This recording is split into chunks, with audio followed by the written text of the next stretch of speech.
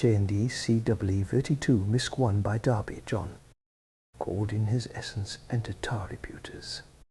What is fundamental in speaking of attributes is inherent in the very term itself. It is not the being in its essential nature, even though always found there, but what is rightly attributed to the being as such. And in speaking of God, this is not without importance, and the difference will be found very simple. Attributes are relative.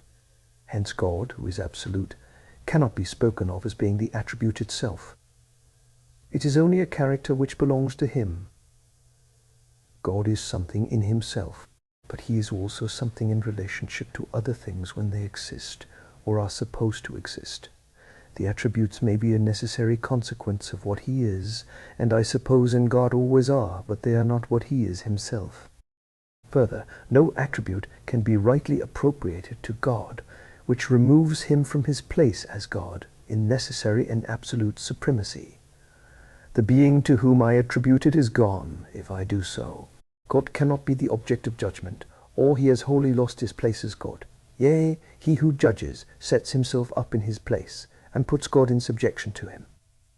Evidently, he is thus no longer God.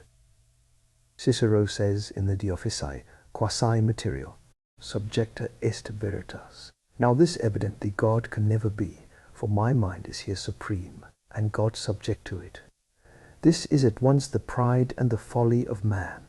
This is what modern rationalism, and I suppose the mind of man has always so acted, calls the supremacy of conscience, by which revelation and everything else is judged of. But if conscience, as my action and judgment, is supreme, there is no God at all. A God who is not alone supreme is no God. Has man then no thought of God at all? Not so. He cannot judge by his mind, but he has the knowledge of good and evil. Conscience. It may be corrupted, perverted, hardened, but he makes the difference of right and wrong. Scripture shews us he got this by the fall, and so was under sin. Still, it brings in God, saying, the man is become as one of us, knowing good and evil. It is not a law, a rule from without, imposed, but what is intrinsic in man. He says that is a good thing, that a bad one. And he concludes at once, God cannot approve a wrong thing, nor condemn a good thing. A man may, from passions, education, habit, have a very wrong measure of right and wrong. And demon gods may make him put evil for good, and good for evil. But he makes the difference, and the sense of right or wrong in itself needs him to attribute right to God, and not wrong. Shall not the judge of all the earth do right? But this right and wrong is connected with obligation and is measured by relationships. I owe to a father, a husband, my neighbor. What belongs to that relationship, so to God. That is, the unperverted sense of right and wrong puts God in his place, does not judge him. It is not an idea formed, but a relationship recognized, and hence subjection. Thus Adam lived in peace before the fall. Divine supremacy and authority was there, and owned, and then with knowledge the relationship was transgressed. But supposing this sense of right and wrong in man, and that it is connected with the relationships in which we stand, I do hold that God loves righteousness and hates iniquity. Because I intrinsically know right and wrong, but right and wrong being apprehended in the relationship, God is supreme to my mind. That is the first of rights. He is God, as much as my Father is my Father, and I own subjection to him as God. I do say, he must be righteous, for that is the expression of acting on what is right and good in the relationships in which he has placed others, as far as consistent with supremacy and righteousness. But this is not supremacy of conscience, as if I were judge, and my measure of right and wrong, or my discernment of it perfect, but that I do conclude from right and wrong abstractedly to right in God, but at the same time to supremacy and perfection as the point I start from. One must not confound the measure of right and wrong with the sense of it. To speak of the supremacy of conscience is to assume that its measure is perfect and adequate, not obligation under it. When I judge God or anyone, I take a measure to judge by, and may misjudge from the state of my own mind. That is not conscience. Conscience with God recognizes authority also over it, and supreme authority, or God is not recognized at all, and that is simply atheism. What these modern infidels claim is to make their consciences the measure of right and wrong. This is false and grossly pretentious, and destroys the nature of God and right as regards him. But we have already got into the discussion of relative qualities in God. This is what supposes other things besides the absolute being. If God is righteous, though he be so, he must be so towards others. It is relative. There are two words applied to God, which reveal his nature, love and light, and only these two. They affirm what he is in nature, not any attribute. Love is goodness, but in supremacy. For in its abstract nature, goodness is identified with supremacy, for it must be free. It is in this it is different from desire, even when it is a holy desire. Love is used, I know, in human language for desire, in the best and most amiable sense. But though the same word be used in the sense of an inferior to a superior, or even an equal, this is in connection with a motive, is moved. But love, as goodness itself, is blessed in itself, and free in its actings, unless want or misery draw it out. But it has not a motive which characterizes it by its object. This is always the case in desire, even when it is in no way evil, but has the character of affection. In ordinary desires it forms so far the character. Money, power, pleasure, give their character to the man who seeks them. But though love be used as to them, it is evidently in a lower sense, and where desires are, the desired object so far rules over us. Where love exists in a divinely formed relationship, it is, or may be, a just affection. I say may be, because it may run into a mere desire and be idolatry, and the relationship falsified. But when rightly in exercise, save as man in certain aspects represents God, it looks up and characterizes the person in the affection. It is conjugal, filial, and the like. A husband and a father in certain respects represent God in those relationships, and so far it partakes of what he is. But in the closest relationship, where it is not this, it has the character I speak of. Thy desire shall be to thy husband, and he shall rule over thee. But God suffices to himself, and goodness makes him infinitely happy in himself. For goodness is happy if it has no object, though happy in goodness when it is exercised towards one. Hence it is free, because it suffices for itself. Hence, though in certain relationships man may be the image of God, yet as he cannot suffice to himself, and so be free and sovereign, he is not said to be love, though he is to walk in it. He is as to any right state subject and recipient. The divine nature is in the Christian, and he loves. Still we love because, but we are light in the Lord. The purity of nature which belongs essentially to God is made ours in the new man. As far as it acts in us, it manifests everything around us in its true character. Christ was love in the world, and the light of the world. He is the measure of both for us. It is a blessed thing that the two essential names of God should be the expression of the new man in us. Only, as we have seen, we are not said to be love, but that which is the nature of God characterizes us, and makes us to enjoy him, and to act according to that character here, through grace. These, as I have said, are not attributes. Attributes are ideas which we attach to God in connection with what is outside himself, though belonging necessarily to him as God. He is omnipotent, omniscient, supreme, even righteous, holy. These, though more connected with his nature, are relative terms. I must think of God's dealings and claims to call him righteous. He judges of something when he is righteous. Only it affirms he always judges right. To call him holy, I must think of evil which he rejects. Hence, he is not called righteousness and holiness, but righteous and holy. What he says is truth, but he is not truth. Truth is what is rightly affirmed of something else. But God is not affirmed of something else. We can say Christ is the truth, because he does tell exactly what everything is, what God is, perfect man is, and by contrast what evil man is, what the world is, who is its prince. Through him all is exactly brought out in its true character. Hence we say God in himself is absolutely love and light, the last expressing perfect purity, invisible in itself, and manifesting everything as it is before God, and shewing the way before us, and God is righteous, holy, omniscient, omnipotent, supreme, and the like, all of which are relative terms, the former moral, the latter natural attributes. Righteousness is perfectness in, or consistency with the relationship in which anyone stands, evil and good being known. Holiness, the aspect of heart, which intrinsic purity of nature bears towards other things according to their character.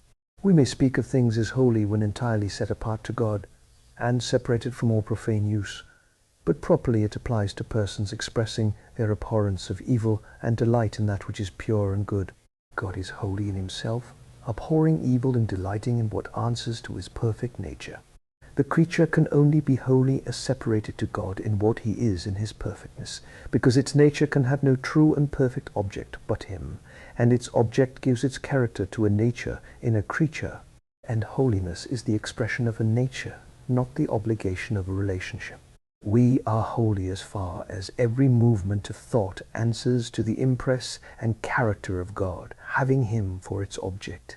Anything taken up in itself, apart from him, is necessarily dependency and sin.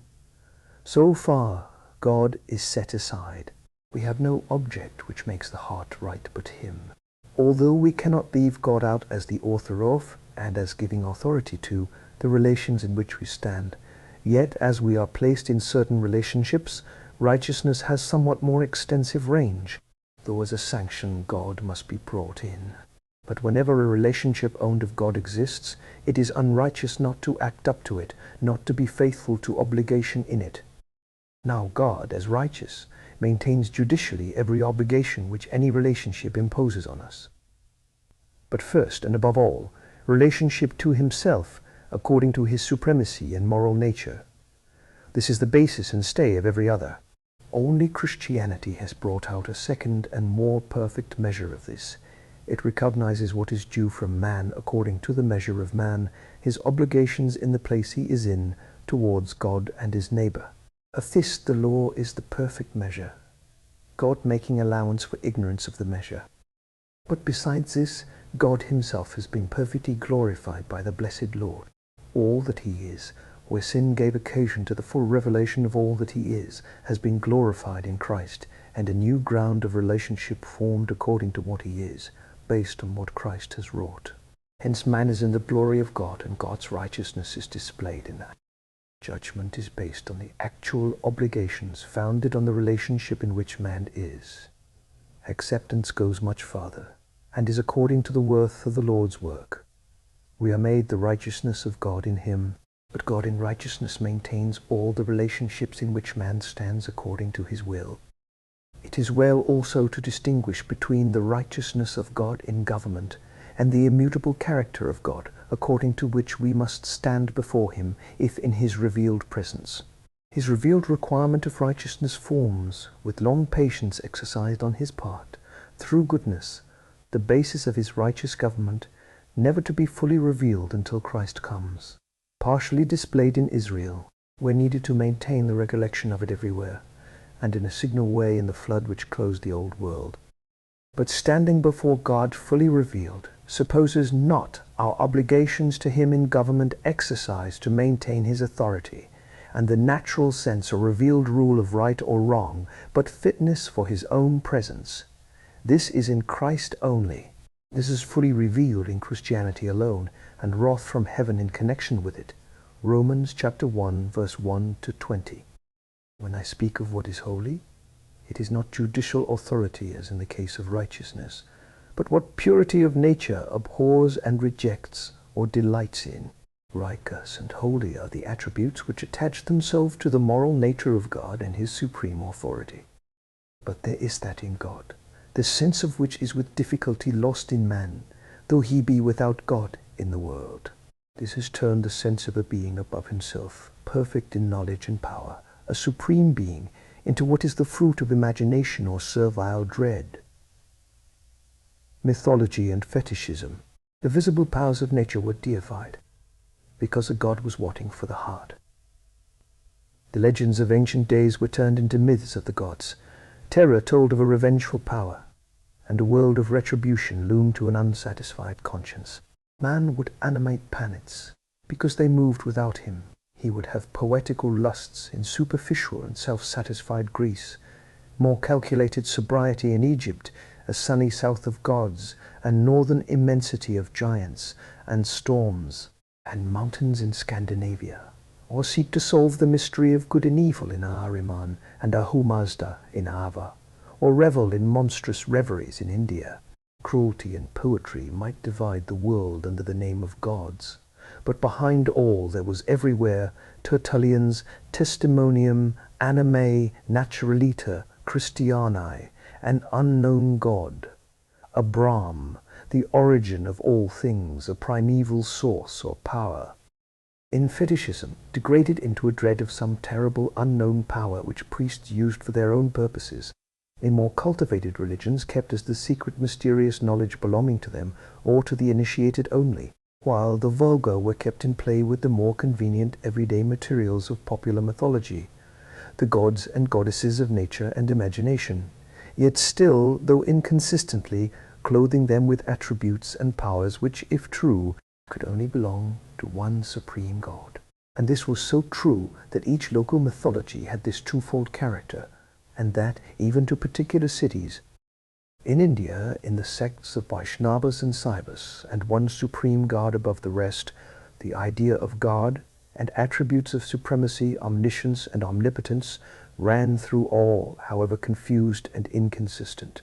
These attributes were symbolized too, as in the winged bulls and lions and men of Assyria, symbols recognized in Scripture, with this immense difference that in heathen symbols, save in the vague idea of divinity, God was thought of no further than the attributes or symbols. In Judaism these formed but the throne of a known God who sat above them, the clearest expression on the one hand of the mind of man losing itself without God in knowledge it could not retain or carry, and on the other, of the clearness of the revelation which made one true God known. Supremacy, omniscience, omnipotence attach themselves necessarily to our idea of one God the moment the thought takes a definite form, and the attributes involved in them are not lost in mythological associations. In heathenism, where these activities are attributed to subordinate energies, the one original God was mere abstract, inert Godhead, abstract existence. In India, soul existence, sometimes springing into activity of thought and desire, all which became creation, including the gods, and was Maya, or illusion, and returning into abstract Godhead again, when Brahm's occasional activity ceased. Modern materialism does little more than substitute scientific activities of nature for poetical activities, and is worth about as much. For after all, we must want a cause. Phosphorus may put activity into the brain, not moral thought, but what puts activity into phosphorus, or gives it this mental character? Indeed, wherever I find a regular difference in a like agency, I find a difference maker. The tubers of a plant which convert the elements of the same soil into a geranium or an oak force on me the conviction of design and mind. I do not connect omnipresence and eternity as attributes with God, not because they may not, in an ordinary sense, be said to be so, and Scripture itself so speaks practically, and it always speaks practically, because truly, but that in our minds they are connected with time and space which do not apply to God. There is no time when God is not, no place where his eye and hand, to use human language, are not. I am is the proper expression of his existence. While time rolls on, I am remains unchanged, and when time has rolled away, I am subsists the same. It can hardly be called an attribute. This being understood, we may speak of eternal as a natural attribute of God. As to omnipresence, God has no more to do with space than with time. He has created all things in a way apprehensible thus to us. In this creation nothing escapes him. He is, morally speaking, omnipresent. He is not of or in it, but pervades it. He is through all. He upholds everything as he creates everything. He is not morally concerned in any motive, save as working in man in grace. But not a sparrow falls to the ground without him. Omnipotence is involved in this, the power to do whatever it is his will to do. Omniscience is involved in it also. Did not God know all things, he could neither know what to do rightly, nor judge morally. Supremacy is involved in our very idea of God as one and active in power. They are inherent in our idea of God, and when once the heathenish additions of what are confessedly imaginations are removed, cannot be separated from the idea of God. That which it is important to get fast hold of is that there is a will in God. No moral being can be without it, a will guided by righteousness and holiness, and to which omnipotence and omniscience are subservient, but which is the source and origin of all that exists outside himself, not of its state. For moral beings have a will, but of its existence. He is a creator. I do not say that simple existence can be proved to be a matter of creation by logical deduction. But simple existence is an abstraction. Man sees trees, planets moving, in a word, evidence of design, and that which has been so often argued involves a designer. The distinct knowledge of a creator is a matter of faith. Yet if man does suppose the abstract existence of matter without a cause, he violates the first principles of necessary thought. He is accustomed to see man form many things out of comparatively formless matter, so he has an idea of this latter. But if he begins to think of why anything existed, he cannot avoid the thought of a cause. Why implies it, and I can say why, and it is my nature to say why. I am so constituted as to look for a cause. I may not be able to define cause, nor can I conceive creation. But I cannot conceive, on the other hand, a thing existing without it. My mind may be inert, and so far take what exists as I find it, but as soon as it is in activity, it looks for why a thing exists. The same thing proves I cannot know a first cause, but only that there must be one. I cannot conceive a thing existing without a cause, therefore I say there must be one. But a first cause means what exists without one, that is, I cannot conceive it. Hence too I cannot conceive it creation, though I know there must be a creator. It is merely saying I am a creature and must think in the order of my being. Goodness or love, omniscience and omnipotence involve in them perfect wisdom. Only all this supposes a God, with a free will to exist before any attribute can be assigned to him. If not free to act, omniscience and omnipotence are simply null. One class of philosophers, unable as we are in the nature of things as creatures, to conceive a creation. For the creature must think in his own order, that is, creature order. He can no more have an idea of creation than create. Power is not in him. Judges ex nihilo nihil fit. For him it is true, but it is only the great fallacy, common to philosophy, of taking our capacity of thought and action as the measure of what may be, which is simply absurd. It is our measure as to power, be it of thought or action. We must think or act according to our nature, and can think no more as to forming ideas. But it is wholly false if it deny the consciousness of what is above us, and applicable to us receptively. We may be acted on mentally and physically by that which is no possessed power in us. Active power or capacity for it is not the measure of receptivity. Further, I may negatively be conscious of the necessity of a thing of which I can form no idea, because it is beyond my order of being. Thus I naturally ascribe an effect to a cause, a power producing it. I saw the indescribable begins to exist as it is before me. I at once ascribe it to some cause. I am so formed as to suppose a why. It cannot be without some cause. It is not a formed idea of what the cause is, but the conviction that there must be one. It appears to me as an effect, and effect contains the idea of a cause in it. Hence I believe in creation. Not that I form an idea of it, but that negatively it cannot but be. I have already said the nature of the proof demonstrates that I cannot form an idea of the thing proved in itself. But there is clearly seen eternal power and Godhead.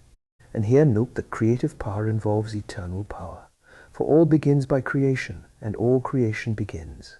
but what creatures must be, that is, exist absolutely without a beginning. I am, therefore, or absolute existence, is the one just revelation of God as such.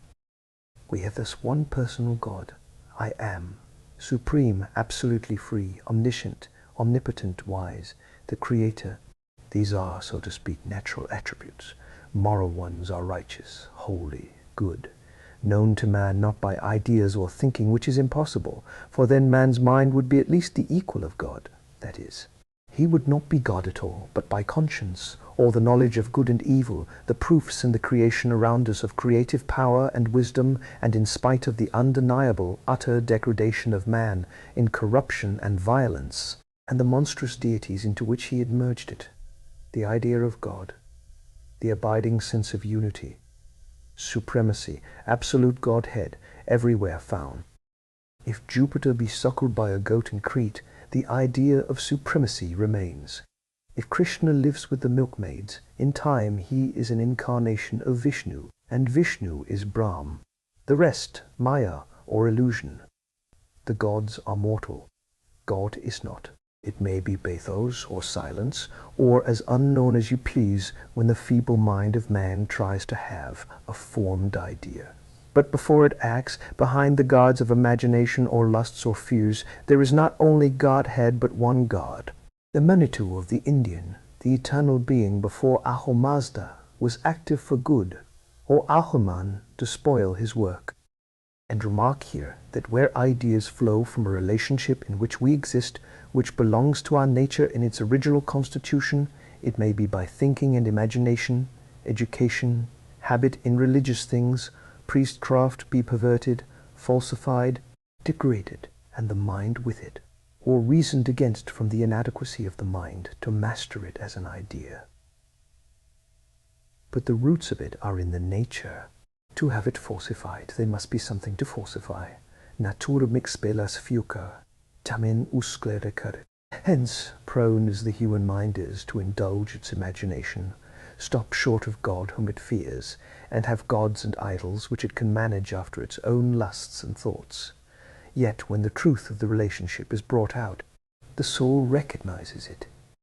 The unity, supremacy, omniscience, omnipotence of God and our responsibility to Him are owned when divine revelation has brought them out as the only truth by all. I do not mean by that the mind of man cannot or does not seek to disprove it and have no God at all, because it does not like one, does not like responsibility, and likes to be supreme, at least to have no one above it. But this is an effort, and an effort whose effects never last with the masses, that is, with man according to nature. An effort, too, always connected with oppression or violence and profligacy, as in the fall of the Roman Empire and in the French Revolution. Morality must disappear, for there can be no morality without responsibility, and responsibility without God is impossible. For to whom am I responsible if there be not one above me? Responsibility refers to relationship, and all relationship, even human, is founded on relationship to Him. Without Him self-will acts. Each one will have his own, and man becomes a mixture of the devil and the brute, or is kept down by power because it must be, or worse. While power in result will cultivate superstition, because of its sway over men's minds. And indeed, where faithful revelation does not give a true sphere outside self, man cannot rest in self, and he will make a false one.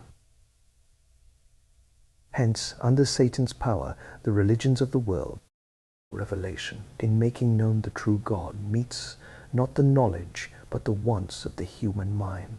It is the witness of its own truth, because it meets and clears out those springs in the soul which were the subjective adaptation to the relationship in which it stood in truth with God.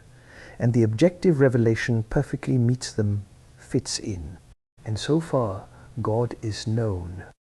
If we take Scripture, we find there the attributes of God. The one true and only God shine out, and in every page with unclouded luster. He is one supreme, the creator of heaven and earth, of all things, knows all things. If we go to heaven, He is there. To Hades, He is there. Jeremiah chapter 23, verse 24. Can do all things. His eye and presence are everywhere. He is the eternal God. He is righteous and holy. His goodness is over all his works.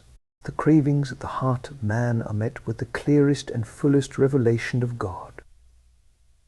I refer to the Old Testament because there God as such, the one true God, is fully and specially revealed, in contrast with idols and man's imaginations.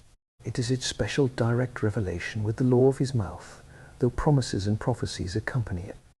The New fully confirms it, I need not say, but there is a much fuller revelation in the Father sending the Son for the accomplishment of his ways in grace, and this characterizes it. He does not give a revelation, he is revealed. Hence, though of course the attributes remain true, it is not attributes which characterize it, but what he is. Light and love, righteousness and holiness necessarily coming in, but his own. Not the requirements of man's for him, which quite alters the character of them as revealed. In the old we could say, the righteous Lord loveth righteousness. Shall not the judge of all the earth do right? No, he, Christ, is our righteousness. We are made the righteousness of God in him. It is in the New Testament we find God revealed in Christ as light and love. And we, light in the Lord, and partakers of the divine nature, have to walk in the light, and know, through the redemption that is in Christ, that perfect love that casts out fear. This is more than attributes, as we have said, though it confirms, is in a certain sense the source of, and makes us to know them all, and give each its own and full place. The Most High. I have been looking into the force of the Hebrew words for Most High. That it ultimately refers to God in the millennium as the supreme God then manifested, to the exclusion of what is false, is evident. This is the force of the word, one who, to the exclusion of and superiority over all others, holds the place of the one true God, but exalted as supreme in government. Jehovah is, as we know, the God who is in relationship with Israel, but he is the supreme God, the Most High. The full statement of the title and the time of taking it is in Genesis chapter 14, verse 19, 20, 22. Israel's enemies are entirely discomfited and delivered into his hand, and the heir of promise blessed of him who possesses heaven and earth. He is supreme and has taken all things into his possession. Still God is, of course, always such, and referred to in trial as the one who will set all right. When the Lord is just coming into the world to set all in order, the question is raised, where is the secret place of the Most High? Where is he to be found as a protection? Whoever finds him will have the protection of Abraham's God, the God of Abraham, Isaac, and Jacob, the place of promise. Jehovah is it, the God of Israel. And in fact, the full divine care of the supreme God, the God of promise, is found, possessor of heaven and earth, revealed in connection with the Melchizedek priest.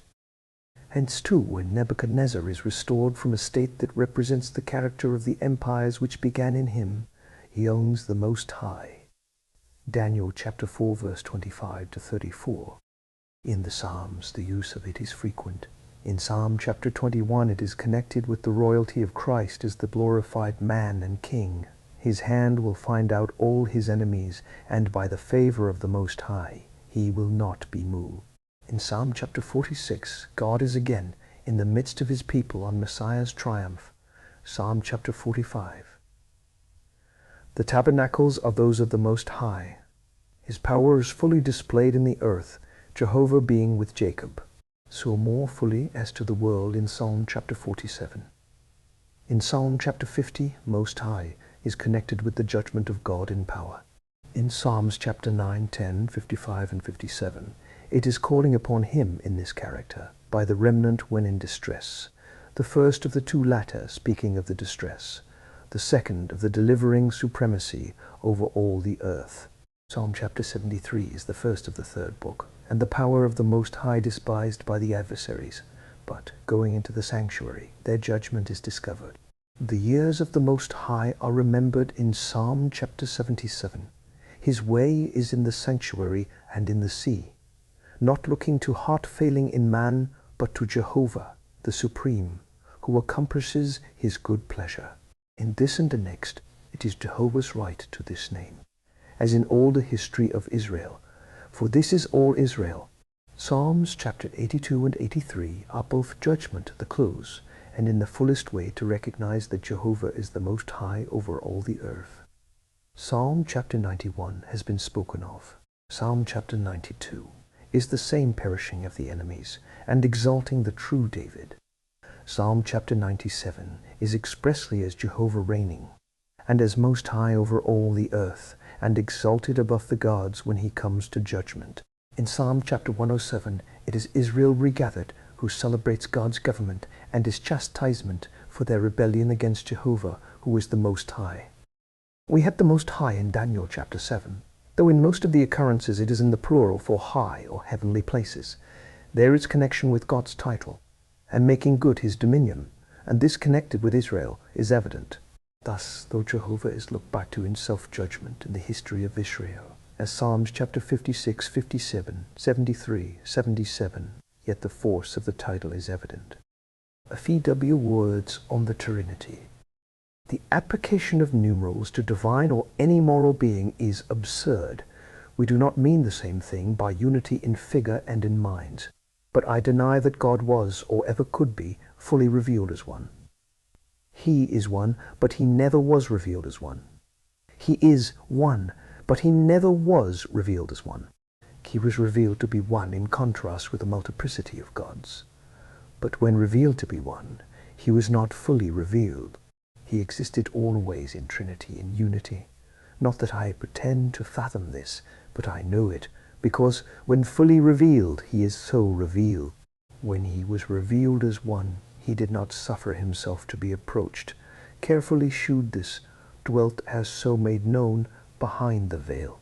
In a word, he used various sensible figures to shew that he was not known, that the true light did not shine, and that the way into the holiest was not yet made manifest.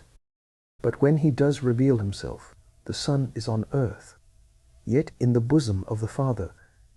He is the image of the invisible God. He that has seen him has seen the Father. The light of God was in the world, but man did not see or comprehend it. The revealed one, the Father, was known or to be known in goodness by the Son. Though the invisible God was made known by him who was his image, yet if he had ceased to be invisible, Christ would have ceased to be a special revealer and image. If he had not perfectly shown and revealed him as really manifested, that is, if he had not been God, no love, goodness, forbearance, patience, power, no revelation would have been. If he had not been Son, he could not have revealed the Father to us as such. But this is not all. The darkness comprehended not the light. The Holy Ghost became power, when the needed work was done to put us according to God's holy and righteous nature into that place, without which he would not have been so known, that is, in truth, to give competency of apprehension, and to reveal, not as object but as communicating power, having quickened us so as to have a capacity to apprehend. I am not saying this by mere deduction, but from the revelation of God. Without the Trinity, love was not known, righteousness, holiness, the spiritual nature of God and purity as such. That is, he never was revealed as he is and always was. All the true nature of God, that is, what he is, without the Trinity is unknown. The Father wills. The Son quickens whom he will. But because we have separate wills, why necessarily have the Father and the Son? The Spirit distributes to whom he will, but this is not separate from the will of the Father and the Son. They have not the same counsel, but one counsel, mind, purpose, thought, yet they act distinctly in the manifestation of that counsel. The Father sends the Son, and the Son the Spirit. Yet when the Son comes, he is not thereby separate from the Father. The Father that dwelleth in me, he doeth the works. So he casts out demons by the Spirit of God, yet he casts them out.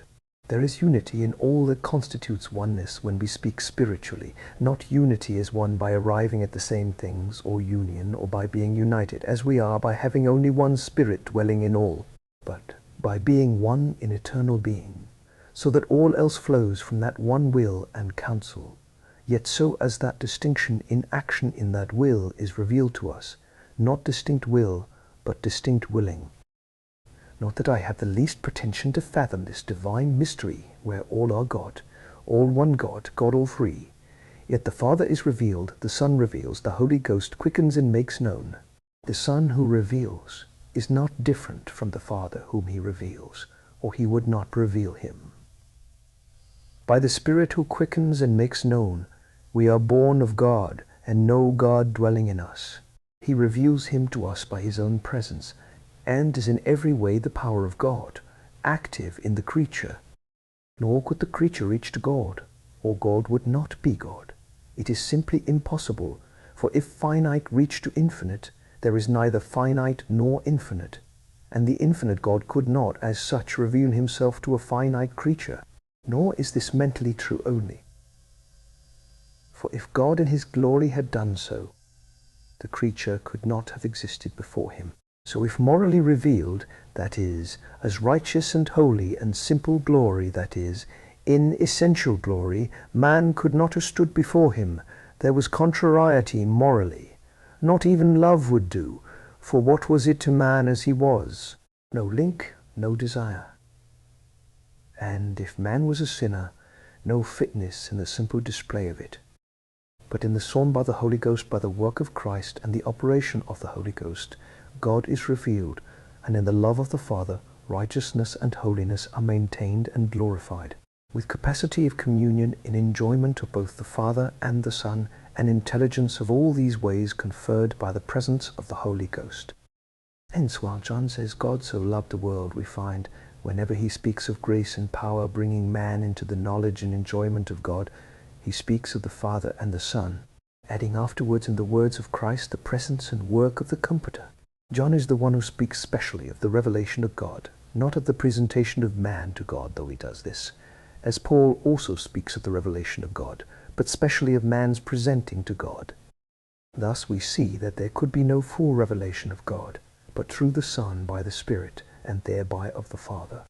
The full revelation of the one God is only thus: Father, Son, and Holy Ghost. This only, is what the one God is, one identity of will and being, so that they are essentially one and one only, yet distinct in willing and acting, and we can distinguish them in willing and acting, hence we commonly speak of persons, yet never willing or acting but in the common will and unity of nature. I fear much human language on this, but I affirm that the only full revelation of the one true God is the revelation of him in the Trinity. Our prayers rise up the same. Through him, Christ the Son, we have access by one Spirit unto the Father, the Absolute. There can be no absolute knowledge in man by his own reason, but only relative.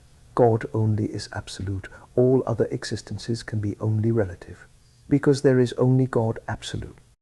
There is that which is next to it, the I, which is out of time and space, and by its nature as such precludes relation, but it does not make the I absolute. First, there is no consciousness of absoluteness in it, though it helps one to the idea from the negation of relationship, while a negation is not a notion of the thing contradictory of that denied. But, further, consciousness, or the I, is corrected by perception, for I perceive other things, not the I. Be they ideas or things, it is all one, they are not the I. And the I becomes relative, is not absolute, existing in itself or infinite. The I is not I am, is affirming something about I, and as man I get into relativeness at once. When one says I, infiniteness is excluded as time. But when the I reflects on itself, there is, I do not doubt, the consciousness that it is not absolute but dependent, has a source or cause. It cannot say being, though it can say am, not becoming, that is false, but am. If I say being in any other sense than am, I make myself God, as I am. But not being, I have to inquire what I am becoming, because what is not absolute has possibility of change, and what has possibility of change in becoming has necessity of becoming to be, that is, though existing is not absolute, but flows from and depends on an absolute being. If it be inquired, if my relationship even with perceived things denies my absoluteness, has God not relationship with what exists, with me? None but what is the fruit of his own will. I am necessarily in relationship with what has caused me to be, by reason of which I have become, or with things which exist without my will. I am in relationship according to my being. I exist in that condition. God does not. He may form such relationships, but they are the fruit of his will, and his being remains in its own absoluteness. I have no doubt that man has an intuitive consciousness of relationship, and of relationship to a superior being, independent of himself, with whom he is in relationship, though his ideas of that being may be utterly false and corrupted. But that which is false and corrupted is in his natural intuition. Mind cannot know God, because relative cannot know absolute. But if imagination works, it corrupts the intuition mythologically. If mind works, it shews by its efforts its incapacity to reach what it is. But both the mythology and the efforts shew that there is the intuitive idea which sets the imagination and mind respectively in movement. But there is more than this. The immensely wider extent and preponderance of superstition, the rareness and short-livedness of mental rejection of God theoretically, prove the power and strength of the intuition above mere mind.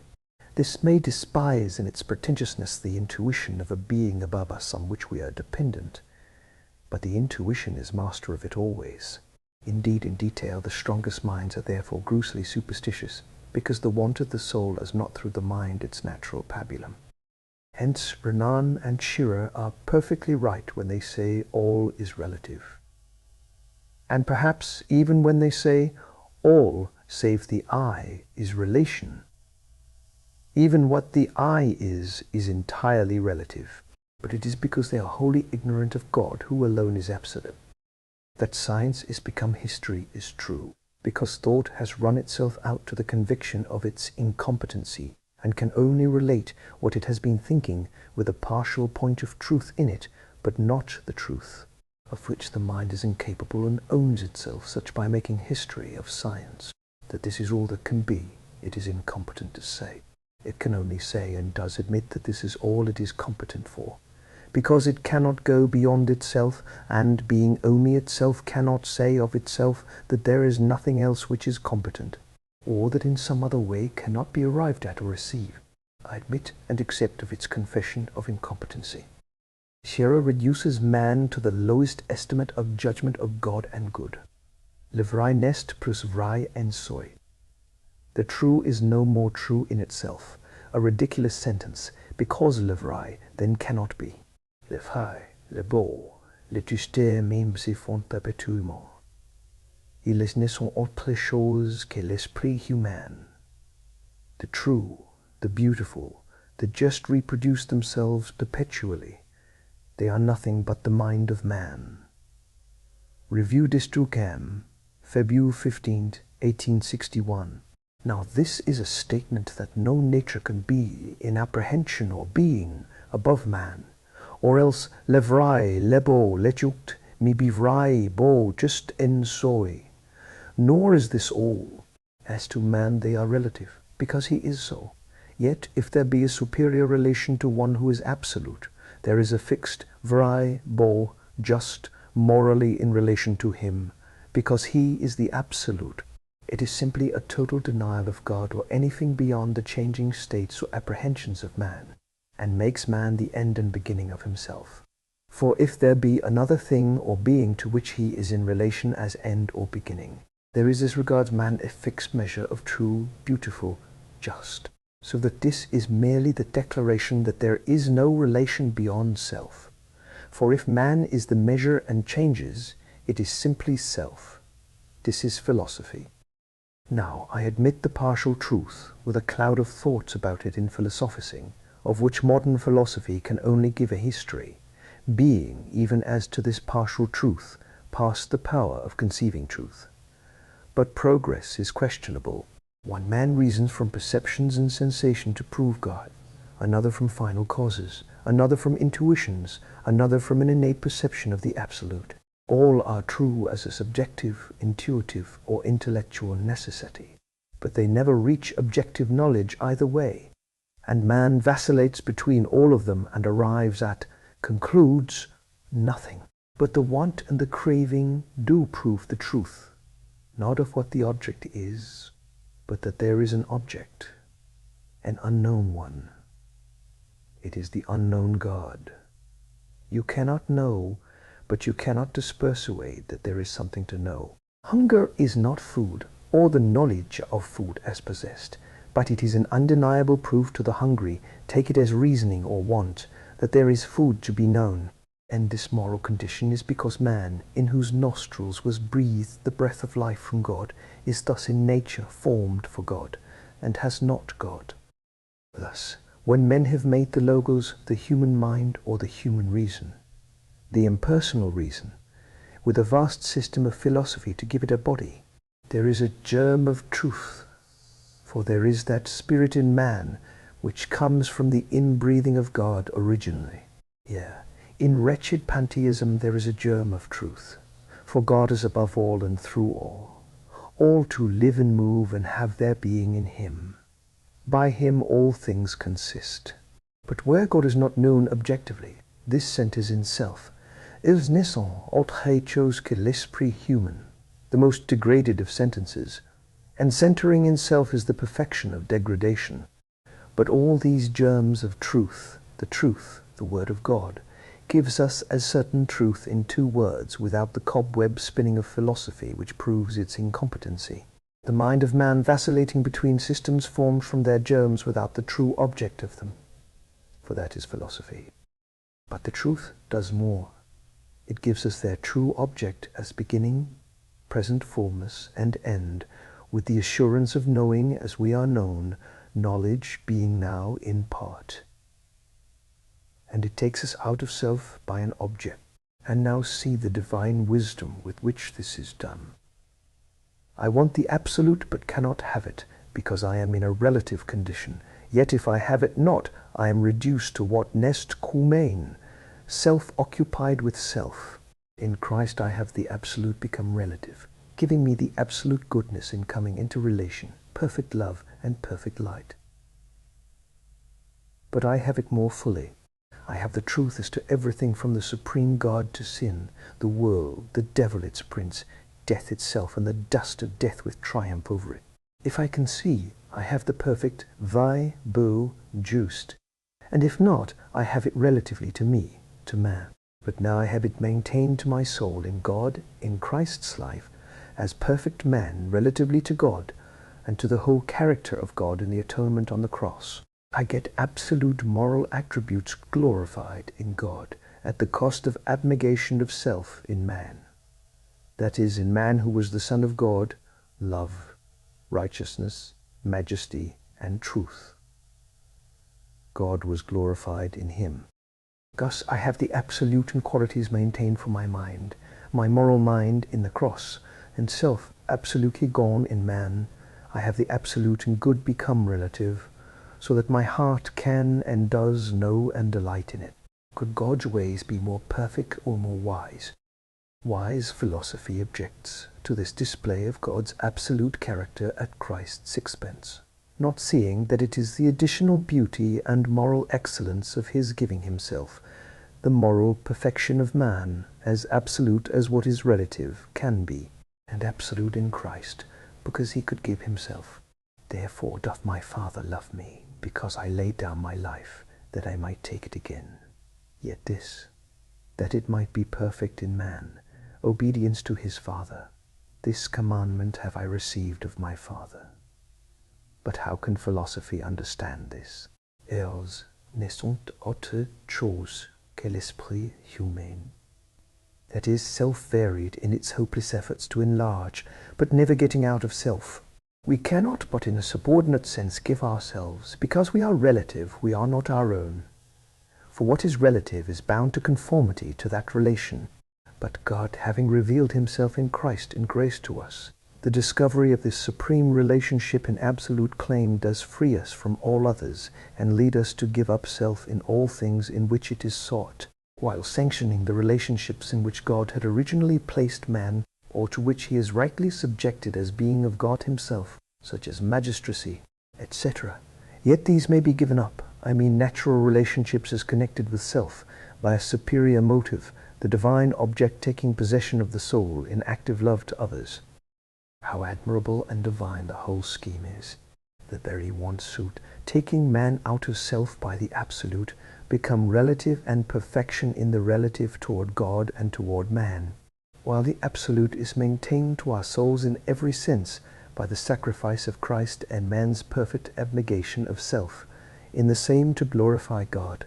The result is man dwelling in God and God in him, and that in glory. This last known only in hope through positive revelation, yet felt to be necessary because of the preparation laid for it. See beginning of John chapter 17. The rest enjoyed now, though this could only have been by divine actings. And we have it by divine communication as to truth and power, which is another subject. But when known, enjoyed as known truth in itself. He that believes not has made God a liar. He has not believed the record or testimony. But he that believes on the Son of God has the witness in himself. But if all be relative and relation, according to logic, by the doctrine of excluded middle, there must be an absolute. Not that this makes us know anything, but that there must be the thing. For the truth of excluded middle is, I suspect, always simply that the term is really a negative, or involves one. That is, proves that there is an intuitive consciousness that there is the thing negatived, not that we know it, and I suspect is never true, but in the case of the absolute. Thus, if I say it is good or bad, it is only if I view the term absolutely that I can say so. It is a color, therefore not white or black, both which negative absolutely all color. It is when a term implies that it embraces in its nature all but its opposite. Both need not, indeed cannot be absolute, but one must be, and the reasoning is always from the non-absolute to the absolute, which can exist without anything else existing. Nothing else can, for a thing, not being absolute, is in relation. It is simply therefore the proof of the intuition of the existence of the absolute. It is a mistake to suppose that metaphysical skepticism denies the certainty of knowledge within the sphere of knowledge. It only affirms that the finite cannot know the infinite, that no conclusion is the truth, because it is not the knowledge of God. Truth is what is told, not what is concluded, and hence, as to what is concluded, and hence, as to what is beyond physical fact, it must be a revelation. Once God is admitted, certain abstract general conclusions can be drawn, because they are involved in the meaning of the word. They are merely the expression of the relation. But they are not the truth, because this speaks of fact. Now, it is not necessarily a fact that the relation subsists intact, and that man has not denied it. Christianity teaches that he has. At any rate, it is not proved he has not. It may be proved he has. For fatalism and the moral immutability of man are absurdities. Our will is at work. Nor does the unchangeableness of general laws as to facts or results touch the question of will. If it proves motives, it proves a will to be moved. Of this I have spoken elsewhere. Until a will be denied, it cannot be denied that a given state in relationship may be departed from. Hence, even right conclusions as to the relationship are not necessarily the truth, though they be right. Indeed, all the effort to insist on general laws is the revolt of man's heart against the relation with God being according to what we are, and the unwillingness to admit we have broken it. I do not enter on the proofs of general laws from without, because physical general laws do not touch the question. That man acts by a will, without contradicting them, is evident. Yet as to him, all depends on what his will was. He builds or does not build a house. Gravity and every other law remains the same. But he may have been selfish, or unjust, or generous in doing it, whether they be or not. I think my nature is ideally abstract as most philosophers. But this does not affect the question whether there are divine facts which meet these ideas, and whether they are not the just idea for which God formed as so having them. Thus, supposing man God's image in his constitution, the ideas flowing from this would not be the source or end. But God, or the revelation of God as being the truth. The cravings of a dependent creature sought after, but he did not. Yet it is equally true whenever he pretended to have anything to meet the wants or to form a system by them without God, he was in open rebellion by dependency. And this is what shews the fullness of simple Christianity, which totally rejected, as evil, heathenism and philosophy, and yet the measure of truth but real departure from God of the Clements and Origins, that is, the so-called fathers, who accepted these cravings as part of the truth. They were not, though the truth met them, were not simply lusts. Christ alone is the truth. His word is, because he is, as he said, altogether that which I also say to you, John chapter 8, verse 25. I do not lose sight of the absolute in speaking of absolute qualities. If I have one, I have the other. And what is relative is, if simple, absolute as a quality. In common use, it is found by negation of what is or of variety. Some words or qualities are only relative. Still, when truly known, they become absolute. Thus, heavy is simply relative. But when I know it, it is attraction. If there were none, it is absolutely negative in respect of weight. And as weight is relative, I can conceive its absence, because its presence is not necessary. For it is a relative quality. Absolute being is God alone. But, taking man as a center, we may speak practically of certain things as absolute when they are negative.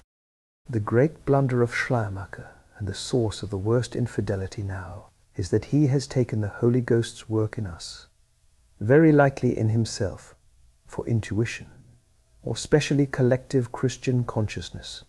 He made divine teaching, in which case it is real, to be a title of human judgment on what the Holy Ghost gave. This is, I suspect, the key to the whole system, itself probably the fruit of Kantian philosophy and its offsets. The whole hangs on the Church's not believing in the positive operation of the Holy Ghost. For all that Schirrer and Bunsen, etc., pretend on their best side is simply Schleiermacher. Thus the Bible is Christian consciousness then. We judge it by Christian consciousness now. Hence it is, as Schirrer says, the mere history of partial apprehension of truth. And of course, as every philosopher trusts himself, we judge Scripture. That is, there is no revelation. For revelation must have authority or is false. Be it that the Church was before the New Testament and the latter written for believers, yet the question is not thereby touched, whether it was not written by the power and direct inspiration of the Holy Ghost to give certainty and a divine record of those things in which they had been instructed. If the consciousness of believers was there, it was not to reproduce this but something else. It was to confirm and correct theirs by a divine statement of it, and give a sure record of that divinely taught truth. Thus, its being given to believers is, as far as it goes, a proof that it was not merely the expression of religious consciousness as then developed. The relative and the absolute. I have largely sought to shew elsewhere that knowledge is relative, that is, necessarily according to the form and measure of being which knows. I am so constituted as to conclude certain things, and they are true to me. I meet a closed door, and am such that I say, matter exists, and is extended, etc. And two cannot be in the same place at once, and it is true for me. But a spiritual body could pass through a closed door. This, however, is not my manner of existence, nor consequently of knowledge. I cannot know what is true for spiritual bodies, because it is not my mode of existence. But when Mr. Mansell accepts Hegel's dictum that the absolute must include all that is actual, even evil, I deny it. It is all a confusion of terms. What is relative or moral is confounded with essential attributes. I do not say with Augustine that evil is a negation, but I do say it is failure or inconsistency with a relationship in which anything is, and supremely with God, and hence it cannot be connected with absolute, because this is the opposite of failure in the relationship. In a creature there is nothing absolute, and the only right thing is dependence and obedience. If I cease either, I get out of relationship to the absolute, and yet I cannot be the absolute. I am only false to what ought to be my relationship to it. Absolute is the truth of everything, but in all but the absolute, in the nature of things, there is only dependence on it. And if not this, there is not truth. That is, there is the opposite of the absolute, and this cannot be in the absolute. Satan was a liar from the beginning, and stood not in the truth, for there was no truth in him. Dependence in nature, in independence of will, is not in the truth, but that, in the nature of things, cannot be in the absolute. Mr. Mansell's pretended analogous syllogism is false in every way. A circular parallelogram is a contradiction in terms, and within the scope of human knowledge it cannot exist. The absolute can exist. Hence there is no comparison. The contradiction in terms is in saying evil can be in the absolute, because evil is falseness to relationship, and this is by the very idea of the absolute a contradiction. The whole in Hegel and Mansell is a want of moral discernment. Power is in the absolute, as is the truth of everything. Hence power, that is, independent power, out of the absolute cannot exist, is a lie if it be set up. But a lie cannot exist in the absolute, because all in it is in the truth of it, for it exists. And what is pretended to and is evil, because it exists only in the absolute, does exist in truth in the absolute, and therefore it is not evil. There is another point. It is a mistake to suppose that I cannot be certain of the necessity of the existence of that of which I cannot conceive as existing.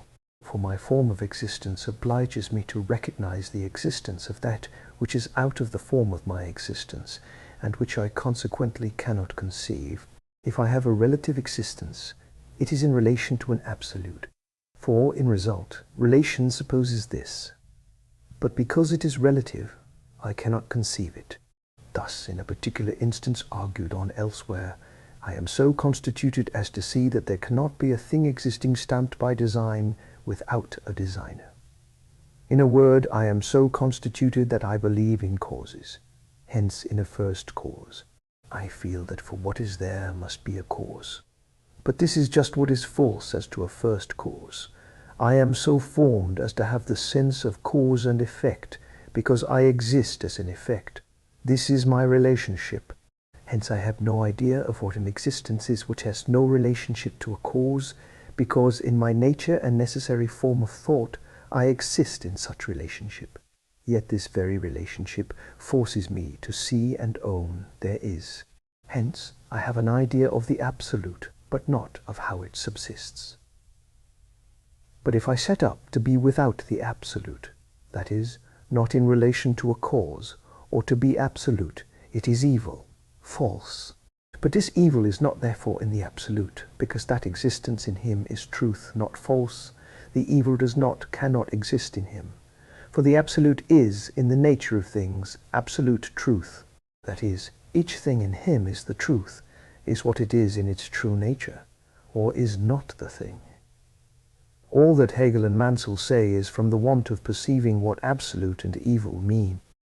But I do think, in spite of all that has been said, that in Christ we have a revelation of the absolute, not in itself. For a revelation seems to me to deny this in its nature, for it is not being, but the revelation of being, but still that which is revealed. Hence he is the truth, but he is, and so manifests him who is. He emptied himself to do it. Philippians chapter 2. Now reason has nothing to do with the truth, because it has only ideas in the mind, and they must exist in the mind. It can only conclude what must be, never what is. This is in its very nature the nature and value of reasoning, such as it is.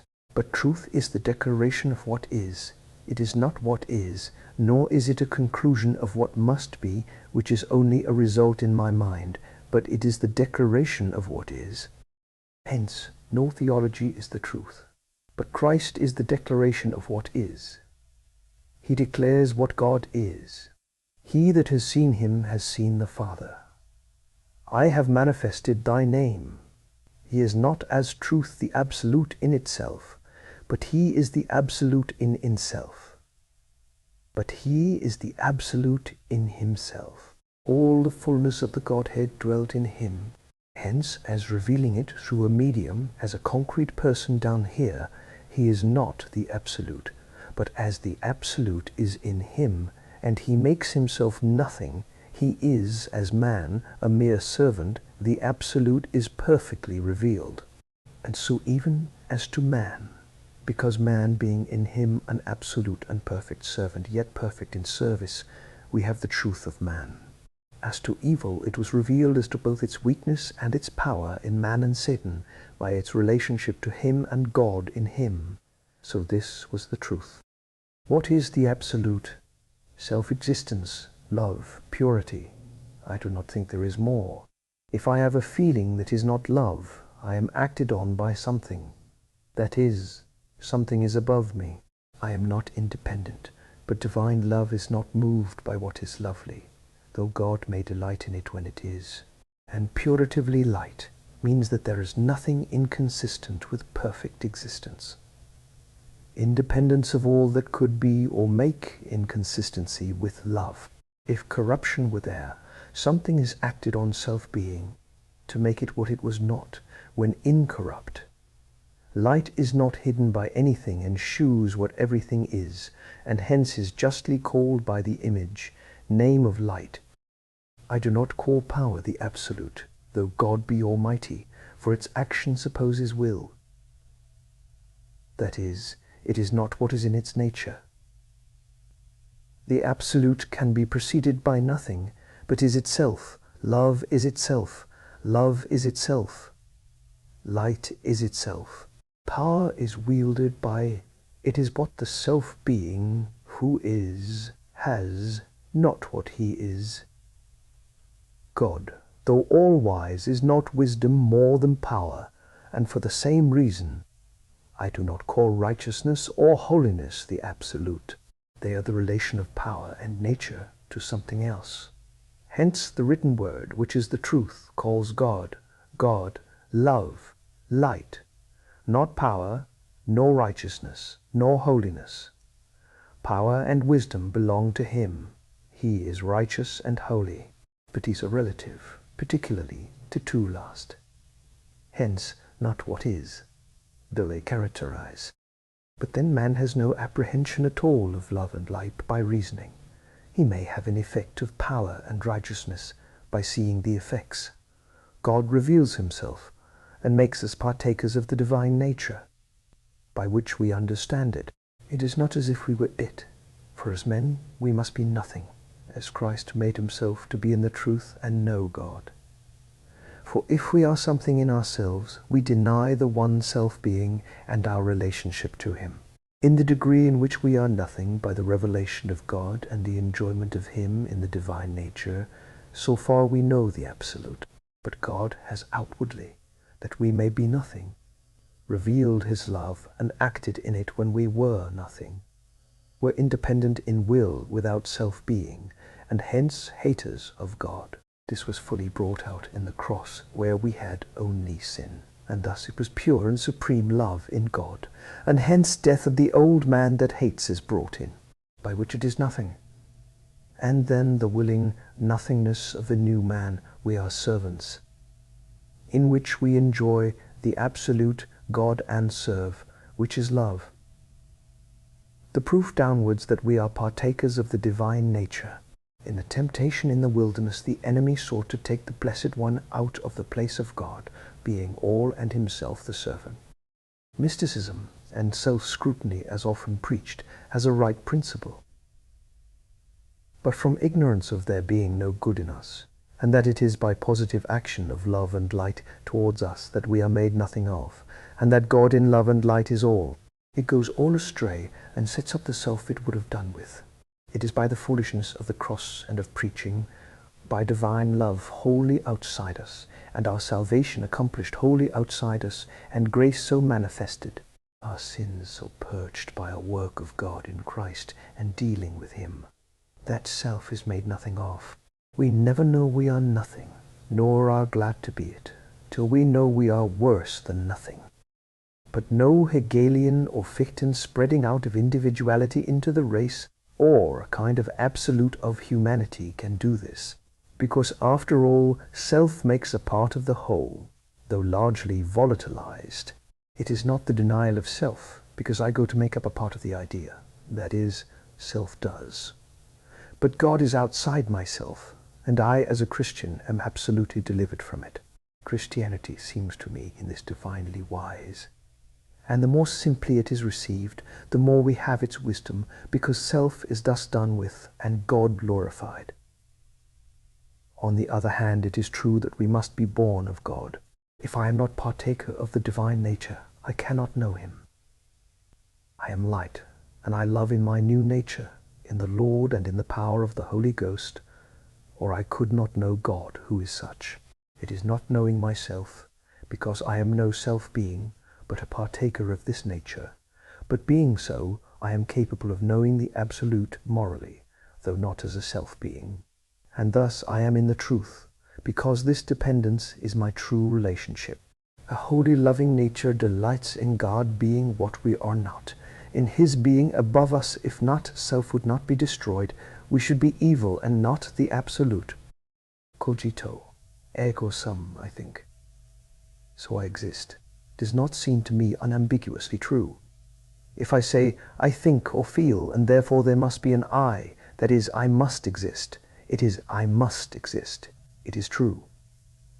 But I am is something more. It means properly self-being. Now, I apprehend self-being does not think, it knows. Thinking implies ignorance, imperfection, drawing conclusions, which is the opposite of knowing. I am is the necessary source of all, hence must know all. I know expresses the order and necessary precedence of things. Perhaps this led to Plato's idea. I think is therefore not I am, but I exist. I do not admit that, if I could judge of the attributes of God by my mind, I do not need a revelation, because acts may be needed for my reconciliation, both as to guilt and moral condition, and the exercise of grace which I may require to know to make them available.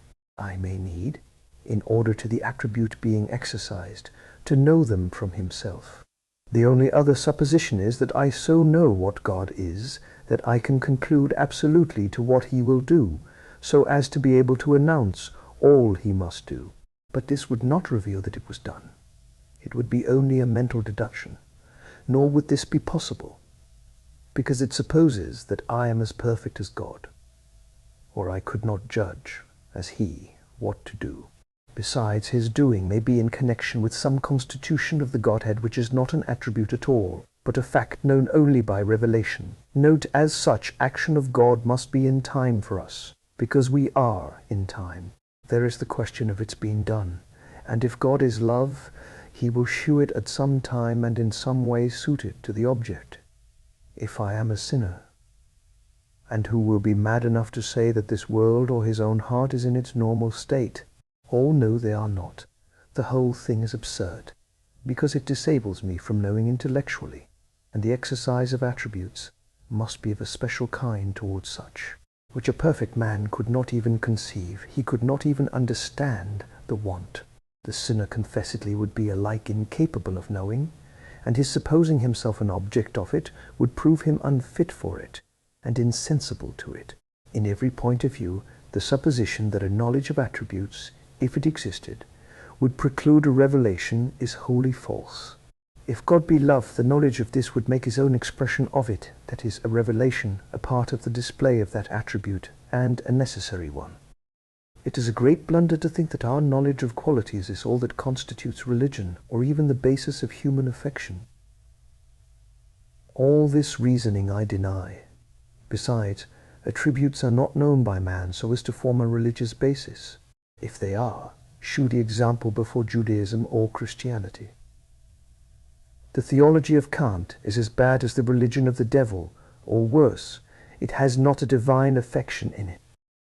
For 2, and indeed 3 reasons, I do not think much of the argument from qualities in us to the attributes of God. For if I say I feel goodness is a good thing and it must be infinite in God, it is really an innate consciousness of God, of which I suppose the seed is in everyone, and I should not say much against it. God must be perfect, I feel this is good, and it must be infinitely in him. But there is a combination of qualities, goodness, justice, holiness, power. In man, say goodness, justice, Now in finite and imperfect man I understand this, though they may be at the expense of each other. But when I make them infinite, they really exclude each other logically. I do not know how to combine them, and my infinite perfection of equality in me becomes absurd. First, because we must look for combination, and this in infinitude I am incapable of. I doubt very much that there is any combination of qualities in God. Each act is right relatively to himself and displays himself, but we must speak of them so. Next, according to my powers, what is infinite excludes all else. Thirdly, when a being is superior, the qualities of attributes are completely changed. I believe the cross has taught me the perfect reconciliation of these attributes in infinitude, and now I have the way. It confirms me in the conviction that they could not be in God himself, simply as such. Now is the Son of Man glorified, and God is glorified in him. The reasoning which speaks of the absolute comprehending all is to me mere confusion, because it takes physical and moral infinitude as identical, as if being and qualities were the same. The absolute, if I connect it with physical existence, becomes simple pantheism, because being or existence must be absolute. And all these things have a side of truth. But qualities are not beings. In particular, evil cannot be infinite, because it is relative, and supposes something pre-existing as to which it is evil. Further, all the reasoning as to forgiveness by God, simply because we can, is stupid confusion. I admire one that forgives because he gives up self. And in this sense God may be said to forgive freely, though it is not quite exact. But when one forgives in the sense of wrong or disorder, not to self, but either to others or to common moral order, there is a giving up not of self but of good. It is either indifference to evil, a giving up of all public moral order, or saying that there is no moral government nor ought to be. And so we judge in human things. A judge or a law that forgave all crimes would be nonsense, nor would men admire it at all, even if selfishness were not concerned. Ought there not to be a moral government testifying to the difference of good and evil, right and wrong? The beauty of forgiving personal wrongs has nothing to do with it, proves nothing about it, is sophistical claptrap. They have to prove, not that it is beautiful for man to forgive as giving up self, but that there ought to be no moral government, which is quite another question. Sustaining modes of being is, I apprehend, very confused and loose language. Is it a mode or a being which is contained? What contains them? What is a mode of being? Or can there be modes of being in the absolute? I should deny it. Absolute is really an abstract conception, not a being at all. A being is itself, and cannot have or contain modes. If absolute, it has its own. When men speak of an absolute being, they do not think of a personal being. Supposing an absolute personal being to create, does the being cease to be absolute because a creature exists and is in relation to it? Yet it cannot have a creature mode of being, for it is absolute, unless it is a mere abstraction, that is, nothing, supposes nothing before it on which it depends, but does not suppose nothing after it and dependent on it, does not hinder its being infinite, unless we confound ideal with physical infinitude. But its being absolute precludes its containing a mode of being which is not absolute. The absolute supposes not only a possible but an actual existence out of all relation, but it does not suppose that it ceases in se to be absolute, because it becomes a cause. A cause cannot as such be absolute, the terms have no correlation, but a being who is absolute does not cease to be so by being a cause, by willing. That is, there is no contradiction. So when it is said if infinite, it cannot become, that is, a cause, this is merely a loose employment of the word become. It becomes nothing in se by being a cause. It remains absolutely the same. Something is produced outside itself by its will. If infinitude meant material extended, then indeed it would be impossible. It will be said that it acts, while before it was quiescent. It does not change, but displays itself. Display of self is not change, or self is not change, or self is not change. Had it been always displayed, it would be in a limited, not absolute state. If creation were always, then it was not creation, or display had a necessary relation. Will was part of the absolute. It displays will in creating and in not always creating. Had it always created, it would not have been a display of self in this respect. It was absolute and sufficient in itself. This was displayed by only creating when it pleased. By creating, it displays that it was not necessarily quiescent, that is, dependent on something not absolute. Thus the difficulty, that is, if it be good to create and will was to be a cause, must it not have been always, is only introducing time into the thought of the infinite and absolute. It is a confusion of thought, and this does prove that I cannot conceive how the absolute exists, though I know it does, because I exist not absolutely. There is no necessary relation in causing. Indeed, the idea of causing denies it, though I am aware there are those who hold a law of order and no being, but this is not properly a cause. When there is an I, a being, who causes, there is no necessary relationship, but the contrary. In the caused being there is. If it can be said, I am, I create, I destroy, there is absoluteness and no necessary relation. Aristotle's and Origen's and Fichte's may deny it, because they introduce time, that is, my mode of being, into God's, to get an idea of how. But if this confusion be avoided, and it is only confusion, creation and absoluteness are not contradictory. The idea of eternal matter is not really possible to us, if we reflect, because we, being caused, are so constituted as to feel the need of a cause for existence, forcing us to infer that there must be a self-existent being, but making it impossible to conceive that mode of existence. Pantheism reduces existence to matter, and so denies absoluteness and unchangeableness. I admit creation is an object of faith, not of knowledge. I can only know it when created. But it is no coming out of God as emanation and going back. What I am in relation to, God has formed according to the apprehensions of it. He has created in me. There is no existence independent of Him, nor place where He is not sustainingly, but He does not exist in it. All these difficulties the simple words of Scripture make as plain as possible. God created.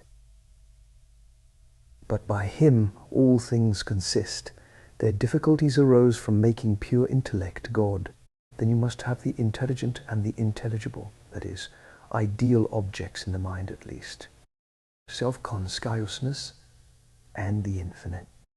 All effort to make consciousness or self-consciousness a rational perception of difference and identity is simply infirmity in abstraction. If I think of another, I know that I am not that other, but this is not necessary to, and no part of, the consciousness that I exist. When not asleep, I live in the perpetual consciousness of my existence, without thinking of any other. Consciousness is necessary to human psychical existence. When I reflect on it, I may draw conclusions as to another. But this is reasoning about consciousness. Neither is it intelligence. This means I know, and has an object, but I am conscious of myself. To say that I am conscious of I, makes I an object of I, is absurd, and is really a denial of consciousness. When I speak of it to another and reason about it, then I make the conscious I an object of my reasoning. But then it has ceased to be consciousness. It is the supposing with Plato that pure intellect is the beginning of existence which has falsified the reasoning on these points. Take Hegel's definition of subject without predicate, and you get at once the counterproof of what I say. My affirming something about I does determine it. But this is a proposition, not consciousness, which, it must be repeated, ceases the moment I reason. For thus I have before me a thought which is not consciousness. It is the thought of I, looked at as an object of reasoning. And this is not self-consciousness of existence. For I as a thought is not I existing, but a mere thought. The moment I have a thought, I have something about which I is occupied, which is not self-consciousness. Where logic begins, self-consciousness ceases. We are constituted so as to be conscious of ourselves. There is every confusion by making infinitude of good in God an extension, and this runs through ancients and moderns, Aristotle, Hegel, etc. Mansell answers them well, but does not, I think, reach the truth. If we speak of ideas, we have human thought, and of course, no conception of the infinite. Thus, when Aristotle says the infinite is the whole potentially, but not actually, we have parts, extension and nonsense, but not an approach to infinitude as it refers to God. The whole of what? If applied to God, this is necessarily materialism or pantheism. It is very true speaking of mere mathematics, but it is only an abstraction, and applied to being, it is a contradiction. For a being is actual, and has ceased to be simply potential.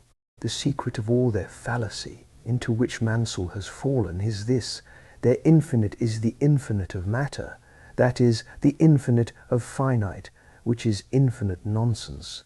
It may be all well enough on their ground, because they go no farther. But as to consciousness and infinitude, Mansell has not taken up any ground of truth as to man or God. The whole theory is materialism or Brahmanism. But consciousness, self-consciousness, is the hinge of all this. I affirm that I am so constituted that I have the instinctive consciousness of I. This Mansell has not at all seen. I do not take Descartes' dictum, I think and therefore am. That is, as if it made no difference. When one says I think, one must have a thought to think, that is, an object, the intelligible as well as the intelligent. But when one says I, there is self-consciousness. I am so created as to say I. This does not say Descartes is wrong, he is right, but in his syllogism, consciousness is the object of his reasoning. I is a thinking being, and therefore I is a being. But this is drawn from consciousness, and has no force save in it. Yet it remains true that I can say I as the expression of self-consciousness. But having this self-consciousness, I have senses. I am so constituted as to have the knowledge of existence with self-consciousness, and that as an excellence. It is that to which thought attaches itself. I cannot have knowledge without it. I can have sense and memory, but not reflective thought. Hence, I attribute self-consciousness to God as necessary to intelligent existence. Though I may not know the mode of it in God, I have no doubt it will be different and infinitely superior. I believe it to be different in God, because these reflex acts on self appear to be a state of imperfection. Those reflex acts which are not consciousness, but through which I reason and estimate it. I cannot have consciousness of an object, and therefore cannot say that a dog has self-consciousness, because it cannot be such if I see it in another. My knowledge of what it is in myself is imperfect. There it is an object, but the consciousness is there to have knowledge, perfect or imperfect. Hence I do not know how it exists in God, because I cannot have knowledge of it. This is objective knowledge, imperfect even as to myself, absolutely impossible as to the how in God. Only unconscious existence is brute matter, is what we mean by brute matter.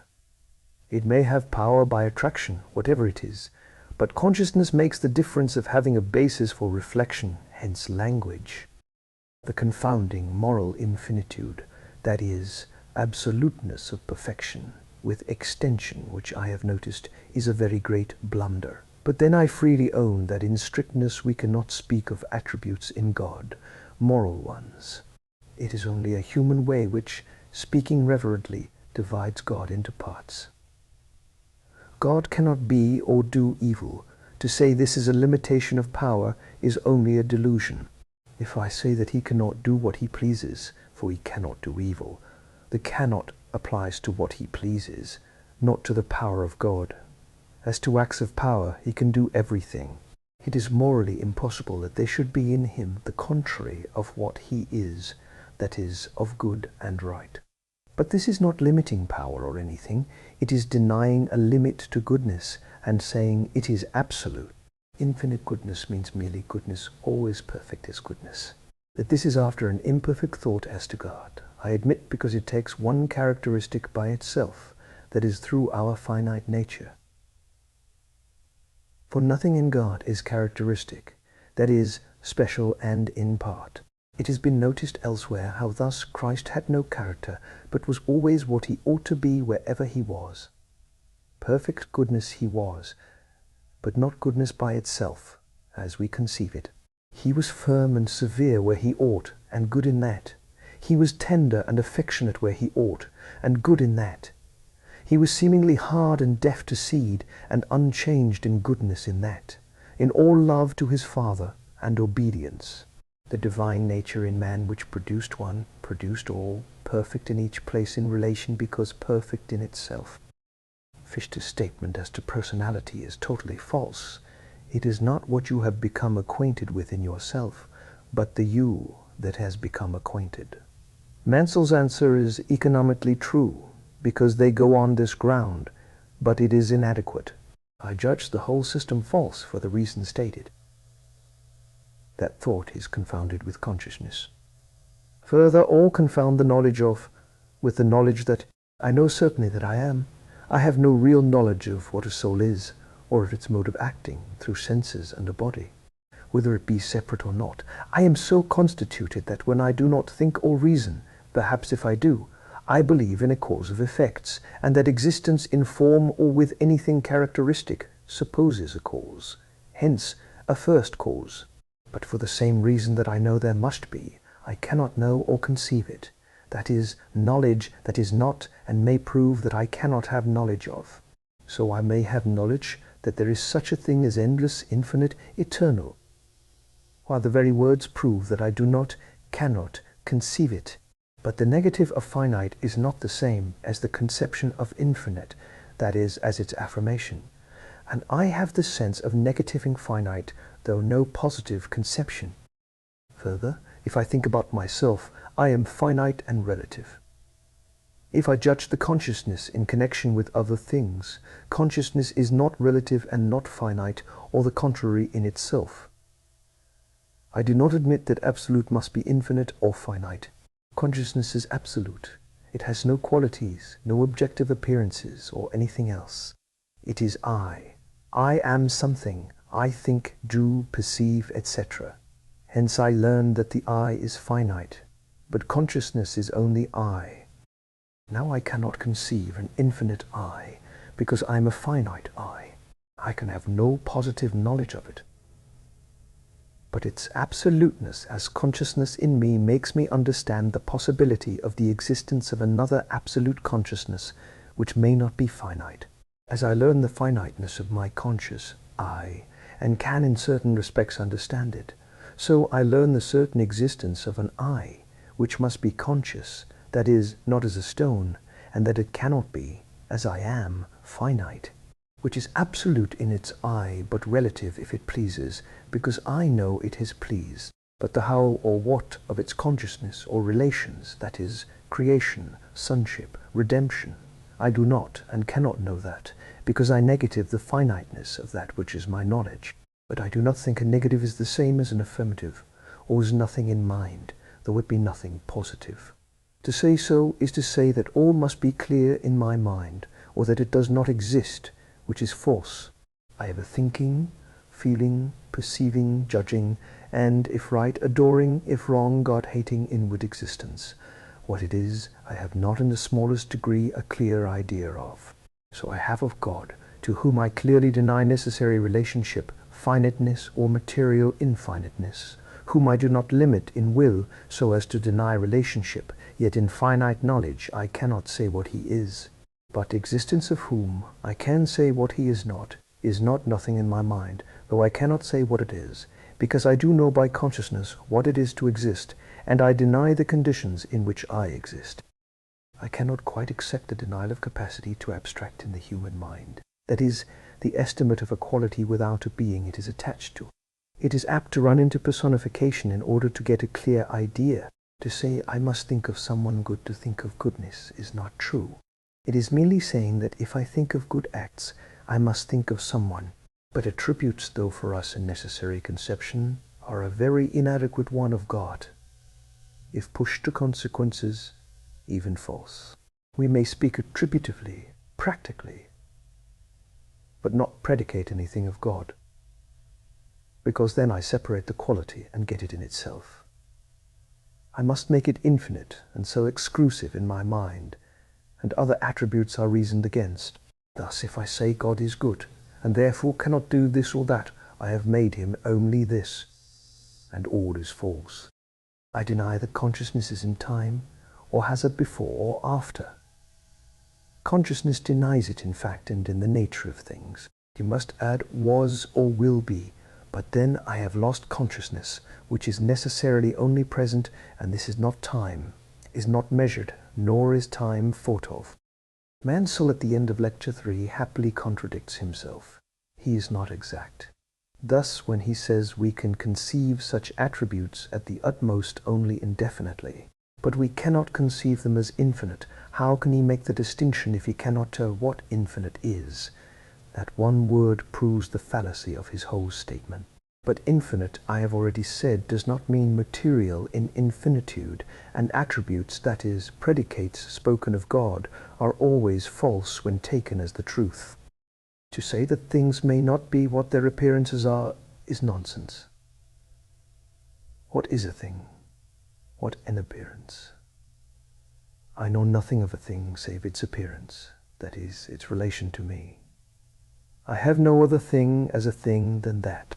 The only other thing to mark it is its resistance to will, its contrast with the I, so that will goes where I cannot. It hinders the change of the relationship of I. That is, I know its existence in contrast with I active in its absoluteness, or I as a spirit. This we call matter, why not? Heil, if you please, a spiritual body not so, but this is faith, it confirms the other. Indefinite and infinite are not the same. Indefinite does not know whether a thing stops or where. We are so constituted as to believe necessarily in the infinite, finite implying it. But the reason of that precludes my knowing it. Finite is some apparent, or possibly apparent, being in what is the object of perception. But because that is finite as perceptible existence, I speak of its ending, being limited. I must and do therein suppose and mean that beyond a limit there is what is beyond limit, illimitable. My idea of limit supposes this: I limit knowable existence, but its being a limit is in my mind in every case, in spite of me. A thought that its being stopped or limited is a possibility of prolongation. It might go farther. That is, I have an idea of what is beyond limit. Finite, instead of excluding, is founded on the idea of infinity. I have the idea that it is, must be, in idea. For stopping gives, or is identical with as an idea, not stopping, but proves that the sense that there must be is identical with the sense of. The thought that it stops is founded on being stopped somewhere. That is, that it might go on. It is merely saying, I am constituted with the sense that there is space, that is, where a thing may stop or not stop, and duration, that is, where it may or may not cease. I cannot but think infinite must be, but never think of it as the object of human power of thinking. For when, as to a clear conception of what is, I think of what is, I think of what stops, so far as any object of thought can go, I deny that mere infinitude, in the sense of space, has anything to do with God. Endless time onward is more accessible to me, because I can have the idea of continuance when I have existence. In space, the object of thought becomes itself extended, whereas a thing only exists in time or eternity. It is no part of itself. It may always exist, does not need to stop. The past, as they say, cannot in itself be thought of, because I have no known existence to go on with but in time or now. Taking now, however, I can conceive continuance. But the thought is more imperfect, though certain in its nature. We feel no need to suppose God infinite in space. On the contrary, it shocks us. But in time we do. The reason is simple. Infinitude in space is gross, material, not a moral central will and action. I do not judge of God as finite in space, because I do not materialize him. But if he ceases in duration, and that is finite as to it, he ceases to be, because to endure when anything exists is not to cease to be. I fully believe there is an instinctive sense of God as supreme, that is, supreme as to us, and reasoning on what he is consequent on this. It is a blunder to suppose that not being the author of evil limits him. He can, as to power, do anything. but limiting means a stop being put to something in the direction in which it tends or might continue, whereas no evil is in God to be stopped. Power does not create evil. Were God the author of evil, say physical evil or punishment, it would be a limit to what he is, good. Man's soul has not kept clear of the material idea of infinity. His adversaries are on that ground. But his great defect is not seizing consequences, at least in his reasonings, for he does state the thing in Lecture 4. But I deny the sense of responsibility and a law to be the same thing or either of them. The knowledge of good and evil. A law may be the rule according to which we are responsible to one who has authority over us, but it is not the responsibility itself. Man was responsible before he had the knowledge of good and evil, and he had a law which implied no such knowledge. Responsibility is to a person. A law may be its measure. The knowledge of good and evil is a capacity of nature to discern right and wrong where there is no law. So the man is become as one of us, knowing good and evil. A law may give me God's measure of it as to me, and so the divine law did as to man. But obedience always and in everything is what we are responsible for. If the one above us is supreme, has such claims over us, to keep the law if he has given one, and every commandment he gives. But this is only what the responsibility is shewn in. The knowledge of right and wrong is in itself a contrast with law, because it is in us, and there is no one to whom, if that be all, we are responsible. We may be also responsible to another, and he, if a moral governor, not otherwise, holds us responsible according to that knowledge. All as to law, moral obligations, man a law to himself by reflecting God's law, is false. Conscience is not pleasure, because there is lust, and conscience and sin came in together. Will and lust combine, and conscience is against them. But moral obligation is only rightly known at all when God's claim of obedience is allowed. For mere conscience is mere misery, or combines with pride and self-approbation. To say that the knowledge of good and evil is necessarily implanted as a law by a lawgiver is utterly false. For this knowledge is in God, and what higher spiritual being has implanted it in him as a lawgiver? It can therefore be otherwise. We have it by sin. The absolute claim of obedience is the highest obligation, moral obligation if you please. Now that I have got a knowledge of good and evil, I shall surely attribute that to God and own his judgment. But only when Christ is revealed can it be said that the nature of the deity is the absolute standard, for requirements from are not necessarily conformity to his will, which cannot be dissociated from his nature as a requirer. But duty does not flow from the nature of the superior, but in all cases superior is not, from the relation in which the obliged person stands to the superior or any other person. No doubt, if the relation be with a divine being or formed by him, it will be right, and from some higher motive be right. Though the relation be evil, as a Christian slave, but obedience is right to God. Though there be no law, it may be tested by a law, and no knowledge of good and evil in itself. Then a knowledge of good and evil enters by disobedience. We become as to this as God. Genesis chapter 3.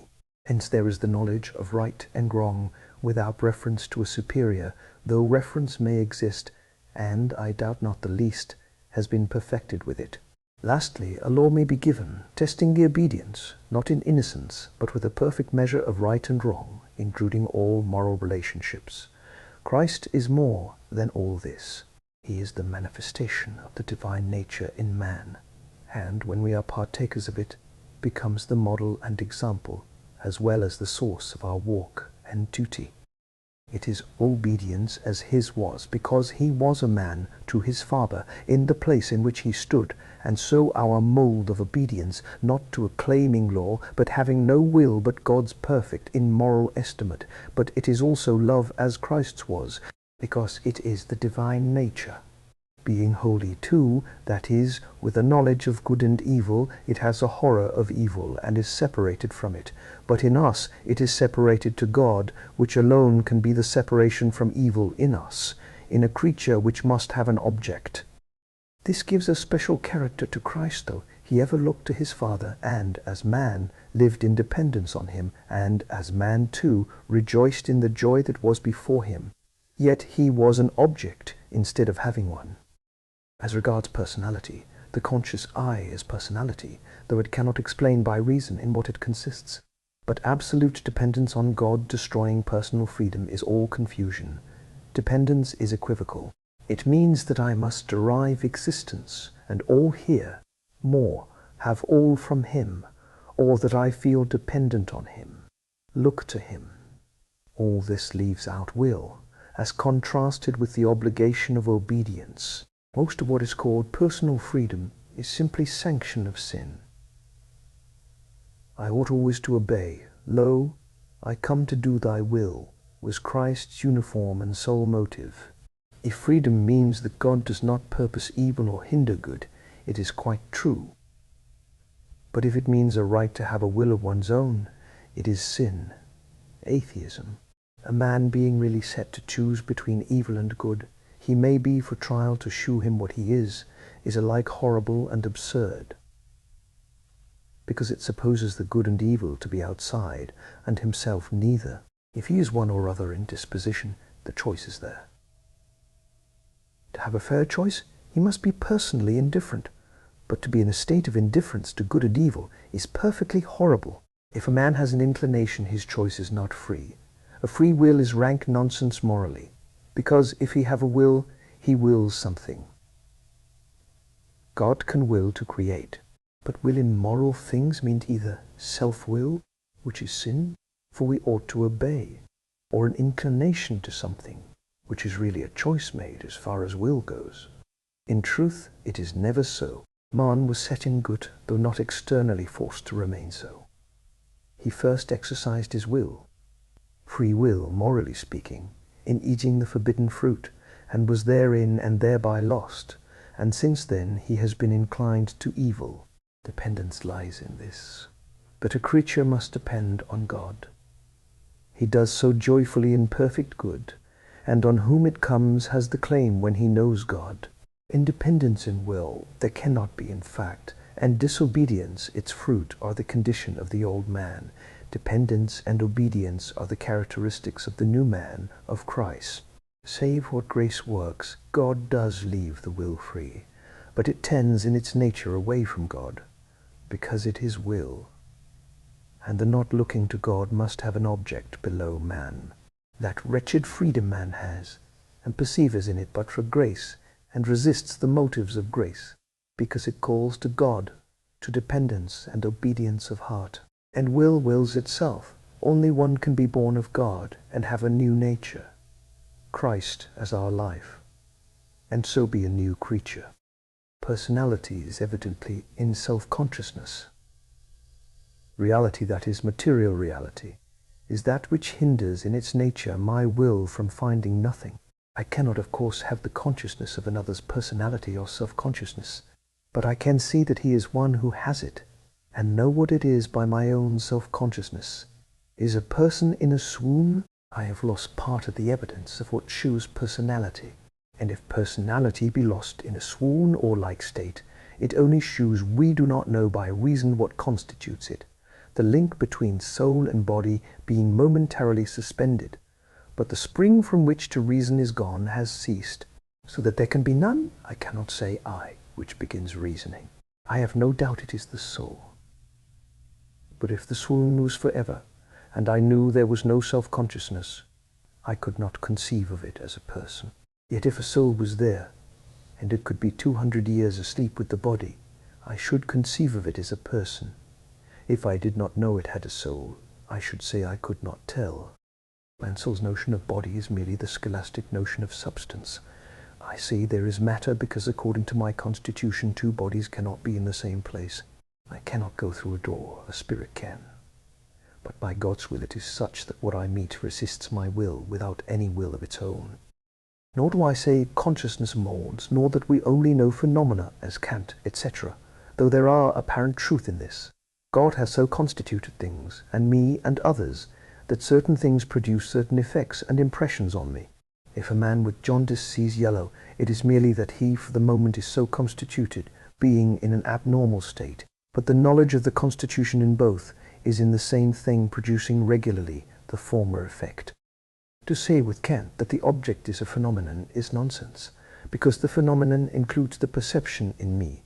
If it appears to someone, but a thing is what produces the effect. If it be asked, what is it? I cannot tell. Not a phenomenon, but what has produced a certain idea in me and others. What I think of first is my perception, but perception makes me think of what produces it.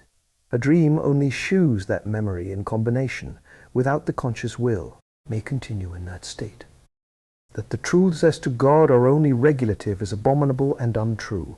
Truths do not regulate passions, and in religion, if true, God is revealed in his absolute nature, not as material extension of course, it is a low material idea, but as he is. He is light, he is love. Christ is the perfect revelation of him. It does not satisfy philosophy, because philosophy has nothing to do with it. It has only ideas, and no idea is love. He that loveth not knoweth not God, for God is love. To say that action, not knowledge, is man's destiny is very bad indeed. The knowledge of God, that is, the Father and Jesus Christ who he has sent, is eternal life. And we have fellowship with them. Action is a mere consequence in its place, because we are then as partaking of the divine nature, like God, and have to act in love in our little sphere. And this correspondence with the Absolute is exactly what, if not required, is given. We know God, and are imitators of God. We are dependent, no doubt, but truly. The energy of matter is said to be motion, of mind, consciousness. I doubt this. Mansell always leaves out self-consciousness, its truest and deepest name. Will is the energy of the soul. For either consciousness or will we cannot find the link with matter. There are pairs of nerves, one of sensation, consciousness, another of motion. But the energy in Mansell's sense, analogous to motion, is clearly in the latter. No man can discover the link, it is true, how Will raises my hand, but Mansell is infected with what he reasons against. Gracious kindness, goodness, relationship with man according to divine qualities are not inferior to the natural notions of infinitude, etc., which are really material. It may be alleged that will is no action of the mind. This is matter to be decided by the definition of mind. If taken strictly as the thinking power, thinking, not consciousness, is its energy. Mansell has blundered all through, because he has judged thought to be the first element of mind, and infinitude to relate to matter or space where God is spoken of. In the last he has fallen into the trap of the enemy. As to cause, it is power operating by design. Not that the design and the power are necessarily united in the agent producing. The design may be in one only mind, and power set in motion in another. Hence causes have been distinguished in nature, inaccurately perhaps in division, but justly, into causa causans and causa causan. Design, power, inactivity are a cause. The how may not be known, but this does not hinder my seeing a cause and effect. When I say cold causes water to swell, God is supposed to have so constructed as to design, his will to have led him so to form it, and the power is seen in effect. How it comes about physical science may or may not discover, but can only come at last to created ordinances. God may have produced uniformly or universally operative force, which we call a law, and sustains that continually by his will. It can only be so at any moment by his will. When he does not will it, it ceases. Laws need not be changed for a miracle, but that the same will should operate sovereignly by those laws. Thus, suppose the presence of the soul in a body according to a given law animates it in a given way which we call life.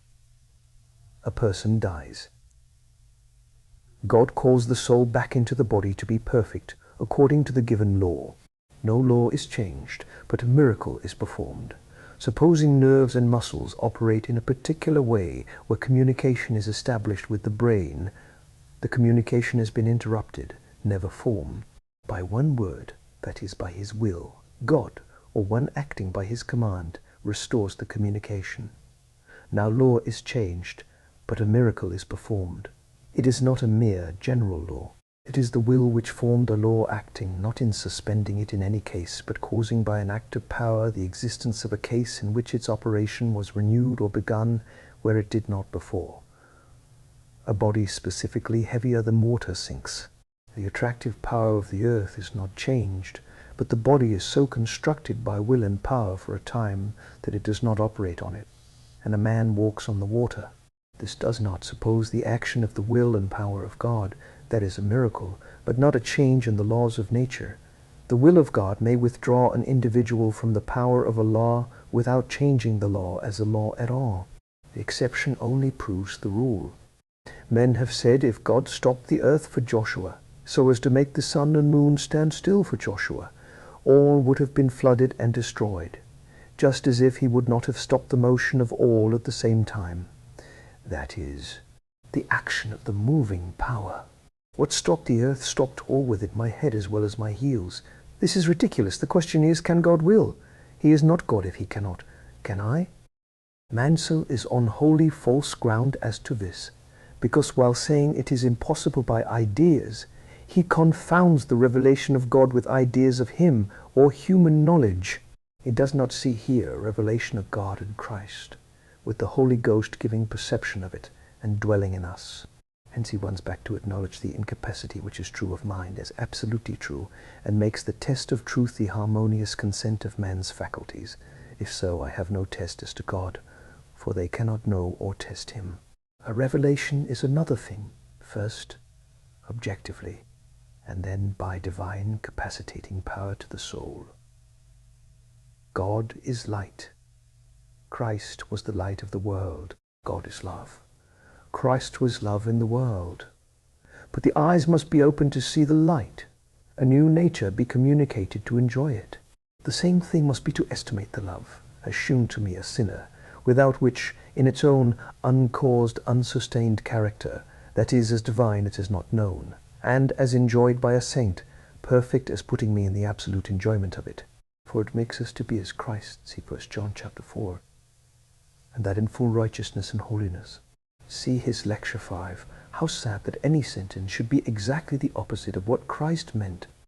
Even if I take the conscious I as marking knowledge of a person, I have no objection to use it as regards the Trinity in speaking of human language. For why? Because the conscious I in man supposes distinctness from any other I. Should the divine consciousness be a human one, why not the consciousness of subsisting in unity, not ours? We cannot conceive it by our minds so as to explain it in language, but it can recognize as truth undoubtingly. I and my Father are one. We apprehend it not by thought, but by the Spirit. He hath given us an understanding that we should know him that is true, and we are in him that is true, even in his Son Jesus Christ. He is the true God and eternal life. The perfect revelation of God in Christ is the strongest proof that limited existence to our minds, or the contrary, has nothing to do with the perfect revelation and knowledge of God. Love, holiness, absence of evil, presence of good were there. He was limited as a man on earth as to space, yet he was all the while in heaven. He conferred power to work miracles elsewhere, and wrought them far off from himself. Yet it was a power in him. He was the truth. He shewed that everything was from God by direct revelation, and all evil its opposition to himself, vanity by the revelation of the true God. I recognize a perfect, absolute revelation of God in Christ. I know God, but this is a revelation of the Trinity, Father, Son, and Holy Ghost, yet one God. When I have spoken of the consciousness of personality, yet of unity, I would not darken counsel by words without knowledge, or pretend to speak metaphysics on what is known only by revelation, but of which, when revealed, I may see the perfectness. But find the Lord saying, I and my Father, that is, consciousness of personal distinctness, yet he adds, are one. so that there was the consciousness of unity. And why not? Why should not distinctness of willing and acting, and the consciousness of it be there, yet in perfect community of undistinguished Godhead, without separate being, as a source of being able to say, I am? None could have known it. Part of its character as known is in revelation. But when revealed, I see not why we may not see its perfectness. And that indeed, which is the way we know it too, man would have had nothing to say to God as a moral being without it, or only in this way. And so it really is. But we come to it by our wants, not by metaphysics, which I have no thought of applying to the doctrine. But having a revelation, one sees how it connects itself with the human conception of it. As to moral law, the notion that it is of necessary and universal obligation, and so absolute that is not subject to the forms of human conception, that it must be the measure and adequate representation of the moral nature of God, and that our knowledge of the divine being is identical with that of our own moral duties, is just the fruit, wise as men may think themselves, of unsound education or traditional ideas about the law, as if it were the highest rule, the transcript of the divine mind. It is nothing of the sort.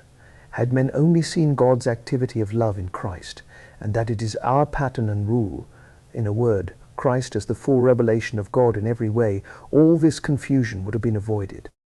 Law is an authoritatively imposed obligation. This cannot be God's nature and position. He is liberty in love, and there is no love without, but in liberty is wholly set aside. That is the whole activity of his nature itself, for he is love.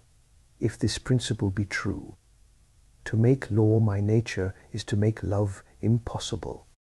Besides, the application of the moral law to God as law is impossible, whether we take it as love to God or your neighbor, or the prohibition of evil, as is evident. But it is not because the moral law is not absolute, that is, above human thoughts. Such reasoning is just the fruit of not getting beyond thought. Mansell's and Kant's error here. Morality, or moral obligation, is in the nature of all relations which imply a claim. It is the bond flowing from them. That man has had all manner of rules is true, but when God says the man is become as one of us, knowing good and evil, it certainly implies that right and wrong was of an absolute nature. But it is the application of a law which makes obligatory a course imposed by authority, though it may be moral too. The knowledge of good and evil is the perception of it in itself, without a law or its being imposed. God does know, doubtless, good and evil according to the perfection of his own nature. But it is a condition of his nature to discern it. It was not of Adam's before his fall. He was innocent. He enjoyed God's goodness unsuspectingly, and did nothing else. There was no occasion to discern, nor capacity to do so. In the fall he acquired this capacity. He could now say, this is good and that evil. But he was under sin. That moral law is excellent and absolute because we discern good and evil is a mistaken way of putting it. What we have is a capacity to discern right and wrong, not a law, but a moral condition of my mind. But, on the other hand, it is not subject to forms of thought because it is not a question of thought. It is in the nature of the relationship. It is conscience and not thought. It may be in us misled by thought. It is all a blunder to say obligations cannot arise by relationship, because I may learn the existence of a relationship, or I may be brought into a relationship. Thus, so far from thinking a moral obligation cannot be formed, I affirm that all obligations of a Christian are new, because he reckons himself dead and alive to God through Christ as risen. His obligations flow wholly from his new condition. This may call for recognizing under the condition something that subsisted before, as parents and children, etc. The reason it is wholly untrue that the knowledge of good and evil gives us God's nature is that the knowledge of good and evil is the source of discerning right and wrong, which right and wrong flow from the relationship a being is in. Now God is either in none, unless within himself, of which we cannot judge, because it is so, or if he enter into any increative will, he is not in the same as we are. Hence the obligation cannot be the same. All we say is that he will not destroy, as between ourselves or between us and him, the terms of relationship in which he has set us. If I had slaves or children and gave them something to enjoy in equal shares, it would be wrong for one to take from or defraud the other. But if I had not given up the title, I might do so. If God has revealed his nature to me and my relationship to him, he does not change, and so the duty abides. But if the relationship changes and I become a son, the duty does. The capacity to discern good and evil is the capacity to discern these duties or the breach of them. But if the relationship is one of authority, then there is duty to obey. There may be a mere arbitrary command, and I say the thing, if I have the knowledge of good and evil, was not bad in itself, but obedience is the place of one subject. Thus it was with Adam.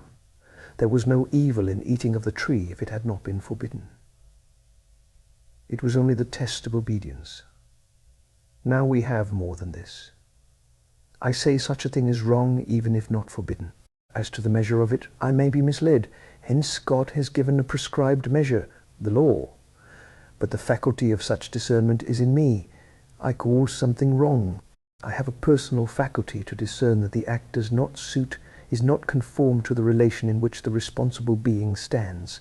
One takes a knife from another, I hold it to be evil. A parent does so from a very young child. It is not evil, but good. It depends on the relationship. Hence the only true absolute good is free. It is love, God himself. And that in fact in the highest sense, where there is no obligation at all, but where the responsible one had failed. If God, though surely sovereign, gives a promise, I expect him to fulfill it, though I do not deny higher reasons may lead to its not being accomplished. But as a general promise I reckon on it, because in that act he has been pleased to put himself in relationship. If there be a higher claim, it may fail, but is in his own sovereign knowledge. But I can say it is impossible for God to lie, because when he has given his word, he has been pleased to oblige himself. He might for higher reasons destroy the one to whom the promise was made, and it would fail. But he cannot be inconsistent with what he is. But it is important to remember, what moralizers seem anxious to forget, that the knowledge of good and evil came to man in and by that in which he fell. That relationship is the basis of the sense of right and wrong, is every way evident. Thus, not knowing the relationship of angels among themselves, I cannot tell what is right and wrong among themselves. I do of human creatures. I say they must love one another, and love and obey God.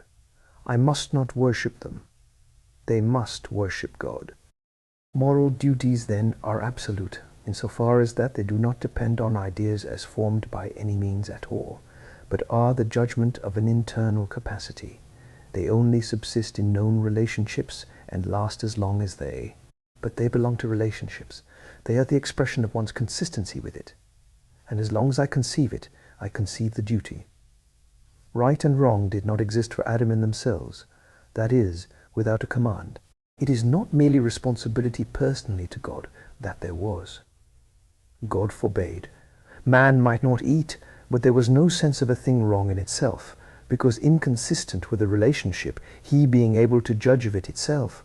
There was nothing inconsistent in Adam's mind with his relationship to God. His mind followed it without a question. He could think of nothing in itself inconsistent with it. That nature of thought was not in his nature. But there is a difference between God's knowledge of good and evil and mine. I deny wholly that human morality is manifested in the form of a law of obligation. The knowledge of good and evil is the internal consciousness of what is conformable to position and relationship without a law of obligation. Yet it is not properly absolute, because it flows from relationship. Only it attaches to the idea of the relationship as so contained in it. Moralists on both sides seem wholly wrong here. Goodness, properly speaking, is not morality, but love exercised where there is not an obligation. The only difficulty is to distinguish Adam's case from right and wrong. The eating of the tree was no departure from conformity to the relationship Adam was in to God. He would have eaten it innocently as a matter of course. It was wrong simply to do what was forbidden, because forbidden. This leads to distinguish responsibility to a person absolutely, and the knowledge of right and wrong. That is, law and morality are opposed in nature. Though law be the right measure of right when it recognizes existing relationship, but where the law makes the obligation of the particular case, this means that otherwise there was not and could not be any knowledge of right and wrong. It would have denied Adam's innocence to suppose any. But an arbitrary command, however wise a one, to say that duty ought to be followed is only saying there is duty. But two straight lines enclosing space is somewhat different. It means if two do not approach, they do not meet. God knows good and evil, that is, he recognizes relationship as it exists. I know good and evil now, that is, my will apart. I recognize these relationships as they exist, but what has this to do with God's nature? His morality, speaking reverently, would be based on the relationship. He is in himself. But he is in none, as we have seen, unless he pleases to put himself in one. I am by virtue of my place.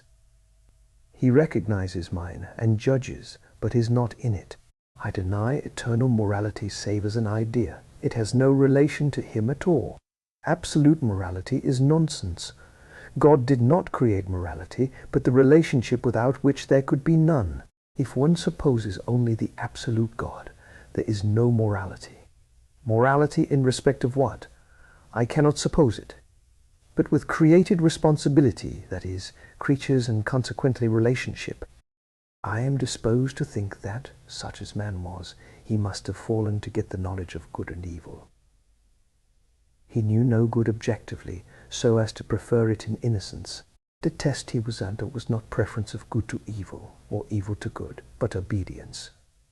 It could not have been the former, because he must have known the two to decide, that is, not have been innocent.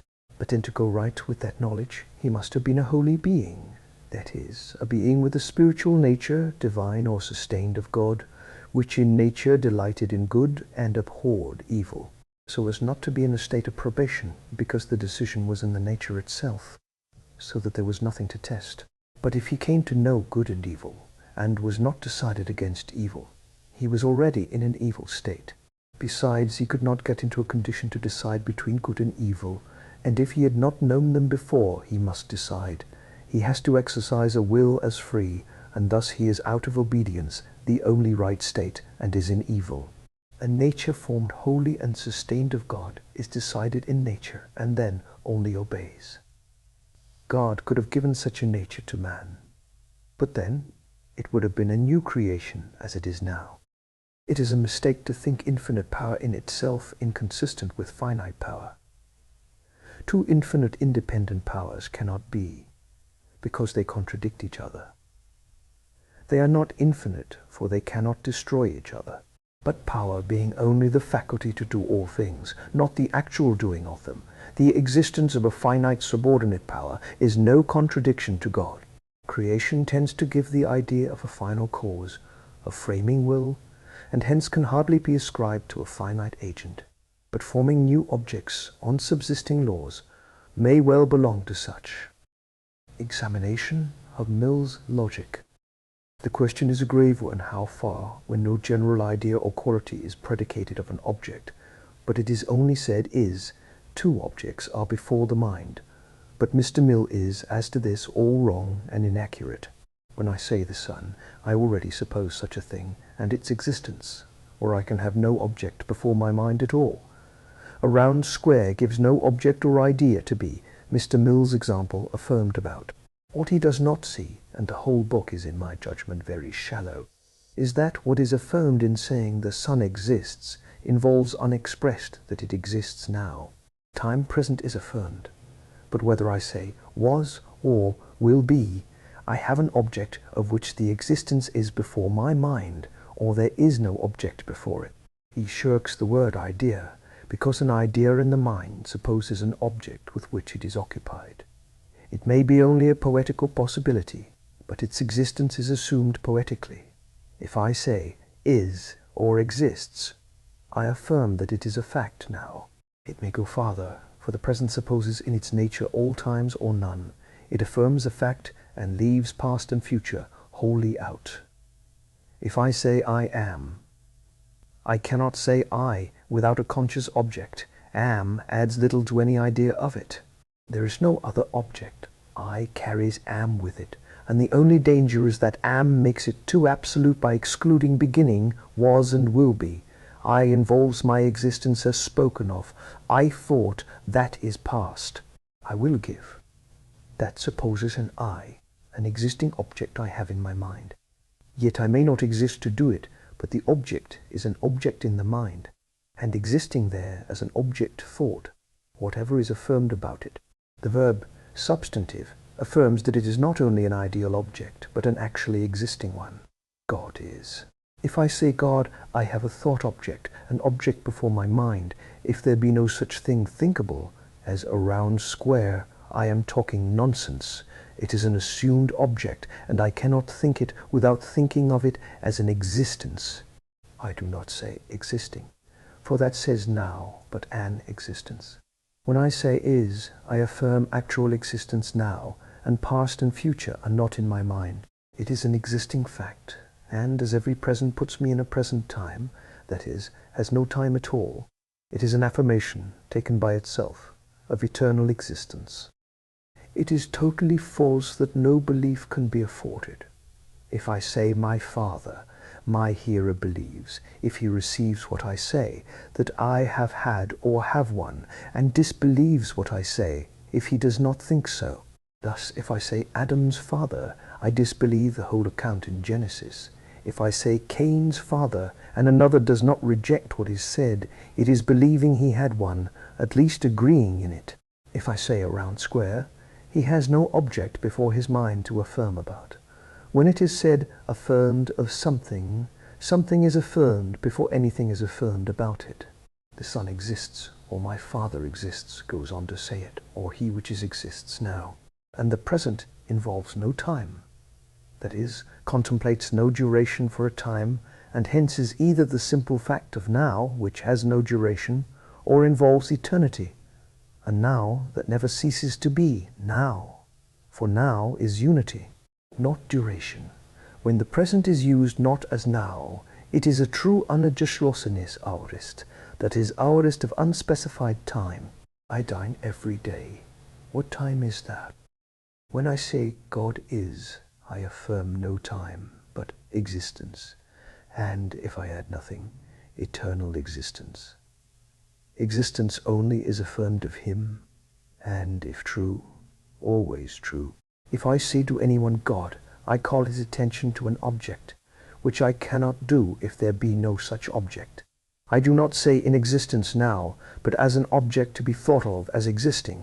I do not say when, but I think of his scene, though not necessarily as seeing. If the sun suggests a meaning, what meaning? That there is such a thing as sun as an object of thought, not is as presently existing, but as an existence. If I say round square, I have no object of thought at all. It is not an existence even for thought. It has no meaning. The importance of this in I am, God is evident, and this is evident when other words are used predicatively. God created the world. If God does not convey the thought of an existing object, the proposition has no sense at all. That is, without affirming at all that God exists or did exist then, naming him affirms, not as an inference but in the word itself, an existence, a being which did that. So if I say, the sun heats, sun gives me the thought of an existing thing. I say something about it, but I speak of something about which I affirm, and one could pertinently say, there is no such thing as a sun to heat. That is, he does not believe, not the proposition about heating or the sun's heating, but what is contained in the word sun. If I say, the moon heats, one might say, no, it does not. That is, he disbelieves what I say about the moon, he denies the proposition, but in denying the proposition, he accepts the affirmation that there is a moon to heat or not to heat, and knows it is affirmed, and believes it. In what I have said of the sun, he disbelieves it. Thus, if one speak of, say, a round square, I say there is no such thing. I disbelieve what is said. And this Mill really admits in chapter 1, sec. 3, when he says, what we do, what passes in our mind, when we affirm or deny true names of one another, must depend on what they are names of, since it is with reference to that, and not to the mere names themselves, that we make the affirmation or denial. Just so. But then there is a that which we affirm or deny about. This is what we do, what passes in our mind. That is, mind takes cognizance of the reality of the object as an existence, believes it, or can have no proposition about it. Again, Names chapter 2, Sikad 1. Names are not intended only to make the hearer conceive what we conceive, but also to inform him what we believe. Now, when I use a name for the purpose of expressing a belief, it is a belief concerning the thing itself, not concerning my idea of it. If then a name expresses my belief in the thing, he, if he goes in with what I affirm about it, acquiesce in the thing as an existence, a thing, just what I insist on. It is a complete contradiction in terms of what he had said. There is as yet nothing to believe. If I express a belief concerning the thing, so can he, or as I said, tacitly acquiesce in the belief I express, to go on to something else said about it. Names are the names of things, and when I say Franklin, or Sun, or, what is infinitely more important, God, I am naming a thing and expressing my belief in that thing, and the hearer too, if he acquiesces, whatever else I may affirm about it. But I cannot talk of Franklin if there be no Franklin to talk about, nor about the sun if there be none. All propositions assume then the subject and predicate as things or existences. Hence it is evident that reasoning, inference, logic supposes existence an object. That is, it is always preceded by belief. I cannot reason about nothing. I cannot infer from nothing. I do not say, therefore, logic has nothing to do with belief, but that it is based on belief. To put it in a more palpable way, suppose I say drum drum is white. If you think I am serious, you will say, what is drum drum? If I answer there is no such thing, you will at once say, then you cannot say it is white. That is a proposition, supposes the subject to be a real thing, that is, believes it. Is goes farther when it is a copula, that is, affirms a quality of the subject. It affirms present existence. If I say gold is yellow, I speak of it not only as a thing, but as an existing thing. If I say fuimus fuit ion, I speak of a thing but as no longer existing. That is, belief is necessarily antecedent to all reasoning. First, of the affirmation in the premises. Secondly, further, that the thing affirmed about is a thing. The word therefore conveying an objective idea to my mind. But more, the conclusion is never an object of belief, though in practical life it becomes so. It is a conclusion, a necessary consequence, if the premises are true, involved really in them, and so a means of belief practically. But all that is affirmed is, not that the conclusion is true, but that it is involved in the premises and no more. What I believe or deny is what is in the premises. I say, then so and so follows. What I say is, must be, gold is yellow. Then I believe there is a thing called gold, and that it is yellow. I add, all yellow things are ugly. I believe that of yellow things, but gold is a yellow thing. Consequently, if these two propositions are believed, gold must be ugly too. But I infer the thing because I have no direct evidence of the fact, or I should want no inference. I quite admit that practically it induces the belief if gold still exists, but I must believe this to turn the inference to a fact I believe. I believe by experience or testimony, and by that only. I conclude from the nature of language and thought, which never goes into fact, because it is only the nature of thought, but supposes it, because I cannot have thought without an object thought of, a thing. When my knowledge arises from testimony, reasoning may help me as to the credibility of testimony from experience of the world and men and the like, from which I reason to the credibility, but what I believe is still the experience or the testimony. I believe that there is an innate consciousness of God, not an idea of God. Such as I have may be true or false as to many things I affirm about him. I believe that he can make himself known. This is experience. I believe that he has made himself known in an external way, that is, by a revelation. But this is not a matter of inference, nor can it be, but of experience or testimony, supposing capacity to receive it. I may reason to banish the folly of false reasoning, but that appeals to facts, as all reasoning must. A conclusion must rest on premises, that is, on facts, but they are known by experience or testimony. And so even Scripture speaks. He that believeth on the Son of God hath the witness in himself, and he that believeth not hath made God a liar. That is experience and testimony. In conclusion, then, belief precedes logic always. If I say gold is yellow, I affirm two things, that is, believe them or present them for belief, that gold is and is of a certain color, but I have drawn no conclusion at all. There is no reasoning as yet whatever, no logic. It is what is stated as believed by experience or testimony. Mill's statement is wholly and essentially wrong, and is the basis of his infidelity. And a very poor one it is, and only shews how very inaccurate and illogical a mind he has. The extreme looseness and carelessness of the book is surprising. There is a kind of impudence in its character. Truths are known to us in two ways, some directly and of themselves, some through the medium of other truths. The former are the subject of intuition or consciousness. Introduction, section 4. In the note he tells us others make a difference between the two. Intuition of objects external to our minds. Consciousness of our mental phenomena. But he uses them indiscriminately. And then he admits that something is known antecedent to all reasoning, but, if known, believed. That he gives being vexed yesterday as consciousness, whereas this is memory.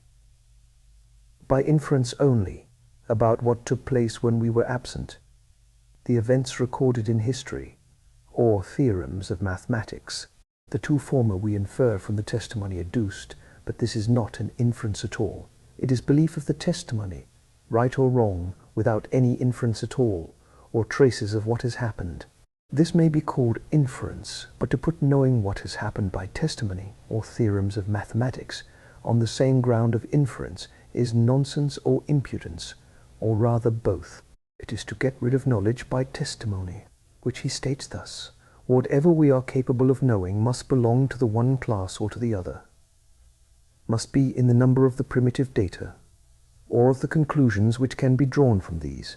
Now, I know it is cold at the poles, and that Constantinople is a city in Turkey, but it is not primitive data, nor a conclusion drawn from any such.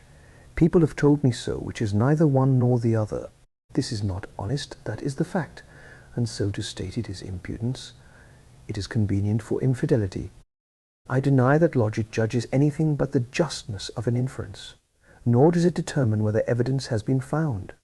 It settles whether, the premises being given, the conclusion is just, and no more. Whether the premises are true is a question with which it has nothing to do, save as they may be a conclusion from prior reasoning. It only says, granting the premises, such a conclusion necessarily follows. That is all. It may use subsidiary helps, as definitions, divisions, etc., but inference from is all it judges of. Of truth, never. Hence the scholastic rule, contra negentem principia non disputandum est, page 9. In page 3, Mill says every author has a right to give whatever provisional definition he pleases of his own subject, but if the definition be false, he deceives from one end to the other, as all the reasoning depends on it. Thus, in Milner's End of Controversy, the author says, a rule of faith, or means of communicating Christ's religion, and hence proves the Protestant rule of faith unfit to be such. It sounds all fair, the Bible being used to communicate religious knowledge, but a rule and a means of communicating are not the same thing, and his whole book is a fallacy, unanswerable in great part if the definition be let pass. A mother may communicate Christ's religion, but she is no rule of faith. People have no right to deceive and mislead by a fraudulent or false definition, and this Mill does. Thus, when Mill says testimony to a fact happening when we are absent, or a theorem of mathematics, are a like inference, he is deceiving his reader if he has not his eyes open to what he is about. So when he says, for thus he uses his false division, whether God and duty are realities, the existence of which, page 8, is manifest to us a priori by the constitution of our rational faculty, or whether our ideas of them are acquired notions, etc., not of consciousness or intuition, but of evidence and of reasoning. It does not follow it is rational faculty or acquired notions. It is not necessarily nor really one nor the other, nor are our ideas of them the same thing as their being realities. All is grossly loose. Nor is it the same either to say, not of consciousness or intuition, but of evidence and reasoning. For a priori rational faculty is not intuition or consciousness, and, so far from admitting the greater portion of our knowledge to be matter of inference, I deny that inference gives any true knowledge at all. It may be a help or a short end to get at what is sufficiently near it to act on, but it is never knowledge. I agree with Bain, page 43, that to say such a smell or sound is not white is nonsense. Color does not apply to either. It is astonishing what an inaccurate mind Mill had. In page 7, the science, therefore, which expounds the operations of the human understanding, etc. What science is that? We have had none such spoken of. Here he speaks of it to exclude metaphysical inquiries from logic. Be it so, though it be difficult, save as a mere examination of the laws of inference, at any rate from its subsidiary parts as definitions. But then logic is a science, page 2. Logic is a science. The analysis of the mental process which takes place whenever we reason, a right understanding of the mental process itself, of the conditions it depends on, and the steps of which it consists. Now, these two statements are contradictory to one another, only so vague, so indeterminate, that though one affirms and the other denies as to logic a certain part of a general science not elsewhere named, it is impossible to say they do or do not so contradict one another. Still, a right understanding of the mental process itself is pretty much the same as expounds the operations of the human understanding, and so far he plainly contradicts himself. Again, the whole book depends on the difference of intuition and logical inference, yet no one could tell from it what intuition is. Nay, it is carefully obscured by the statements in page 5. The object of logic is to know how we come by that portion of our knowledge which is not intuitive, whatever that is. It logic neither observes nor invents nor discovers, but judges. Page 9. But judging is not coming to any part of knowledge, but ascertaining the accuracy of what is before my mind, eliminating what is not accurate. If logic discovers nothing, it is no way of coming to any knowledge. It is not practically true that it discovers nothing. It does not in fact or directly, but it does to my mind. I would dissuade a man from ascending Mont Blanc. Constant white is bad for the eyes, but snow is constant white. Snow is bad for the eyes. This is very simple. The conclusion is, as often argued, involved in the premises. But it is not in my mind before, and in this sense I discover it. It is the means of putting two things together in my mind by means of a middle thing which were not together there before. Everything is not so simple. Every man is an animal. All animals die. Man dies. This is not exact knowledge. It involves man being a mere animal, and the second premise assumes that, and may be false if the first be absolutely true. It affirms that an animal necessarily and universally, in the sense in which it is used in the first premise, is subject to death, for that is what die means here, and in the absolute sense I may combat both premises. This makes the statement of two names for one thing, as Hobbes, evidently false. Man may be an animal as to qualities which make anything such, but if all other animals die, he may be exempt from it. It states that man and death are colimitaneous, of which we have no proof, though a matter of general observation, which is in general sufficient for conduct. But it is never truth in itself. This could be met by denying the major, that all animals die. Death is not a quality necessary to constitute anything an animal. If it were nothing else, it assumes that what has happened constantly always must happen, which is not necessarily true. There may be impeding causes. Man may have to act on it in the world in which he does observe, but it is never truth. As regards relative and relationship, page 45, Mill's adopted statement is poverty and superficiality itself. It has nothing to do with a series of events. They may be the fundamental relation is, but cannot be the relation itself. Relative or relation is merely that a thing is before the mind in relation or reference to something else, not simply in itself, in what it is related. Where this is an important and constant reference, there is very commonly a word expressing it as subject, son, father, and even the verb is so used. I say, relatively to Asia, India is a small tract of land, but relatively to England a very large one, and so on. That dissertation relates to political, not physical, geography, hence more widely. He related to me his history. This may be from another etymological sense of the word. At any rate, relative is when, in thinking of anything or speaking of anything, my mind, or even the word, refers to something besides that of which I think or speak, and states, where it is a relative word, the nature of the reference, what I said related to such an one, that is, referred to him. Hence a relative word is one which expresses this reference, as son makes me think of father, subject of king or other ruling authority, citizen of state. But the thought as to the two is not the same as Mr. Mill asserts. The fact is not the same, not even in father and son. One is the attribute of paternity, the other of filiality. Begetting is only the way it is formed. Father is not a series of events, but present reference to what he is towards a son. Begetting, in man's case at any rate, is the cause of that, but not it, for it is continuous, and begetting is not. Begetting is not the relationship at all. It is over before the relationship begins. So in king and subject, subjection is thought of when I say subject, and in the subject, authority in the king when I say king, and here by what events he got it has nothing to do with the matter. It may be birth, conquest, election. The relation is in all cases consequent on an event, if referring to it. It is a character in one which refers to another, and is a link or tie in thought to them. Mill's account is degrading and false too, for the series of events must be finished before the relationship begins. But it gives him the opportunity of denying all moral character to it, whereas relationship in living beings gives duties and affections according to the nature of the being.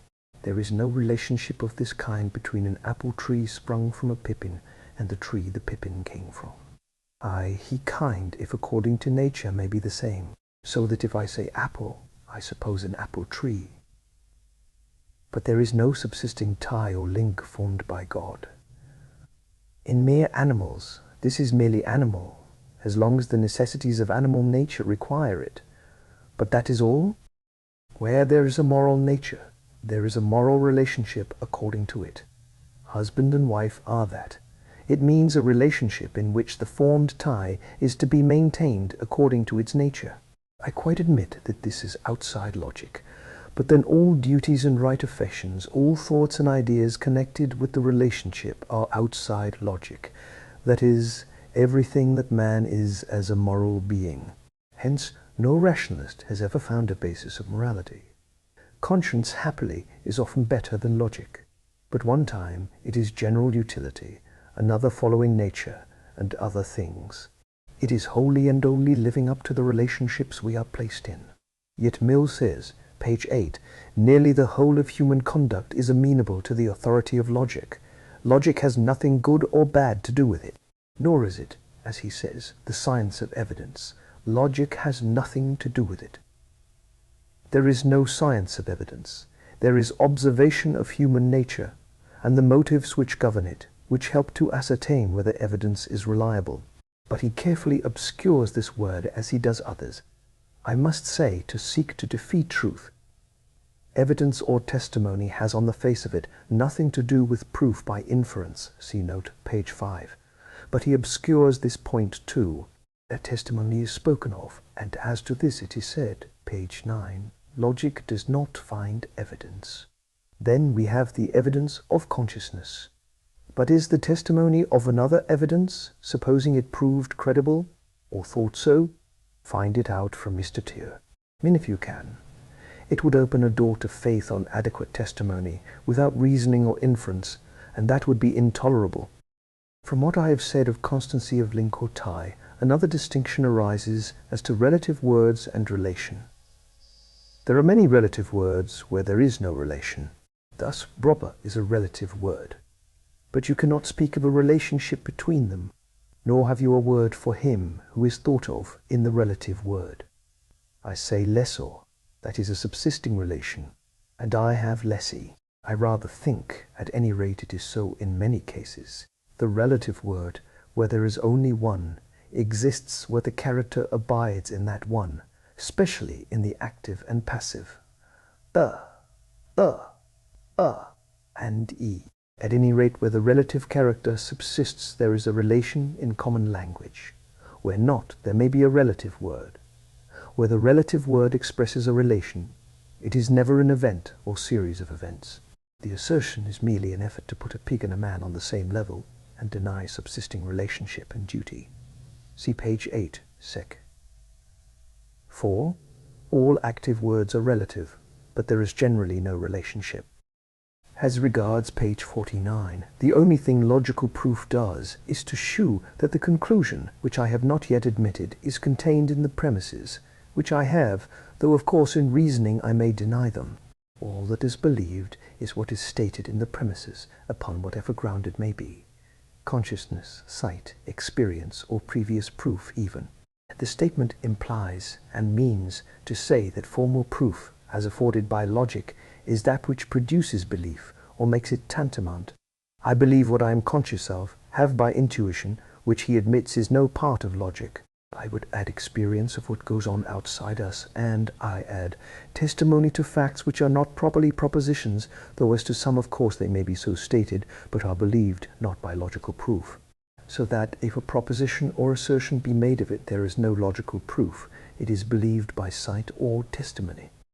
All he says as to this is radically false. Nor can existence as a fact be said to be two things, one predicated about another, like qualities. When I say the sun exists, as we have seen, unless the thought now be introduced, it is not affirming a second thing about a first, but that the first is, which is involved in saying the sun. For if no sun's existence is before the mind, I cannot say the sun, as we have seen. Introducing the idea of time, was or now is another thing affirmed about it, when I recognize it as a thing, that is, mentally its existence. Even if I say the sun was, I say nothing about it. There is no attribute attached to it. If I say such a man is a good man, it is a proposition, but the facts of his life shew it. My testimony may be believed, I may make a conclusion of it, as he who does so-and-so is a good man. But he does so-and-so is a good man, but he does so-and-so, he is a good man then. That he does so-and-so is believed. There is no logical inference if I say he does so-and-so as the proof. It is merely defining goodness, if I put it in a proposition to infer from it. That is what I mean by goodness. The act's experience proves the heart of the man, not logic. If I say, he who does so-and-so is a good man, A does so-and-so, he is a good man, I turn it into a logical form. But what I know and believe is that A does so-and-so from experience or testimony, and that is the proof of his goodness.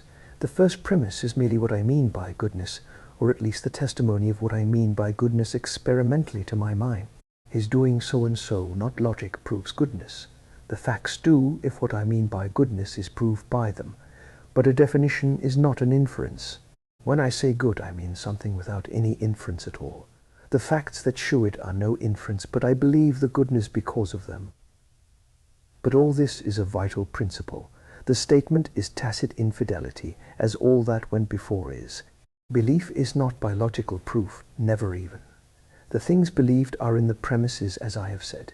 And besides, consciousness and intuition and, I add, testimony are grounds of belief. The two first, he admits, are no part of logic. The latter he shirks. Mill's inaccuracy of mind certainly unfits him to write on logic. In his Categories, page 55, feeling is a state of consciousness. This is false really, and according to the next sentence, there it is said, everything is a feeling of which the mind is conscious. but then I am conscious of the feeling, and the two things are distinct, which they are. Feeling is an effect produced in me by some external cause. I am conscious of this. In consciousness there is a reflex activity of I as to what I feel. I take cognizance of it. When I say I am, I introduce an activity of I about something. The mind is conscious, that is, the mind, or I, mentally, is in operation about something. That something produces the feeling. Let it be color supposed in the object, or the effect of it, my mind, if I am so to take it, is an object of which I take notice. But if it be of which, it is not the state of consciousness I am in about it. If the language of philosophy is no more accurate than this, it had better not set about to teach. The division, too, lower down is false, for thought is as large as feeling if it embraces everything we are conscious of. Only here he has proved what I have said above. We think, and so have the consciousness, and the red color is something we think of. The whole statement is the utmost confusion and inaccuracy of statement. I doubt, Drew, the accuracy of distinguishing imaginary objects from the thoughts of them, because they exist only in the mind, and what exists there and only there is a thought. I may so connect it with other things as to give it a thought reality, as with yesterday and eating the loaf, or the plant and the bud, but the thing itself is only a thought. There is no object in the mind save the thought itself. Existence may be added to the thought by circumstances, but the thought is all there is. His distinction of sound and color, page 56, as being or not a name of the sensation, is all groundless. I think of the sound in a trumpet as well as in my ear, and the color in the object as well as in my eye. There is no name of sensation distinct from what produces it. It is merely the nature of sight connecting it more sensibly with the object. A trumpet and sound are two things, because the sound is produced not in the trumpet. Whereas in a white box I conceive the white as always in it, not being produced in it as sound. What is in page 57 is the same confusion we have spoken of, confounding consciousness with the feeling we are conscious of. If I am hurt in my body and feel it, say pain in my hand, my mind is not pained. That is quite a different thing. My mind is conscious of the pain, but that is not the pain itself. How it comes by nerves is another question. But I may be conscious of a mental sensation or a bodily one, and these are not the same. As to the perception of an external object, no doubt what I am conscious of is the sensation produced in me, but I judge it comes from a given body, for where the action of that is intercepted, the sensation is not there. But this is judgment. But we have certainty of the relative existence of material objects, because they make the action of my will impossible. I cannot walk through a wall. It is not feeling or touch, but my purpose in hindered. But this is only relative, as some other being may be able, I believe can. Page 59 is all inaccurate. Some do and some do not. Sovereign and subject do not. Physician does not. It is hardly a relative term.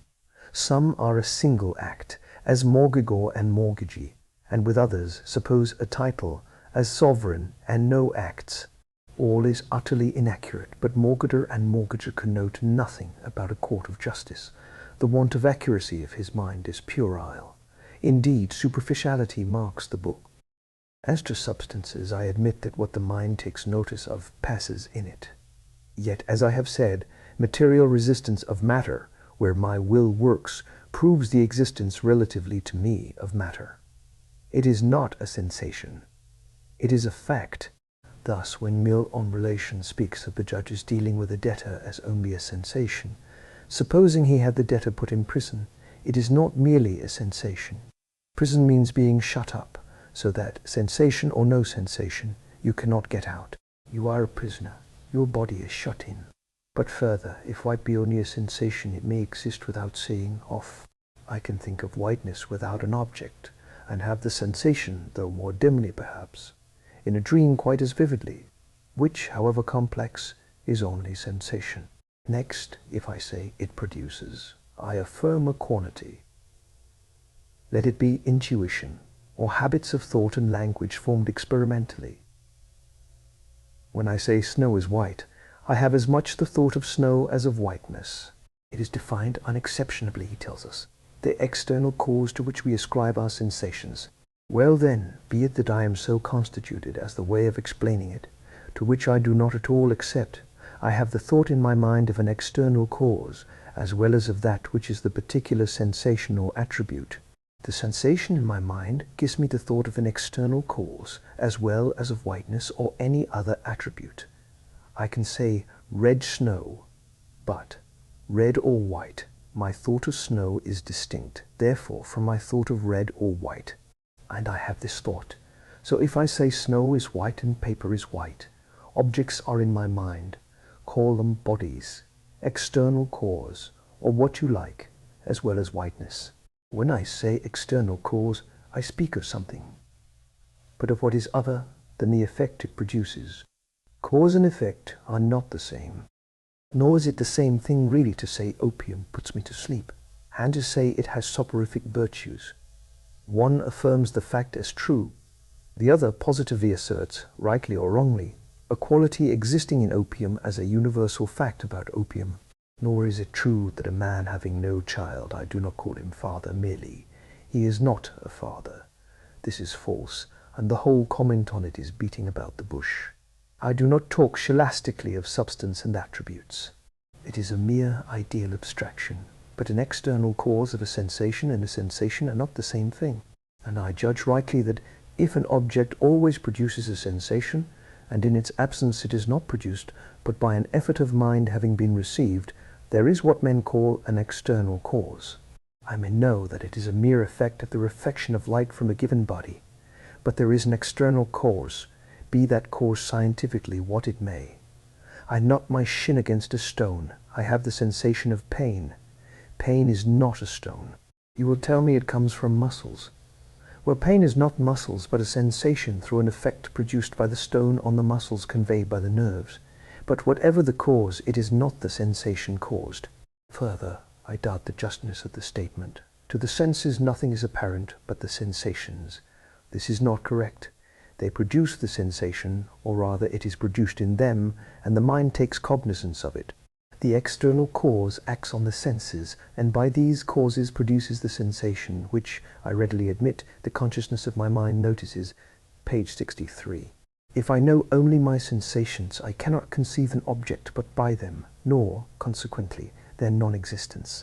I may conceive the others without one of them supplanted by a different one, but I cannot conceive no conception.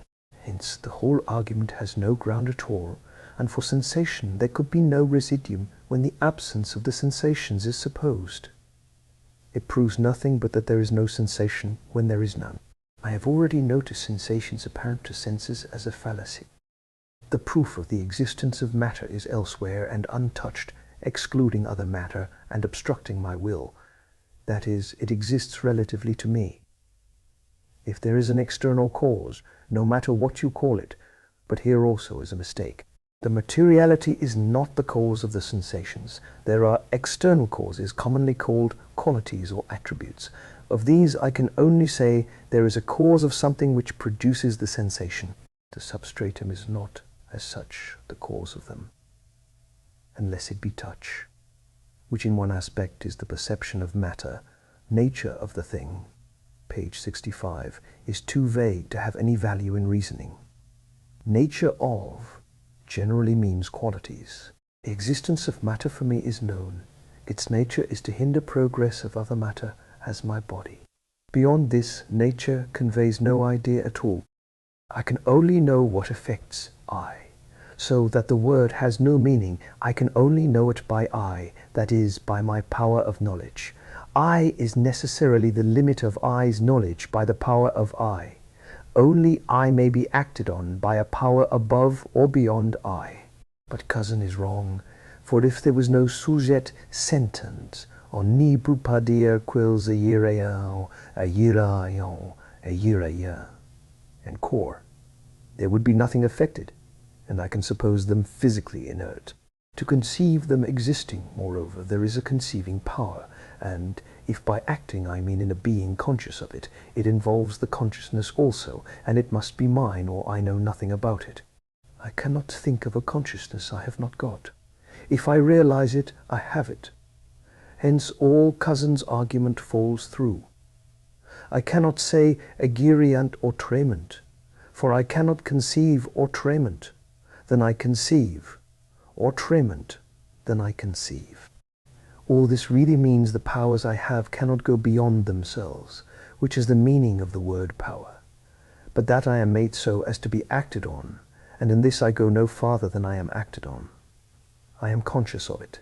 That is not the being acted on, feeling, but my perceptions of it. Of course that ends in itself, save that, when acted on, something acts on me, for it is not constant. Of this I am conscious, but only in that in which it acts on me. I am in a relative state, and it exists in that in which it acts on me, relatively to me.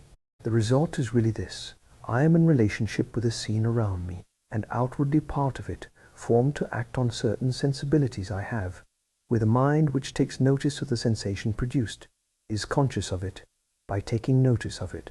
But this does not go farther than the attributes or qualities which then by long habit and constitution we attribute to the object which so acts. This is not a logical conclusion, nor merely long experience. A child tries to take hold of an object which it sees. It may measure wrong, but seeks the object, so even does a dog when attracted to it. Matter is not perceived abstractedly, but something known sensitively by its attributes or qualities. But matter is proved by its resistance to other matter and my will. For I, having a material body as well as senses and mind, am in relation to matter as disabling my will from doing what it seeks. Matter is obstructive, but all this is only my relationship with the world, of which in this respect I form a part. But then note, this only recognizes a material, sensible world, subject to me in thought, if not in fact. I discover it, and its qualities, and its materiality, but no more. It is pure materialism in the limits of thought. If I go no farther, all action me other than on my senses, or material obstruction to my will, is ignored or denied. There can in the nature of things be no morality, no influence even of a stronger mind on mine. As to the knowledge of God, or any idea of Him, though idea is an incorrect word, it is impossible, because He is not the object of sense or physical obstruction of will. But this is false upon the face of it, because men have an idea of God, not an object of senses or material. I do not go so far as to say this is a proof that He exists, though this may be strongly urged and has been, for I think the true knowledge of God is mainly at any rate from another source or inlet. But I say that it proves all this and other metaphysics wrong, because men have not exactly an idea, for it is not from sense or physically obstructed will, but an apprehension of God for which this system gives no place. I do not say how they got it, but they have it, and that these systems fail to account for moral qualities, goodness, love to a parent, authority, right and wrong, which are in our minds but do not enter into this account of names or things at all. Merely so very inaccurate and careless, correcting others only by inaccuracy of mind, that save for this he is hardly worth reading.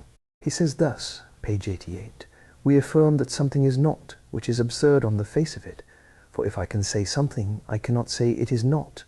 I can take a supposed being, there is a griffin or a dodo, and deny the proposition.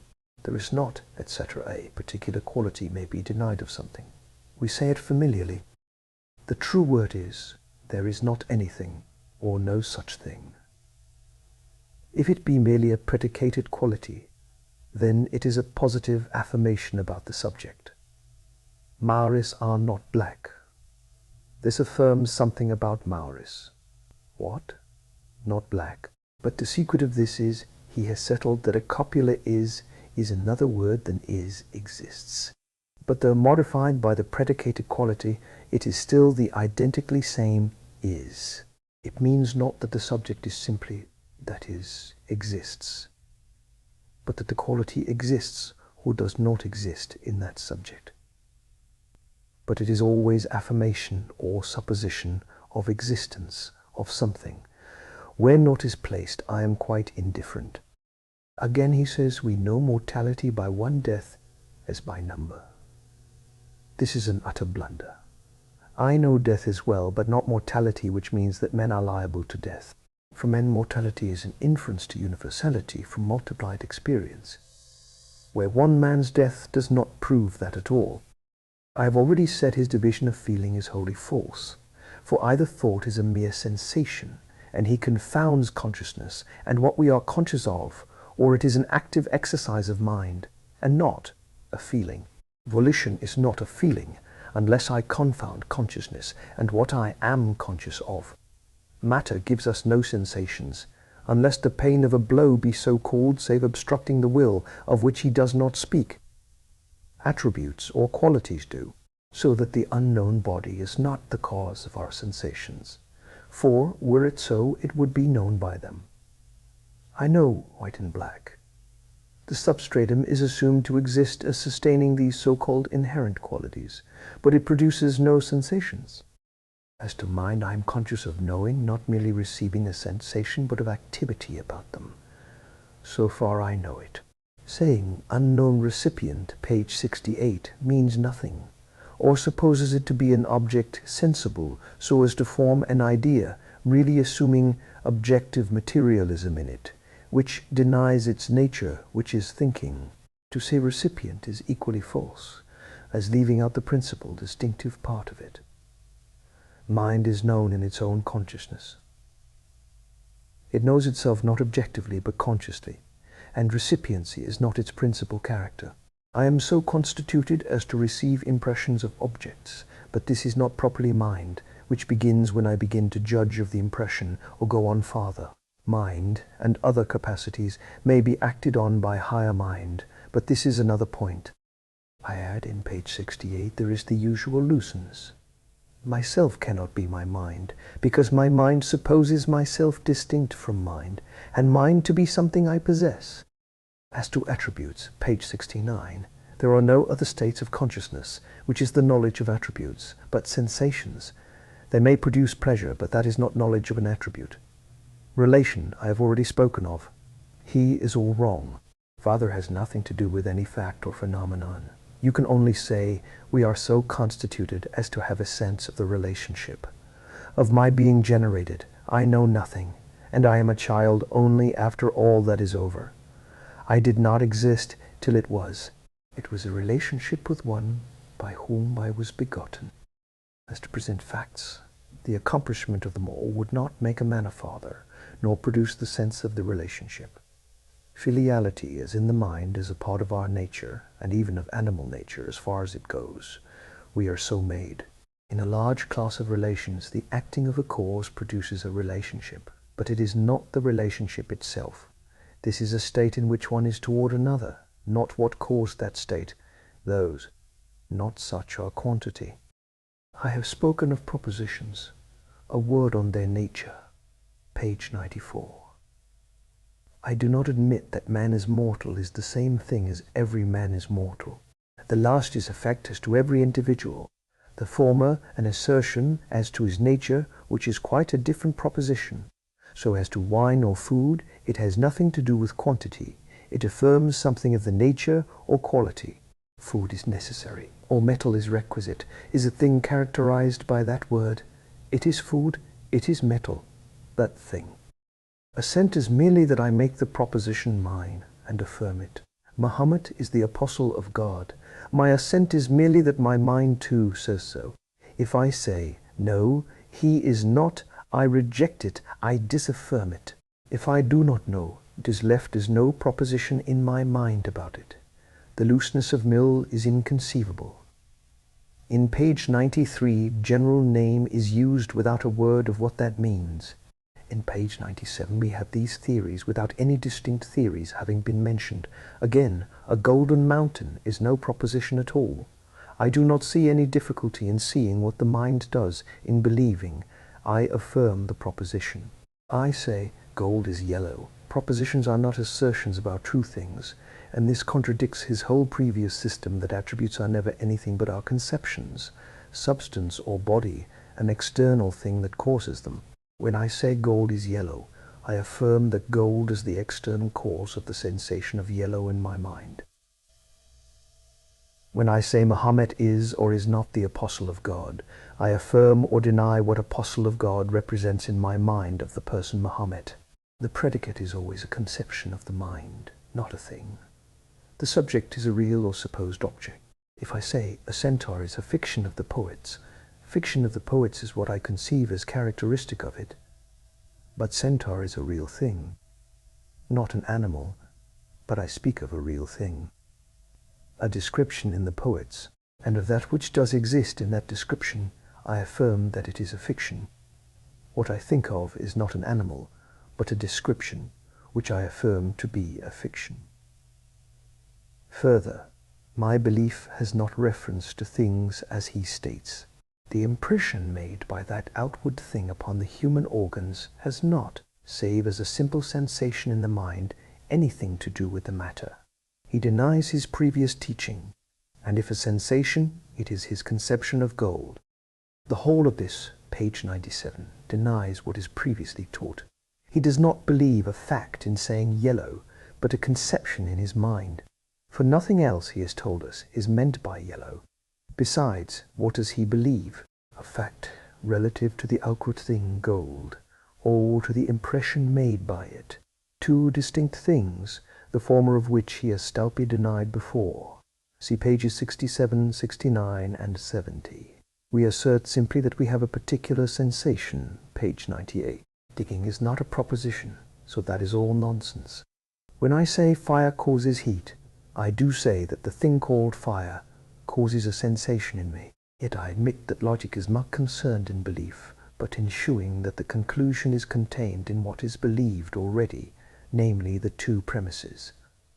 But then he is wrong altogether. I inquire neither into what believing is nor into the thing believed, but into the conclusions being rightly contained in the premises. If I take the simple proposition, the only question is, do I affirm it in my mind? Does my mind say gold is yellow? Of this evidence alone is the ground, and this has nothing to do with logic. The question is, does or does not gold produce in men's minds the sensation called yellow? That is a question of fact, the effect of something in the mind. And I cannot begin arguing till that is settled. This may be a conclusion drawn to start afresh with as true. But it always starts from what is believed on evidence, and when it is a fact that is believed, logic has nothing to do with it, cannot in its nature. He confound assent or belief with the evidence of truth. Hobbes is wrong, because the quality is not the name of the thing which has it. Man, if 6 feet high, is not called by the name 6 feet high, one is not capable of being called by the other. Logically, it would make the predicate of an affirmative proposition universal, which it is not. White is not connotative. It attributes the quality whiteness to any given object, and connotes nothing. If I think of white without an object, I can only think of whiteness, and white is the form of word which attributes this to any object. See page 104, sec 3. Snow is white. I think only of snow, and the sensation it gives me. Hobbes's mistake is in calling wise a name of Socrates, as if they embrace the same extent. It is a quality of Socrates which may be affirmed of 1,000 other things, or else we could say, wise is Socrates, page 102. But the explanation of connotation is extremely confused, page 31. So, in page 102, it is not the attributes connoted by man which are mortal at all. They are not necessarily accompanied by the attribute mortal. It is the man in whom they are who is mortal. Man may have all the attributes of a man, except mortality, or many of the same attributes be found in one who is not a man. Hence, he speaks of objects possessing the attributes, which falsifies all his statements.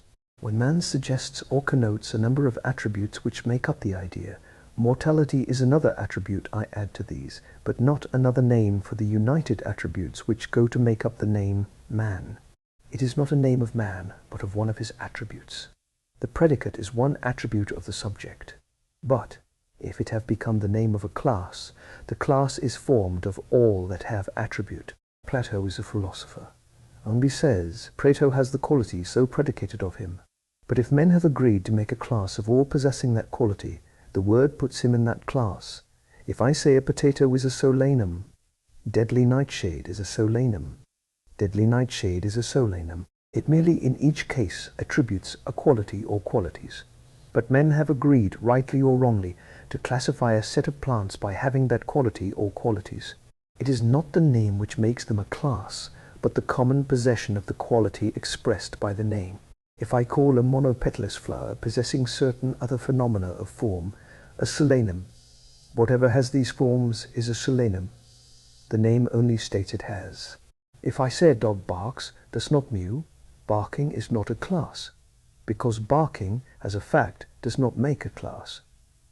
Because the thing does not characterize sufficiently other individuals to bring them together in my mind. See further on this point more clearly and fully discussed. I affirm, page 105, that the object did already belong to the class, though I did not know of it. A single sensible attribute does not make a class, and some classes are in nature, indeed or really. But many may be formed for scientific convenience, which are not obvious classes, as pig, ox, horse are metal even. If the diamond is combustible, it always was combustible. All the difference was the ignorance of men. Combustible means what can be burned, and that was always true of diamond, though man, through his ignorance, could not say so. The more I read on these points, the clearer it is to me that we are created in a system of which, corporally and in our natural faculties, we form a part. Consequently, all our competency of perception and conception is within the limits, and necessarily so, of the system of which we form part. We may be mentally a more reflective, and so superior, part. I do not speak here of what connects us with the divinity, but of our natural faculties. We may have superior powers of reflection as to what we perceive, but our perceptions are all of it, and necessarily according to it, for we are part of it. And if I can say as a matter of proof that what is material exists, I can for that reason, as already said, only know it relatively. My reflective powers create a difficulty, because I know it is an image on the retina I perceive, not the object directly. The dog sees by an object on his retina, and has no difficulty, but seizes a man or a piece of beef, and he is right.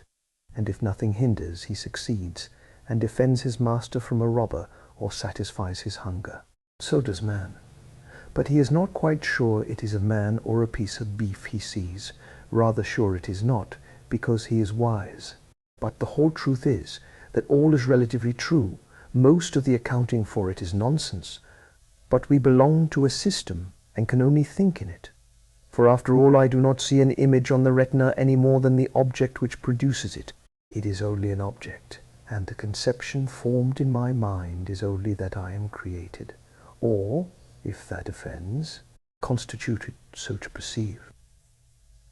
And objects in the same creation or world around me are constituted to produce the impression with which mind occupies itself, no more to be accounted for than the impression produced. We are so constituted, that is the whole matter, and confined to the constituted system we belong to, only perhaps to rule it.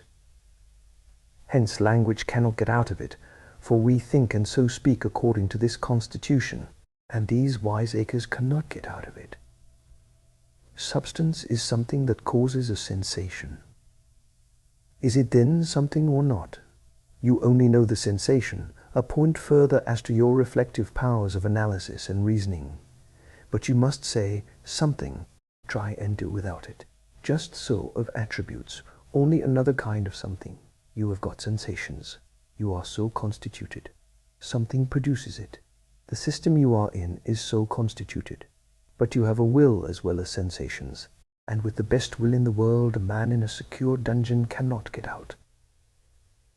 He has no doubt the sensation of the door and walls, but he has more, a will wholly arrested, because as to his body he is of the same system as the wall, and thief or philosopher, he cannot get out. The dog is in the same plight. As to this, he is part of the same system. Only the philosopher, seeing we know only sensations, tells me I have no knowledge that a wall is there, or conceals his ignorance on the same ground by saying substance is something which produces a sensation. But I will follow yet some details. All seems to me confusion and inaccuracy in page 98. Heat, we have been told, is only known as a sensation in me. Now it is not my idea of heat, but heat itself. If heat is in the fire does not cause it. If in other objects, the whole sentence is obscure. But, to turn to the import of propositions in page 112, I deny that in a noumenon they affirm causation. If I say Socrates, I think of a person existing, but not of his causing anything. If I see John Brown lives in Brentford, I am not thinking of a cause of anything. The definition is false. If I say a stone, as believing the existence of matter as a noumenon, I do not think of its causing anything. If I go on and add its attributes, hardness, compactness, weight, form, whatever else, these are phenomena known by sensation, not as noumena at all. Sameness is not resemblance. Resmer supposes a difference in something, but certain phenomena in the objects alike. Two perfectly white things have the same color. They resemble each other in that. But that supposes other phenomena in which they do not. There may be perfect likeness if the object itself be known to be different, as a portrait or two brothers. But in some way the objects are known to be different. Next, all is confusion as to what he says of a class. A class is where many objects, different in a number of qualities, have some characteristic ones, the same and in this sense essential ones, so that a common name is given to them. To call snow, as he does, a class, is just nonsense. It is one thing, though a general name for repeated cases of that one thing existing. But when I say man is mortal, I do not speak of a class at all, though the word may imply it, if such a class be known. I affirm of man the quality which makes him a member of the class designated by it, if such a class be known. Some predicates are merely a quality, as mortal, others are a class already formed, as animal. But there is another thing to be noted here. Very often, in predicating a quality which may form a class, I predicate only as regards the subject partially, if the subject be a compound idea. I speak only according to the phenomena. Thus, man is a corporeal being, does not mean wholly so for one who believes he has a soul distinct from his body. Corporeal means he has a body, which is true, but not that the body is the whole of man, or a different name for the same thing. It only affirms that man has that quality. So man is mortal, that is, he naturally dies. Only that quality is affirmed of him. What else there may be of him or may not be, nothing is said about. The class is merely by having a body or dying as a being here, and so far as regards that quality, he belongs to the class distinguished by it, but no more. If I say man is a corporeal being, but man is one person, composed of body and soul, but all corporeal beings are divisible, therefore souls are divisible as well as bodies, it is sophistry. And here logical forms are justly used to detect it, because corporeal applies simply to the fact of having a body. Here the sophistry is evident.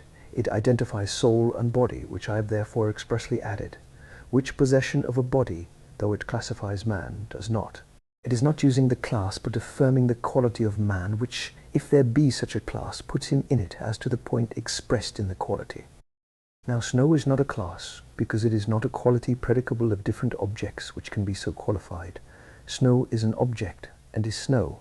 But then, though Mill has partly stated what I have insisted on above, by want of distinguishing in fact, he has misapprehended the matter. White is a primary sensation, and indeed hardly makes a class. But the great mass of class words are not so. They are experimentally formed, and the quality experimentally, not sensational, or at least scientific discovery of like qualities known by sensation so as to form classes. Hence, though the proposition only affirms the possession of a quality, the quality is as used a general one formed by experiment. Thus, diamond is combustible. Combustible means simply can be burned by heat, a word invented on discoveries of what could be consumed by heat. When I say snow is white, white is a simple sensation, though it can in certain cases classify where sensations of colors are in question. But combustible, though a mere quality, is not a primarily sensible one, but a class word. That a diamond is so is not yet discovered, but combustibility was, and by discovery a diamond to be such. So mortal is properly still more a class. When applied to a class, man or all men, it is only a conclusion drawn from all we know dying, affirming that men are naturally all subjected to it, as animals also are. They cease to be in this state of existence, and what is quasi-universal is felt to be necessary. It is strictly a class experimentally formed. A man might die, and I could not say man is mortal. It might be only criminals or only good people, or only man in some circumstances died, till I found the contrary. Thus some classes are formed, and the only inquiry is, if the individual belongs to it. It can hardly be strictly said so of mere sensible qualities. But belonging to a class, even in this case, is very often the only important point, where the sensible quality connotes some other, which constitutes the major. Snow is white, but white dazzles the eye. Snow dazzles the eye.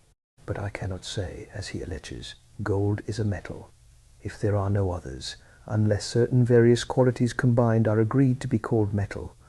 But words are not so formed, but by the experiment of several having certain qualities, coherence, weight, ductility, etc. It may so happen, as Christians are men, and men from singular qualities being alone, but then it is not a class, but observed unity in these qualities. It is a word representing a definition only.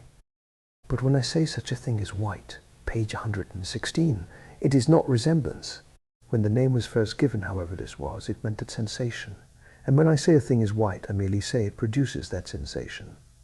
It connotes nothing nor any resemblance. My mind may go on to this, page 117. I doubt the possibility of the coexistence of two states of consciousness. As I always find in a thing attributes which cause certain sensations, and pass instantaneously from one to another, I conclude their simultaneous coinherence. It is not therefore simultaneity in time, but a conclusion to coexistence in what produces the different sensations, hence that they are all constantly there. In page 119, thoughtlessness is dangerous, is not the same as thoughtless actions. One is a state of mind or character, the other the effect of these. The latter may be actually fatal. Thoughtlessness is dangerous because it tends to these. When the act is there, it is over, and the danger passed in ruin, mischief, or escape. Nor are any of his propositions in this page the same. Prudence is a virtue, states what prudence is. Prudent persons, etc., affirm something of persons, and may be taken as a conclusion drawn from the other. The attachment of the virtue to a person is different from something being a virtue, and this indeed he goes on to shew. Nor can I say in so far as they are prudent, for, as he says, prudence in a wicked man is no benefit to society at all. But then all his reasoning about it and equivalence is confusion. Prudent persons or acts are no way the same thing as prudence. Prudence is a good thing always in itself. When you pass into persons or acts, the whole matter is changed. A prudent act or person may be pure mischief, and more mischief by being prudent, because acts or persons introduce other things besides prudence into the thought, and what is good per se may lose its goodness when connected with something else mixed with it or using it. I use it now merely to shew that such are not equivalent propositions. Even whiteness as a colour is not the same as the sensation of white, for whiteness is the supposed producer of the sensation and not the sensation itself. If I say whiteness is not to be attained or produced, it is not the same as to say the sensation of white is not. I return to page 104. What he says here is all wrong, because when I say snow is white, I assume the known class white already gathered up from various objects.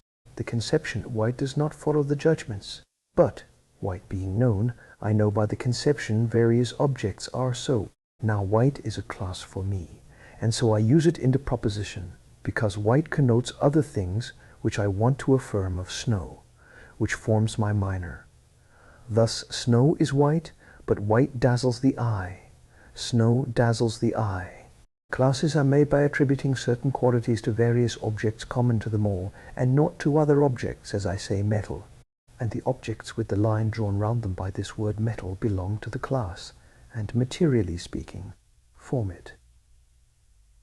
I cannot say, till I have made a class by the conceptions contained in it, gold is metal.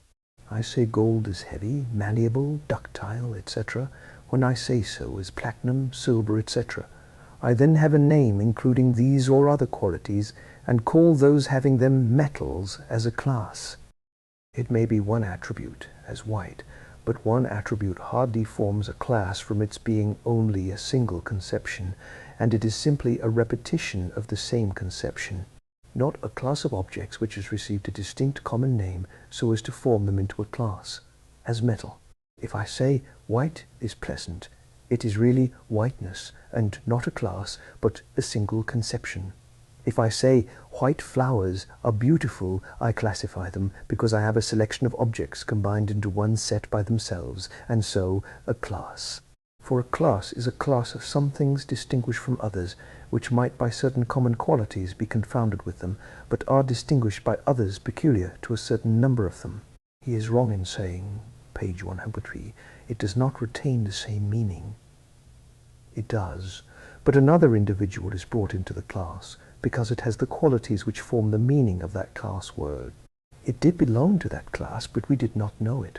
This is unintelligent, and the framers of language did and do what he says is so absurd, as when they said metal.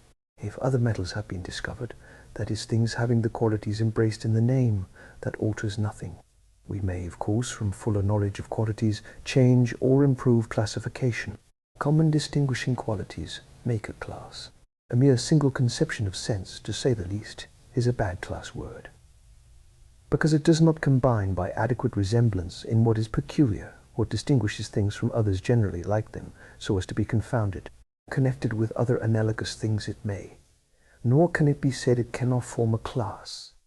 Classification is an arrangement and grouping of definite and known individuals.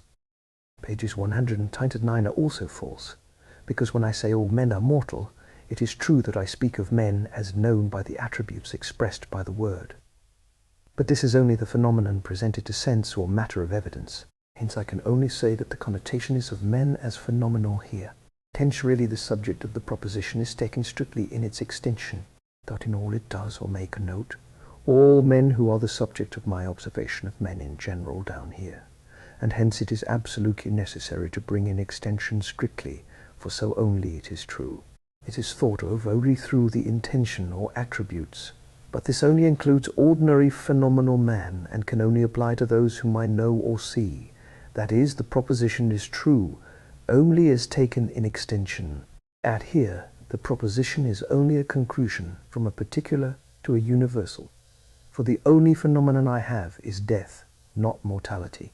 The extent of the class, therefore, is apprehended and indicated directly. For if I say man from phenomena or attributes, I take in only what is phenomenal. All the cases of ordinary phenomenal man we have seen have died. Therefore phenomenal man is subject to death. The phenomenon has accompanied the other phenomena, but this strictly brings an extension. Phenomenal men are all that we speak of, and speak of all of them as such. As to his minuter analysis, page 119, of prudence is a virtue. All is, as usual, vague and unsatisfactory. It gives definitions of virtue which are no equivalents at all. A virtue is not equivalent to a mental quality, etc. Just now prudence was equivalent to prudent persons or actions. They are not a mental quality. Nor is virtue a mental quality. Virtue gives a whole class and order and principle of conduct, in spite of difficulties, and when he says a mental quality because prudence is one, he confounds the subject and predicate, because the definition must give the whole of what is defined. And if I say a mental quality, virtue is only one mental quality, and if prudence is that, there is no other. His statement is that a mental quality is equivalent to or a definition of virtue can take its place. But further, it is not a cause of God's approval, but the object of it, whatever causes him so to approve it, nor, though it is not so thoroughly false, is a quality beneficial. Still beneficial refers to what the beneficial thing causes. Approval is a state of mind in another caused by the motives which govern it. What he states of the ground or foundation of the prudence is the prudence itself. If these things are in a man, I say he is prudent, because they are prudence. But if no conduct follows, nothing is beneficial. What he calls facts or phenomena, which are the ground of the attribute, are no facts or phenomena, save as prudence itself is one. The whole statement is in the highest degree unsatisfactory. When I say prudence is a virtue, I give a character to prudence without any facts, phenomena, sequence, coexistence, causation, or resemblance whatever. He admits it does not involve any conduct. Consequently, there is nothing caused by it. When I say beneficial, I suppose some activity towards others, or deliberate abstinence from it in which others are concerned. Whereas prudence is merely an abstract quality, and I declare it a good one without any facts or phenomena. But there is a use of logic flowing from classification which I must notice. The main distinctive feature is taken to form an underclass or species. That is, the underclass is made by it of a wider class, or genus, and by this feature the class is denoted as rational animal, and the subject comes under it. The predicate expressing the species and genus containing it, the class word forming the species expressing only a given important attribute of the class. But it is important to designate another attribute as belonging to the subject, one unknown to or unnoticed by the person reasoned with. That this other attribute exists in the predicate is affirmed in the minor, and so is affirmed of the subject. Thus, all men are mortal, that is, subject to death. But all mortal beings are so by living by blood, or by blood being their life. Therefore all men live by blood. Now mortal, though forming a class, only speaks of liability to death. That is the meaning of the word and no more. And I say no more. I affirm a second truth in the minor, namely how or why beings die or are subject to death, in no way comprised in the word mortal, but giving a reason for all mortality. The syllogism merely gives a secure method of affirming the fact so that the conclusion follows. The word mortal means something, and only that, liability to death. But if man be in this class mortal, and I shew that something else does belong always to this class, though not in thought contained in the word it is named by, I have added something to the knowledge contained in the major. In verbal or essential propositions, classes are of different kinds, some natural and obvious, some from experimental observation, some more arbitrary. A man is a real thing or being. It is not merely that a class of two-legged mammals without reason is not reputed a man. I care not about the word. But here the word does not make the class, but the class the word. Call it homo, or anthropos, or mensch, is all alike. Universal intelligence has distinguished that kind of being. The class existed, or the nature which constitutes it, before it got a name. I believe, and important principles are contained in that. God gave it as Adam did to the animals. But whether this was so or not, the thing was there before it got a name. It was not a horse, nor an ox, nor a biped mammal with no more reason than these. A man was there to be called and have a name, and a distinguishing name, as horses, oxen, etc. were, and the difference known. In other cases the class was the result of experience, as weight, ductility, and other distinguishing qualities existed. And men made a class for convenience. But the qualities on which the class was founded were not words, but things. I am not now reasoning how or when the knowledge was acquired, whether by sensations produced or not. I accept that in general. But language is formed in the relative sphere of existence in which we are and in which we know, and the language is formed according to the system and accepts the things as real. And if men are to speak, for whom the sphere around them exists relatively, the language which expresses their thoughts must express the existence of things, which, relatively to them and their thoughts, do so exist. They may grow in this knowledge, form, where experiment has been their ground, more satisfactory classes. But, though in different ways, the difference which makes a class is not verbal but real, and the word is only the expression of it. Hence saying a biped mammal without reason is not a man, means merely not reputed a man, is false. He is not reputed ape-man because he is not one. Such a thing may exist, but it is not that thing to which the name has been given, and which is in fact a totally different thing from what the irrational biped is. You may call the irrational biped mammal man if you like, and the rational one fear or crut, if you like to be foolish. but the two things are as distinct as they were before. The fear is a fear, and the man is man. No statement is childish trifling, nor is it the whole of the attributes, which assumes all classes to have no existence but in words, as the nominalists, confounding different kinds of classes.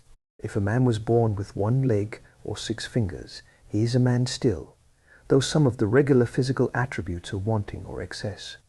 You will say this is only accidental difference. That is, you fall into the distinction of essential and accidental. Besides, attributes as a whole differ. There are black or Negro races, Turanian and Caucasian races. Supposing for a moment I say all descendants of Adam are Caucasian, but he, Negro, is not a Caucasian, therefore he is not a descendant of Adam. Suppose the Negro has the general physical constitution of man, the power of progress, the faculties, language, the consciousness of responsibility, conscience, reference to the idea of God, abiding relative affections of wife and children, has to say to God and men, as subject and fellows, an immortal soul, for we are only supposing. Should I say he is not a man? I do not believe a word of the theory of distinct races, and the want of truth in the idea makes the conclusion difficult to me, because known relationship to God is shut out by it, which I believe to be of the essence of man's nature. But if all this were true, that God had created 2 races of men, a man's a man for that, I utterly reject the idea. But the difference of black and white prognathism and even woolly hair would not hinder his being a man if God had created him apart. It would set aside one great and important origin of a class, namely common origin. The only question would be, is that essential to being a man? I believe it is fully, but on Mr. Mill's ground it would not. They have not the same attributes, but in his sense they would be men. They have the attributes which constitute a man. His reasoning is false. I believe the theory to be wholly false, because it denies what is, as revealed, essential to man. Actually, in relationship to God, I do not believe such men could be, but if they were, they would be men, though the whole of their phenomenal attributes were not the same, and they had not the same ancestor. If you take in all men as one race, as I do, there may be several attributes different, but while their moral nature and even physical essentially is the same, they are men, Adam's children. If there be no essential attributes, that is, what makes man a man? And accidental ones, a yellow-haired German of olden time is not a man if I am. This may seem long on such a point, but it is vital, because it makes phenomenal attributes everything, and the real classification of things, the fact that things are what they are besides mere phenomena, is wholly denied. Men may make classes for inconvenience, and give a name to represent each. But even here there is no real ground for a class, but in actual things which distinguish some from others, and there are classes of being which God has made, and one wherein man stands alone, though in certain essential aspects not connoting all that is in him, or in the name of the class, he may be classified in these aspects with others. As I may say, created intelligent beings are responsible. Angels are created intelligent beings, and so is man, or the like. To have classes true, we must have the qualities in common which they have by God's creation, or at least his providential ordering. I have nothing to do with any scholastic speculations on essences to explain essential differences. I have already shewn that to say giving an attribute as rational to man teaches nothing is a fallacy. It is the direct path to knowledge, where the predicate involves a quality not affirmed in it about man. Man is a rational being. I only affirm about man that he is a rational being, and it unfolds as to that what man is, one particular quality, but supposing that quality involves in man or anywhere else, consequence is not pressed in it, as every rational being is responsible to God. This will be as true of an angel, say. It is not merely what is in man as an equivalent. It leads me by another larger proposition, applicable to man and other beings, and not known to be true of man till the knowledge of the second proposition acquired. It is not a phenomenal attribute of man like rationality. It is true of rationality wherever it is, from the relationship in which all rational beings stand. I am not speaking of man, but of rationality. But he, being so, comes under my new proposition as belonging to that class. And this is a most important element of error in these logical and metaphysical systems, that they can only take up what is phenomenal, and all the greater and more important part of what man is, and truth is, relationship, is left out. They can discuss his relationship with mere phenomena by sense or consciousness, but this last only mentally or in the reason, and that is all. All that is true and abides naturally or spiritually is outside this. Death, or the dissolution of things, closes phenomenal, and as to mere mind, now possessed state. Hence it is said in Job as to wisdom, death and destruction have heard the fame thereof with their ears. They know the end of what man has now, of what is beyond, of positive knowledge, of what abides, they can tell nothing. All logical knowledge is phenomenal, with its consequences. The mind as such cannot see beyond the system with which it is in relation as such. Only it should not deny anything beyond it, but own its own limits, which indeed it cannot help, only honestly. But as Mill returns to his classes, I must add a few words to clear this point up. He is all wrong. Some predicates are class words formed by man, some a particular attribute. Thus, man is an animal. That is a class word, a class formed by man as to language, but from nature, and by a difference existing in it. So really, gold is a metal. This is a word formed to designate by a collection of attributes several objects which possess them, and are characterized by them, and distinguish them thus from others which do not. When I say man is mortal, it is one attribute, not a class in itself. I merely affirm one thing about man. Now, if I use a class word which only takes up one or some attributes to make a class, and leave others unnoticed, and if I affirm of the subject all that may be said of my class predicate absolutely, I may contradict something in the subject which does not come in question in the predicate. There may be some quality in the subject which does not hinder the class word being predicated of it, but may make untrue that which is true of others in the class. Thus all animals at some period cease to exist. This is phenomenally true. Man is an animal. Man ceases to exist. I conclude from what happens phenomenally to all animals, and even to man as such phenomenally, what may not be true of him for some other reason. If I assume, as I believe, he has an immortal soul, which does not come into the list of attributes included in the class word animal, though phenomenally as an animal externally he does. And so Ecclesiastes takes him up. It is what is under the sun. The days are the life of his vanity. This comes from assuming phenomena to be all, which, with consciousness, is all man's reason can do. But he cannot say, man cannot have an immortal soul. And the possibility proves the reasoning defective and false. And this is the whole question with metaphysicians and logicians, for experimental reasoning is their all, and it must be incompetent to pronounce beyond its own power, limited by the sphere to which it belongs, while it cannot say there is nothing beyond it, for it does not see beyond it.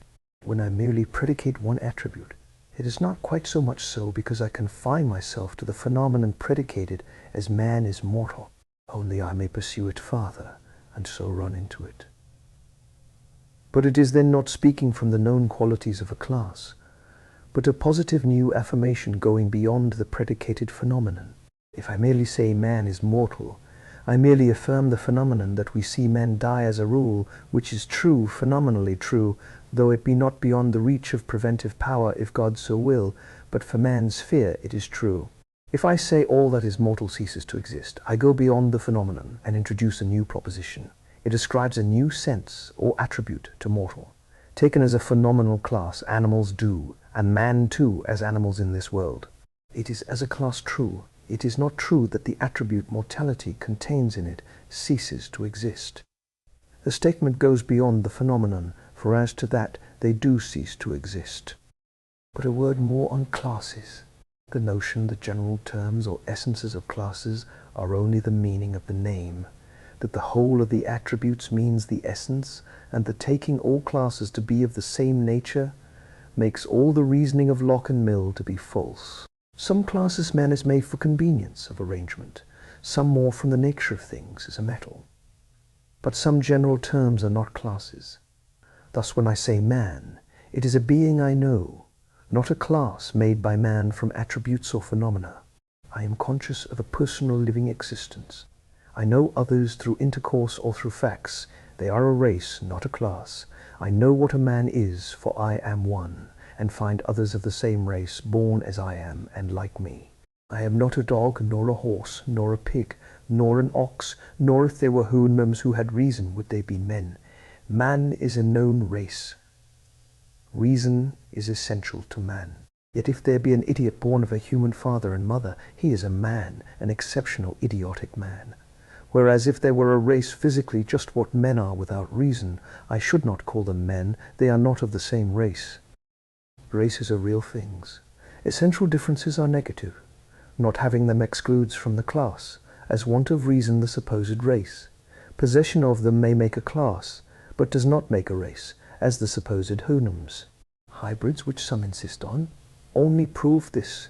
They are called mules, distinguished from the races their progenitors belonged to.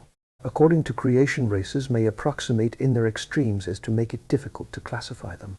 But this proves nothing, however interesting, as to God's way of acting.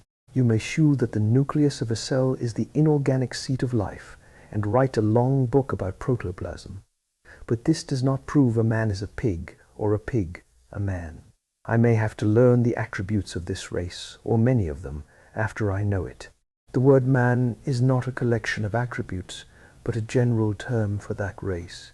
And I then learn what the attributes of that race are. He is a living being with reason and power of abstraction, hence capable of progress. He has an immortal soul. But all this I learn about man after I know him de facto as a race. If true, they were always true of man, at least as now known to me. But they formed no part of my idea of man. I know the race, and then learn about the race. When the word speaks of a class distinguished experimentally as metal, then, though often vague, still in principle it involves in it the whole of the attributes which constitute the force of the word. So of all races as well as men. What is a pig? It is an animal born of a boar and a sow. I learned that it is carnivorous and herbivorous, but I knew what a pig was before I knew that. Of course there may be varieties and species, and we may turn pig into a class name. What Bain says, note to page 112, is utterly false, indeed absurd. Supposing there was a report that the dodo existed, and searches made, say, all over the world, Mauritius and all, and I say the dodo does not exist. In fact, it really never had. What has that to do with its disappearing and becoming extinct? My family had a large life-size good picture of a dodo, now in the Ashmolean Museum at Oxford. When I say dodo, I mean a supposed bird thus thought of, and I say it is a supposition. It does not exist. Such reasoning is child's play. I exist, and am conscious of it. What is that in contrast with? I admit relativity in phenomena, and insist on it. But that is not all. I could not use the word is or exists without its giving the idea of existence to my mind, and, if used with any word by itself, it affirms that idea of it, predicates the fact that there is really such a thing. I doubt its being a category. All the rest, at any rate, assume existence. I have spoken of classes. White is not a class really, because it does not really give an attribute which adequately distinguishes other like things from one white set, unless I speak of colors when it does. The class means attribute or attributes, by which certain things are distinguished from other like ones, and so clubbed together. Mill accepts most of what I have said, but by denying races makes all false. I have said that many classes are the act of men, but founded on natural qualities as metal. That is, man invents a word to combine many distinct things in community of certain characteristic qualities which distinguish them. And the word is invented to give a common name to things which have the qualities, not to express the qualities themselves, so as that, if there were only one, it could be used. It is a result of the experimental knowledge of several having them. But if we call races classes, then it is not the act of man which has formed the class in any sense. I do not think that class is a good word for this. If I say a man and a pig, it is no act of man's mind which makes any class. He calls an animal of that race a pig, and knows it is not a man, but there is no mental combination to form the class, if class it is to be called. A pig is a pig by creation and now by birth.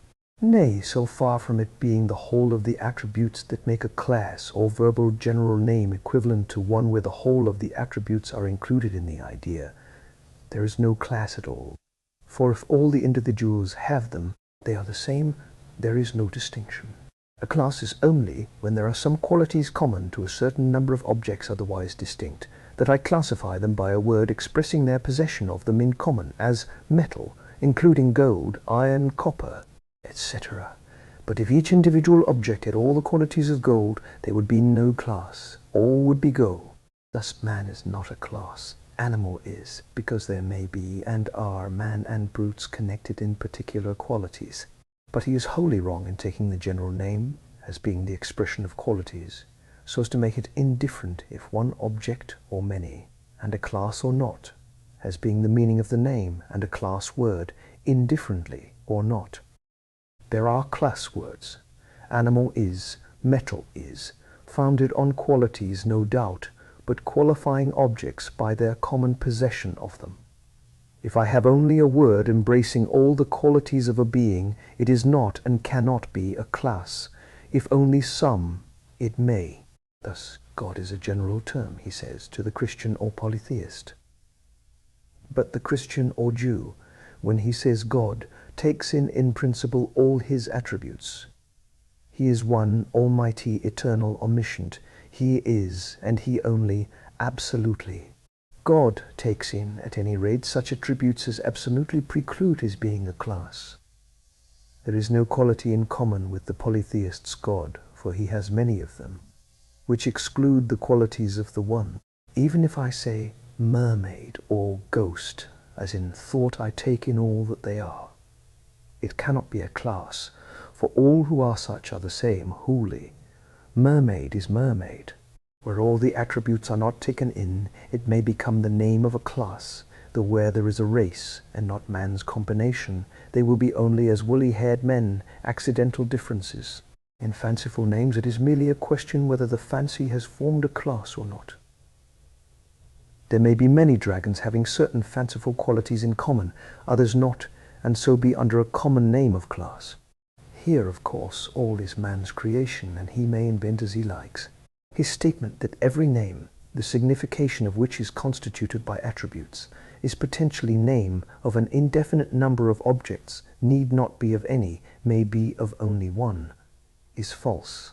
Suppose unity and omnipotence, or even the last, be among the attributes, there can be only one. But if constituted by attributes, and I take in all, it is not a class, it may be a race. If only of one, it is no general term at all. We do not create a class by general names. All this theory is wrong. If I say man, it is a general name. But if I take the whole of his attributes, it is a race of the same beings, not a class. Classes are made by men by selecting qualities and combining and distinguishing by them. In a word, the whole of this is wrong, and wrong in the most important way. Races are popularly called classes, but then they do not rest on the meaning of words, nor are formed by men mentally. Pages 132, 139. Pages 139 and 41 are all obscurity and confusion. The question is not whether one or infinite qualities are in question. The essential difference is negative. It does not make the class, but the class is not the class without it. One quality, as white or Christian or mathematician, does not make a class, unless in respect of things constituted by color or sciences or religions, because a man is just as much a man, whether a Christian or a mathematician or not. These ideas do not enter into the conception of man. Reason does. A being formed as man, as a general term, a race so qualified, without reason is not a man. But if reason be in an angel or a dog, he is not therefore a man. A man represents a being not with the knowledge of all his attributes, but of such as constitute a man. This is a question of the possession of language, as expressing thoughts which normally is inseparable from human reason. That is, man is so constituted. If one of these be not there, he is not a man. Thus, if Negroes and Turanians were created apart, still if they had these qualities they would be phenomenally men. That is what man means. They might then be considered subclasses, and man would be a class word, because there would be qualities in the Negro or Turanian inseparable from their being such not in the others which enter into the class. If I say pictures, very white in their colouring, are not pleasing, are too glaring. Paintings are things formed by colours, hence one colour or another is part of their constituted existence, and so as to paintings they form species. The white or green be a single sensation, so in various earthly substances. Some have a set of qualities which make them metals. Here, though natural differences, they are of sufficient importance to man by these qualities to make them a class. They melt, etc. If they will not, they are not metals. Other things may melt, as sugar. That does not make it a metal. But what will not melt is not a metal. It may be one or many qualities which distinguish, but what makes a class is what distinguishes a certain number of objects from others similar in other respects, when the difference is such that where, if what makes it is absent, it would not be of those things to which the name is attached. But when Mill says men have made classes, a sense artificially given to the word for technical purposes, in the case of races as man, ox, it is not so. It is merely observation of real differences. The word is expressive of the object as an object, when used as a class. It is not artificial but real, as observed. If a true class, the name is given because of real differences observed. That man gives a name to those that have is merely saying language belongs to him. But he cannot make a class without adequate distinctions, belonging to beings of the same general sort, combining many of them together, apart from others of the same sort. To lose this by scholastic mistakes of essences is only blinding oneself. Names for classes may be made by men, but if rightly made, the class is not made, but discovered or known intuitively, which is only a way of discovering. I know a man is not an ox. Man and ox express this. They do not make the distinction. I may have then to ascertain by thought what makes the difference. They both live as animals live, have flesh, bones, blood, die as existence here, for that is all I can say phenomenally. That is, in many very important things they have qualities in common. What makes the difference? It is not artificially given for the purposes of science. The form is different, the race is different. In the genus animal I distinguish two classes. The name is quite immaterial. Man has given that. The ox cannot. But I have to discover what is the real point, the quality or qualities, without which a man is not a man normally, is not of that class in the genus animal. It is not a question of some or inexhaustible differences, but adequately distinctive qualities which combine a certain set of things contained in a larger class formed by having common properties. I have ascertained these distinctions, combining many individuals of a larger division, without which they are not so combined or divided, as contrasted with the quality which leaves the differences which constitute the class where they were, so that, with or without it, the class subsists just the same, as red hair in a man. I thus possess the class. I may discover afterwards differences more or less important which confirm the justice of the classification, or inform me as to the qualities, but if already adequate, I have my class. Thus, language with man, cooking, issue please, a sign it may be of the reflective use of materials as contrasted with instinct, but which is useless, as it may be merely the expression of reason, a thing by which reason may be discovered, however poor a one. It is quite immaterial what caused them to have the essential difference. I believe it was God. But for logic or man's mind it is merely phenomenal. And, save the notion of substantial essences, the schoolmen were right, and Mill wrong. If the schoolmen seized on what the name connoted, so as adequately to distinguish, by means of certain properties, those things which had them from those which had not. They did right. It is what makes a class, and that only, though others may be discovered. Thus, if I discover by whatever means that man has an immortal soul, I have a quality which, as well as reason, constitutes man what he is, as contrasted with other animals, and a more important difference. But with reason, the class is right, because there is in man what there is in no other animal. And when I have arrived at what makes man to be man, all the rest, which do not unmake his being man, form no species. I have an infirmer species. Suppose there were men with reason, and not with immortal souls. I have two classes of men, if I still call them men. At any rate, I have two kinds, which I can separate into classes. I do not believe this possible, because I have no idea of existence in moral things, but as God made them, and thus the thought is necessarily inaccurate. But infirmer species is right. That is, a class adequately distinguished by qualities which make it what it is, which consequently cannot be subdivided, so that one division should not possess what makes them both the same thing, essentially as man. Though you may add qualities which leave it what it is, as woolly-haired, black-skinned, etc., Caucasian, Turanian, but all possess what makes them men. For the ethnologist, they may conveniently be made species of. A man without a soul or reason is not a man as God made him. A red-haired or black-haired man is alike a man. But if the qualities which constitute the class remain, it is of that. That is the infirmer species. Whether classes be rightly formed is another question, but it is a question whether we have rightly followed facts. And here races come largely into question, because the distinguishing qualities follow them, and they are more readily perceived than others, and they are classes which God has made, and from which man with all his wisdom cannot get out. If God has approximated classes in given cases as he has, man may make hybrids. But he only proves his impotency by doing so. The distinction, therefore, between differentia and accidents is in the nature of things, and the foolish instance of cooking proves it. It is merely an expression of man's having reflective reason to use materials. It is not accidental, but what proves, however poorly, the essential difference.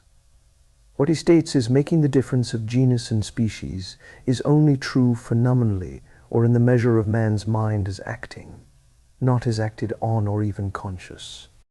In section 6, page 144, he merely puts forward what I have noticed in the case of color, that if we take a word for a genus from any real fact, and use the species without adding any quality to make one, confining the difference to what is true only within the genus, then we may form classes, but we know quality. When I say man is a rational animal, I add a quality to animal. It is not merely what is not connoted in the word, but I falsify the use of the word itself as expressing the class if I add it. For thus an ox is not an animal, only man is. But when I say man is an animal, with 4 incisors, 1 canine, leaving out erect, for man only is, it is an added quality to animal. With 4 or 2 incisors, or no canines, an animal is as much an animal as before. It does not add any quality. These facts do not come into the circle of connotation of animal, and he is as much what is called animal as before, and only animal. When I say rational, it admits animality, but adds what is not in the notion of animality. When I say 4 incisors, he is no more than an animal. After all, nothing besides being an animal, nothing is added. I have already said the possession of an essential difference does not make a thing to be of the same class. Strange to say, Mill takes the 2 examples I took. The want of it puts him out of it, save the question of normal state of a race. But if a dog had reason, it would not make him a man. But we should have 2 classes of rational animals. But God has not formed things so. He has made classes. And so man must take them, for his reason is relative, and within the sphere so made, and we cannot really go beyond it. It may, for reasons beyond, sometimes perhaps within our ken, be morally impossible. We do not know in everything, we may in some, how things are adapted in creation to one another. Comparative anatomy has shewn it within nature. Without it the reasons may be weightier and deeper. Thus os homini sublime did it, not to go farther than outside. And feet and hands, instead of only hands or feet, may be so adapted to reason or more, that we cannot suppose, say, that a dog should have reason with any just thought at all. To meet their reasoning, I have sometimes supposed things which are not, but I deeply feel man as having reason is within the sphere where he is placed. The highest in it, no doubt, but in it, I have no doubt there is a relation to God also, but his reason is phenomenal in its source. I deny that it knows God at all. We may prove there must be a cause, but, as said elsewhere, if we can, it proves we cannot know it. But in this part, pages 144 to 147, Mill is again all wrong in virtue of his principle, for Linnean or other classes do not add an idea to animal. They are as much a mere animal as before. Very convenient for science, no doubt, but that is all. Not a species, though possibly necessary, as I have said, suited to it, because it adds nothing to the contents of the word animal. With 4 or all incisors, he is an animal just the same. When I say rational, it adds an idea to animal which makes it really another thing from a mere animal. Man has not really 2 meanings, because it is not merely an artificial designation, but the name of a being we know, of which we give the true character by the difference or class term, as an animal by what is purely animal.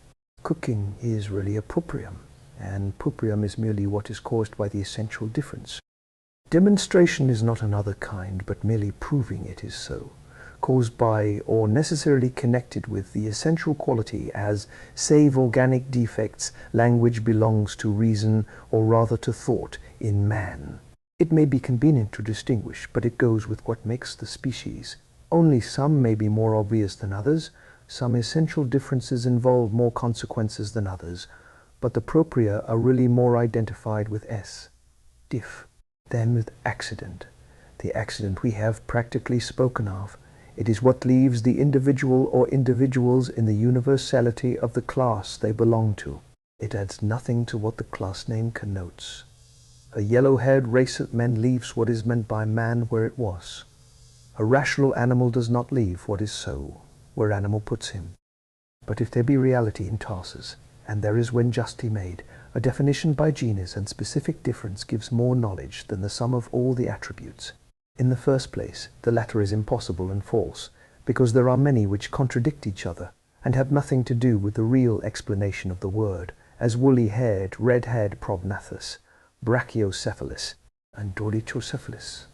I cannot introduce all these and their contraries as describing man. They do not make the difference of man and other things, but only of men amongst themselves. You cannot numerate all the attributes, and if you do, you have lost what makes him man. But this makes differentia and accidens clearly distinct in meaning, one a quality, without which a thing is not the thing named, a difference from other things. Accidens a difference in individuals, which still are the thing named. Proprium also is a constant difference caused by essential difference. I do not dwell on giving a definition of one's own meaning of a word. It is arrogant. Words may be ambiguous, or their meaning changed by time, then of course we may explain. But it is at best the extreme of nominalism that there can be no definition of a thing. If so, there can be no mathematics, for the words must be used. They are part of human nature, and we are men. But be it circle, crease, circulo, or what it may, and variety of language proves it, I am defining, if I can, a thing. And if the thing does not exist, you cannot it, as Mr. Mill's round square. Some definitions are poor ones, as the shortest line between 2 points. That is a fact about a straight line. I say a line described by a point always moving to the same fixed point, a curve, one described by a point which never does, but always turns farther from it. This is by the by. Page 152.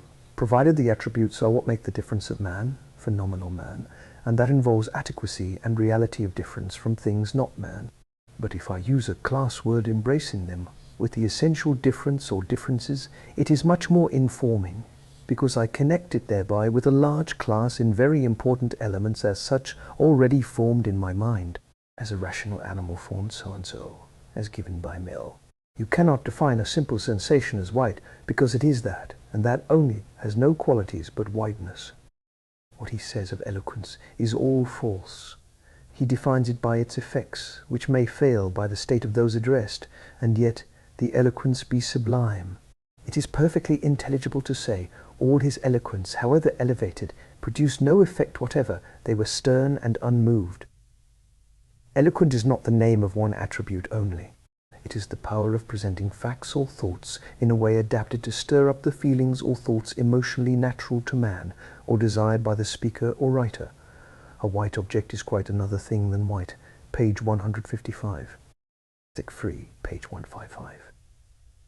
I do not admit what declares the whole of the facts to be the only adequate definition, but do not enlarge on it, because the difference is often more important, as rational animal denies rationality of other animals than man. This may be inadequate too, if there is more than one essential difference, but generally or often these are only propria. But what I have already noted is all important. All this is only phenomenal. The uns, which I suppose before not being realities, do not really come in question, because it cannot be said that it is possible. The form of man may be a necessary proprium. At any rate, classes are derived from observed facts, and cannot go beyond them. I deny that we can make classes which will be really such, and as Mill admits they are taken from nature, he must admit it. But of this I have spoken, only I should speak more strongly of it now. It is true that this judgment of definition by genus and difference or differences only applies to the created world. Such only is phenomenal, so that we can in any ordinary way classify it. It is all that is subjected to our language. At any rate, classify adequately. When I come to Creator, it is evident that class can have no sense, but then I cannot define him either. He cannot be measured by an inferior mind, and if it be not inferior, he is not really God. There is no God, and there is no summum genus at all really, for the highest carries me up to one who cannot be a genus, or he is not what he is. My summum genus must be a creature, not being, unless I deny creation and am an atheist, which, though he may strive to be, I do not believe man can be, though he may forget God for the creature, or corrupt the thought of God. Being is not exact, because though I may take it in a general way as a thing existing de facto, yet if I drop out creation I falsify the idea of being, when not being per se. Because if I say I or a man exists, it is true, but I cannot say I, a man, without having the idea of having begun to be. And being, when applied to God, means one who did not begin to be, or someone was supremely before him who caused him to begin to be. And of one who never began to be I can form no idea, for I am finite.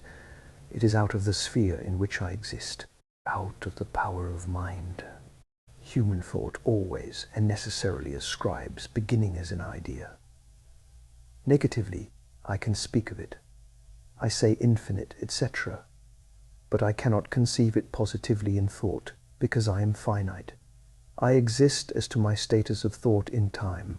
I may drop the idea of time and only think of present being I, and put together always and is. But when I think of that really, I must think of Creator and created. I can conceive what is always going on, because it is, but I cannot think of a living thing nor a formed thing, and man knows no other, without a beginning in its very nature. We talk of matter, but it is scholastic mysticism, of substance which gives no idea at all. We know nothing but what is formed, whatever formed it. There is no abstract idea of matter. For convenience we may make an abstraction, but there is no idea or conception. All our knowledge is phenomenal. As to page 157, it is all well as phenomenal, but only in that way. And I suspect that all definitions are just solely in the relationship in which they are used, at any rate so far as forming classes. A rational animal, or take all the essential attributes and enumerate them.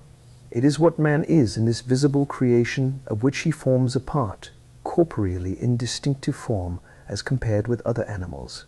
It is man in this created sphere, all well in its way, in what is subject to mind. But if it be in relationship with God, that has nothing to do with it.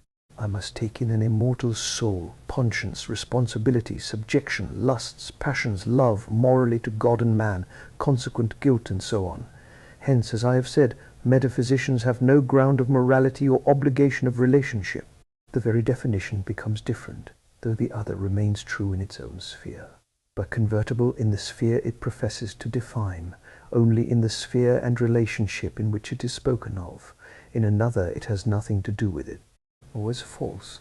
Mind deals with what is subject to it, subjecta veritas quasi materia. But this excludes God and all moral thought, all I am subject to, or any action on me.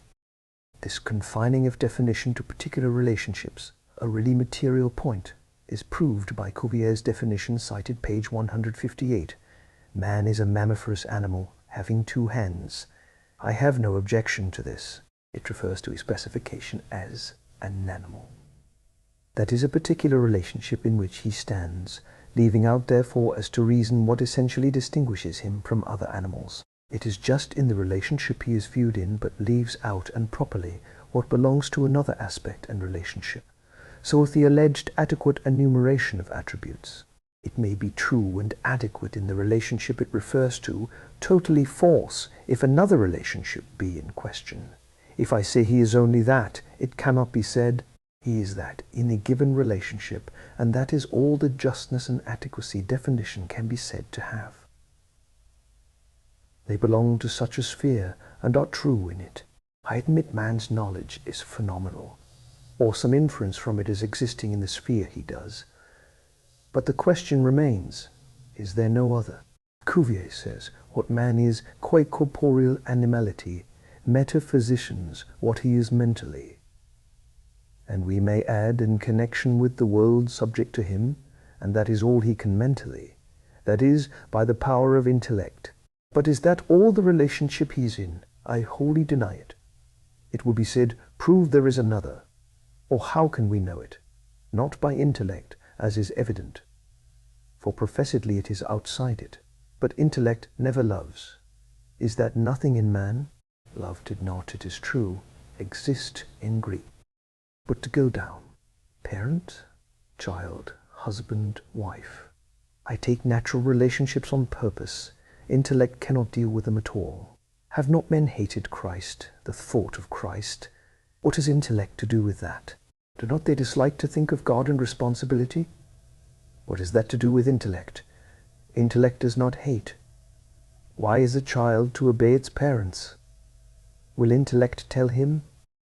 While on the topic of definitions, I would notice as a signal instance page 153 of utter mental incapacity and incorrectness. I believe through moral blindness and absence of sense of responsibility falsifying every mental apprehension. For man is a moral being and must think morally to think rightly. At any rate, as an instance of incapacity to define, fault may be defined a quality productive of evil or inconvenience, unless I introduce character, a fault in his character which is loose and inaccurate and only fit to be used when it is failure in responsibility. It is his fault, otherwise defect is the word, but unless in this special way, fault is not a quality at all. It is an actual failure. All the confusion in pages 160 and 161 is from not seeing that his whole system of definition and classifying is false. Man as such is popularly known, as Mill says. The enumeration of all the attributes never enters into men's minds, nor even the definition, till men begin to think and analyze their thoughts. Thus adequate definition is one thing, complete knowledge another. Definition seizes such attributes as suffice to determine and define it, in the midst of and from other subjects, as a rational animal of such a form. The thing is known in itself. I can see and hear a man. This defines it in the midst of others only in the relationship in which it is defined. The full knowledge of what man is must tell me all his attributes, and, if really full, in all his necessary relationships, that is, the relationships in which he exists as man. As to scientific definitions, they are not arbitrary, but pass from the obvious qualities to more exact distribution by the progress of knowledge, and though drawn from nature, are as a class made for convenience. Thus acid meant sour, and does, but a man must be a chemist to know what the word has come to mean in chemistry. But in what is ordinary phenomenal, not scientific, discovery, thought, and language cannot be separated. We think in language, and a great deal of the dissertation on verbal and real, consequently, is beating the horse is a mere word. But I think of a thing. If I say air, a horse leaps. It is not a word leaps. No doubt forms of propositions are the same, as I may say a centaur leaps. But if I do say it, I am thinking of a thing real or fictitious, half man and half horse, believed true experimentally, I suppose, from the Thessalians being horsemen, so that Mill is all wrong here. When you come to facts, you can only take in centaur that which is thought, what attaches to the word. In triangle too, only centaur, being taken from imagination, cannot go beyond it, whereas triangle, being taken from a mathematical shape, I can pass from the thought thing to the examination of the actual thing. What is implied has nothing to do with the matter. It is what is expressed is in question in any proposition. Again, page 165, we arrive at no truth by reasoning, but only at conclusions. If the premises are just, then the conclusion is necessary. The name denotes the thing, and in reasoning by means of the name, I reason about the thing. Man being so constituted as to think of things by words, he cannot invent a thought. I believe he may put them together as a centaur or a griffin, but he thinks a thing in doing so. He seems to me always to forget that human knowledge and definition is drawn from phenomena. Thus, a circle is not learned by may exist, but from what I observe and know, even if not physically described, but thought of according to certain known quantities. The whole of the statement in pages 165 to 7 is absurd. Through the point B, draw a line returning into itself, on which every point shall be at an equal distance from the point A, is a definition of what you are doing. A circle is a word for what you have done. A circle is a figure every point of whose boundary line is at an equal distance from a given point A within it. You may call it bosh if you like, but such a figure Englishmen are accustomed to call circle. And the thing is, what I think of when I say a circle, and so does Mr. Mill, for without ceremony he says, the circle being now described. Hence BC, D being a circle, that is, such a figure agreed to be called circle. Two certain lines are by supposition equal. All that is a settled fact when I have got my circle and my radii. But by drawing the secant of the arc within the two radii, I have an isosceles triangle, and can go on farther in my mathematics. I do not reason about the word circle, but about a thing to which, having certain qualities, that name in English is given. When he says BA is equal to CA, not because BCD is a circle, but because BCD is a figure with the radii equal, it is about as much sense that man is not a quadruped, not because he is a biped, but because he has 2 legs or feet. All I see, nearly self-evident, is that he is talking arrant nonsense. The question of dragons or serpents is decided by the very important principle that the conclusion of a syllogism never states a truth, but a conclusion. That if the premises are true, the conclusion follows. It is a mere consequence of the premises. It does follow justly that there are such serpents, if dragons are such things, etc. The question of truth lies in the premises. A dragon is not a dragon means. This is another statement. Hence the conclusion always is, therefore. The whole of this, too, is nonsense. A definition does, in one sense, refer to the meaning of words, but the word represents a reality, and, as we think in language, the word represents the thing thought of as the basis of further reasoning, the attributes of the thing represented by the word being taken, as far as known, for granted. Thus, if I say there can be no quadrature of the circle, it is not of the word circle. There can be no quadrature, but of the figure represented in my mind by that word. All this is folly. So of page 168. Suppose I say the figure called circle is a figure having a boundary line of which every point is equidistant from one given point in it, or a circle is a figure which, etc. One is a definition as much as another. That idea merely puts it in the mind and defines it there as such. It is just as much a definition of that idea, only dragon having no reality. It makes it untrue de facto. But the two are definitions one as much as another. A dragon being a thing, etc. The idea of the dragon is the idea of the thing, etc. One is exactly as much definition as the other. One taking it as an assumed fact, really an idea. The other as an idea. It is true that a circle has such an attribute, also true that what has not is not a circle. What man can make is not the question. A straight line is as clear an idea as possible, and justly reasoned about as such. Very likely a man could not make one. Points and lines are all ideal, but the great point here is that there is no demonstrative truth, but merely demonstrative conclusions, truth being assumed. There therefore is a plain proof of it. The absence of all moral feeling and basis for it in the author's mind is shewn in the remarks on just, as well as the loose character of his thinking. Just is what is due to a person in the relation in which we stand towards him, the want of reality. And all being words in his mind makes even his logic poor. Yet a syllogism is really this: if so-and-so is such, and if such be so-and-so, then etc. There is such a total absence of the power of abstraction and analysis in the book that it is wearisome to deal with its statements. He has no idea of just, or noble, or mean, but by a comparison of objects so called to find a common principle. The moral instinct of man seizes the force of words so employed without always asking why it so estimates them. But the moral nature estimates morally. Of this, of course, he has no idea. It may be a useful exercise of mind to analyze its thought, but that is all. The apprehension is there without it. Moral sense, though not of course infallible, determines it. A few words as to mathematical terms. All here too is superficial. He never can distinguish between objects with qualities and the quality itself.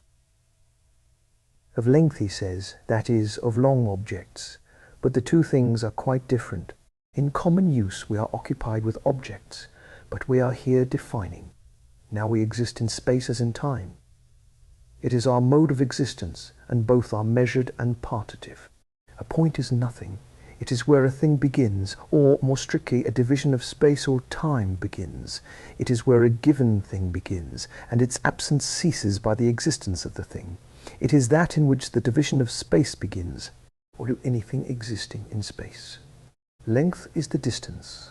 When the same direction is followed from a given point to a given point, the part of space in distance between the beginning and end. It is not the thing, but the part of space in which, from the first point of the thing to the last point, the thing exists.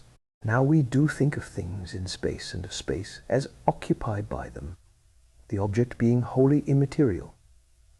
Divisible space is our necessary way of thinking. So far from not thinking it, we cannot think otherwise. Length is the quantity of space in one direction. Breadth is exactly the same thing, only for convenience. As occupied with objects, we take the same thought of one object in another direction, strictly at right angles perhaps, but the direction only is different, not the idea. The point is merely where the distance in space or division of space begins, and can have no existence consequently in it. The line is merely a metaphorical use of a physical thing used to measure distance. Length is merely the direct distance between the 2 points where the division of space contemplated begins and ends. If I postulate, I must think of an object. But space is not an object. It is the manner of existence of objects for us, or of our finite mode of thinking.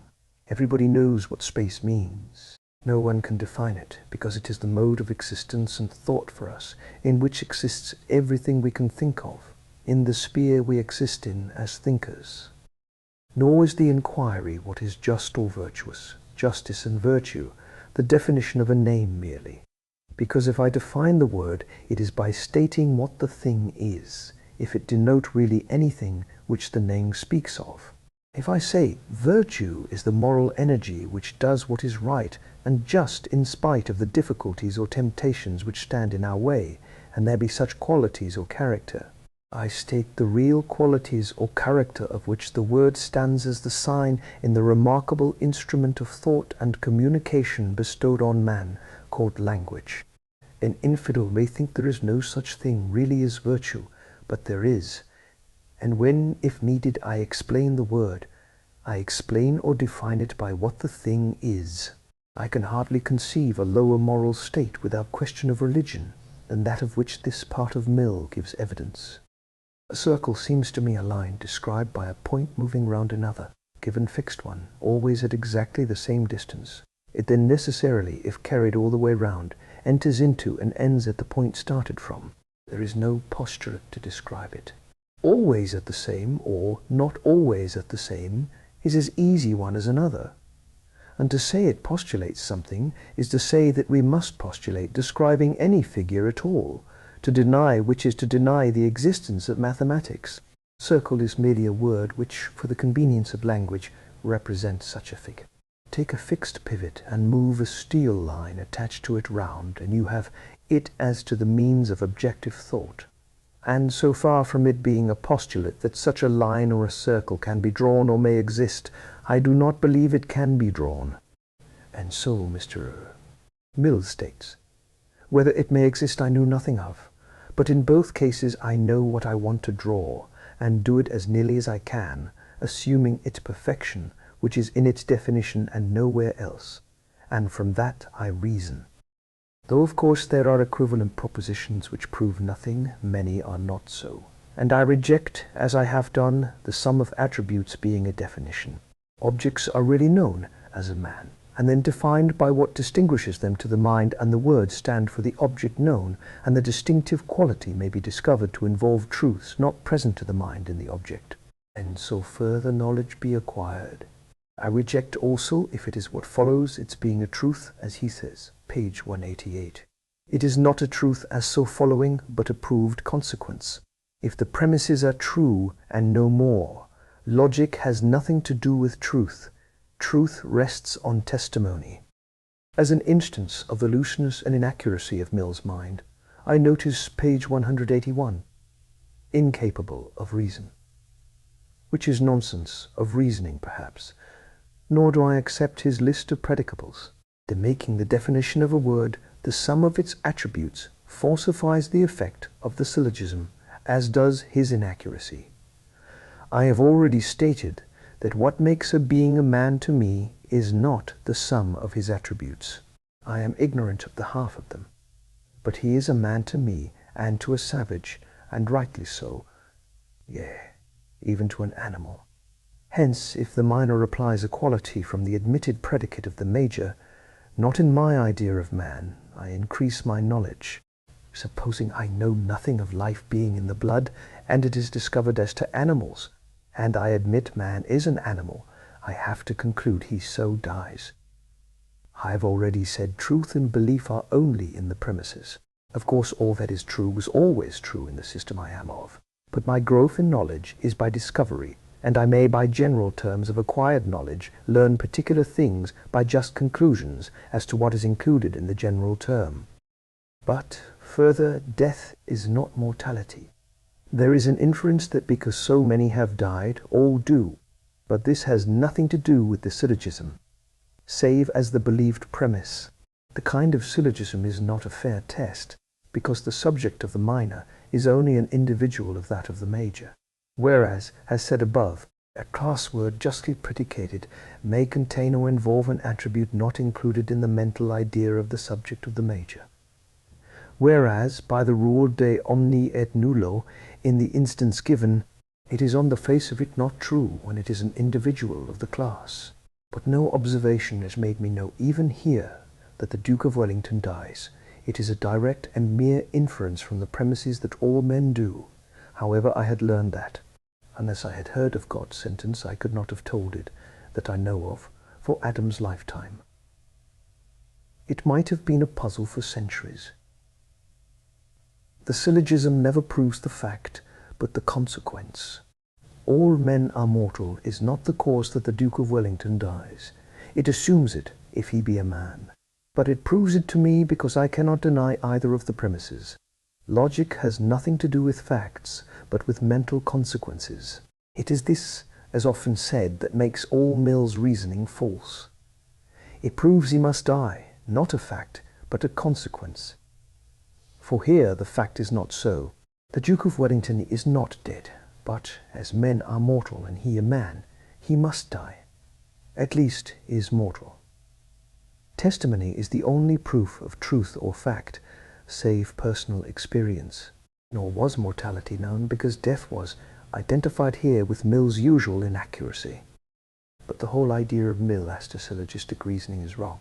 It is only reasoning, and this to prove the justness of a conclusion not heretofore admitted from what I do admit. And he admits it is indispensable to throw our reasoning into this form when there is any doubt of its validity.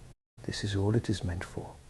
It may thus convince of facts as to a given subject, which form no part of my idea of the subject, which, having been otherwise discovered and admitted, are predicated in the major, and then the subject of the major being in the class predicated. This asserted in the minor brings the subject of the major into the condition so asserted. But, as I have already stated, the only thing believed is what is in the two premises, which of course may be contested, but is assumed by the syllogism. But if the form be right, no doubt remains as to conclusion so far as phenomena go.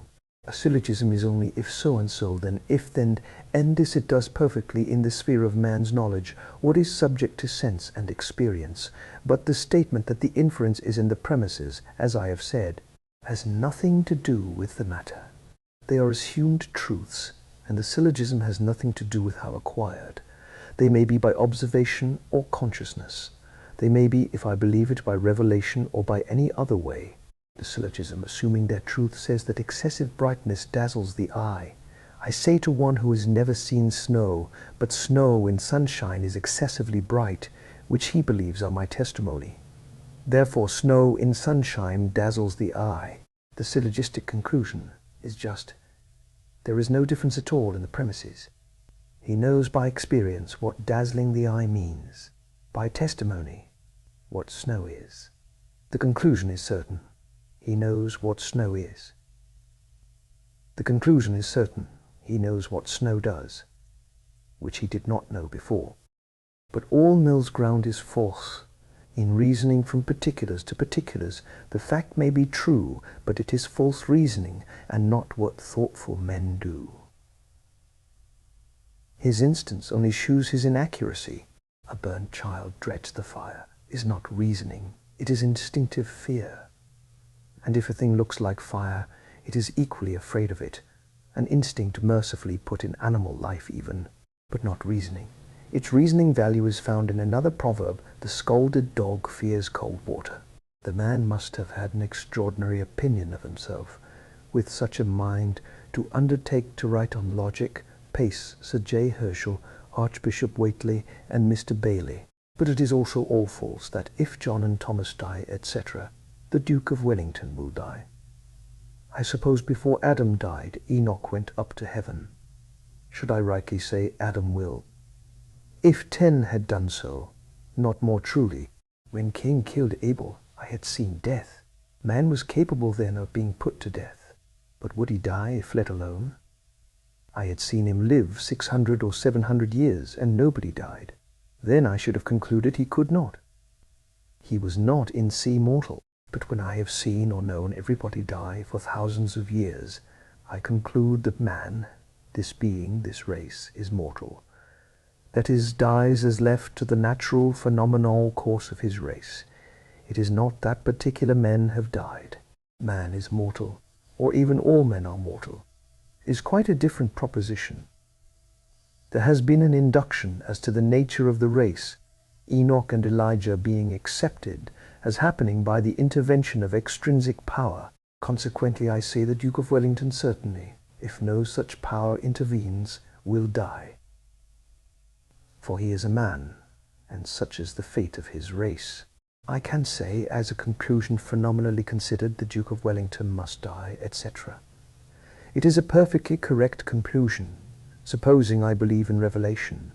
And, spite of all the Mills and Voltaires, there are those who, by grace at least, have sense enough to do it. But this is not my question.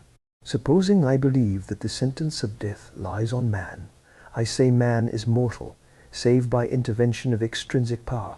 Some may suppose that great men or wise men to not are taken to heaven like Hasisidra, or deified like Hercules or Nimrod. I say no, he is a man, and he is mortal. The conclusion is as perfect and as certain. And that is what the syllogism is and does. It draws a conclusion from assumed truths. How they are discovered has nothing to do with the syllogism, which is just as sound a conclusion if the premises were false as if they were true.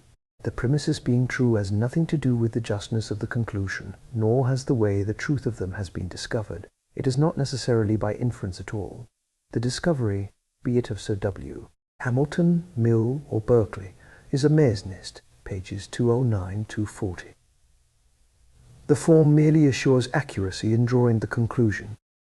I repeat here, page 232, saying that man is mortal is not the same as that A, B, C, etc. died. The difference is as real as it is grave. It may be, if universal, a just induction, but dying as a fact and subjection to death are distinct things. I might have seen the whole world destroyed by the flood, and not justly conclude that men must die of themselves naturally, as we say, and therefore I could not have said the Duke of Wellington will or must die. Put the syllogism and try. So many millions of men died, perished in the flood, therefore the Duke of Wellington will die without it. Is there any just conclusion there? As to conclusions to particulars and general formula being the same, it is the same, it is every way false. The induction in either case is false as reasoning. It may contain motives in the structure of the particular case involving the result, but then it is a general formula, in its nature applying to that structure, and the proposition is only true because it is general, that is, true in the nature of the thing, so that it is false from particular to particular, and always is so as reasoning. But Mill is all wrong, as is Whately, when he says that the major is an affirmation of the sufficiency of the evidence on which the conclusion rests.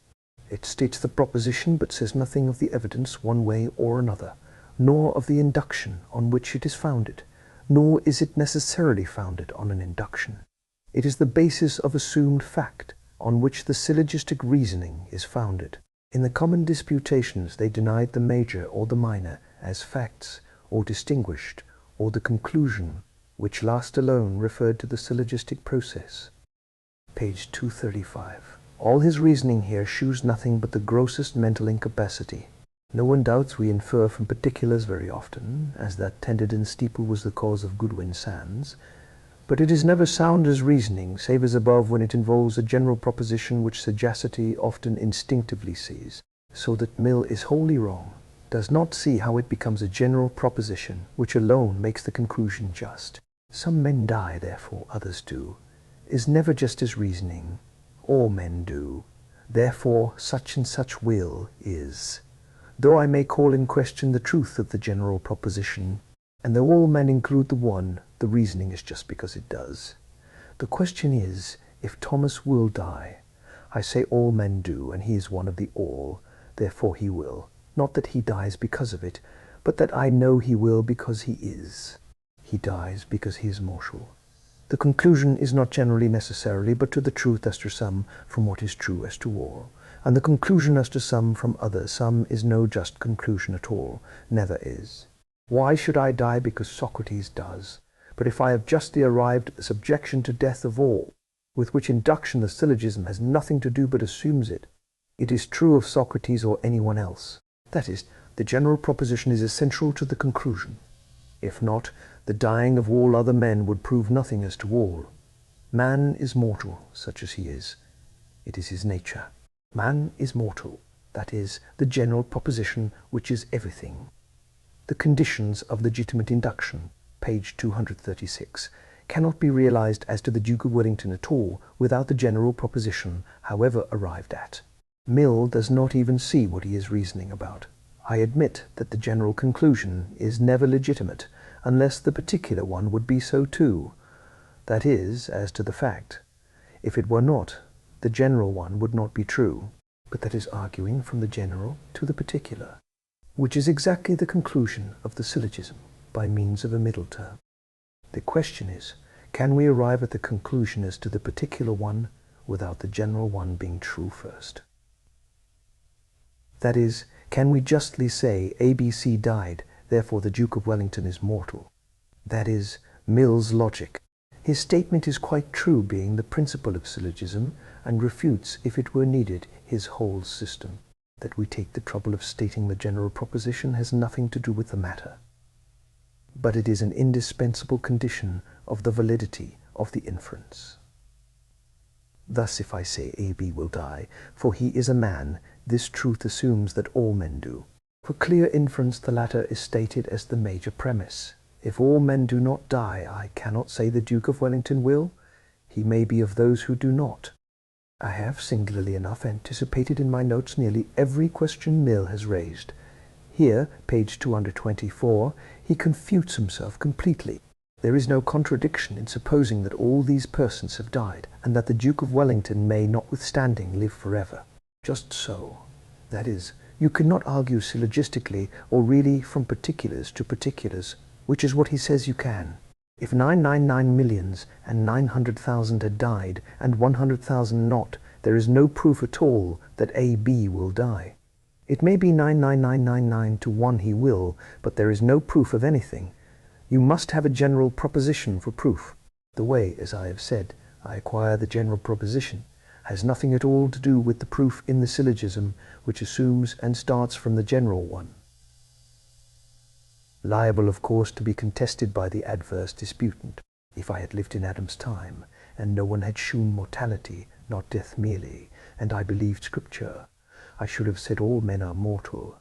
Adam and all his children will die, for they are men, save prevention by power. If observation was my ground, I could not say anyone would die. The general proposition may be rightly or wrongly accepted, but that is another question.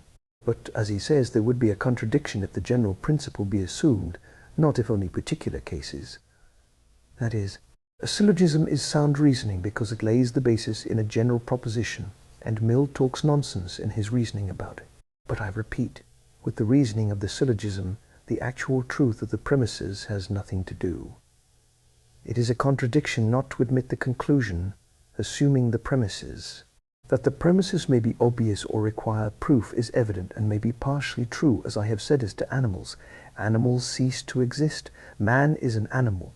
Therefore man ceases to exist. As existing here in time, qua animal he does. But it is only partially true, because animal and man are not equivalent terms. Man is more comprehensive. Water dissolves lime. If I put this lime into this water, it will dissolve it, but the water is already saturated. We have thus to distinguish the accuracy of propositions. Water will dissolve. Some lime is alone true, and this water is water with its full complement of lime. What a weariness to turn to this from the truth, from the Word of God! But I pursue, the rather as here, pages 240-247, the cloven foot comes out, though it is really only going over again the same false ground. And Mill clearly proves in seeking to do the contrary, that general propositions are the only way of real conclusion. Thus, as to arsenic, page 242. I have no need to go to other inductions from qualities. What produces a black spot under such circumstances, etc., poisons. No matter whether metallic, volatile, or what else, if everything that does so poisons, the induction is as to the nature of the thing which does produce blackness. That is, to a general proposition, all that does so poisons.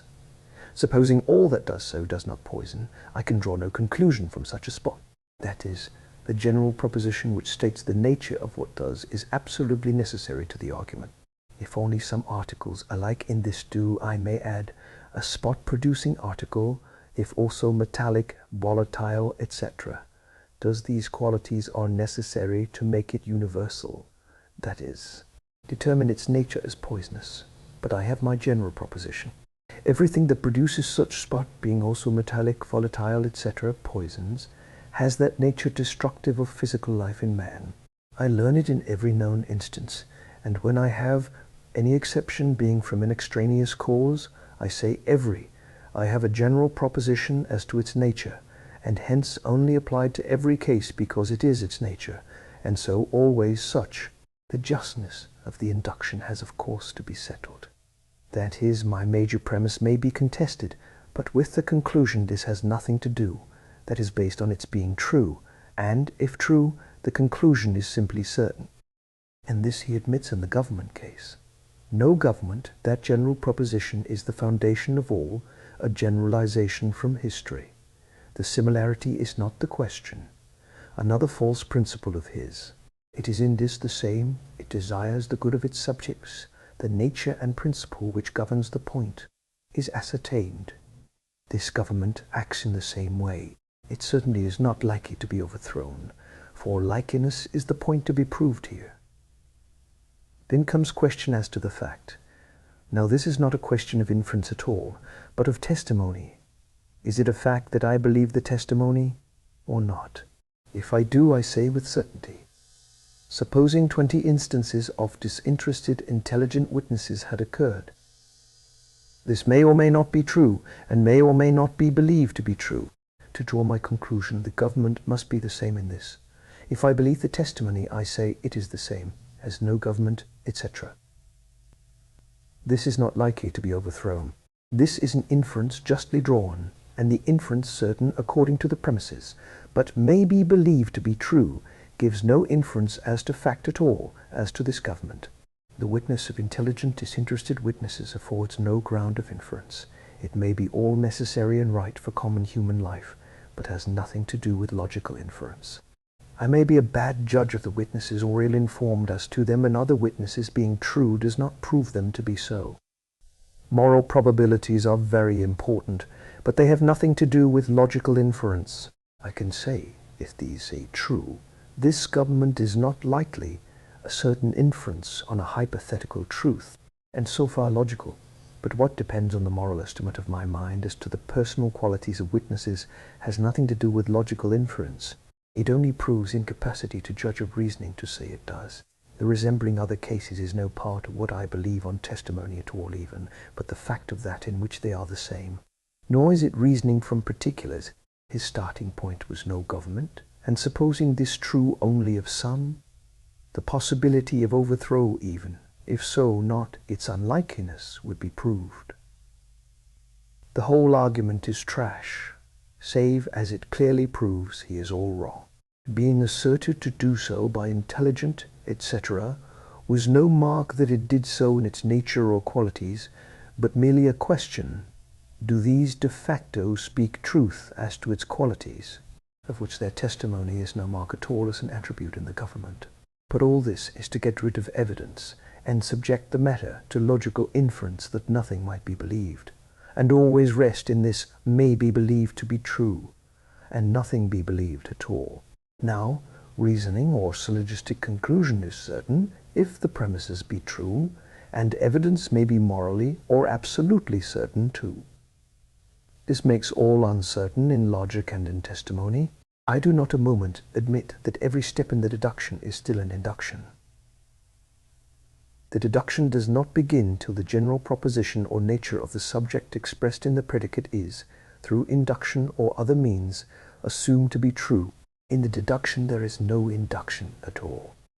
All he says as to mathematics is mere unintelligent materialism, as if because his fingers and compass could not be absolutely true, his mental apprehension of it could not.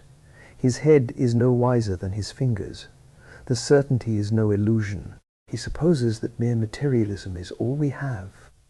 But we exist in space and time, and space is divisible. What is material phenomenally exists in space, and the matter is not the subject of thought, but that mode of existence, and this gives form and measure. And of this mathematics are cognizant and demonstrate the equality of dissimilar forms, etc.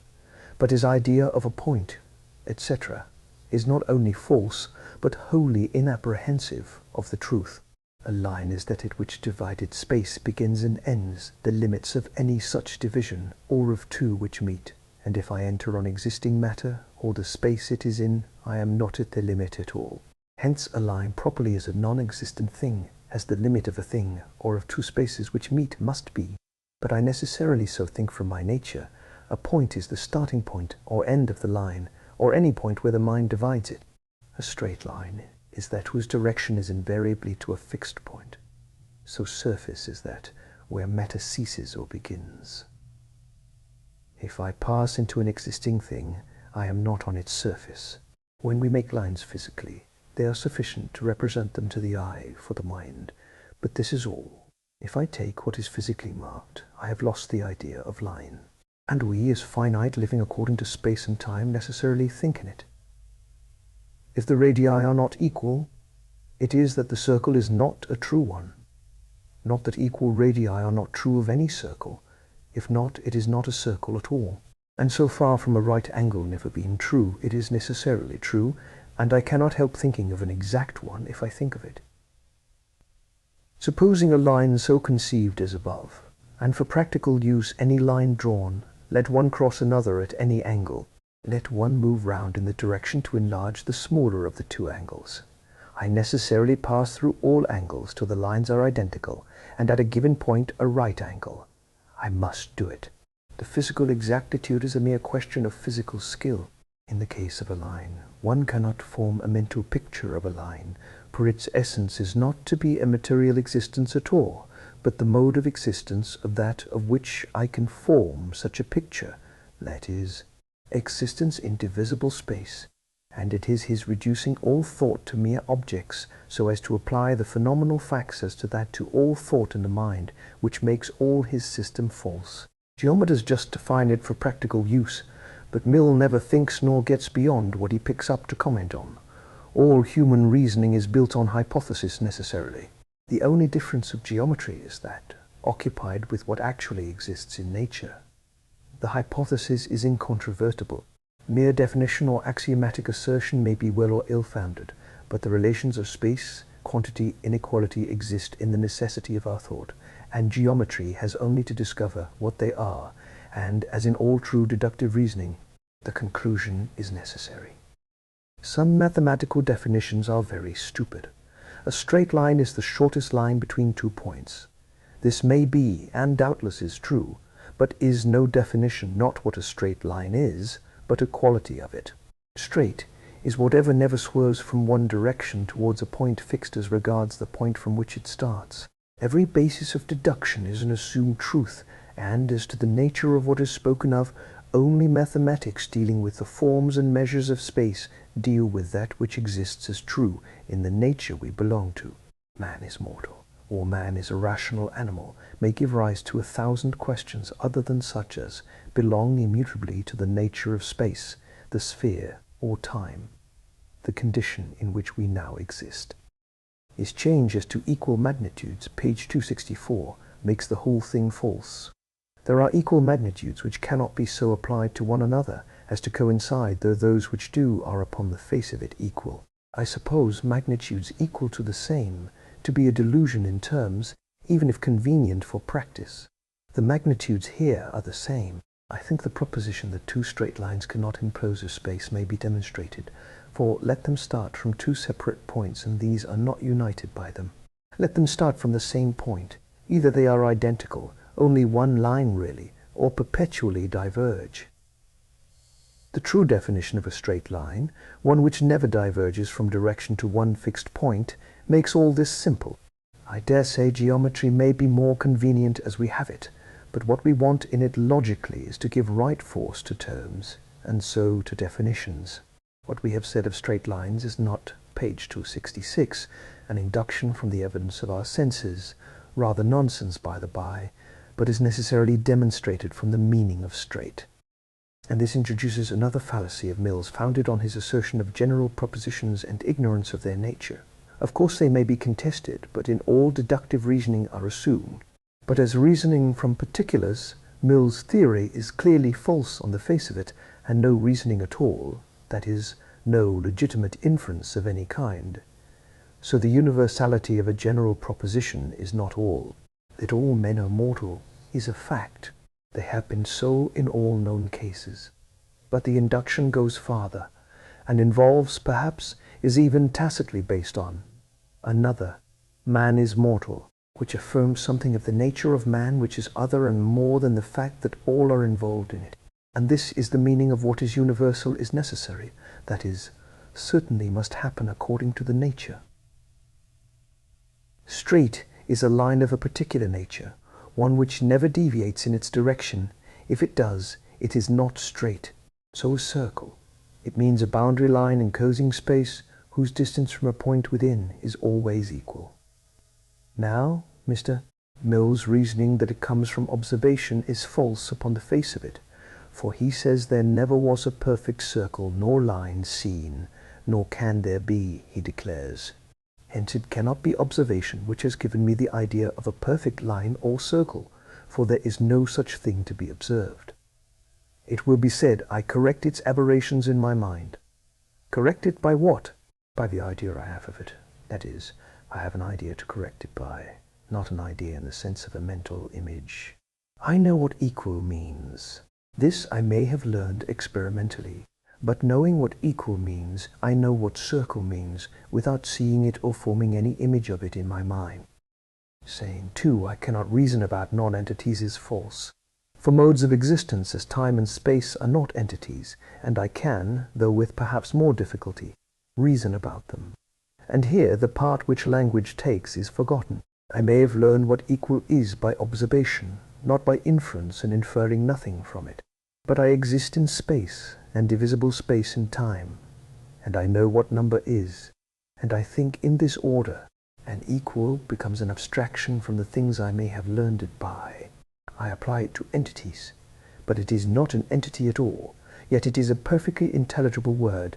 I have no mental image before me when I say equal or unequal, though modes of existence suppose for us that things exist. But they are not existing things imaged in the mind.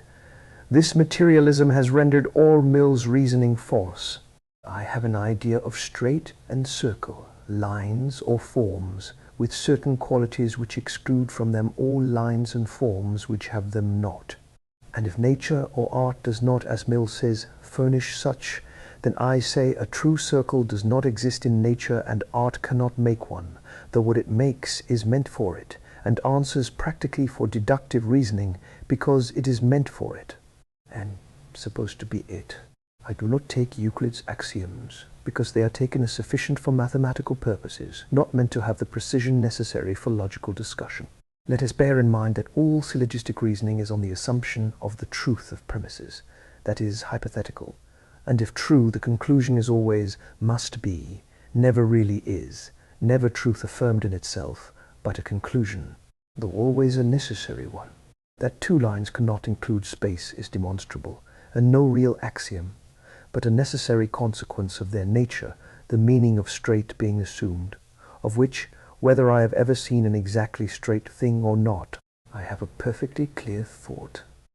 As to the burden of proof, page 267, it is a feeble defense, but Mill has proved it, for he tells us that no one has ever seen a true straight line or true circle. I have already said that the only difference of mathematics is that the truths we start with, space, divisible space, form, etc., are in the certain nature of things, that is, our own mode of existence. Hence, unless I know God and what I am means, in which there is no space or time, all thoughts, or rather attempts at thought, of what is eternal outside them are negative and cannot be otherwise, infinite, immense, and so on. I exist in what is divisible space and time, and with human power I cannot go beyond it. When I say I am, the thought has no past, no future, that is negative of finite time. It is the nearest to eternity I can come, and by a tacit negation it is always no. Hence when used absolutely, it negatives time absolutely. When said of myself, it says, I exist now. What Mr. Bain says is clearly false, page 272, for we have no really straight objects to compare, and I cannot say bent or crooked without understanding what straight means, to which another object may be an approximation. That the knowledge which makes it understood suffices to verify it is true, but for a very different reason. Straight means what does not deviate. But from what? All his reasoning in pages 274-5 is founded on different meanings of inconceivable, Well used, it is tantamount to impossible, mill as what the mind may or cannot apprehend, he having nothing but observation and experience to judge by, but the impossibility is in the nature of the things. Two are not three in the same sense, nor bent and straight. It is not simply that I cannot conceive two straight lines enclosing a space, but they cannot enclose it. It has nothing to do with the information of my mind or its habits, which is all Mill can speak of. The thing, according to our mode of existence and thought, cannot be. It is not merely that in my condition of mind it cannot de facto be thought. In my state of existence it is not thinkable. All his reasoning is not worth a straw. One is the effect of prejudice or education. The other is in the nature of the things. My having ascertained it or not is the state of my mind. The other is the state of two straight lines. And it is quite possible that while my ascertaining the fact is a matter of scientific progress, I may learn, too, that things being what they are, and so only can I think logically and as to nature, it could not be otherwise. Thus it took great progress to learn the uniform and universal laws of gravitation. But, once learned, the sun being an enormously greater mass, that principle being true, the earth, once set in motion, must go round the sun. So with combinations and the reasoning of both these gentlemen. If things were not definitely combined, though experimentally learned, we could not have a cosmos, an ordered universe. There might have been another combination possible, but not according to that in which we live, hence not conceivable by us. But to have order and distinct bodies, there being diverse elements, they must be definitely combined to have these distinct bodies. Uniformity and order cannot exist without it. Whewell on the main point defends himself needlessly and to no purpose. Page 283. The question is not, say for myself, if I conceive distinctly or not, nor do I trouble myself with actual axioms more or less correct, but is there such a thing as a straight line conceivable which is not a crooked one, and a circle which is itself not an ellipse nor a square? Necessary conclusions are those rightly drawn from admitted premises. Necessary truths are those which follow necessarily from the facts, certain in nature. They are also facts. I learn them perhaps by reasoning. Geometry proves the equal quantities of distinct forms. I join by a straight line two radii of a circle. I have an isosceles triangle. Whatever may be deduced rightly from that necessarily follows, and may involve important discoveries. The uncultivated mind has no clear idea of what makes it impossible for him. Therefore it is not so, of course. And though I cannot conceive a world with different chemical combinations, as I belong to this and am not a creator, I can conceive there may be. Just as I may conceive there are 1,000 chemical combinations yet undiscovered. But chaos man cannot conceive. It is combination in a definite way which comes into his mind, if any. But any particular combination must be for an ordered cosmos. True axioms, then, are relationships which are in nature and for our existence always and necessarily true. When I define a thing in mathematics, I take a fact in the relations of space or number, not an existing object, but a relationship, mentally conceived, one which is important for further reasoning, though there may be 1,000 others, not as Mr. Quasti. Mill says, denying other attributes, but selecting that which makes it important. What I take necessarily and absolutely exists, not a physical object, an object of sense, but a relationship in the nature of things. Say a right angle. Now all angles exist infinite in number. I take one where, two lines crossing each other, all the angles are equal. There must be such, for all angles exist. They are the mere relation or difference of direction of two lines from one point. Therefore this does, only I take it for further use. So there are infinite forms circumscribed by a continuous line, never straight but returning to the same identical point. There is therefore one of which the circumscribing line is always equidistant from a point within, that is, all whose radii are equal. I take this one because from this quantity, there may be 20 others, all the system of trigonometry, its sines, cosines, verse sines, etc. flows. But the existence of these relationships is in the nature of things, not objects. though if true they may become such, but as to which it is impossible that they should not be. I learn many consequences, as I do from the ellipse or other forms which in astronomy become of the greatest importance, consequences that are also true as relationships, say as Kepler's laws, much more certain and certainly accurate in mathematics than by observation. If facts, they may be observable, of course, but their certainty is mathematical, that is, in their nature not experimental. I repeat, all deductive reasoning is hypothetical, that is, it assumes the truth of the premises. Pages 290, 293. I come to numbers. Mr. Mill tells us that 1 equals 1 is not certain, because a pound Troy is not equal to a pound of avoirdupois. This is a sample of Mill's logic. He says we must think of 10 bodies, 10 sounds, etc. But I do not think of bodies or sounds at all, not even if such are before me, only of their relation in number. I think of 10. I can say 10 is not 9, and think of no body or thing at all. 2 and 1 is no definition of 3 at all. It merely states that if I add 1 to 2, it makes what I call 3. But 2 and 2 making 4, 3 plus 1 making 4, and so on, shew this has nothing to do with definitions. We cannot define numbers, because they enter as a primary idea into my condition of existence in the divisibility of quantity, or the unity of an undivided object, as 3 parts, 1 sum. You cannot define colors for an analogous reason, nor sounds. They are primary sensations in the latter case, as the mode of my existence in the former. The word is merely the sign of it. But I am one. Another person speaking to me is one, and we are two. When I say two, it shews that it is not the object of sense, for the two are different, but unity or numerical quantity that I think of. The word four, as applicable to all objects, represents none. It represents four, the number, a mode of separate existence. The objects are not the subject of thought, but the number of them, and therefore I can compute without referring to any object. The relations developed are relations of number, and nothing else. Nobody denies that objects are numbered. But thinking of number is not thinking of the objects. They exist in space, in time. But space and time are not the objects of sense that exist in them.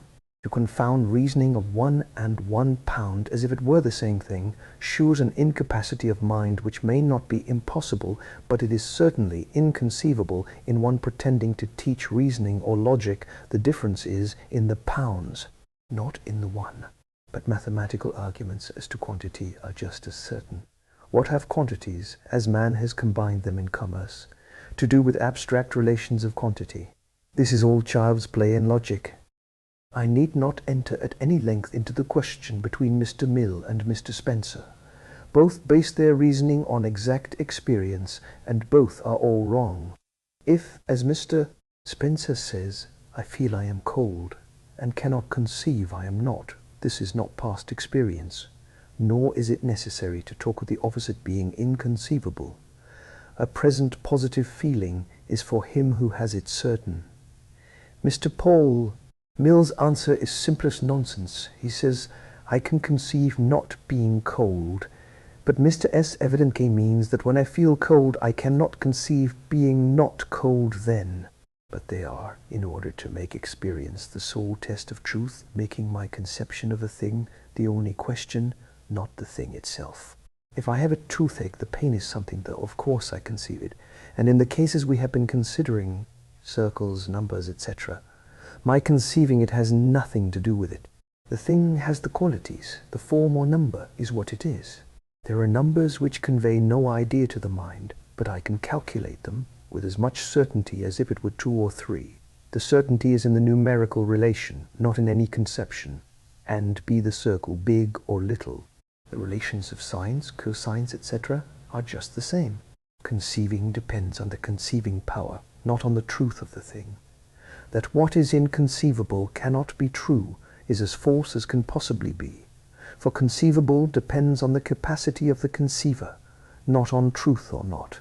Besides, a man may be certain in his conception and deceived, think himself made of glass or Louis XVI. He is mad, no doubt, but just as certain. It is inconceivable for him that it should be otherwise. Mr. Mill distinguishes between inconceivable and impossible. I may use the former for the latter, but if the difference is made, and it is just, I had already made it. The whole argument is not worth a rush.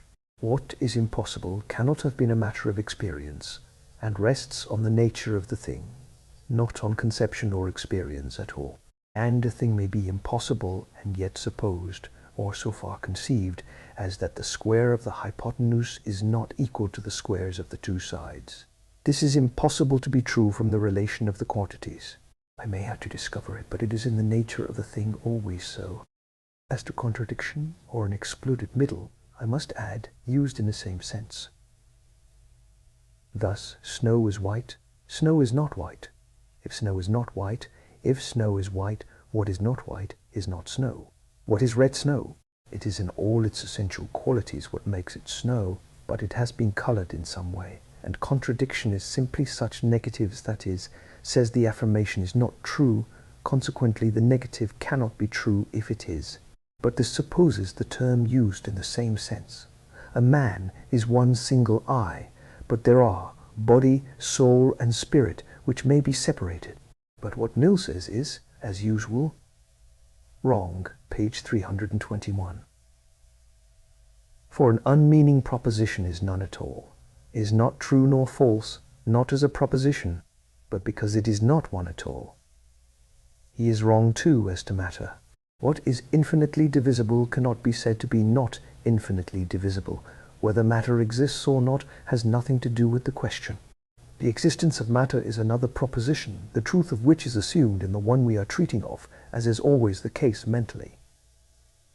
The incapacity of Mr. Mill in analyzing is really astounding, nor has sight or touch anything to do with it. Thus, if chemistry has shown, as alleged in the atomic theory, that divisibility cannot be carried farther, then the up to that divisible thing is not infinitely divisible. Infinite divisibility may be applied to space without matter in thought. If I get space, I get extension, and if I do, I can conceive part of it. In the quotations from Spencer, we get the usual reference of everything to experience. Now, as to phenomena, I should insist on it.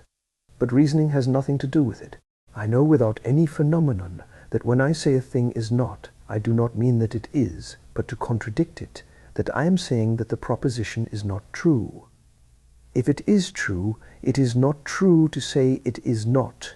I have nothing to do here with the experience of objects, beyond which these men cannot get. I say whales are mammals. It is said that whales are not mammals. If I used the word in the same sense, both cannot be true, because one says the other is not, and it cannot be true and not true in the same sense. Yet, I have no experience of whales, never saw one to examine it. Only I know that in the usual ordinary sense of the term, it is a great fish. But I have no experience of the matter. Only I know what a proposition is, and what not means. I deny altogether that all our knowledge comes from induction, or that induction gives us any truth at all. Induction gives us what we have to act on as men in a multitude of cases. For Mill carefully leaves out belief in testimony, but induction only gives us a high degree of probability. Induction does not give us truth.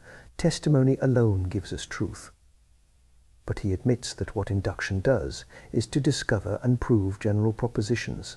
He insists on ascertaining individual facts, but all this is sophistry, because I do not infer from some observed cases to one, unless it be the observation of all.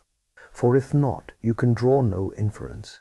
It concludes from constant recurrence in all cases without other cause. It is true in all cases, hence in any given one, otherwise in none, unless that it is uncertain, for some are and some are not alike, or at least only probability. It never gives truth as such. Observation of known cases, means of all known cases, or is quite false, but from all known cases universality is concluded. But this is the general proposition. The inference is to a whole class, because it is true of the whole class in all observed cases. It does not hold at all, or it holds in all cases. Just so. But my induction is from its having been so. In all observed, if it has not, I cannot infer that it will. and of cases not yet observed I only infer it of one, because I infer it of all. Only, as I have said, it tacitly, but really affirms the nature of the thing. All men are mortal is really a conclusion as to man's nature from having known all to die as to human knowledge. All diameters of a circle are equal is the nature of a circle having all its radii equal. But here again the cloven foot comes out, that the inquiry into a scientific principle or an individual fact is just the same induction. Now, a principle or the nature of things is a matter of induction from many or all observed facts, but an individual fact, save as identical with a scientific principle, is never a matter of induction, but of testimony. I know he reasons about it to shew that I believe by an induction as to credibility. But this, however much it has its place, does not in itself give any induction in believing the fact. I believe the testimony that the fact is, and infer nothing about anything. I may shew it is folly not to believe the testimony, and infer I ought. But that is reasoning, or inferring as to the testimony, if I do this. Not always the ground or belief, nor even of divine faith, not as to the fact.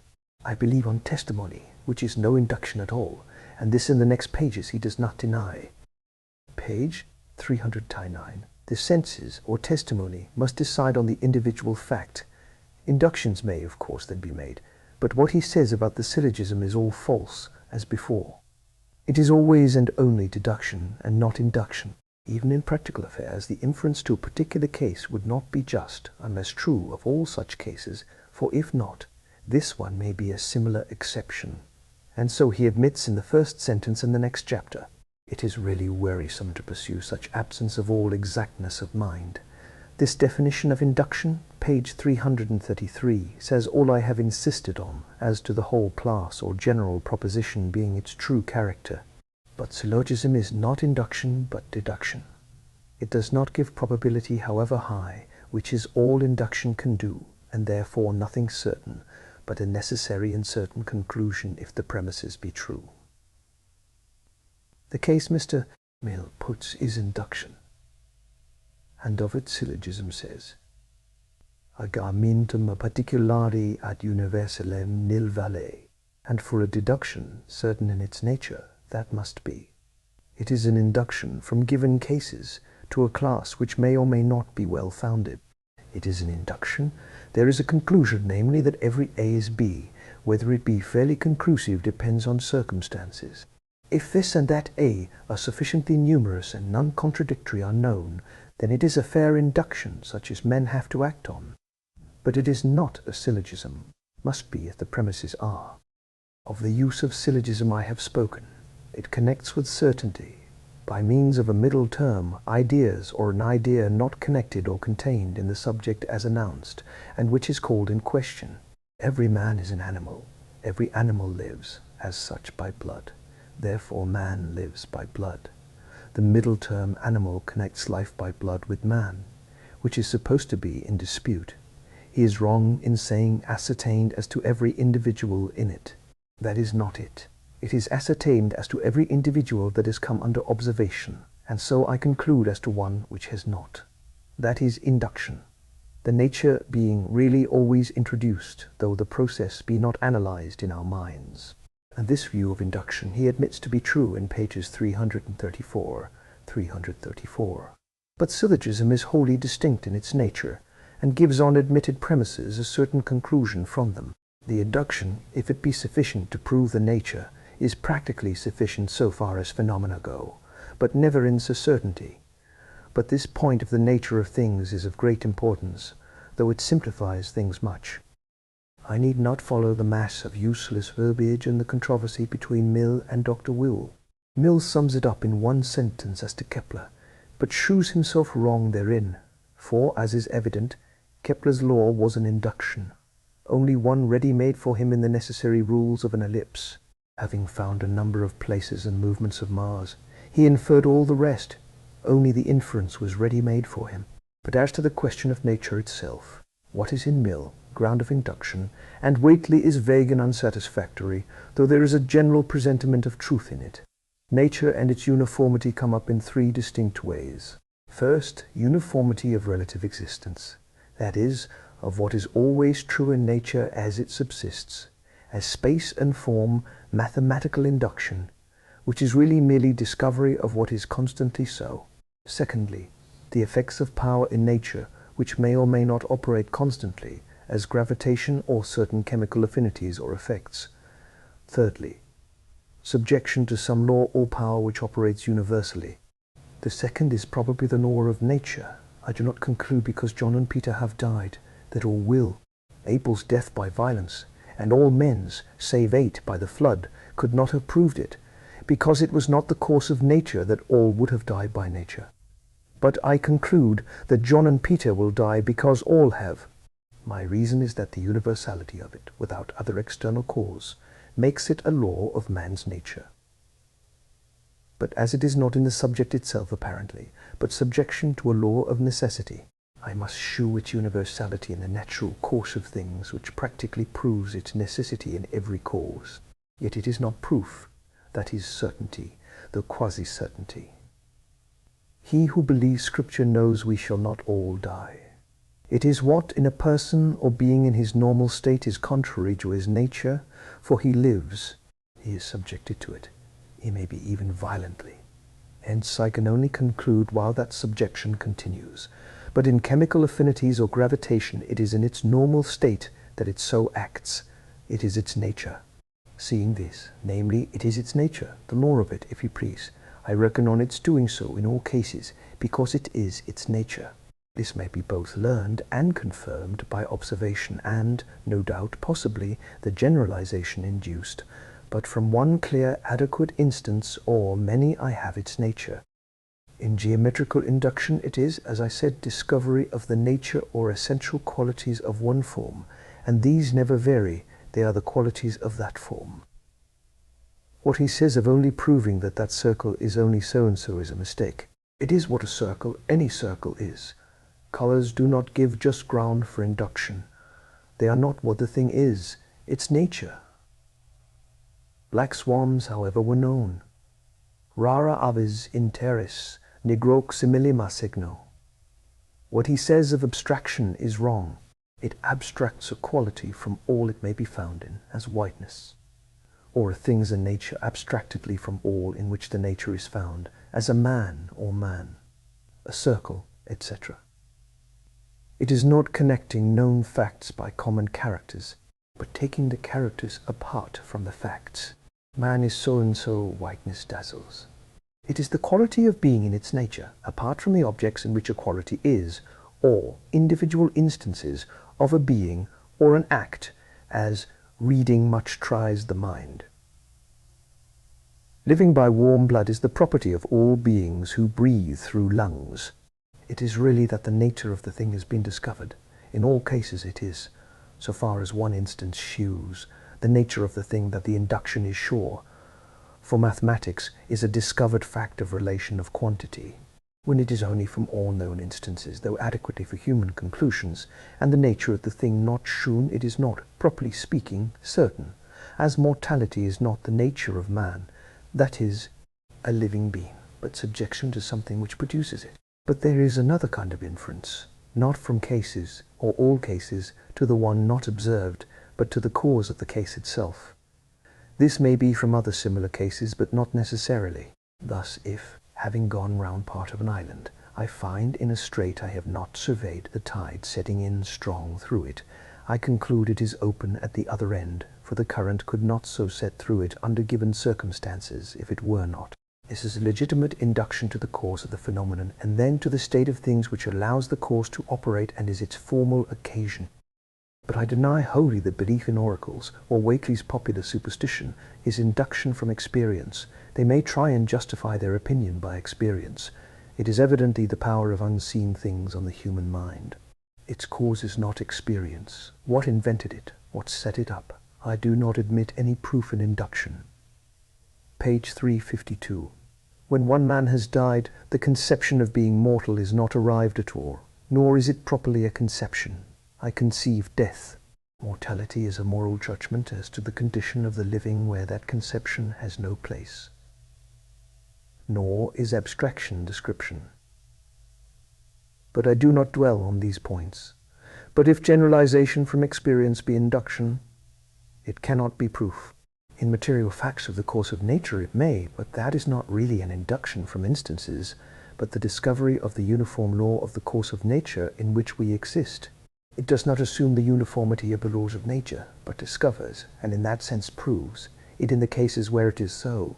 I do not, from some cases of bodies falling, since nature is uniform, infer that other bodies will fall, but learn weight or gravity as a law of nature from all bodies not hindered falling. What I have discovered is the law or uniformity from all known cases, not some from an abstract idea of uniformity. I have no contest with uniformity of laws of material nature. My question is about the inductive process. I admit habitual experience gives a general feeling of a uniform law in the order of nature. But even in this it is only present phenomena. The sun rises and sets, and I expect it to do so. But the most accurate science says this order must have begun, and it must end. I shall be told this is a mere general law. Be it so, though it makes phenomenal induction a poor and foolish thing. But it proves that proof by induction from observed instances to others, on the assumption of uniformity in the course of nature, is no solid ground of reasoning. For this reason the earth had a beginning, that is, as Mill admits, there was a change. That is, uniformity, which means no change, is not true. If one boldly says beginning to exist is from a law, not to say that it is nonsense, where is the proof of it as a law? From what other causes is the induction made? What was the antecedent of which its existence is the sequence, called cause? If I am told it was the effect of cast-off portions of a revolving sun and cooling mass, what was the antecedent of that? Whatever cooling of the sun may be affirmed, if matter be inert, and has been set going, some force has set it going, which is not in the inert matter. So if the uniformity of the principle of weight is there, or to put it there, this regards change, and beginning and motion is change. Where there is none, the case is even plainer. Fire burns, he tells us, does not relate to time. Of course not, but fire burns is a statement of its nature, and what it is as such, what consequently it always as such does. There is no inference at all from cases known to cases unknown. It is known already and always that fire burns. He tells us, page 254, that this uniformity of the course of nature, or government by general laws, is an assumption involved in every case of induction. In page 255 again, that the course of nature is uniform is the fundamental principle or general axiom of induction. It would yet be a great error to offer this large generalization as any explanation of the inductive process. On the contrary, I hold it to be itself an instance of induction. Far from being the first induction we make, it is one of the last. This is singular. It is an assumption involved in every case of induction, the fundamental principle or general axiom of induction. But then it is a late induction. That is, it is not an assumption at all, but an instance of induction, which of course must have been made without it, for it is one of the last inductions made, that is. It cannot have been assumed before. It is known by induction, the fruit of it. But the induction was made always by assuming it. It is always taken for granted to have proof by induction, but the induction must be made or it is not known. It is itself induction, in which it takes itself for granted. His only answer to this is, for he admits it, that it is no more than the major of a syllogism. But this is no answer at all, for he admits that the major is necessary to prove the conclusion, though no part of the proof. What is necessary thus to prove all inductions is itself a matter of induction, when it is not there though necessary. But the answer is in itself unfounded. The major is part of the proof. Ground I have already gone over. Thus man lives by blood, therefore man is mortal. Here is no proof whatever of anything. I say, why so? I answer, which is the major? Because everything that lives by blood is mortal. My minor only brought it into this class, the major proved it was mortal. He would say, your major had to be proved. Of course it had. But that has nothing to do with the proof of the syllogism. In fact, moreover, universal laws of nature are not assumed. A universal law of gravity is discovered by observation, generalizes withal by finding that it explains all the phenomena of movement in the universe, though gravity is only a name for the fact. But nothing of a universal law is assumed here. It is, as he admits, an induction which could not yet be made. I find by experiment that water presses equally in every direction, another general law, but no assumption of universality. But when I find in every case coming before me that there are fixed principles of nature, and that it is in a general way necessary for the order which constitutes the cosmos, I accept it as a general principle of that cosmos, that is, in the physical order of things. It is a result of induction. But this proves the inaccuracy of Mill in saying that it is the basis in every induction, for it is not in any of these by which it is ascertained. That is, his principle is wholly false. Nor does it go beyond material elements or physical nature. But we cannot expect Mill to get beyond materialism. But then to assume it is a universal basis of induction because it is in material things is wholly unfounded. He may amuse himself with chemistry from Bain and Sir John Herschel, but this is superficial work, and shews a will. He says, page 309. The validity of argument, when constructed, depends on principles, and must be tried by tests which are the same for all descriptions of inquiries. Now an inquiry whether alkalis neutralize acids is not tried by the same test as whether man is morally responsible to God, and what God is, what morality is. And Mill has shewn elsewhere the effect of this materialism in declaring his belief of an impotent God, partially good and unable to do better with the materials ready to his hand, whencesoever they came. Doubtless he had felt physical evil personally, and knew, as evidently he did not, nothing else, nothing of the truths involved in conscience. His theory is, we are to perfect what has been made imperfectly. The induction by simple enumeration is true where it is the expression of nature. For that reason, one instance of an effect well ascertained to be attributable to a chemical agent is so for the same reason. When I cannot say it is nature, it is the highest probability where no other cause is, as ordinary mortality. Violence, disease, or not, men equally die as to animal life, phenomenally animals the same. I then say it is the present order of nature. When I say alkalis neutralize acids, or hydrogen and oxygen in different proportions make water, I get, as far as men can ascertain, their nature as to that. And I do not, however, draw an induction properly in this case. It is the nature of alkalis, and these gases so united make water.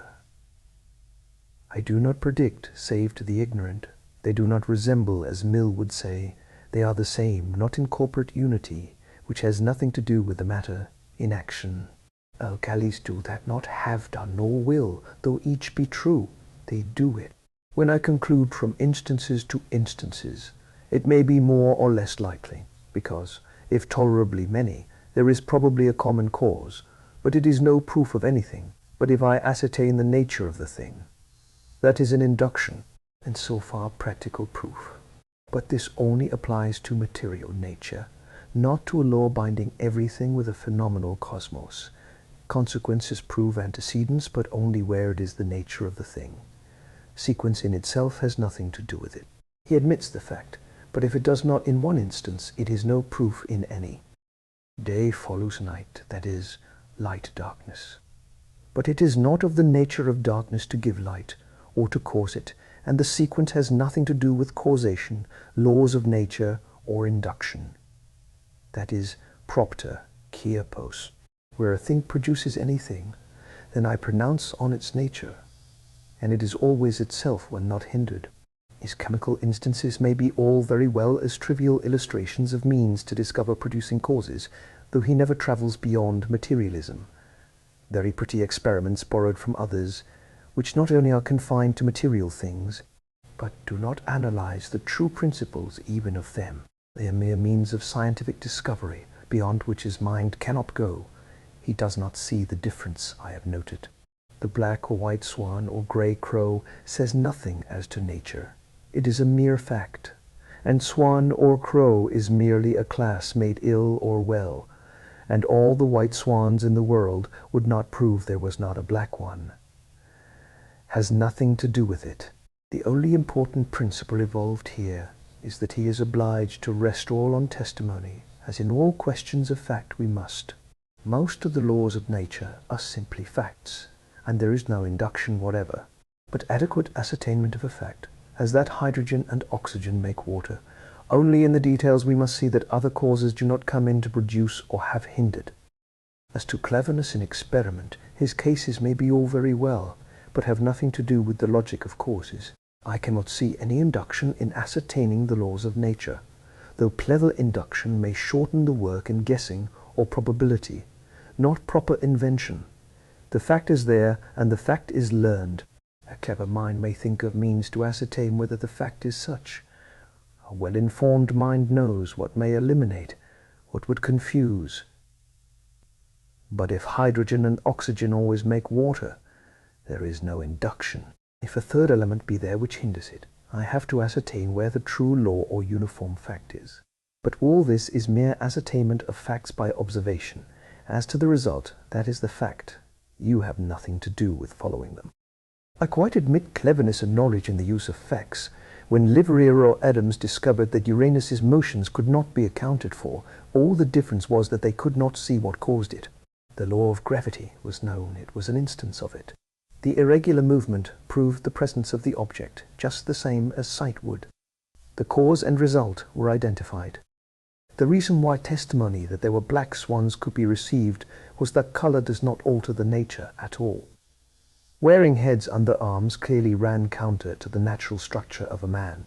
You cannot say there can be none such, but it is too contrary to nature, and so to probability, to receive it.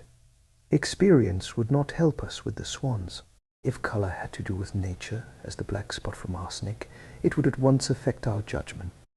As to his case of abuse of power, there is generalization, but his conclusion is, as usual, a Tenterden steeple one. How does he know that education will ever elevate character, or destroy the love of power, or its abuse? The only conclusion to be drawn is that no forms hinder the love and abuse of power found in man, and no system of education yet invented has corrected his nature. Pages 3, 4, 372. He had before told us, page 258, that mathematics were not certain. Now their laws are rigorously universal. If truth is investigated by evidence, neither induction nor logic is such at all. He naturally avoids all efficient causes, looking only to physical ones, in which too all is false because he has confounded cause and sequence, and things apparently necessary with cause. It is the merest fallacy to call it causation, where it is simply sequence. Be it that I learn what is a cause from it, by eliminating other concomitants, but then it is a producing cause. Whether there be a constant sustaining will is another question, I believe it, but I may consider the ordered sequences a part as ordered. In that sense he is superficial and unanalytical still. Events, as we know them in the cosmos, have had not necessarily antecedents. This is not so, but causes. Gravity is not an antecedent of centripetal motion, nor impulse even of rectilinear. They act in the motion. What we call gravity is only the force so displayed. But the real cause is not all the antecedents where there are such. Poison kills one man, not another, the former being unhealthy, but the latter is not the cause. The poison destroyed the tissues, or corrupted the blood, etc., that killed the man. In the other case there was adequate force to resist, which there was not in the first. Pages 378-9. Language may be used carelessly, and occasion used for cause, and Mill's mind not get beyond this. We do so when, without the occasion, the result would not have happened. But this is only language. The man falling from the ladder broke his neck. Suppose this was the cause of his death. But I say slipping from the ladder, because otherwise he would not thus have broken his neck, and his weight would not have done it at all. A stone fallen to the bottom is caused by gravity, simply, partially hindered by the medium. It is immaterial what might hinder. It is evident that it cannot come into the cause of what it is not hindered in. He is wrong as to the surprise. The absence of the sentinel did cause the surprise, not the attack. But it was the cause why that attack was a surprise on the others, and that is what causing a surprise means, not causing the fact, but causing that fact to be a surprise. Absence may be a cause. Absence or non-existence of light, darkness, makes me lose my way. There must be a way, and a man purposing to go it, but this has nothing to do with the cause of his losing it. I may say, in common parlance, Faust died, page 383, because he was a man. Mephistopheles not, because he was a spirit. But this does not say what was the cause of Faust's death. Poison killed Faust. His being a man did not. But the operation of the poison did not exist as to spirit. There was no cause at all at work. In comparing and saying why there was not, it is all well to say because, etc. But this has nothing to do with the cause. His whole system as to causation is wrong. To say that the existence of tissues is the cause of their destruction because there must be tissues to destroy is trifling nonsense, and that it is not alleged as a cause only because taken for granted. The existence of tissues is no cause at all of their being destroyed. In page 383 he says this. In page 380 he says it is vicious tautology. The movement of a projectile is the effect of the combination of two forces. More than one cause may be in operation, but the collection of all conditions being causes is unfounded. And he takes states of objects as causes, but this is all the grossest delusion. If a stone attracts the earth, that is not what makes it fall. Were it big enough, the earth would go to it. So colors are states of an object. Their being causes of sensation in me is a wholly different matter. He has really a most incompetent mind. The thing caused in my mind has nothing to do with the color being a patient, but my senses. The action and passion refer to different objects in which the result is produced. If I give a blow and produce pain, I am in no way the patient. The whole of this in page 388 is utterly false, because the object is not agent in that in which it is patient, nor vice versa. The case of the scholar and teacher is sophistical in this, that in both mind is brought in. But even here, qua recipient from the teacher, the scholar is not active. It may set his mind working. Merely is all confusion too here. In page 62, a substance or body is the external cause of our sensation. Hence, if I paint the wall white, the cause of my seeing whiteness is there. It is a simple, direct cause, not an induction. At least if page 62 be just. Painting the wall is merely putting on that place. What does so? The wall has nothing to do with it. Nor do I see that what he says of cause, or of conditions to define cause, is just. Cause means what produces an effect. Be it that Hume will have that we only know what is constantly antecedent. This is not true, as Reed's case of night and day shews. Mill adds unconditionally. But this is not true. His elaborate proof to shew that there is the condition that the sun must rise and set is absurd, for I have his experimentum crucis of the sun making daylight the cause of daylight. That is, the cause known by the effect. And if I say, accounting for the sequence, it is the rotation of the earth which causes the sequence. As it is, there is the condition of the sun or light being there, and even here, as much as before, the earth may cease to rotate, or the sun to give light.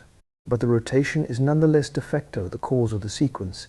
I cannot say it will be forever, but will be, nature being what it is, a necessary condition in every case. The man whose side was shot away led to experiments on the power of the gastric juice in digestion, the proportional ease of digestion of different edibles, but when they put the gastric juice into a vial, it was found that it did not digest save at the heat of the stomach. Here it was clear there was a condition, a certain degree of heat. But gastric juice digested the substance. If not, what did? Gastric juice in its normal condition, not else. Hydrogen and oxygen produce water by being mixed, but if mixed with a certain force, the hottest fire, here is a condition, the absence of a certain degree of force in mixing them. It is not unconditionally that the mixture produces water, but the mixture of hydrogen and oxygen for all that is the cause of water. And according to his own statement, in the case of the surprise of the army, non-existence cannot be a cause of anything. The absence of force is not existence, so that cannot be a cause. But even there he was wrong, because the army reckoned on the sentinel, and therefore it did not watch. And now let me ask, what sequence of antecedents and consequences, conditioned or unconditioned, makes me find the light of the sun by day an experimentum crucis, that it is the cause of day? But further, this is merely an effort to insist on laws and nature's order. Supposing I make a lamp, what sequence, conditioned or unconditioned, is the cause of its existence? Every fact which has a beginning, he tells us, page 376, has a cause. All right, and the invariable antecedent is termed the cause, page 377. The lamp had a beginning, consequently it had a cause. That is an invariable antecedent. And we learn farther on that it is always followed by the same consequent, whereas there is no invariable consequence in the lamp. The lamp is certainly an existing phenomenon. Between the phenomena which exist at any instant and the phenomena which exist at any succeeding instant, there is an invariable order of succession. Now, if his explanations and definitions apply only to one class of objects and are untrue of all the rest, they are false as such. Thus every fact which has a beginning has a cause, that is, according to his definition, an invariable antecedent. Both these are clearly not true. I admit, everyone admits, that as a general principle the course of nature proceeds according to established laws. It would not be a course of nature if it did not. This does not preclude the possibility of interference, but it is there to be interfered with if it be. But Mr. Mill's theory of causation is wholly false and wrong. But further, every fact which has a beginning has a cause. Now, in the course of nature there is no beginning phenomenally, or it would not be a course. Particular effects may begin, as the precession of the equinoxes returning on their course, but this is really a continuous effect, a regular thing. Thus there is no beginning of anything, consequently no cause of anything at all, save petty details man can make by his activities. Nothing ever began, and nothing ever was caused. A thunderstorm begins, but it is the regular course really of the operation of electricity and heat. It is as regular a course of nature really as the sunrise. But what made electricity have this course? In truth, Mr. Mill merely states a phenomenal course, but cause is no real word for it. Hence, to slip out of the difficulty, he confines himself to course of nature, where general laws are admitted, and avowedly confines himself to phenomena, by which he means merely the visible or discovered course of nature around us, where nothing phenomenal had a beginning. That is, now apparent is apparent, or it would not be an established law. For if established now, or any time, something established it, and there is an efficient, not a mere phenomenal cause. If constantly in operation, it has not a beginning. The whole theory is utterly shallow. If we are to believe Thomson, the earth must have had a beginning, so that there was a cause when it was not. But that is another question of fact. Phenomenal laws do not begin, and there is no beginning at all, or, in Mr. Mill's definition, a cause before the beginning of phenomenal laws. An established law now going on is not a beginning, but a going on, and he shirks the whole real question, falsifying all the principles he lays down himself. So he says, page 1397, the beginning of a phenomenon is what implies a cause, and causation is the law of succession of phenomena. This is a contradiction in terms, or reduces phenomena to the subjective perception by me. The light of the sun causes day, his own example, but that is merely my seeing it, for it is always light. Day is merely that I see it, as the moon always reflects the light. The waxing and waning in lunar months, etc., are merely a question of my seeing it. The moment I have a law, I have what always is, that is, no beginning and no cause, on his shewing of what cause is. But this involves most important principles. A course of nature phenomenally is clearly not beginning. It is not a law, nor known phenomenally as a law, till it acts, and has acted regularly as such. If learned by experience, it is going on. Though if the nature of the cause be ascertained, I may conclude to its being so from one instance. That is, the fact of beginning implying a cause, and a law of nature or regular sequences, cause meaning no more, as ascertained by experience, are contradictory to one another. Hence of two things. 1. Either the course of nature began, and then I have a cause, that is, an efficient cause, outside and before that course, or it went on eternally without any cause at all. Not merely matter existed. We do not know matter unformed and whose state is uncaused, and no part of the cosmos, but the whole perfectly ordered system, with the force that governs it in its movements. Regular as no man could devise it, scarce discover, and multiform as no man can think, is perfectly uncaused and invented itself before it existed. For invented somehow it is. Matter, we are told, is inert, but it moves with a speed thought cannot realize, yet nothing has made it do so. It is here we may say credat Judaeus appella. Mill says he is not obliged to treat this question, but all his theory is false without it, because regular phenomena going on by established laws are not beginning. Day begins, no doubt. That is, I see the sun at a given time. But nothing is really beginning. The rotation of the earth is, as a law of nature, perpetual. If he says it is no law of nature, as it may naturally terminate, so begin. What gave the impulse? He cannot avoid efficient causes, for there are no other real ones. The attempt to reduce phenomenal causes to efficient ones was the intuitive sense that there must be such. The discovery of regular laws gradually did not falsify this, but merely the place they sought them in. Discovery of gravity, a few general laws in chemistry, as the law of general proportions, etc., proved it was not in essences of things efficient cause was to be sought, though there is more truth in it than in the denial of it. His changing conditions into causes is false as to causation, but the necessity of a cause somewhere is evident, and Mr. Mill admits it elsewhere, only an impotent one that could not make things better than they are. And we are to perfect the poor result, and the fact of general laws leads us up to a general or single cause which caused the course of nature to begin, and consequently was not of it. In the beginning was the Word, and by him all things began to be, or took place.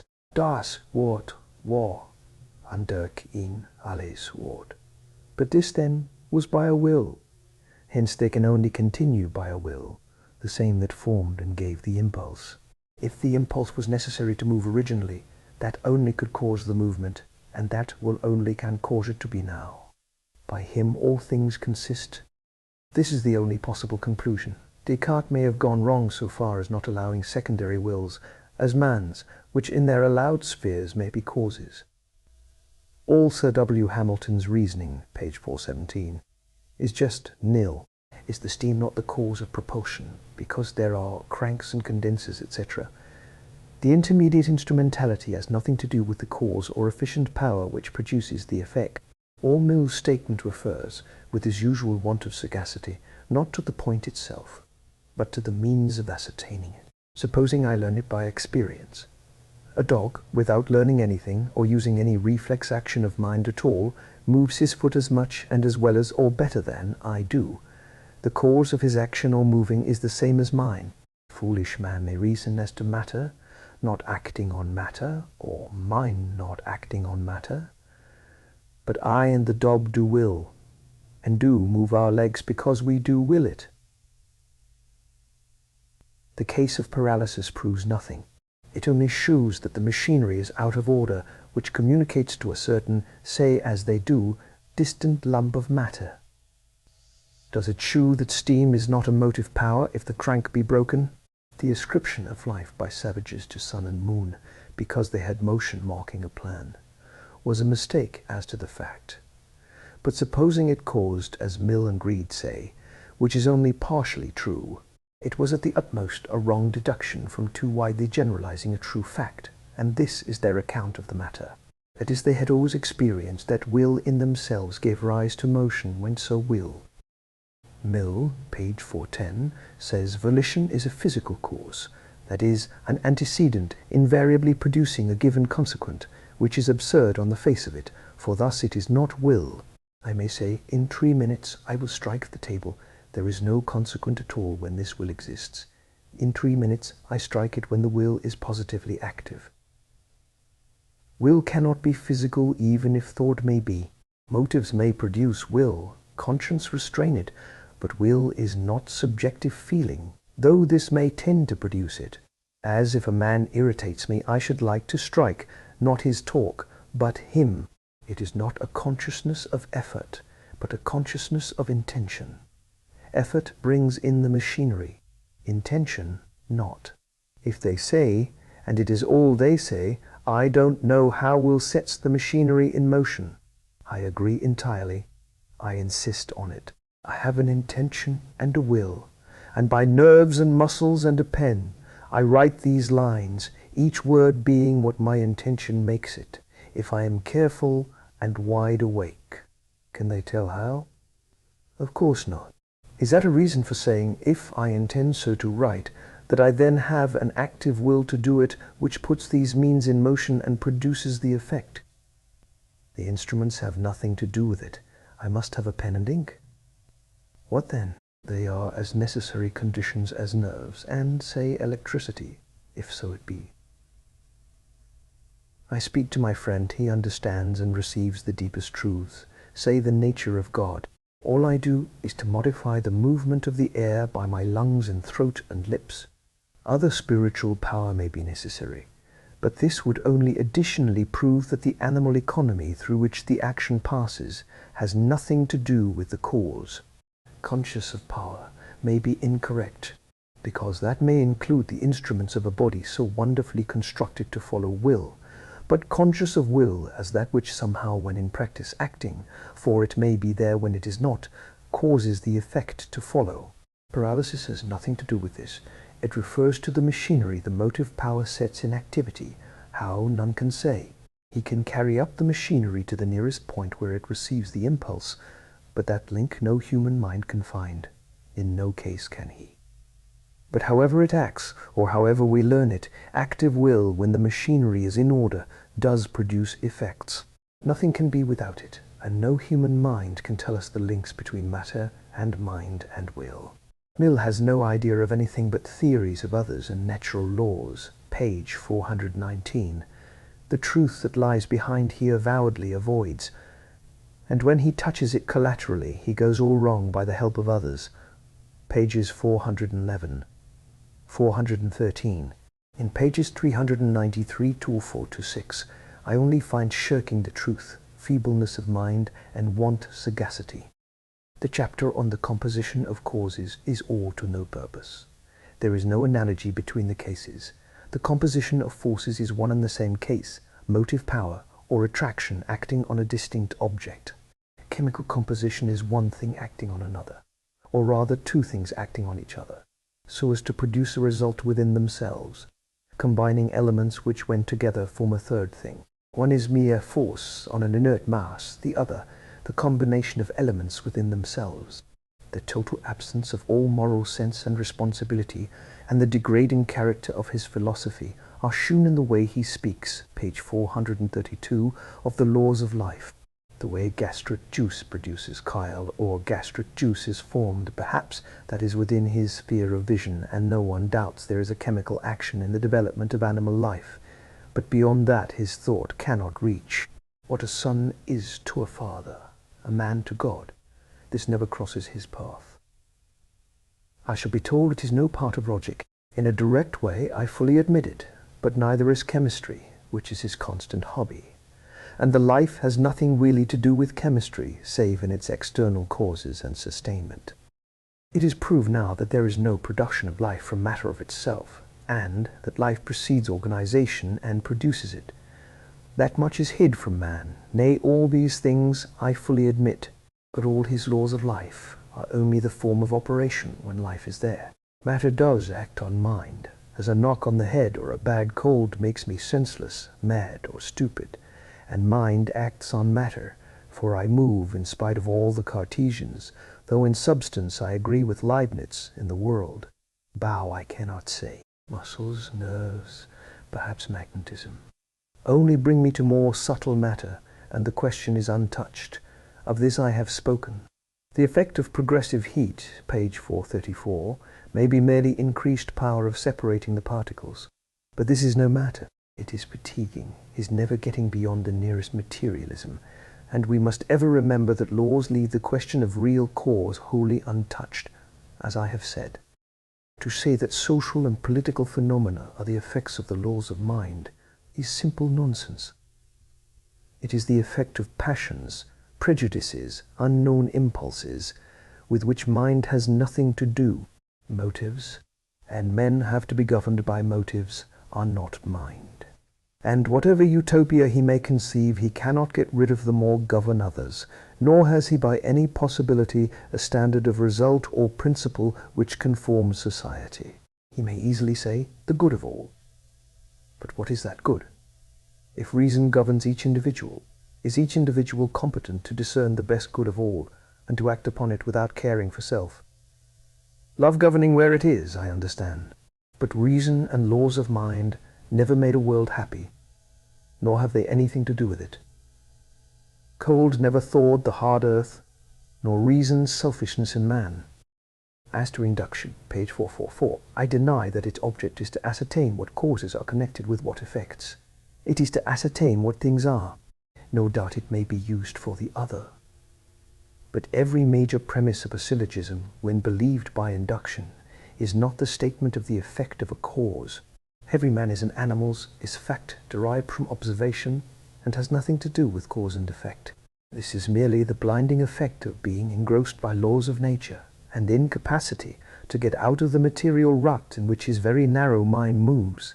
And this, as the end of inductive philosophy, is the low fallacy of his whole book. That his principles are incapable of anything beyond it, I fully admit. But Mr. Mill assumes that chemistry, life, social and political questions are all problems of the same nature. He leaves out not only the whole higher sphere of thought, admitting that induction has made nothing even of most of these, and drawing all his instructions from chemistry and mere physical nature. But this false view of induction destroys the basis of his reasoning, and it is every way and wholly false and illogical, for laws are not really causes, and physical laws are not everything, at any rate cannot be assumed to be such. So that his whole system is false from beginning to end. The introduction of another element besides physical uniform sequence makes, or may make, all untrue, and it is wholly unfounded. He is obliged to make human will a mere physical cause or law, having never proved it is so, which makes evidently the whole system foundationless, a rehearsal of chemistry and the way of discovering facts in it, which is not logic, see page 410, but which betrays the system and shews the flimsiness of the whole of it. His statements as to methods of agreement are not correct. The effect of it is not necessarily A, because it is possible, and indeed common, that A without B produces nothing at all. But it is not material, as it is merely means of discovery. The same objection applies to Canon 4, as indeed he admits. On his own shewing they are not shewn to be unconditioned, therefore not shewn to be a cause. The principle, page 466, is a false principle. Gastric juice, cold, and heat produce, neither of them any effect on a piece of meat. Join them, and they digest it. In moral things, the contrary is constantly true. A woman has nothing to do with me, and no effect on my position. She marries my father, and I am turned out of the house. Nor is it evident in the case of the stars. Though it may be true, the conjunction of two suns might alter every condition of man's life, in many respects morally, or burn him up. One changes nothing as originally adapted to his nature, though the last instance is less strictly exact, as one, though as adapted, unfelt, does act on him. Physical phenomena only, page 470, come under these rules, right or wrong. Organic life consists, Mill says, in a continual state of decomposition and recomposition of the different organs and tissues, page 473, and yet more strongly, the chemical actions which constitute life. Now this is alike folly and impudence. In life in the body these changes take place, but who says this is life? In the first place, it is proved that life proceeds and produces organization, the inorganic nucleus in the cell, but at any rate the body being subject to these changes by vital power in no way says that they are life or constitute life. They are a corporeal process where life is, but more cannot be said. Of course he cannot get beyond it, and note here that he pretends to go beyond phenomena or physical causes. He may say these are the regular phenomenal causes, but when he says this constitutes life, he touches the efficient cause, so as to settle there is none else but the phenomenal. The dispute between him and we well I leave. I think some of his cases inconsequent, but all this is merely verifying inductions on chemistry and the like, interesting in their way, but which concern me little. All is material. On the composition of forces, I do not think his conclusions just. The distance gone is not the same, nor is time the same, nor can rest be estimated as the same as twice the distance in opposite directions. Its consequent effects clearly are totally different. If the force were attractive, not impinging, it would not be so. Some of the difficulties he escapes by tendency and pressure. For the mere history of science and its deductions, I have no remark to make. His making induction a part of deduction is clearly false, as already noted. It is merely ascertaining the general premise for the deduction. And so he says, page 534. Nor is his statement in page 536 true in proper deduction, when the nature or law is adequately ascertained. If deduction be just, I say, must be. In mere material phenomena, verification may be all well because it is a question of material facts, which may be mistaken. But this is a question of the truth of the premise, not of the deduction which assumes it, and we are where we were, subject to particular observation of cases. Unless the law or nature of the thing be ascertained, then the conclusion is certain. Verification may be all well, but it is testing the justness of the induction which establishes the major premise. As logic, all his statements are very poor indeed, but he has interested himself in physical science may be all very true, but though it may seem harsh, the whole tone evinces, I judge, a bad vitiated mind. I am led to say this by the way he speaks so lightly and flippantly, page 534, of constructing an organic body and trying whether it would live. The tissues at the instant of death are the same. An organized body constructed is not a living body, nor an organ's inactivity of themselves, or movable by will, the same as a constructed organism. He is no Prometheus. He admits he is quite ignorant, only flippantly taking occasion by his ignorance practically to deny life or a soul distinct from body. If a man believed there were, he could not talk of trying whether it would live. And this is flippant on what is solemn, if it be only to be or not to he. And flippancy on solemn subjects is the proof of a vitiated mind. Volume 2. Why must there be ultimate laws? All may be summed up in one, and that one a constant acting of force, in one who can originate force. His limiting it to sensations is limiting it by effects on us, beyond which I suppose his mind cannot go. Colors, for instance, are the result of degrees of refraction, and red is contained in white. A colored object is from some special power of reflecting that ray. He affects to speak only of phenomenal sequences, and not of efficient causes.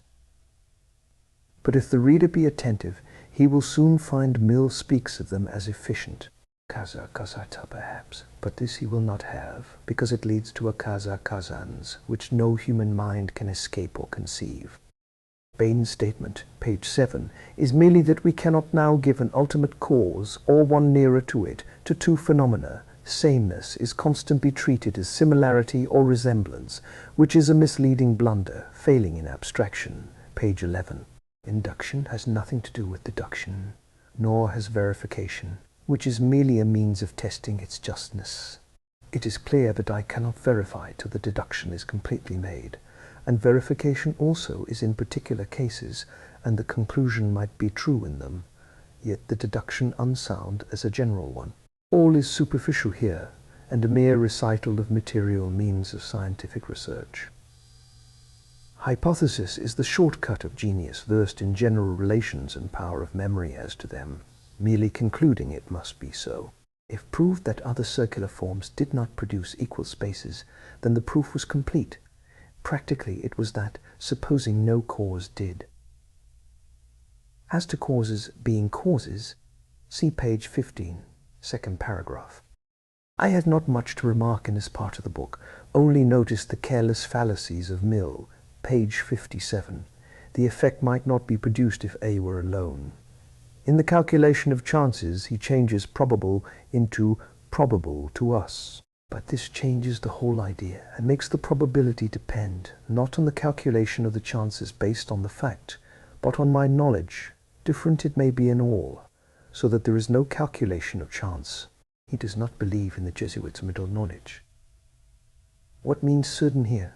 Some event does happen, we can say, in result. But events are not certain a priori. It was the sense of this made him add to Laplace. The two events must be of equally frequent occurrence. To get out of this, he turns probable into probable to us. Unless all this is confusion, evidently it is more probable that a man in the last stage of consumption will die within a year than that a man in good health, ceteris paribus, will. Our ignorance of it does not affect its probability, though it may our estimate of it. The logical ground, page 66, is not our knowledge, though we may have to act on it. Pages 67, 68 are all nonsense. The fact of credibility of witnesses is clear judgment of the individual, no average question at all. In page 69 we have a very important false principle, arising from his rejection of testimony, and resting all on inferences and averages. The probability of the fact rests on our knowledge of the proportion of cases in which it occurs. Now, supposing it occurred but once and never before, the real question is of adequate testimony, not of probability at all. Say the deluge, I have a positive testimony, confirmed in every way, supposing the earth to bear evident marks of its having taken place. I have no question of probability, but of adequate testimony. And this false and evil dependence on inference confounds past facts with possible future ones, putting them on the same ground. Testimony has nothing to do with probability, but he seems to have no idea of such a thing as truth. Besides, here and throughout, we have it assumed that there can be no power in operation at any time other than phenomenal sequences. Not merely that he will only consider these, which, if there be others, must put him on false ground, and which are no causes at all, from which yet he cannot escape. But he denies all others. They are not supposable to him. It is only causes in operation which tend to produce, admitting, in spite of himself, efficient or productive causes, but limiting all active power to existing phenomena. As to past fact, probability is nonsense, or a denial of all possibility of adequate or certain evidence. In reasoning, page 82, on the sun rising, he tells us, if it do not, it will be because some cause has existed, the effects of which, though during 5,000 years they have not amounted to a perceptible quantity, will in one day become overwhelming. He then goes on to assume that only some long-existing cause, or one arriving suddenly from a distance to be the cause, can be supposed, but this assumes there can be no agent or power beyond known phenomena.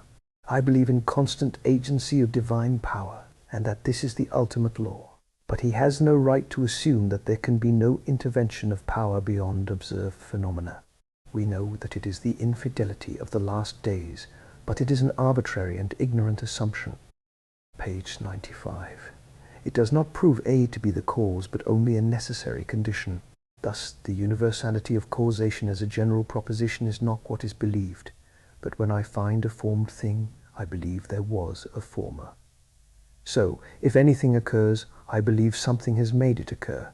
The return of day, save religiously, is not a question of general causation at all.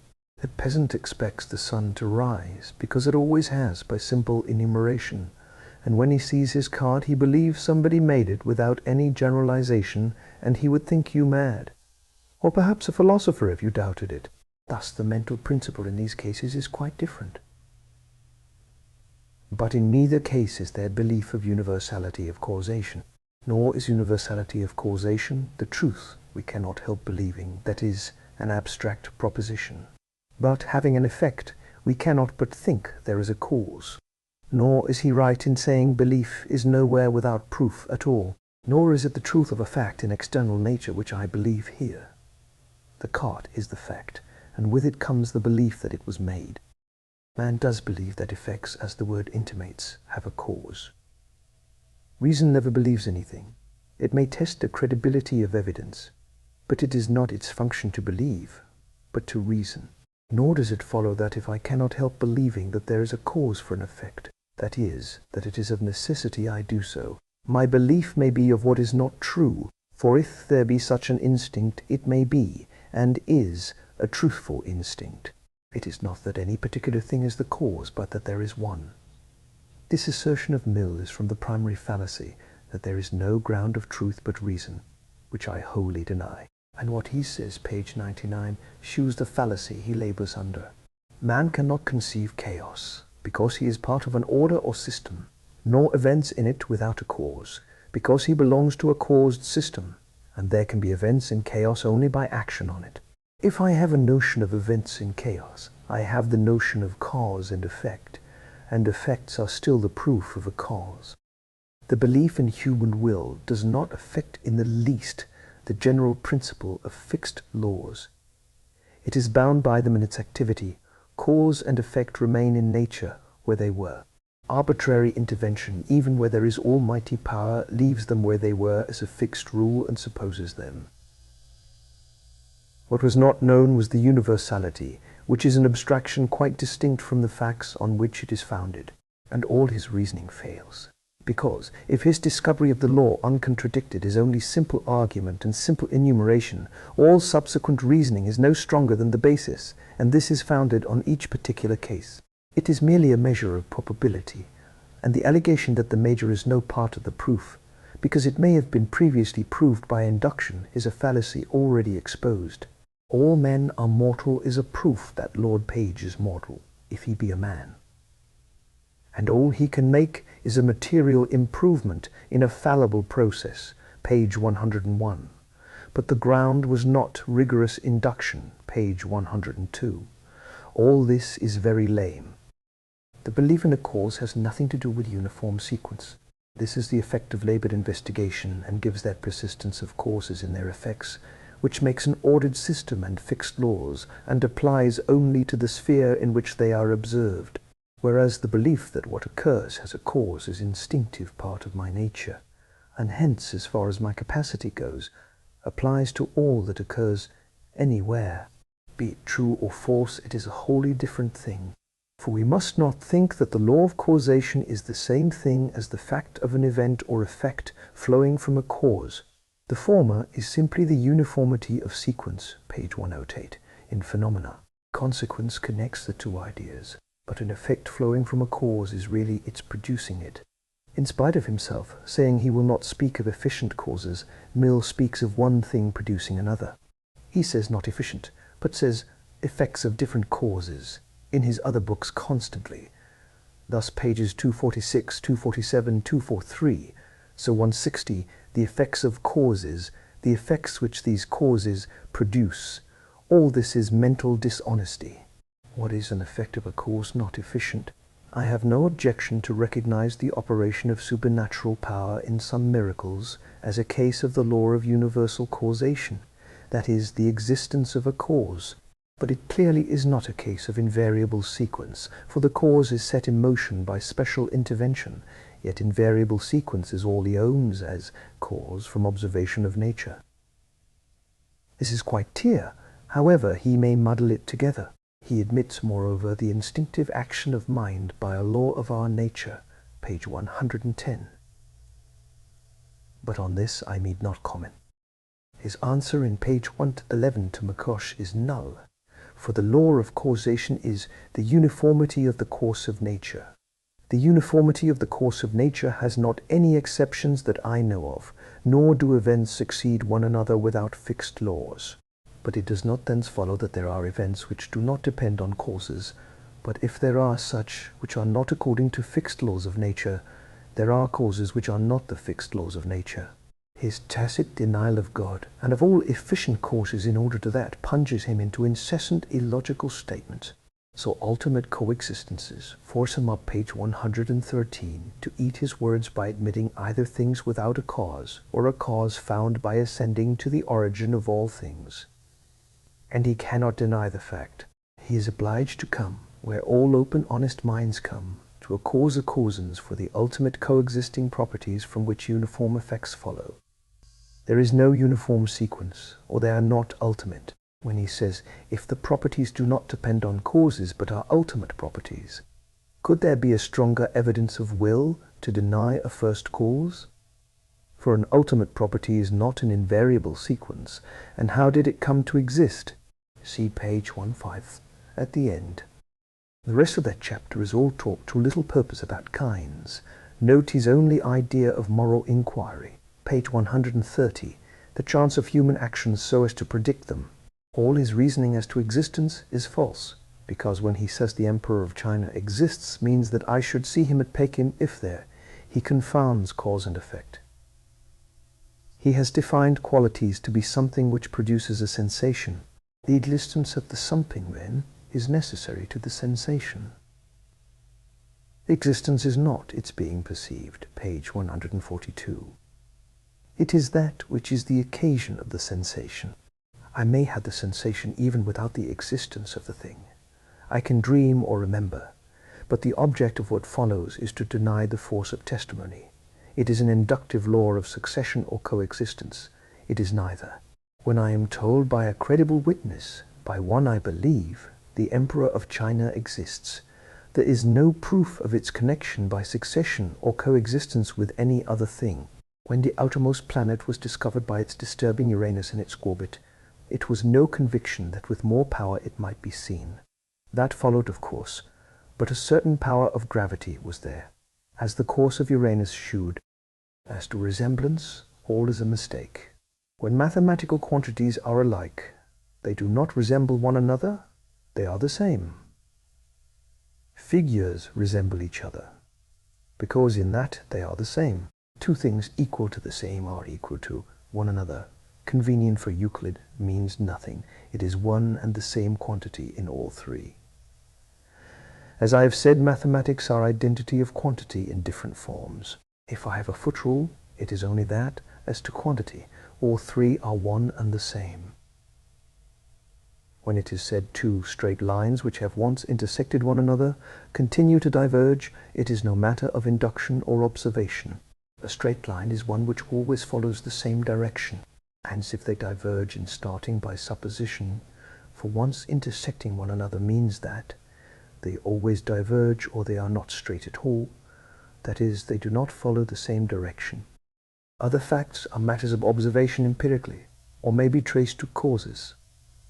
We must not forget that confessedly constant sequence in itself proves nothing, not even a phenomenal cause, as day is the cause of night. He, we may be reminded, says unconditional sequence, as if the sun was always up, it would be always day. Always light, not day. Many things which are causes are conditioned, as heat with gastric juice, a certain proximity for the attraction of cohesion. All this confusion arises from real causes not being owned. Hydrogen and oxygen make water, but under the condition of the power which unites them atomically according to certain laws. The whole of the chapter on grounds of disbelief is founded on an entire fallacy, that is, assumption that that is true of which no proof whatever is given.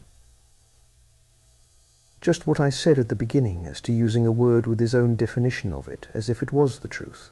He assumes that experience of natural laws is the only foundation of knowledge. Evidence can only be approximate generalization. Possibly so on his ground that belief of testimony is only matter of inference. But this is simply begging the question. It can only be a question of superior generalization, because that is the only ground of evidence. But that is just the question. It assumes that God or man cannot reveal himself so as to enforce belief which is not true. Certainly cannot be assumed, especially when it is the point in question. I know I am. What generalization is that? I know that Mill elsewhere tells us that even this is known by his kind of knowledge. But this is making a farce of reason. So he asserts, if an alleged fact be contradictory of a rigorous induction from a completed generalization, it must be disbelieved. Now his complete generalization, agreement and difference and all, is merely inference from observed phenomena. But this assumes that any power beyond observed phenomena is impossible.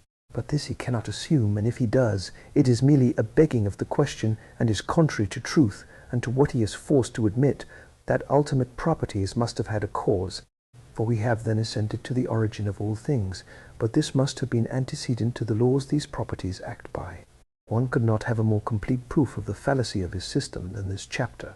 So his defense of Hume is simply the same fallacy. Whatever is contrary to a complete induction is incredible. Induction from what?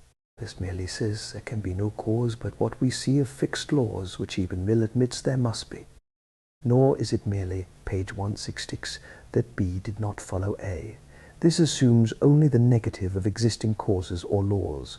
But supposing X comes in, which was not there, he does not even consider the possibility of another power which may act from itself, so as that no observed action of A has anything to say to it. It is not to be credited, but on evidence which would overturn the law. It has nothing to do with the law, may confirm it. Thus resurrection supposes the law of death is an action of power not in the sphere of observed sequences. And note here, our question here is not if it be true, but if it be impossible, for which the only ground is the positive assumption that there is no power possible outside observed sequences, which he alleges are no efficient causes at all. If what a human being can see is no more than a set of appearances, either there is no ground of believing anything, and complete induction is a fable, or I may have as good or better evidence of what power extrinsic to observed phenomena and sequences has done. So when he says, page 167, he cannot admit a proposition as a law of nature, and yet believe a fact in real contradiction to it. Now, law of nature is merely existing phenomena, and this is the absurd idea that the ascertained phenomena of nature are the only possible things that can be, and not a conclusion within nature, but the denial of all action outside it, and that as possible, which is simply nonsense as reasoning, and the more so as he is obliged to admit such action at the origin of all things. Because such a thing is, as far as we know it, there can be nothing else. There can be no other ground for this but the positive denial, without proof, that God can act, and affirmation that there is nothing possible but what we have observed. The ultimate properties and their cause he confessedly has not accounted for, nor within the limits of fixed laws, quite another question, is all so certain, though enough for all human purposes in the sphere man is in. Because if ABC produces ABC, and BC only BC, this does not prove A is the cause of A. It may be a necessary condition of B being the cause.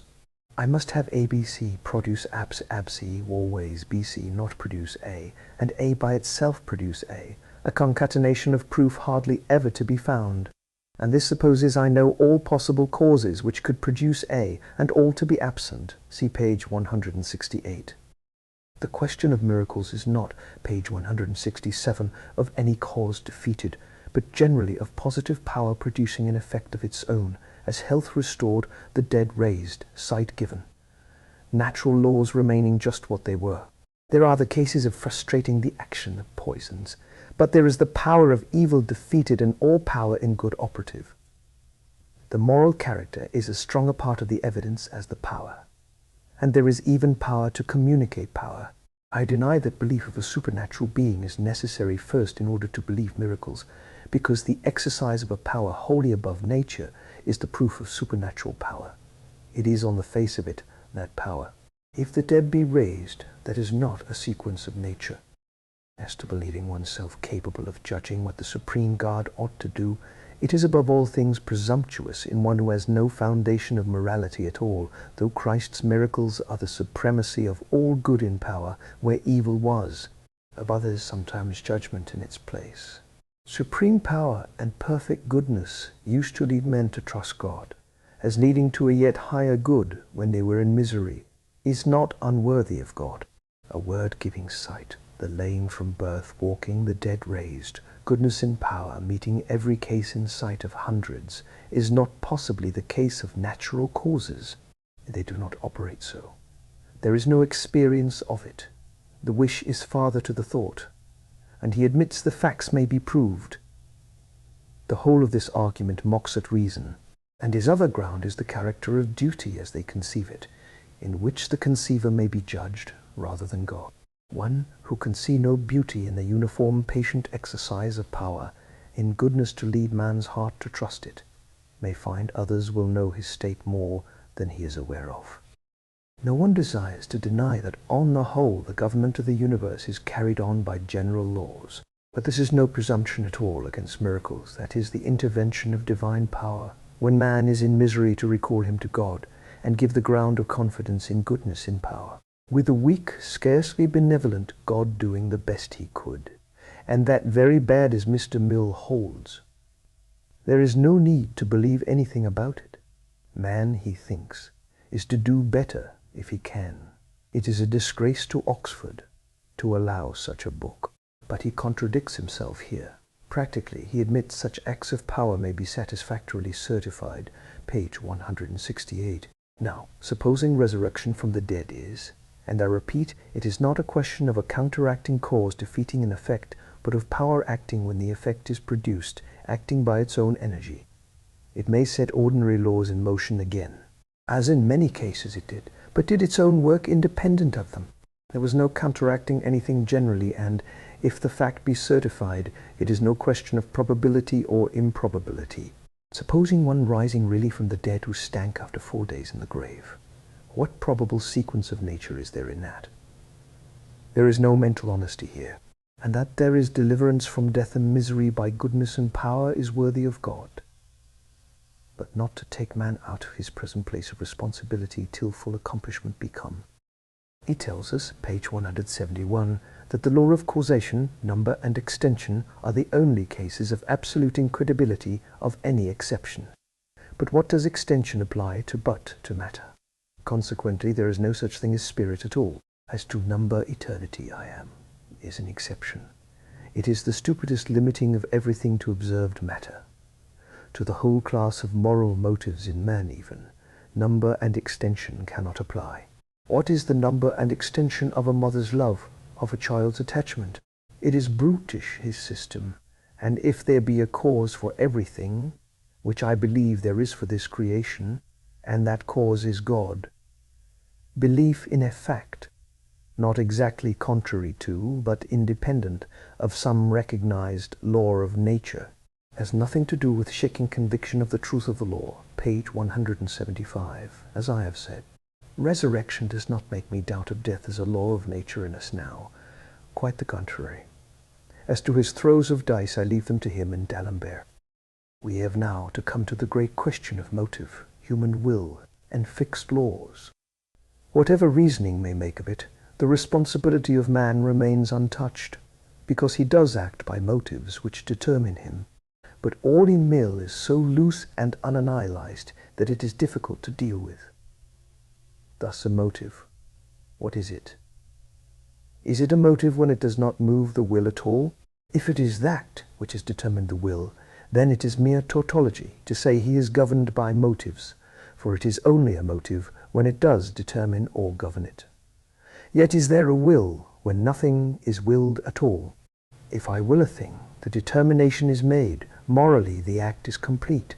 Free to will is quite true as far as compulsion goes, for if it be compelled, it is not willed, it is another's will. Now, in all the flimsy language in which he speaks of antecedents, the difference is plainly this. In fixed laws of nature, it is compulsion. Gravity acts, the earth, the moon, follow fixed laws, cannot do anything else. It is compulsion. The movement, centripetal or centrifugal, is imposed. The action itself is a necessary one as far as observed nature goes. It is strictly compulsion both as the act and as to the acting thing, it having no thought or will or consciousness in the matter. So in all cases of fixed laws, they mean this, but there is another point. In the case of man's will, the motive produces no action. Man's will or mind is the thing acted on. It is a state of mind, determination by motive. It does no more than be a motive.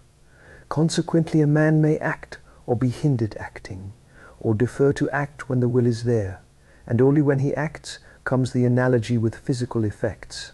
With the previous part, the production of the will, there is no analogy at all. Till the will is determined, there is no motive in the mind. There may be reflection of the mind on it, but it has not become a motive to me, has not produced any effect in me. When the man acts, his will is the antecedent cause, by whatever bodily machinery it is carried out. But another point comes in here. An object may attract the desire without determining the will, which may utterly refuse it. It is not an actual motive to the man as to his conduct. All this, which is of the essence of the question of will, to say nothing of the conscience controlling it when otherwise the will would be determined, is left out by the superficiality of Mill. Of course he has not, in few divine objects, which take the mind clean out of the whole sphere he moves in, and by grace determine the will. But on his own ground, the phenomenal antecedent to effect in man's conduct is his will. Motive produces no act, but, where operative, produces a state of will and no more, or rather is one, which is not a phenomenal effect at all. It is not true that the action of masses is merely individual will. Motives vary from individual to individual, and may in any individual from moment to moment. This is lost in masses which follow a general impulse, or there could not be a mass. But he admits that the causes are so endless and unknown that we cannot predict action, at most tendencies. But this is not invariable sequence or a fixed law at all. Now a general course of corrupt human nature I do not deny. But if I take up individual man, the whole idea is absurd. A man's recollection of his mother stops him in evil. The scriptures, a sermon, 1,000 things impossible to count on, come in and arrest or form the determination of the mind called will. All he can pretend to is to see the tendency of corrupt human nature without God, which for my part I should not deny. If he say this is an antecedent cause, no doubt, only he cannot know of its existence, nor, if it exist, of its effect. That is, it is no matter of invariable sequence, nor of fixed law at all. But even here his statements prove only that he cannot do what he pretends to do. He is obliged to do what he condemns in Bacon, only pretending to get up to the principles of human nature, and bring in deduction, but forced to admit we had no sure elements to reason from. This brings in another difficulty, that all depends not on the discovery of a necessary fixed law of force, as gravity or chemical action, which cannot act otherwise, but on my sagacity in estimating motive, which involves my moral state as well as the state of those I reason about. How clearly Christianity is above and outside all this, by a revelation of God, a new nature, and objects wholly outside the world. Mill has a feeble and partially benevolent Creator, who did the best he could out of the materials he had to hand, and we are to mend his work. But then what of necessary effects of causes? This he feels and seeks to shrink from. Now that man has got philosophers, not for the first time, however, and the highest thinkers. We may expect something of this poorly constructed world. It has been a long while coming to find it out, nor would they, without Christianity, have had even the thought they had. Plato not only did not know God, but taught the most brutish communism, which Aristotle disapproved, because base as trade might be, selfishness was a stronger motive. The world by wisdom knew not God. It pleased God, by the foolishness of preaching, to save them that believe. But these have gone farther. When they knew God as revealed in Christ, they did not like to retain him in their knowledge. But I will take up a few details. All the statements of Mill are vague, as we have seen. Lusts, will, conscience are all huddled up together. Motives present to an individual's mind and character. But is it yet really motive till the will be determined by it? Then it is inducements which act upon him, and so we could foretell his conduct with as much certainty as we could any physical event. He admits fully afterwards we cannot, but only tendencies. In physical nature the physical event may be hindered, but the cause remains absolutely invariable. And this is utterly false as to the influence of motives on a man. You must know not only the man's character, but the circumstances at the moment, for a moment may wholly change what acts on him. See pages 433, 466 sec. 2, 452, 452, 452, 12, 480, 418, 592, 5 line 13, end of 4, 555, 440 noun, etc. If I knew what acted on a man as an inducement, if it be merely a thought, desire, powerful pressure on his inclinations, I do not yet know how he will act. I quite understand that Mill would hold that the hindrance to his acting on this is one of the antecedents, but this is not merely character. I may have motives which determine wholly above character, and which subdue my nature. If these be taken in, so that the purpose is determined by them, then it is merely saying, if I know what is determined to the will, as I have said, Now masses, as already said, are masses in virtue of not controlling impulses, but acting on the passions, or perhaps wants pushed to an extreme, so that passions broke out, and here, but really in each case only when all is known, the general result may be better judged of. Conscience is always individual, but this independence of individual character and principle is lost in the infidel and liberal system, as indeed Lecky admits in his history. I deny that the knowledge of circumstances and character would enable us to tell how people would act, page 422, for motives outside both, and governing a man in spite of both, not counteracting the will but determining it, may be in operation. Of this, of course, Mill has no idea. In physical causes there is nothing to form. Counteraction is another thing. The motive power remains the same. But the slovenly mental habits of Mill are again found here. Our volitions and actions are invariable consequence of our antecedent states of mind. The volition is the state of mind and may be produced by a motive which is no antecedent state of mind at all, nor even my natural character. It may control it and never have been in me before, yea, set me free from it. Nor is any foreknowledge the same as divine foreknowledge. God knows what will be in absolutely, and he does not reason on tendencies and effects of character, and its probable results. When I speak of will, I speak of actual determination of purpose, not of a religious or metaphysical faculty. There is nothing, page 423, in causation but invariable, certain, and unconditional sequence. There are few to whom more constancy of succession appears a sufficiently stringent bond of union for so peculiar a relation as that of cause and effect. Even if reason repudiates, the imagination retains the feeling of some constraint exercised by the antecedent over the consequent. Now, first he had said he would not consider efficient causes, but only physical or phenomenal causes. Here he does consider them, to deny them absolutely. But uniform consequence has nothing to do with cause. It may be a cause with no uniformity, uniformity with no cause, while fully admitting regular order in creation. Day and night we have seen, but so of all seasons, summer, winter, etc., so of the moon's phases, but of even more important things. Death uniformly follows life. Is life the cause of death? We must turn Buddhists and seek nirvana. Sequence deceives. It is merely that a thing comes after in point of time, which in itself proves nothing even if constant. A cause is the why it follows. Now there is force in existence. That is admitted, and force produces effect, movement, etc. It becomes heat, etc. It is an efficient cause, an agent, uniform or not. It turns to heat where it cannot move, to movement from heat, etc., not uniform but a power. Electricity knocks a thing down, sets fire to something, melts, kills, or takes away consciousness. If the same as magnetism, it turns iron north or south.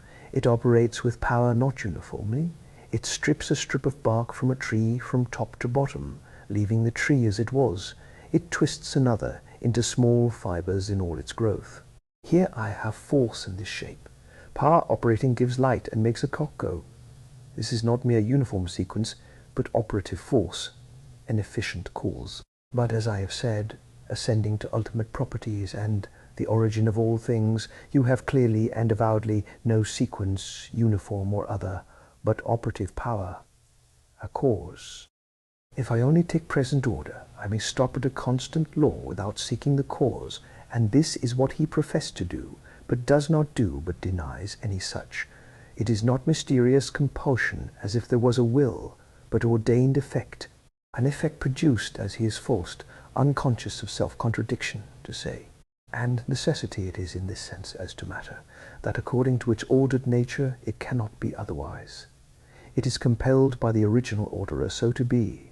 It is its nature without a will. Gravity is always the same, so that I can predict not a tendency, but a fact. It may be hindered, but not changed while the cosmos subsists. And if we are to believe Mr.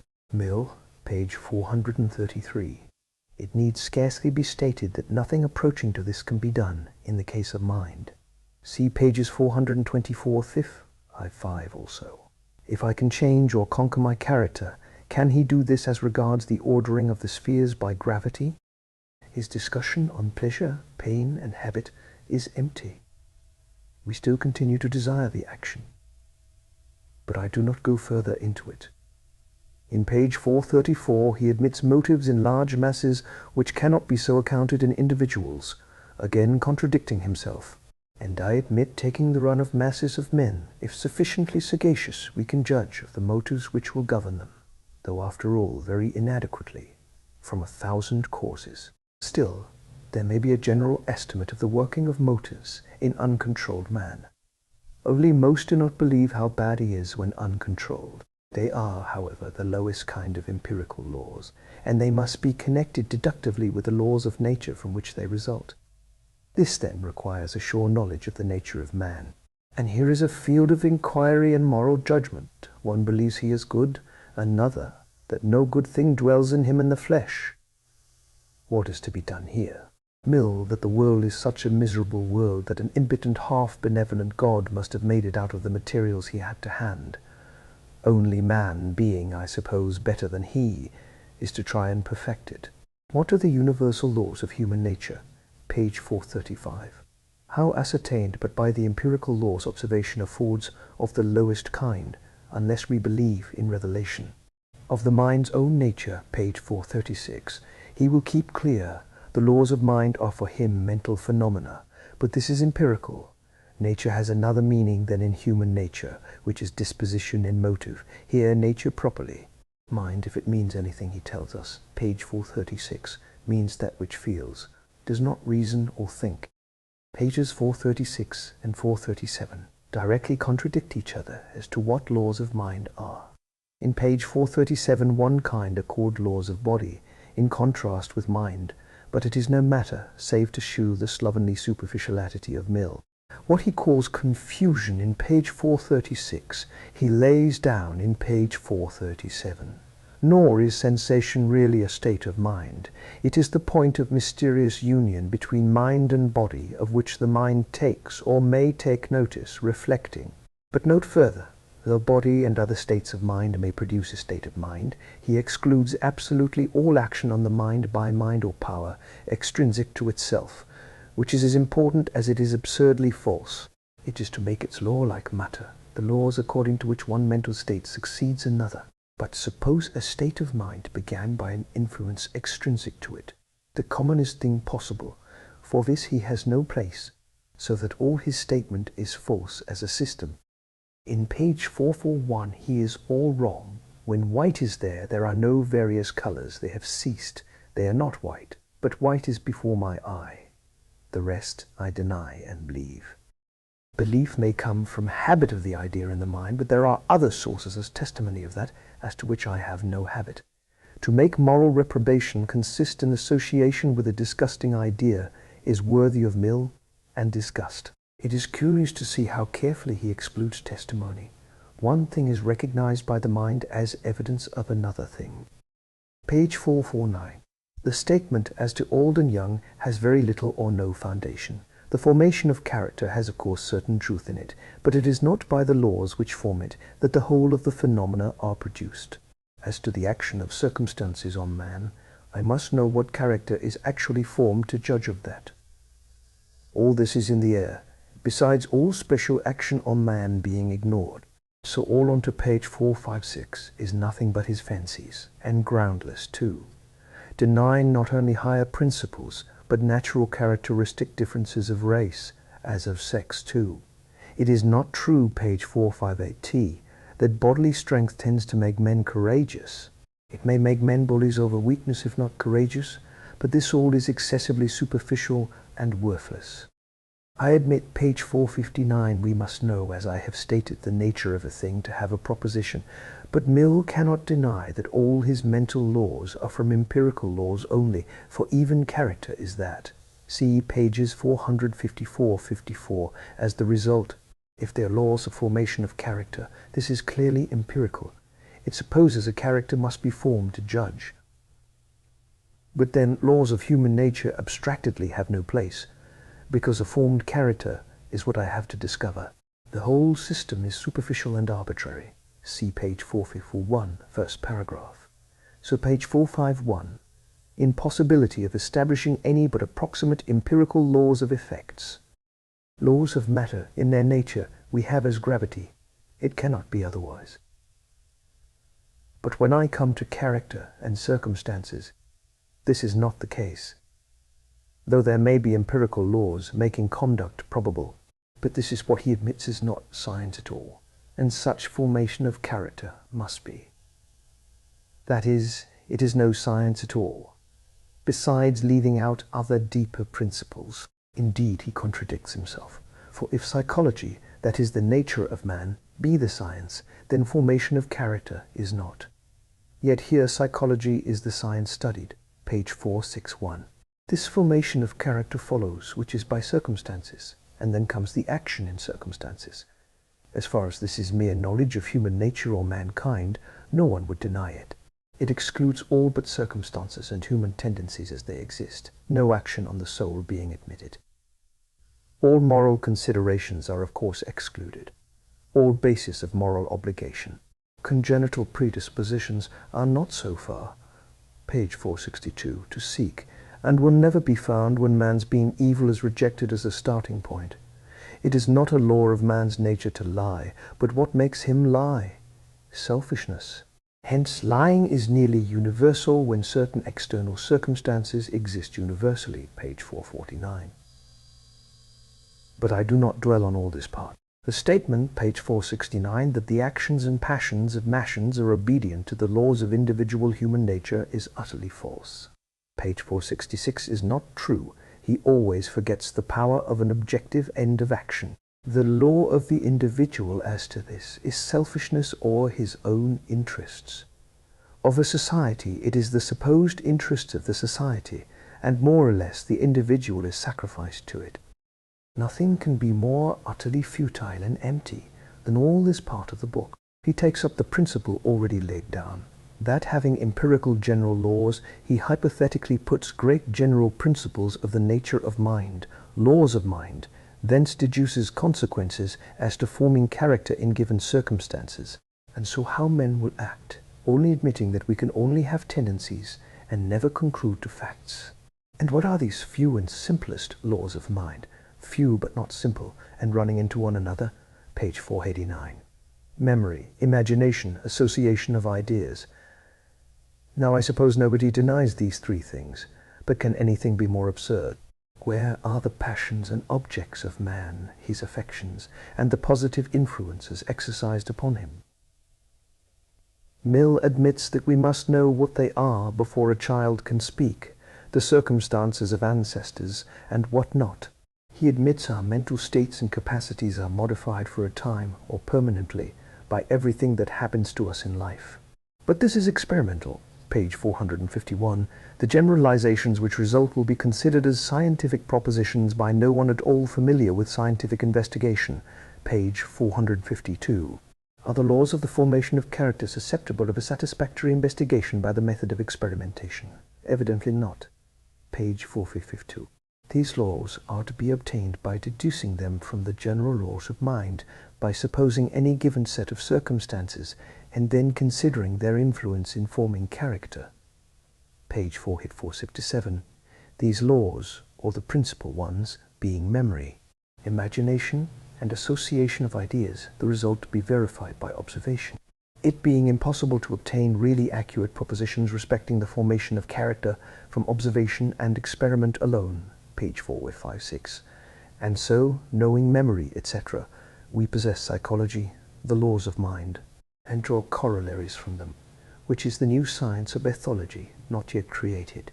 Yet, after all, page 458, psychology is altogether, or principally, a science of observation and experiment by which we have read it is impossible to obtain any accurate propositions. Consequently, we must have the generalization of laws of mind, but they are hypothetical, only in result affirming tendencies. Now remark here that in true science we have nothing to do with tendencies, but with facts. The forces of gravity and laws of motion do not give tendencies, they produce certain resulting facts. They may be counteracted, and that even by the operation of the same laws, but they have nothing to do with tendencies. Hypothesis may come in to get at the law, verified by the ascertained result in facts, and it then ceases to be an hypothesis. It is a principle or law demonstrated by facts. The whole argument is trifling nonsense, yet the constituent elements of human nature are sufficiently understood to create a science of ethology. Yet the laws are modified by everything in our life. That is, as to our mental states and capacities, are no laws at all, are matter of observation and experiment, or principally so, that is, empirical. And all the science flows from knowing there is memory, imagination, and association of ideas forming character by circumstances we do not know, and then middle principles of how to form being obtained, we, by education, form the character to be desired. And what is that? We perfect the bungling of creation, while we must know what the nurse has done with the baby and act as a despot alone could, and not even he, for he could not manage the nurse. The passions and governing objects being wholly left out of both sciences. Now that there are these three principles in human nature, everyone knows that education tends to form character is not denied, that the observation of human nature helps to know how the general mass will act, at least tendencies hypothetically, no one denies. But such a mare's next of hypothetical science I never met with. It is again curious to see the effort to set aside belief on testimony by attributing to it associating ideas. Such practical impotency in judging of the laws of human nature, leaving out passions, objects, selfishness, is hard to conceive anyone capable of. But there it is, and a science made of it. One created by Mr. Mill. No doubt it is. If you want to see uncertainty and folly, read page 466. Happily there is an impassable limit to the possibility of calculating the facts or results beforehand, page 467. The data being uncertain and varying, only the laws are not.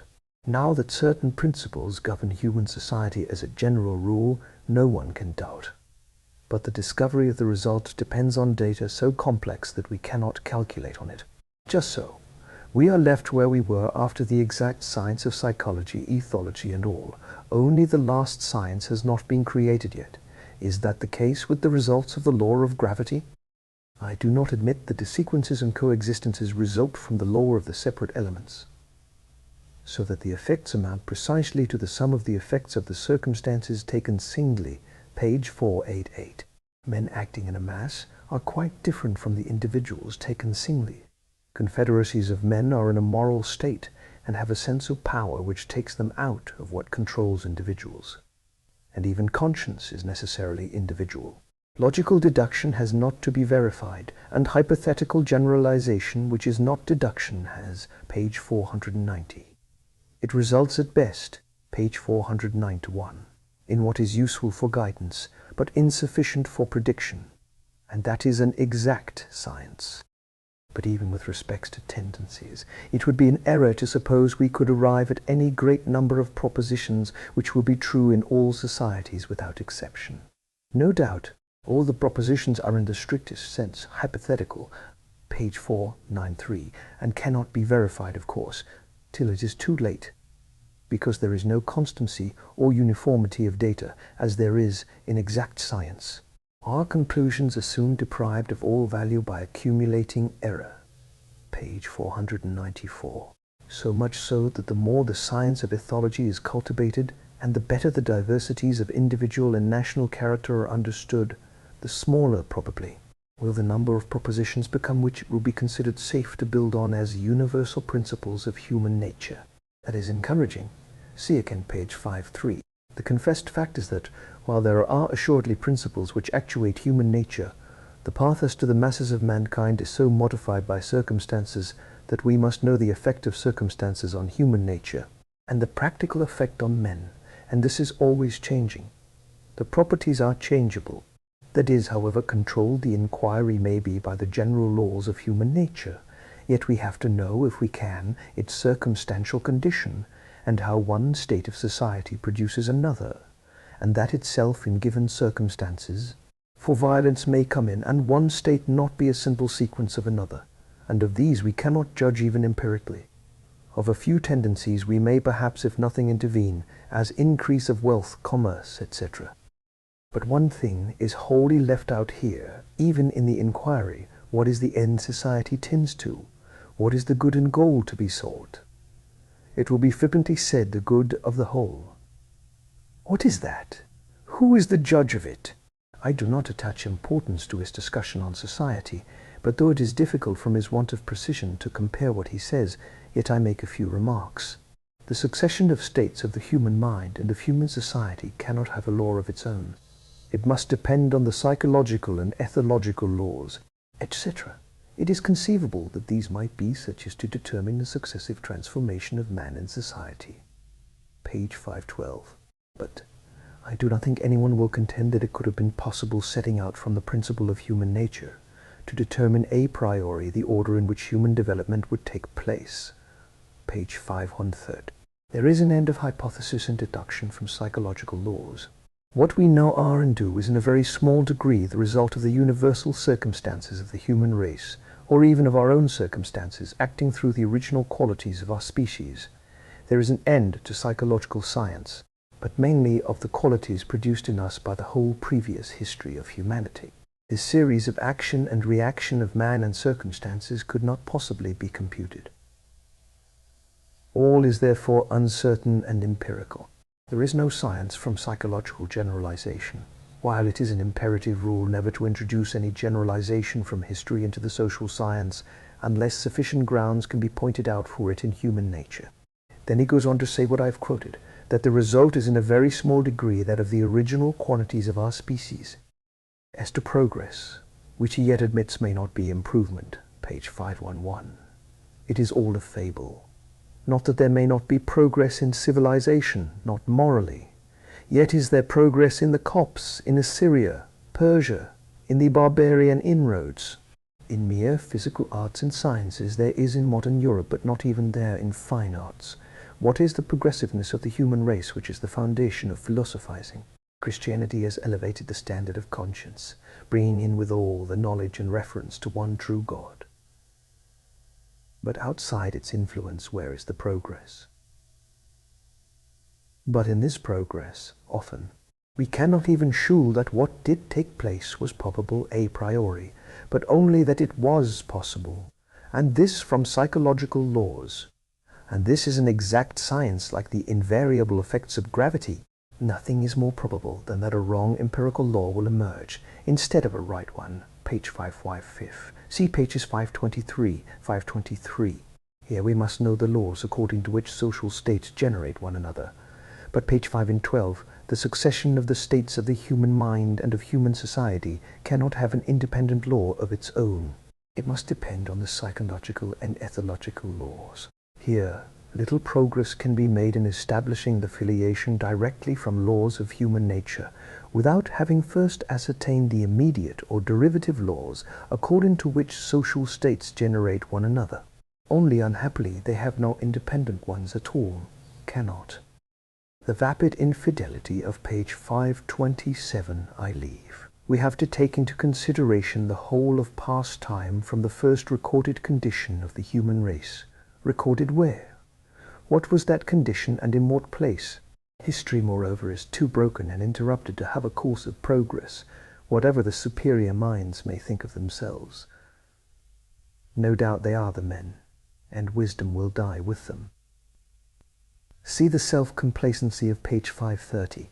The intellectual element is the predominant circumstance in determining their progress. Progress in what? I only noted here to recognize the principle. Philosophy and religion are abundantly amenable to general causes, page 539. But if there had been no Christ, no Paul, there would have been no Christianity. His perfect ignorance of the person of Christ, objectively being the all of Christianity, with what it involves, has necessarily made him talk nonsense here. Circumstances may have been prepared for it, but his total ignorance of what Christianity is, or even Judaism, necessarily makes him grossly superficial. As to the general principle of progress, it is page 540, only precarious approximate generalizations confined to a small portion of mankind, and there is need of great flexibility in our generalizations, and who can tell, etc. See 2, page 541, how much remains inaccessible to us. Unhappily, the art of life, page 523, to which all other arts are subordinated, has still to be created. Rules of conduct, page 549, are only provisional. Right and wrong he has not an idea of. Morality, prudence, and aesthetics all have to be created. But page 544, the ends to be aimed at must be known. All laws of phenomena are useless. Most true. Some general principle or standard must still be sought, page 555. The end, however, is conduciveness to the happiness of mankind, or rather of all sentient beings. Has man no higher or better? What is that happiness? On this he is silent, save that present happiness may give way to ideal nobleness, but this in result will be mere happiness existing in the world. Of happiness, divine or heavenly, of course he has no idea. It is, at best, what is under the sun, the days of the life of our vanity. Life now is almost universally puerile and insignificant. It is not happiness such as human beings with highly developed faculties can care to have. Moral, spiritual, divine happiness, grace in the heart towards others, is simply absent from his mind. It is a blank. I saw the indescribable, or did I saw the indiscriminate, I saw the inverse, and his own mind, and the grossest absence of every moral feeling, a blank, an incapacity for anything higher than reasoning on current facts, which he does superficially, not aware that there is anything beyond which he does not possess, with only that which always accompanies it, the secret, so not honest, pervading effort to undermine the grounds on which the assurance of it is built in others. It is a petty, superficial, pretentious work, without one tinge of any moral or elevated feeling, but the contrary, a miserable attempt to spin, out of a world he holds to be badly created by a feeble God, the only one known, by a creature badly created or grown up by evolution, a system that is to be objectless as causeless, which this creature is to perfect as well as he can without knowing what good is. Impossible to conceive anything more beyond the power of conceiving truth.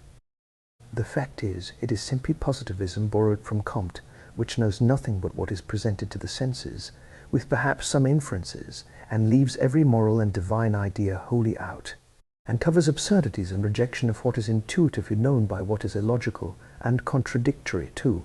It is merely the absurdity of positivism. Conscience and morality all gone, as is the possibility of a higher power acting influentially on me. I am to seek the good of all. Why so? What motive have I for doing so? What is the good? Am I the judge of it, or are they? And who are they? It is as empty as it is bad. His affinity with another man's wife, he calls his first marriage to her, one of mind and affection, I dare say. And then he married her after her husband's death, who was a convenient sort of man that let things go on. There was immense moral and mental weakness in Mr. Mill. He was in a state of despairing melancholy for a long while. Now his logic does not bring out all the results, but it sows the seed in denying causation and in teaching positivism, on which, with some intellectual principles borrowed from Kant, it is wholly based. Miracles and Infidelity. I send you some remarks on the scriptural view of miracles, from which infidels, the defenders of Christianity, seem to me to have alike wandered. As to infidels, any moral apprehension of what miracles are, or anything else, is of the misery of man, or the love of God, or the power and value of the truth, is absent from their minds. Exalting man as he is, the false fancy that in these days of enlightenment the lancet and the microscope have found out everything, and exploded God's truth, and love and man's ignorance both together, reducing everything to general laws, without being able to tell us where they came from, and thus to a materialism which, as an able but honest materialist has said, leads them up to a blind wall beyond which they cannot get. Such is the true character of modern science, very interesting in the discovery of laws which govern matter, that is, the material world beneath us, but excluding from man every moral principle, every excellent affection, and all divine goodness and truth. They tell us that this is no part of science. I quite agree. But are there no such things as love and goodness and morality and right affections? No knowledge of God? When they come to the blind wall, can they assure us there is nothing behind it, or tell us something of what is? Neither. It is simply extruding man from everything beyond matter, even to openly denying all responsibility, degrading man and denying God. The first they do, pretending to exalt him. The other is the stupid pretension to deny that of which they confess they are wholly ignorant, and they are quite right. Though, thank God, it is a knowledge that is as open to them in God's love as to those who already enjoy its light. There is an evidence of truth which one who has the Spirit of God cannot use to a mere natural man, though it often carries the strongest evidence with it, and in that way may tell upon him the possession of the thing that the other is disputing. To him who has it, it is the strongest of all evidences, different in its nature from external proofs. Take even natural things. I am in pain. No surgical evidence is required for him who is in pain in order to make him know it. There is no deception as to it for the man who suffers. The surgeon may shew the physical cause, a stone in the bladder, or what produced it, inflammation either of the blood or of some mucous membrane, but with all his science he cannot tell me why it gives me pain, nor what pain is. Yet who that suffers it does not know what it is. He may talk to me about ganglions, or sensitive nerves distinguished from motor nerves, but this does not tell me one atom of what or why pain is, though he may talk, and in a surgical sense rightly, of what its cause, its material cause is. But this is not what pain in me is. Does anyone doubt what it is when he suffers it? That is, the most certain knowledge, even in the lower creation, is entirely out of the reach of science. I do not blame science for this. It is not its sphere. Science arranges phenomena, learns by experience their sequence, and often with great sagacity. Nobody denies it, but it cannot go further. I can say I suffer. I am so made, so constituted, that under certain circumstances I suffer, but no one can tell me what makes me suffer. He can tell me, very likely better than I can, the circumstances through which I suffer, and perhaps relieve them. He can relieve an animal that knows where and what it is suffering. He can trace the material part, bring in electricity or any other biological power. But what makes me sensible and suffer pain he cannot tell me. Let him trace it to nerves and electricity and whatever you please. But electricity does not make a tree or a stone suffer, though it may make a dead frog leap, perhaps, that is, produce material effects, but it cannot make dead matter feel. I feel, and hence have no doubt of it. I have absolute certainty of it, much greater than any of his science, however extensive and accurate it may be. You will tell me a dog knows it. Just so, but the scientific man does not, and that is the point I am upon just now. That there are kinds of knowledge which are the most certain of all, which science knows nothing of, has nothing to say to, which the boor is just as certain of as the philosopher. Now I say distinctly there is the same kind of knowledge in the things of God. Its effects may shew to others that it is there, but it is not to be explained to or by men. A man groans or writhes, and a dog howls if he is in pain. That is not the pain, but a testimony to it. So where God dwells in man, where his spirit dwells in him, there is no uncertainty in himself. The effect is one of which he is perfectly conscious in himself. It cannot be in itself a proof for another, because it is in himself, and another cannot be a partaker of that, any more than he is of another's pain. But it is absolute certainty for him who has it, and its effects make themselves known to others as pain and illness do to those who are not suffering. It has another effect which can hardly be communicated to another. It confirms by its inward effects the truth and authority of the Word of God. Because if the love of God is shed abroad in my heart by the Holy Ghost given to me, if I enjoy that love inwardly as a deep source of happiness, if I can look up and cry, Abba, Father, in the unquestioning consciousness of what he is for me, if my soul is at liberty before him in unfeigned confidence, and at liberty from sin that beset me before, and from a sense of guilt which I had, if I am conscious of my connection with Christ and his presence with me, I find all these things which I have in my heart, recognized and taught fully in that word. I find what is there said connected with the glorifying of the man Jesus when he had accomplished the work of redemption. This with a life here wholly without parallel in holiness and love, absolutely unselfish, meekness and self-denial and patience, understood of none. A life which condemns me in spite of me by its perfectness, and which is yet not what men admire in their heroes, though more heroic in reality than all.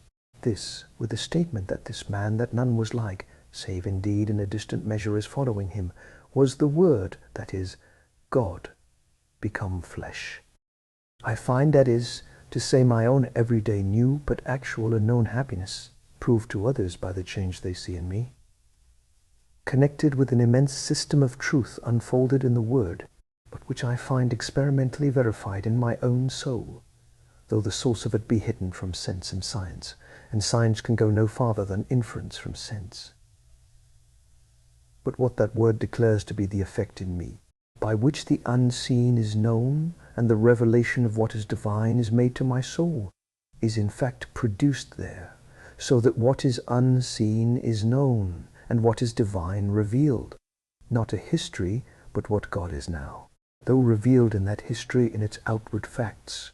And I know the truth of it by what I possess, and the inseparable connection with all the revelation made, which is but the divine development of that of which the effect is in me. And so Scripture speaks, "He that believeth in the Son of God hath the witness in himself, and he that believeth not God hath made him a liar, because he hath not believed the record that God hath given concerning his Son." The infidel will say, "That is no proof for me." In effect, it may be. In itself, I recognize that it is not. He has it not, and of course cannot have the proof that having it gives. But this does not weaken it for those that have. No more does the doctor's not having pain alter my knowledge of having it. And if he were to tell me I was perfectly in health, all the tissues right, and there was no cause for pain, it was imagination. I should know better. It would only prove his science did not reach to the knowledge of the cause. He will despise too my enjoyment of divine things, because he does not know what is enjoyed. He will tell me it is imagination, but imagination does not produce holiness and godly affections, but poetry. There is nothing permanent. It may take me out of self and sorrow for a moment, but never delivers from either. Leaves the man what he was, or worse. No man can stay the hungry edge of appetite by bare imagination of a feast. Imagination deals with things outside us which are not real. This is what is actually and abidingly in us, a present reality. It is based on what is in its perfectness objective as a source outside us, just as my friend is, though I am conscious of my affection and of his. And when human imagination seeks to make a scene with which it can be occupied, it fails entirely, bringing Canaan into heaven and making Satan the most interesting person in the dramatis personae. Proofs may and do leave responsibility without excuse, but enjoyment of the thing itself within takes the need of proof away. Whether he be a sinner or no, I know not. But one thing I know, whereas I was blind, now I see. Where was the proof that Christ could open the eyes of one born blind for him who was so? And note here, we are not speaking of the truth of that history, but of the nature of the proof. Let it be remembered that of love, obligation to God or man, or a father or a wife, science can know nothing. It is not its business. But man's happiness or unhappiness, even as man here, and everything right and comely depends on this. Science knows material phenomena and laws and connections, and no more. Up to a certain point they may prove a connection of thought and organic structure, but of one single moral idea it is incapable. I do not blame science for this. Phenomena and their laws are its sphere. It is degrading man's moral nature I denounce. There is no love in geology or chemistry, and if, as men have done, they deny responsibility, the best answer is, they are not to be trusted with my keys. Who would trust his child to them if he had any love or sense of obligation? They have assumed that science has left all witchcraft, possession, and the like far behind in the dark, and in the light they have these things dare not shew themselves, but they delude themselves.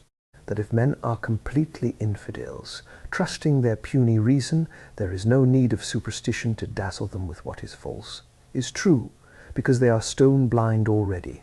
But what is all the spirit rapping that is in the midst of their pretended light, and putting people to sleep, and taking their minds, in a certain sense, into possession, and the coming up of spirits of the departed?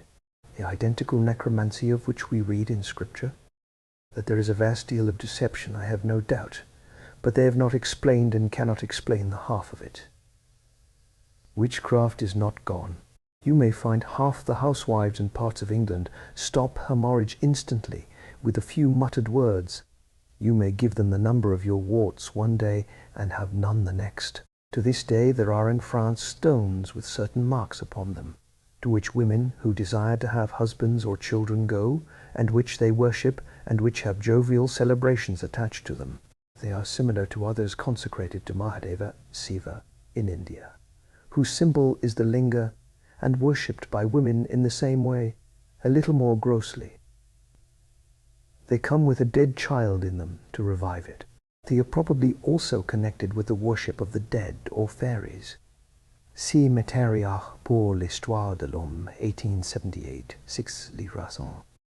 It is very easy to sit in a drawing room or a lecture hall and say, "See how, with our wisdom and science, all these things have disappeared." They have not disappeared. It is mere pretentious ignorance to say they have. It is very possible that infidelity, if it had penetrated where superstition reigns, might make it disappear. Though bringing up the dead or spiritism is no great proof of it. Our infidels may not believe that these are spirits of the dead, I do not, but their science cannot explain what happens now. It is very easy to say, I do not believe the facts, but plenty of other people know they happen, and at any rate the superstition is there, if the facts are not facts. There is no difficulty in distinguishing such things from real miracles, but the things to be accounted for are there. It is quite idle to say it is in dark places. I do not doubt or question that certain of them are, not spiritism. If a man finds today he has no warts when he had yesterday, and you tell him he is living in an ignorant condition, he may say, maybe so, but I have no more warts, and if he has been among the more enlightened, he may reproach them with spiritism, a great deal of which none of them has explained yet. If you ask me, I say a great deal of it is deceit. But there is that wherein there is power, not of man, and certainly not of God. Of what then but of Satan? In their infidelity all is of Satan, to shut out God more completely in another way. Nor is it in the country parts of England alone that superstition wields its power. I suppose we have infidelity in scientific light enough, and philosophy of all sorts in France, yet superstition reigns there. Not only has the worship of the Virgin Mary taken largely increased proportions in general, but La Salette, proved false by judicial investigation of the civil authorities, and condemned by the prelate of the diocese thereupon, is now approved and in full vigour, and the poor railway that passes by Lord makes a very good business with holy water and pilgrims. Confessed to be false, yet educated English pilgrims going there. And what has science done to hinder it? It leaves both the imagination and the higher wants of man's heart and conscience wholly unreached. It cannot satisfy heart and conscience, having none. It can explain the development of ova and protoplasm, but of what comes of me when all my ova, and what they tell me can alone rightly be called protoplasm, a living combination which chemistry cannot reach, are gone in death, not one word can they say, no gleam of hope, no cry of conscience met. A God unknown on earth makes all darker still beyond it. For God, or even for man, no love. For self, no conscience. What has science to do with them? Affection is at the utmost warmer blood as to this world. The whole moral world is wholly and absolutely outside their reach. Morality they have, none. They will tell me it is the pursuit of the good of all. And what is that good? And who is to decide it? Their happiness. But for no two men is it the same, if I take man's thoughts. It may be scalping or opium, for the existence of passions forms no part of their philosophy. Many good people are not aware where philosophy has got to. Kant, in his treatise on morality, a man not nearly so bad as the fruits of the philosophy he set going, declares in terms that if the will of God or fear of God be introduced, there can be none. It is a principle outside man. Morality is the principle of pure reason applied to practical conduct. But he admits at the end that how the principle of pure reason can be so applied, it is impossible to say. Mill tells me that justice is the animal desire for vengeance modified by utility to all. Kant's is merely natural conscience with the name changed and shutting out relationships with God and man on which all morality is based. Mill remark feeling the motive was needed as a rule makes vengeance the motive. Animal vengeance, the sole motive of morality. The rule, one which has been never settled yet, save by Christ. But my object now is to take up specially the question of miracles and see how Scripture presents them. There are those who are opposed to infidelity who take them as the basis of Christianity. Infidels tell us there cannot be miracles in the nature of things, that general laws cannot be infringed, that the vast mass of evil alleged to be removed by them is the effect of natural laws and cannot be taken out of their uniform operation, that where they are such as cannot be so viewed as demoniacal possession and the resurrection, they are proved to be mere superstition or false. The first famous proof is that they are contrary to experience, and we had not experience of miracles, but had of human falsity. But first it is to be remarked here that it is a question of induction, not deduction, which only affords probability, and this Mr. Hume admits. He weighs probabilities the greater against the less. But inductions have nothing to do with facts. Hume says, when at last he fixes his judgment, the evidence exceeds not what we properly call probability. Now I conclude for all practical purposes, and man as an earthly creature has to act on such induction, that, the sun having risen day after day, it will rise tomorrow. But do I believe it shines today by experience or induction? Clearly not induction. That is induction, which calculates in the future from experience of the past, having nothing to do with facts at all. And, note here, talking of concluding for a long time hence how it will be, is throwing dust in the eyes. For it is because it has always been the same I conclude it will be. But the whole proof rests on its remaining the same. There is nothing to foretell. One is the certainty of a fact, the other the probability of an induction. I may deceive myself, reasoning badly. My senses may deceive me as to facts. But the nature of the proof is different. Induction has absolutely nothing to do with facts. Take even sunshine. I believe the fact that the sun has risen every day, not by any induction but as a fact on testimony, and hence conclude that it will. But the ground of my believing is distinct. I may question the evidence of a fact, but question it or not, it is not induction. And if I have to reason on experience of motives or circumstances and bring in induction, it is then only a probability and not a fact. The scientific men say the course of the physical world is such that it must have had a beginning and must come to an end. If they are right, the sun will cease to give its light as it has done, and the experience of the past would not be a sound induction in an absolute way. And this leads me to another important principle, the character of the experience and the induction from it, and the whole basis of reasoning from it. It is based on this, that the material phenomena in which we live are the limits of all man has to do with. Hence, in speaking of the good of all, the view of the object of man's life is confined entirely to the material system in which he lives. It is perfectly clear that phenomena and experience exist only in what is phenomenal, and induction from experience as to what may or must be cannot go beyond the sphere to which the experience applies. It belongs to this. It may so far go beyond what is material as that we have a certain experience of men's passions and motives, but the motives are too various and unknown, and the will and circumstances have too much to do with it, to have any definite general laws. And this Mr. Mill admits, though reasoning as if it were not so, and declares that he was founding a new science, to which he gives the name of ethology, as sure as any science referring to matter, for these men can pretend to anything. But this system of general laws, which in ordinary material things no one denies, is assumed to be the only possible existing cause for anything.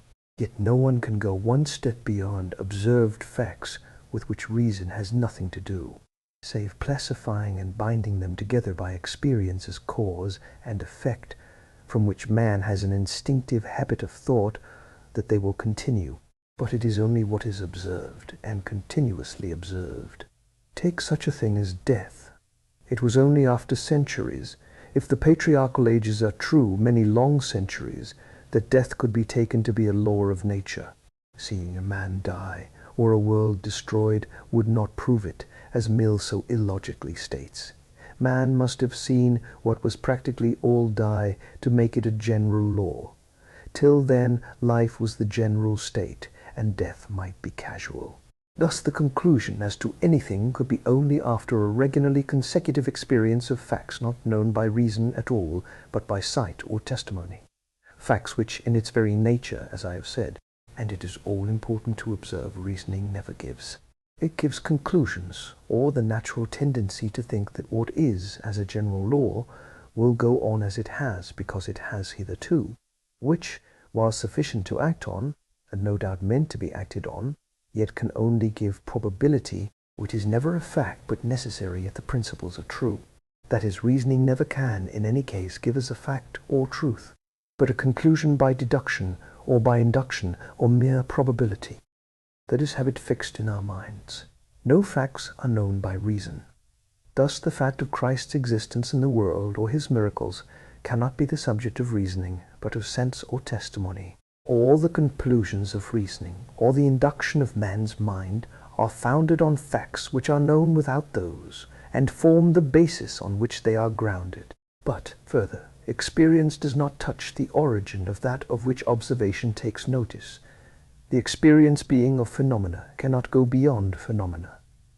Thus the sun rises, but what makes it rise?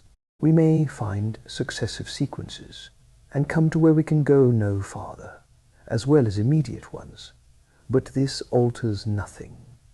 First or last, we come to a point where something has produced the facts, or produces the facts, which form the experience.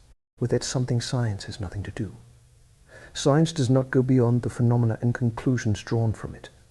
But here I come to a power producing these facts or these laws, of which reason has no cognizance. I do exist. I do not always exist. I began to exist. Of that, the first cause to which it leads, there can be no experience. Now whether I take causa causata or causa causans is all one. I have something that has given rise to the phenomena, something which science cannot touch or reason about, admits it cannot, even Mill and materialists do. That is, a thing being, no matter of experience and yet existing, is certain. If I say anything had a beginning, clearly when it began it was contrary to experience, or rather no experience did or could exist. This cannot exist till the constant succession expressed by general laws had lasted long enough to be known as such. Science tells us things had a beginning. That is, there was a time when judging by experience had no place at all, and yet facts were there and true, or experience never could have come to exist.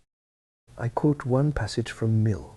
This class of consideration leads to a conception which we shall find to be of great importance, that of a permanent cause or original natural agent. There exist in nature a number of permanent causes, which have subsisted ever since the human race has been in existence. These have existed, and the effects or consequences which they were fitted to produce have taken place, as often as the other conditions of the production met from the very beginning of our experience. Though we can give no account of the origin of the permanent causes themselves, why these particular natural agents existed originally, and no others, or why they are commingled in such and such proportions and distributed in such and such a manner throughout space, is a question we cannot answer. The coexistence, therefore, of primeval causes ranks to us among merely casual occurrences. Not only, for instance, is the earth itself a permanent cause, the rotation itself is entitled to be ranked as a permanent cause.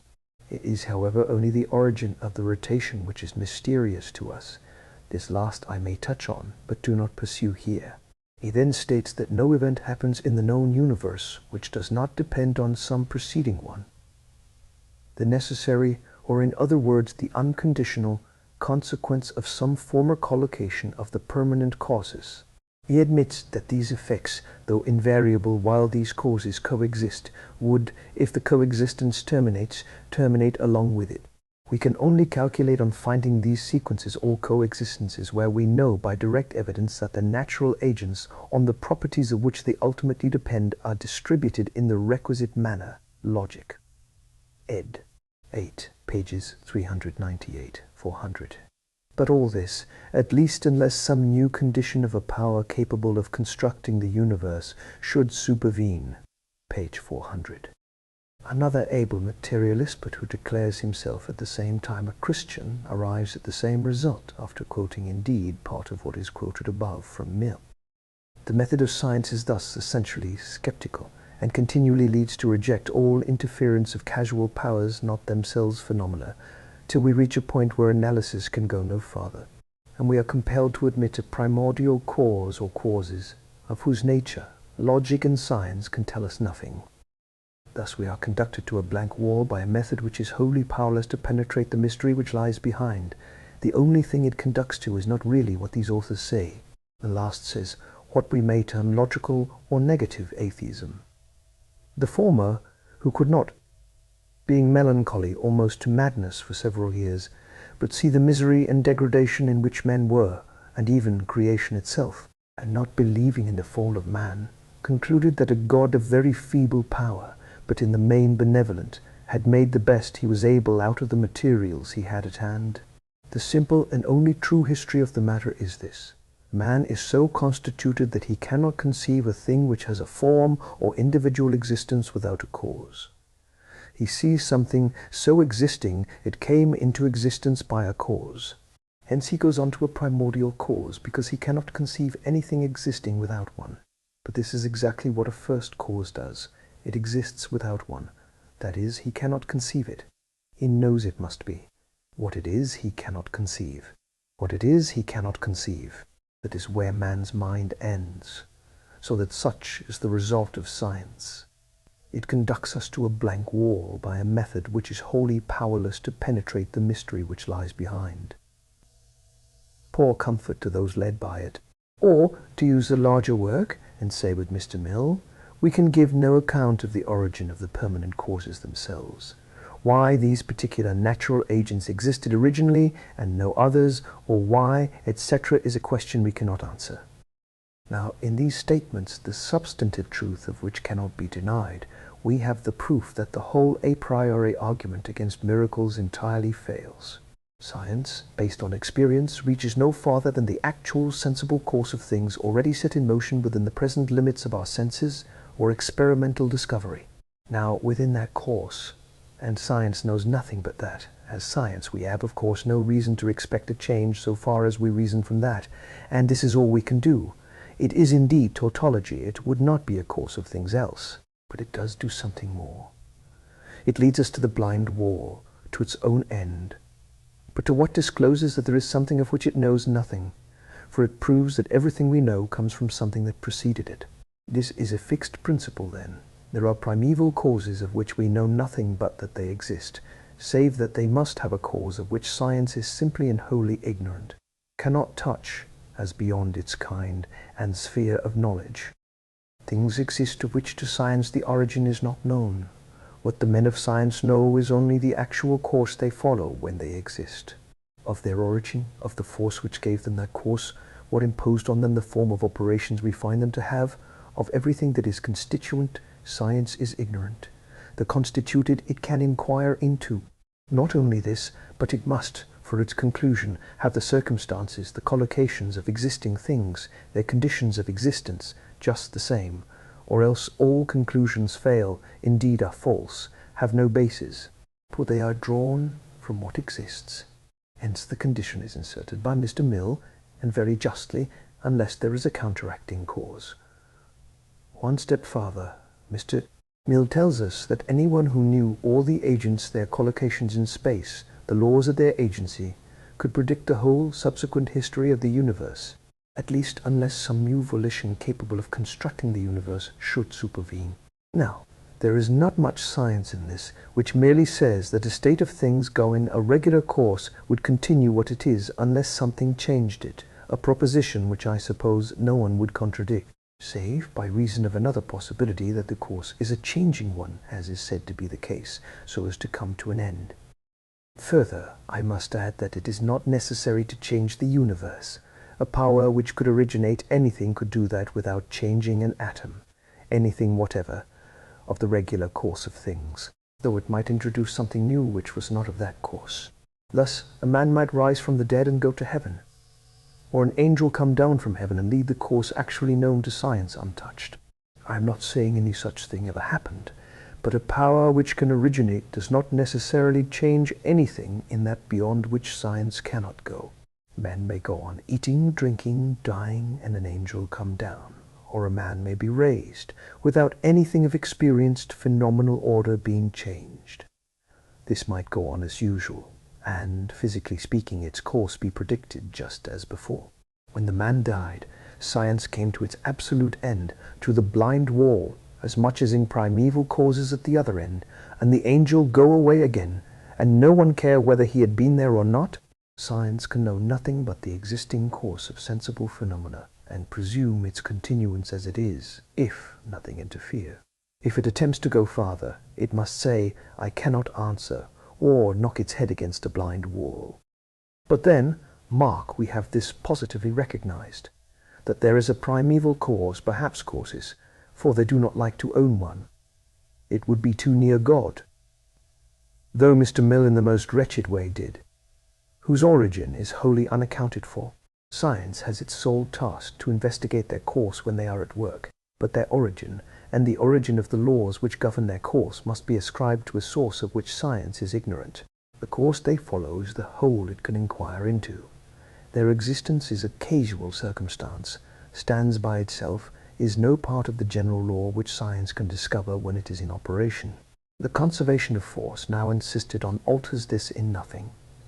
It is only a more general law, which we cannot apply beyond the universe subject to observation, nor does it reveal its origin more than the rest. Let evolution be true, which in some respects it may be, and cells and protoplasm be the starting point of everything. You only have the starting point of development, only what is material with possible action, as organic, on mind. As to the origin, you are exactly where you were. A volition capable of originating, science can tell nothing of, cannot say that it does not exist. For science, save that there is the insuperable conviction of a cause, it is the other side of a blind wall. This being so, all that denies the possibility or credibility of a miracle is wholly out of court. Experience has nothing to do with it. It is not the subject of its knowledge, or this knowledge would not be experience, that knows the course of what is, and nothing more.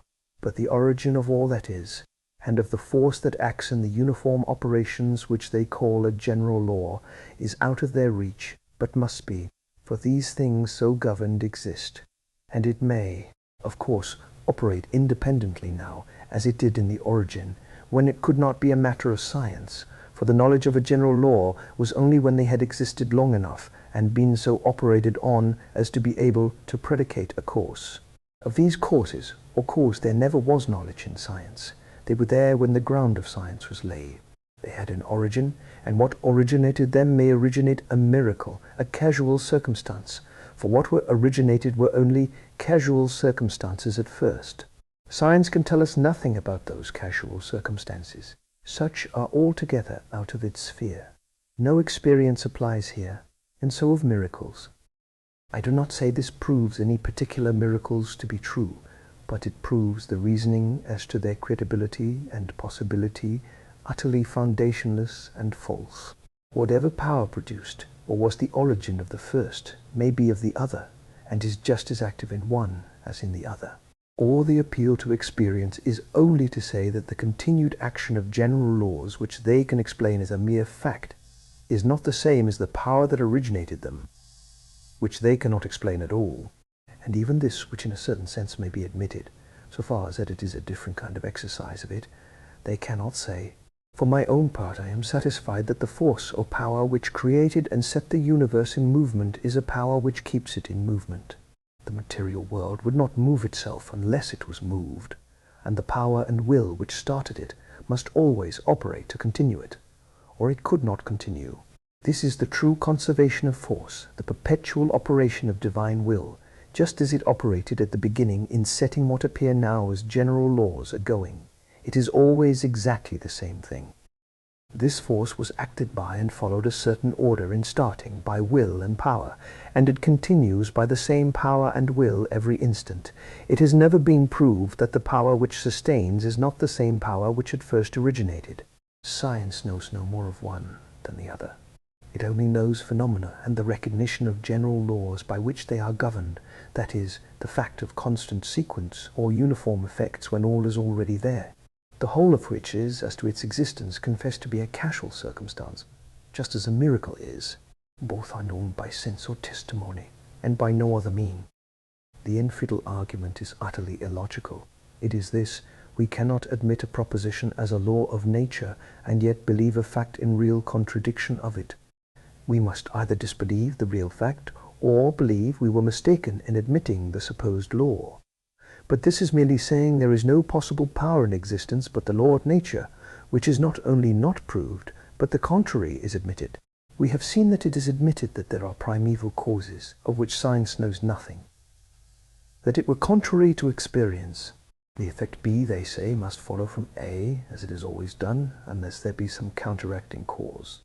Confining thus all possibilities to the existing phenomena, that is, assuming the whole question, denying anything else can be, yet admitting primeval causes, that anything happens not the consequence of existing phenomena, they say, must be disbelieved. A general conclusion that the usual phenomenon will follow no one disputes, because it always has. This is how the phenomena themselves did originally, unless it be a changing, not an unchanging course. But it is not the question, that is, whether Z cannot do something which is neither A nor B, or set A in motion to produce B. The consequence is supposed in the order of known phenomena. But the conclusion cannot go beyond a positive one, that there will happen a consequence when these causes act according to the known course. The action of power, for law is not power, but order produced by power, cannot be touched by that order, unless originating be denied, for this is power independent of existing order, and an origin no part of the sphere of science is admitted. Were it not, its possibility cannot be denied. With that science has nothing to do. Mill then takes the ground that we must believe in the existence of a being with supernatural powers before we can believe miracles. Now this proceeds on the supposition of our large ignorance of natural causes.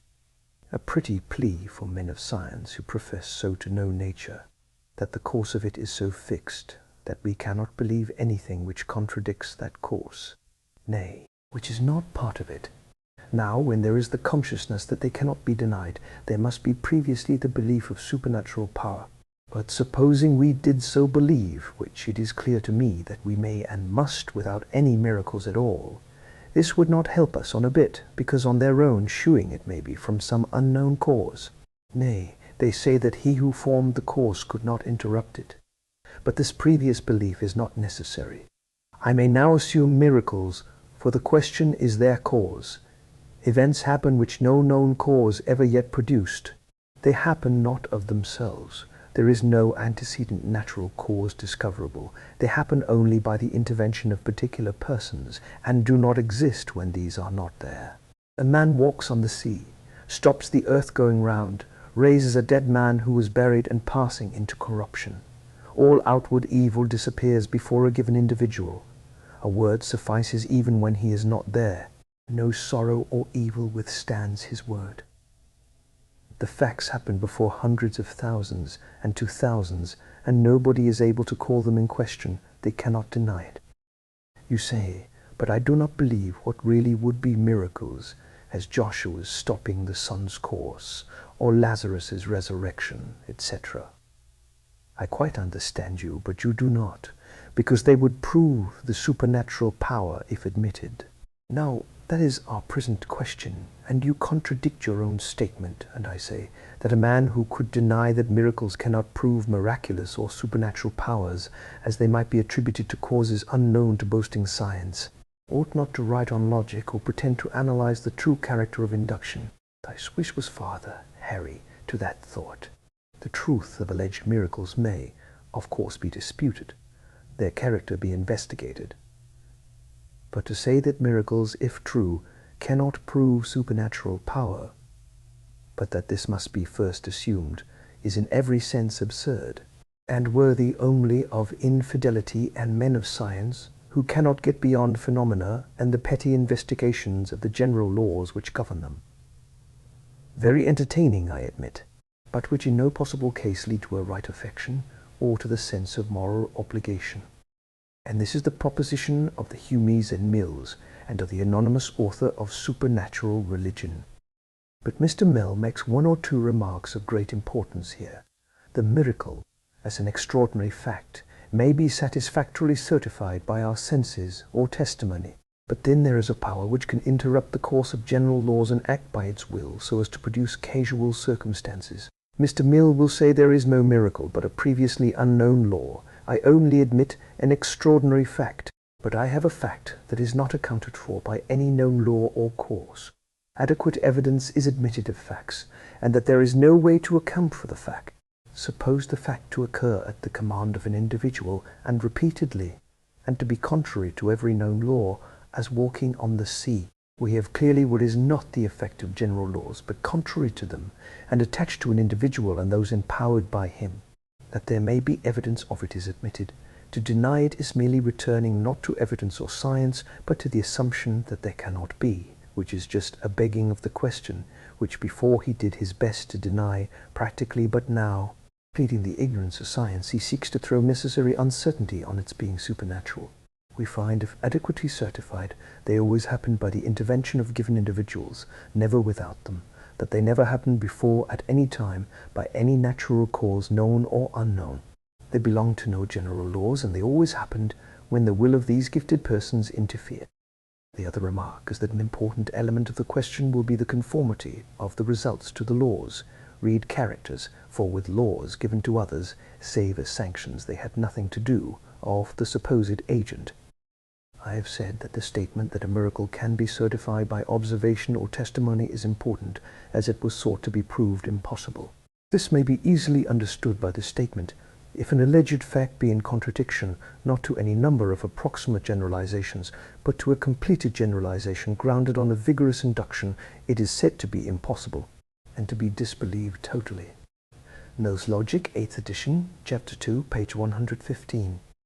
We have already seen there is no ground for this, for the induction is only from the course of nature, known as general laws, and the miracle, if such, is a casual circumstance, like the origin of permanent causes, and has nothing to do with these laws, or it is not a miracle. The statement, then, that we cannot admit a proposition as a law of nature, and yet believe a fact in real contradiction to it, Mill, chapter A, page 167, is simply a statement that there can be no exercise of power other than the course of nature known to us, which is simply absurd and a mere assumption, contrary moreover to their own admission, that the origin of all is by some power which science knows nothing of. In sum, we have come to the conclusion, or rather gathered up their admissions, that casual circumstances have taken place revealing power not within their experience or the general laws of science, and of which science can give no account. And that is just what a miracle is. Let me now consider the way in which Scripture presents miracles. It is alleged, and Christian apologists seem to acquiesce in it, that miracles are the proof of Christianity. This is a great mistake. They are graciously given of God in compassion to man's weakness to confirm the Word. But the revelation of God in the Word, His nature and actings, are the first things. Thus we have in Mark chapter 16 the Lord working with them and confirming the Word by signs following. So in Hebrews chapter 1, God also bearing them witness both with signs and wonders and with divers miracles and gifts of the Holy Ghost. And this is so much the case that a faith founded on miracles is not owned of the Lord. The moral element which links man's quickened soul with God is wanting. Now when he was in Jerusalem at the Passover on the feast day, many believed in his name, seeing the miracles which he did. But Jesus did not commit himself unto them, because he knew all men, and needed not that any should testify of man. For he knew what was in man. It was a human conclusion drawn from the testimony of his works, and a just one. There was no new life, no moral renewal. It was what was in man. Hence we find as a fact in the ways of God that, as a rule, miracles were wrought only at the introduction and establishment of a divine religious order, or where it was abandoned by those whom he had not yet abandoned. In a word, where a testimony needed to be confirmed in this way. Thus Moses wrought miracles, but no prophet in Jerusalem, where, however evil the people were, as assisting the religion established by Moses, remained, ever wrought miracles. When Israel had set up the golden calves, and God visited the people to maintain a testimony of the truth for a poor remnant, Elijah and Elisha worked miracles. Again, whatever the miraculous power, it was to confirm the truth proposed never for self. Paul leaves Trophimus at Miletus sick. Yet how many had he healed? Epaphroditus was sick nigh unto death, but God had mercy on him. Hence, if a miracle was wrought leading away from divine truth, the miracle worker was to be stoned. Deuteronomy chapter 13. In mercy to man, adequate outward testimony was given, leaving man without excuse. But faith, which God owned, rested in the word, and its effectual working morally in the heart. So the Lord puts the double character of his testimony. If I had not come and spoken to them, they had not had sin, but now they have no cloak for their sin. If I had not done among them the works which none other man did. They had not had sin, but now they have both seen and hated both me and my Father. But while condemned for rejecting this testimony, faith formed on this alone is not owned, because it was purely human assent and not the moral power of the revelation working in the heart. And faith which is owned is always by the word. Of his own will begat he us by the word of truth. My sheep hear my voice. He that heareth my word and believeth on him that sent me hath everlasting life. The words that I have spoken unto you, they are spirit and they are life. It is equally even the ground of judgment. The word that I have spoken, the same shall judge him in the last day. Thus, while special miracles confirm the truth, yet if they are not attached to the truth known from the word, they are to be rejected. The word is the test. Further, closely connected with this is the fact that these miracles were entirely separated from any honor attached to the persons who wrought them. Though of course they attested the divine character of their ministry, they were wholly a testimony borne to the living word, the Lord Jesus Christ, and all he taught. This is true even as to Moses' works of power, as Exodus chapter 16 verse 8, and elsewhere, what are we? Your murmurings are not against us, but against the Lord. And when once they provoked his spirit, so that he spake unadvisedly with his lips, saying, Hear now, you rebels, must we bring you water out of this rock? As an expression of the strict regime of the law, he was not suffered to lead the people into Canaan. Numbers chapter 20 verse 10. So, Acts chapter 3 verse 13, Peter disclaims all regard to himself or John, putting Jesus alone forward. The Lord's power and resurrection are that to which the miracles testified. This gives a definite character to them. There was no personal relief, as we have seen, no self-aggrandizement by them, no glory sought for themselves or for their company. So Paul and Barnabas, Acts chapter 14 verse 14. Now it was the opposite of this in every other case. It was to glorify the individual, a Saint Anthony or Gregory Thaumaturgus or Martin or the church corporately, in a word, themselves. They were always from motives or for objects, which the scriptural miracles never were. The religion was already established as a religion, for which they had been needed. They were wrought in mercy to a tigress who brought a deerskin in recompense to the saint for giving sight to her cubs, and who was told the saint could not work miracles for her, she went on with such work. Or a cow was set right, on which a demon was riding, whom the saint only could see, and the cow, coming and kneeling to him, was ordered to go quietly back to the herd, which she did. This saint promised Satan salvation if he ceased to tempt man. Or let anyone compare the miracles of the pseudo-gospels with the miracles attributed to Christ. And if they cannot discern the difference of these in Scripture, we need not be troubled about their judgment as to anything. The things I have referred to were in the very first centuries. The church was utterly fallen. It is a constant fact in the ways of God that he gives counterchecks. The Holy Spirit is the Spirit of truth. The form of holiness cannot be received as of God if it be not founded on the truth, nor what is presented as the truth if it be unholy, nor one who presents truth itself as a minister of God if he be unholy. So pretended miracles or apparent works of power, if used to confirm what is not the truth of the word, are to be at once rejected. I may be unable to explain them. That alters nothing. They are not of God. He can only give testimony to the truth. Let the sign be one of real power, as we have seen in Deuteronomy chapter 13. If it deny the Lord or his word, it condemns the worker, but does not deceive him who knows the Lord and walks with him. This supposes the truth known, the testimony of the Lord in the word received, and that is our case, or else a heart deceived by falsehood, which, of course, cannot discern. And here we see the importance of the scriptural fact that miracles were on the introduction of the truth and to confirm it. Their holiness of walk, truth and power, went inseparably together.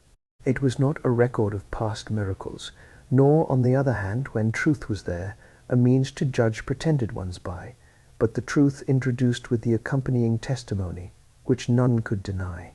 In the case of Christ, neither heathen nor Jews denied them. They might ascribe them to Beelzebub, or magic, or the Shem Hamaphoresh. But the facts were there. Miracles were a present visible testimony which, in point of fact, did so affect men that the religion was established in the face, and in despite of all the power of the world. For, after all, Christianity exists and has had a cause of its existence. That existence was identified with the person of the Lord Jesus Christ is unquestionable for any sober-minded person. Next to his person and death, of which even heathen authors, of course of more weight with infidels because they believe no truth, testify, came the truths they testified of, which indeed could not be separated from Christ's person and work.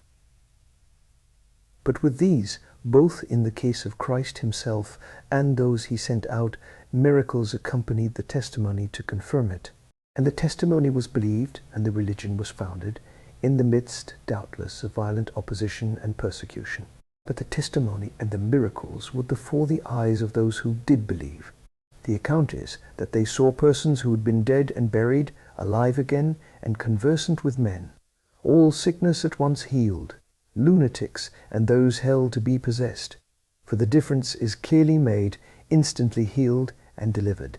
And a religion which has possessed the civilized part of the world was founded through the effect produced, making head against every prejudice and the whole power of the Roman Empire. And divine truth, such as meets and heals man's soul, was introduced by it. Other religions have been compared with it. Mahometanism, everyone knows, was propagated by the sword and gives a sensual paradise of Eris, consecrating men's lusts. Buddhism, the most interesting phenomenon in the world, had no God. It was despair at the state of human nature without a remedy, and its founder obtained nirvana, practical annihilation by eating too much pork when he was fully 80 years old. Now he is a kind of God, and in one vast country where it prevails, is embodied in a man, and when he dies, another is ready prepared, and the living power passes into him. The miracles the Word of God insists on were for the establishment of the faith, and the faith was established, and the grace and truth taught in it shine yet with undiminished and undeniable moral luster, while its shell is picked at by those who do not like the truth itself, because it has a power which speaks too plainly to conscience, proves itself too clearly for the conscience to like it. And this leads me too to the character of the miracles, which, as Mr. Mill says, ought to be characterized by what suits the law, character, of the author of them. Let us consider them in this view. Christianity views man as guilty and lost by sin, and by recognizing the law as the just measure of what was required from man, yet none having fulfilled it, purports to be the revelation of God in sovereign goodness to save what was thus lost. Now, Christ's miracles and those of his disciples were not merely signs of power, but all of them of goodness as well as power. There is but one absolute exception, and the accessory of another, the cursing of the barren fig tree, a usual figure of the Israelitish nation, that is, of man under the old covenant. This is finally judged, and it was never to bear fruit. The other was the case of the swine, when the miracle itself was a striking and mighty act of delivering goodness, and the sufferance thereupon of the demons shewing themselves such as they were, a sad picture of what happened to the Jews when they rejected Christ as the Gadarenes had. The allowance of the manifestation of the reality of these evil spirits is a remark of one of the old so-called fathers. With these exceptions, all the miracles of the Lord were the expression of goodness present in power, that man might be won back to confidence in God. Every outward effect of sin, all the evil that was in the world, was removed and set aside when met by the power that wrought in goodness amongst men. This did not change man's heart, but it did reveal God's, and this was what man wanted. God came into the midst of sinful men, shewing that love flowing from his own thoughts and nature was greater than the sin and evil that was in the world. For what we have in Christianity is what never was before. God come out in grace, revealing himself in goodness, when man was a sinner, and man gone in righteousness, into the divine glory, so that God's love and God's righteousness should be revealed to sinners far from him. Now, no one can shew that one miracle of Christ's, or of those sent by him, was not thus power displayed in a way suited to the present need and sorrow of man. Moses' miracles, though partly the glorious deliverance of a people and the proof of governmental care, were not always this. They were judicial wonders suited to the position of the people when God was hid behind a veil and the people placed under the law and tested there. To be exact, I should add one temporary judgment pronounced by Paul on Elymas, a sad picture of the state of the Jews resisting grace, and, after all, the means of far better blessing to the proconsul, before whom the question of the truth of Christianity was raised. The miracles of Christ were, then, not only perfectly suited to God's nature and character, but perfectly suited to man and the purpose of Christ's mission, and the expression of it where man's heart could feel and understand it. His birth, if God was to be thus manifested, so that man should learn God's nature and feel his profound interest in him, was exactly what it must have been, a true, real man, born of a woman, but perfectly sinless. Such was the suited temple of God, as near to man as God could be, and yet God near to him. As to the resurrection, he having become capable of dying to accomplish the work of redemption, and having accomplished that work, there was the recognition of its effectual value for the justification of everyone that believed. God had accepted it, and inseparably from this are to us new life and a new state of it beyond the effects of sin, in a people of which he was the firstborn and head, and thus mark that all his miracles were an essential part of an immense scheme of truth, the only key to man's state in connection with God's righteousness and mercy, and the only full and real revelation of what he is which exists in the world. The infidel may condescend to have to say to God, provided he keeps far enough away from him for them to have nothing to do with one another. But this is a revelation. When man, beyond all controversy, is in sin and misery and degradation, as a fact, if there be no revelation, a revelation of God having to do with him in grace and love, and yet maintaining his holy and righteous nature, no trace of which is found anywhere else. But further, while miracles were a confirmation of the Word, which was the proper and express revelation of God's mind, they were also a testimony in and of themselves, for they told, not simply of power, but of goodness, of God working in goodness in the midst of sorrow and misery, and that in the most definite and distinct way. He had compassion on the multitude. Still there was distinctly and definitely a testimony to the person and truth, or, to speak again as Scripture speaks, the grace and truth which came by Jesus Christ, and word and works, were a like testimony to it. And too both belonged specially to the person of the Lord and his immediate followers, whose part after his death I will speak of just now. Thus in John chapter 10, verse 37-38 we read, "To the world, if I do not the works of my Father, believe me not. But if I do, though ye believe not me, believe the works, that ye may know and believe that the Father is in me, and I in him." To the disciples, John chapter 14, verse 10-11, "Believest thou not that I am in the Father, and the Father in me? The words that I speak unto you, I speak not of myself, but the Father that dwelleth in me, he doeth the works. Believe me that I am in the Father, and the Father in me. Or else believe me for the very work's sake." I add what follows for another point that will come before us. "Verily, verily, I say unto you, he that believeth on me, the works that I do shall he do also, and greater works than these shall he do, because I go to my Father." Again, chapter 15:22. "If I had not come and spoken unto them, they had not had sin, but now they have no cloak for their sin. He that hateth me hateth my Father also. If I had not done among them the works which none other man did, they had not had sin, but now they have both seen and hated both me and my Father." Thus both the Word and the works give testimony to all the expression of the perfectness of the person who was there, of God's living dealing with men. As to the Word, this is the force of John chapter 8, verse 25. "In principle and wholly what I say to you."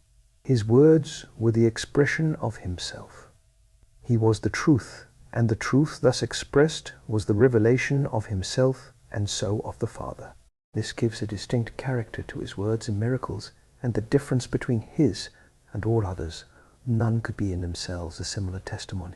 The fact that the apostles, and probably some on whom they had laid their hands, wrought miracles and more and greater works than Christ himself, may seem a contradiction to this. A few words here may be called for. It was a necessary consequence of the truth as to Christ, as to his life. He was the necessary and natural witness to himself. But this manifestation of God in grace in the world was only half the truth. If he is God descended here in love becoming a man, as man he is gone up into heaven, the righteousness of God being so revealed to men through the Holy Ghost sent down. Of this the Holy Ghost, speaking and acting in men sent out by Christ, was the witness. "Greater works than these shall he do, because I go to my Father." But the testimony was still to Jesus alone. The apostles disclaimed all glory for themselves. The miracles were all for the establishing of Christ's religion upon earth, and belonged entirely to that testimony, either to his coming here from on high, or to his being gone up on high as man. Nor miracles of wandering Jews or Christians in subsequent times can be compared with them. And he who can compare warnings to grateful lionesses and demons riding on cows' backs, done to the honor of Thaumaturgus, must have lost every trace of moral sense and divine apprehension. The infidels must remember that the judgment we form on things is sometimes a test of the state of our minds. The state of the church fell with the departure of the apostles, and even in their time. All, says the apostle, seek their own, not the things of Jesus Christ, and John and Jude both testify that the failure was come in their days. The history of the church shews it utterly fallen in doctrine and practice at once, as all that had been entrusted to man ever had. It is all very well to talk of the primitive church with those who know nothing about it, but the doctrine and practice were such as are not fit to be put upon a drawing-room table for common reading, and that what was read in the churches 40 or 50 years after John's death, 100 years after this corruption was general.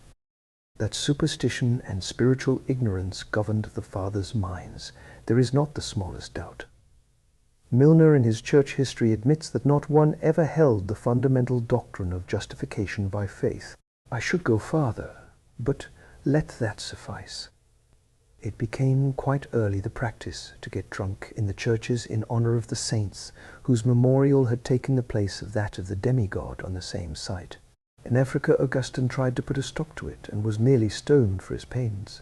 He excuses the primitive church by saying, they thought it better to get drunk in honor of a saint than in honor of a demon. But more of this in detail hereafter.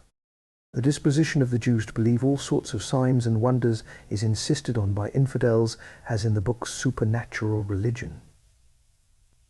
referring to Lightfoot and Schoutgen and Gefrera, who quote the Talmud, etc. Now this is freely admitted. But such infidels forget that the Jews as a body did not receive Jesus as the Christ. Light had come into the world, and men loved darkness rather than light. John the Baptist claimed repentance without miracles. Those whose consciences were reached received the Lord's testimony, but none else. They might rejoice in the miracles for present comfort, but did not believe, so that the faith in Christ was exactly in contrast with the superstitious temper of the Jews. One would think that these wise men had forgotten that Christ was rejected and crucified, and that the Jews' wonderful love of the marvelous failed to reconcile them to the light, perhaps helped to darken their eyes. At any rate, the argument is worse than nothing, because they did not believe because of the truth that came with the miracles, but rejected him that wrought them, ascribed them to Beelzebub, anything rather than receive the truth, and the judgment they were warned of came upon them. I should not demand better evidence of the difference of the human mind and the divine as communicated in the Gospels than for a person to read the spurious Gospels, if he has patience to get through them, and compare the senseless fatuities of what was not written by inspiration in those days and the four Gospels. And if he cannot find out the difference, he is quite fit to be an infidel author. Christ, it is said, when a child was making mud birds and ponds, and it was the Sabbath, and a big boy came and broke his ponds, the birds took flight and went away. And Christ said, "As you have dried my ponds, may you be dried up." So he dried up and died. In this kind of way, he became the means of the death of so many that his mother had to keep him at home in the house. He maltreated the master that taught him his letters in a like way. Let me remark here that Scripture gives perfectly and soberly, according to God, what there are legendary traditions of, or the truth of God's ways in connection with himself, where man's imagination has invented a mass of false statements to impose on man's fears or love of the wonderful. Thus, take the book of Tobit, the expression so far of Talmudical and Jewish ideas when they had not present revelation, and the scriptural account of the service of angels, and see how the last is worthy of God and comfortable to us. The denial of these things, as if it was a settled point and sober men had given it all up, is all very well for infidels and those who are afraid of them. But they must know that men as sober and as sound as they fully believe in the scriptural statements of angelic administrations and demoniacal power. This such ocean denial of a world of spirits is prejudice, not sober judgment, as if power, because it was not visible and material, could not exist. The Scriptures, and in spite of infidels, Christians believe them, are plain as to the ministration of angels. Are they not all ministering spirits sent forth to minister to them who shall be heirs of salvation? As regards the wickedness of man, they do believe in the fall of man. They do not believe that God made the world as it is morally.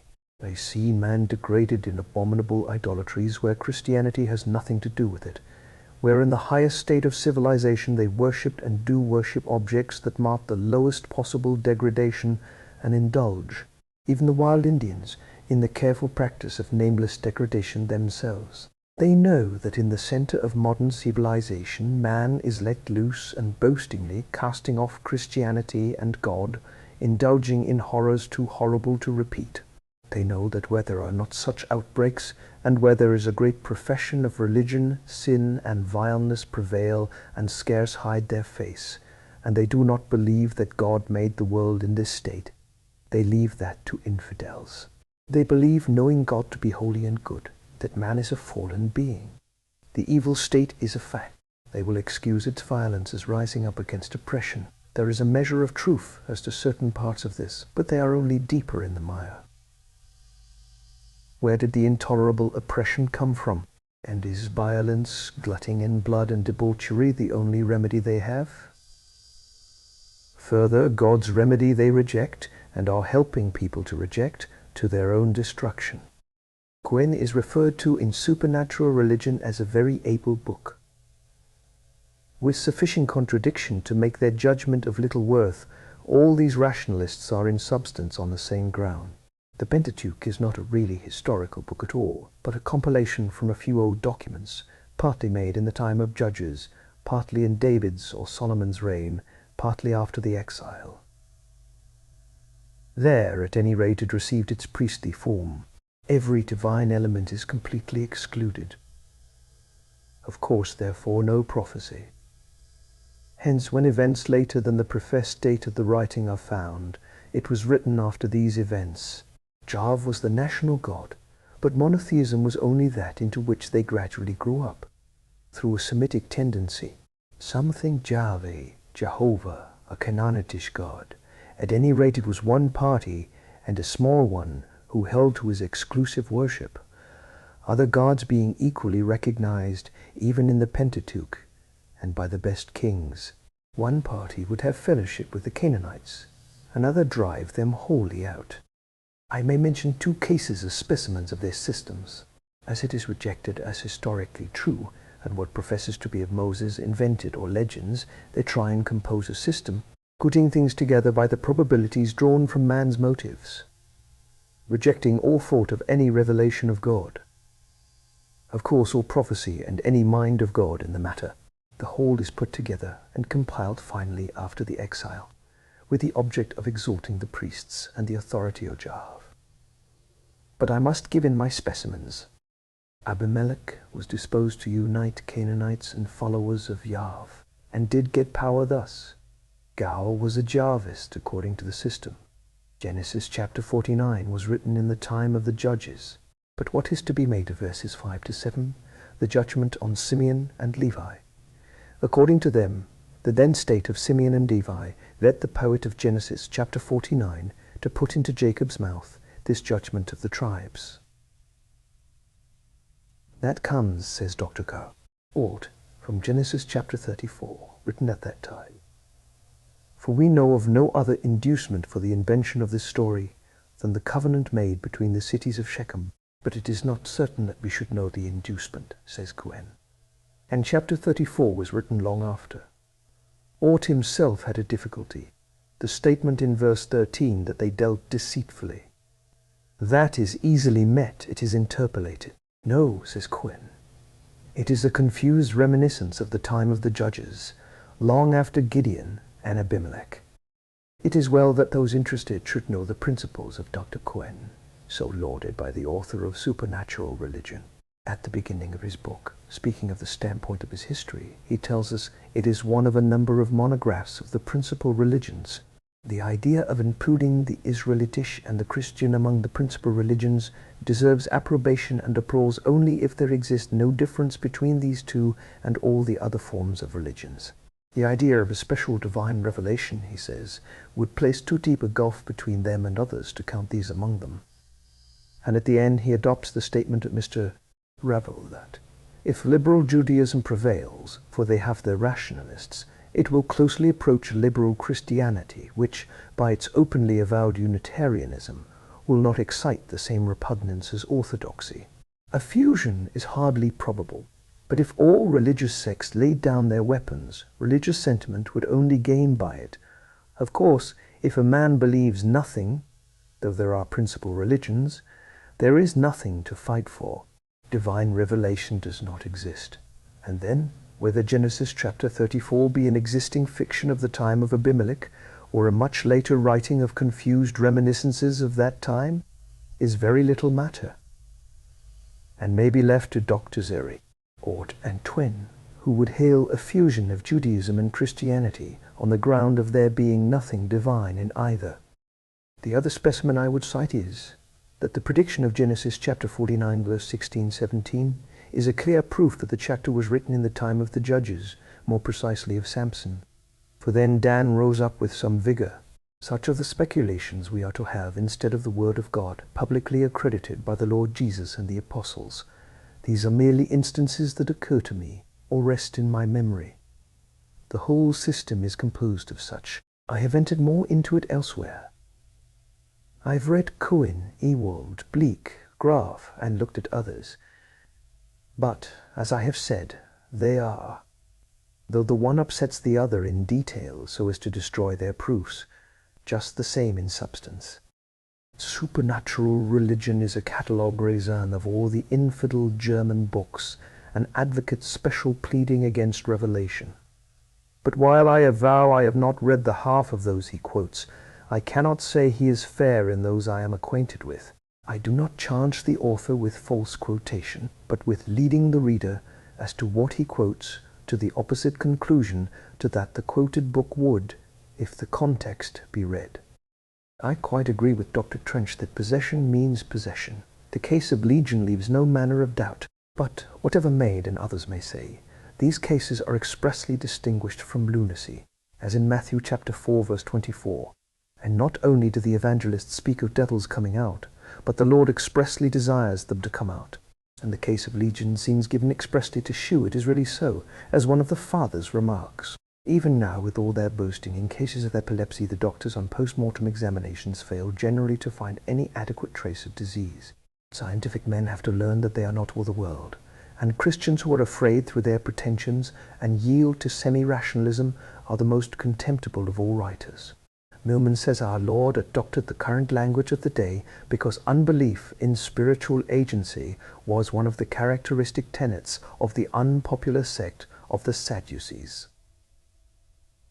As if the Lord Jesus would maintain as a truth in the minds of the people a false doctrine on a most important point where the Sadducees were right for fear of losing his popularity by identifying himself with them by speaking the truth. Why should he even have said anything and not merely heal the sick person? It is next door to blasphemy. Meyer says all the efforts to explain away the history of Legion are useless. Either you must take it as a true history, or recognize legendary parts and separate them, and take the story of the swine as the reminiscence of some mishap. He's as unbelieving on these points as the rationalists could wish. Lang's explanation, which Canon Farrar has borrowed, Meyer treats with the contempt it deserves.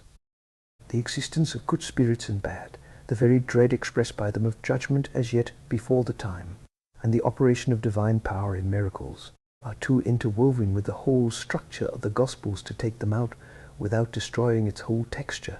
I have already remarked that the allegation that the superstition of the Jews accounts for it proves only the folly of the reasoner who makes it.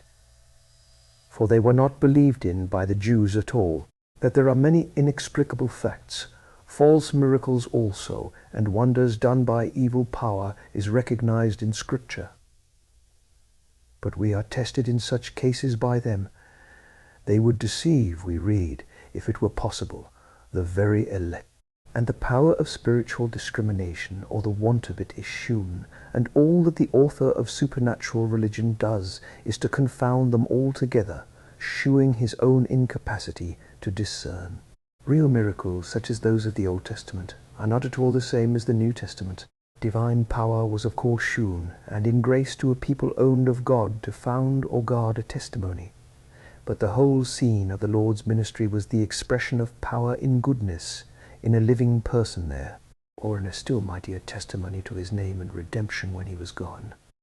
But I ought to state why I account the statements of supernatural religion to be unfair.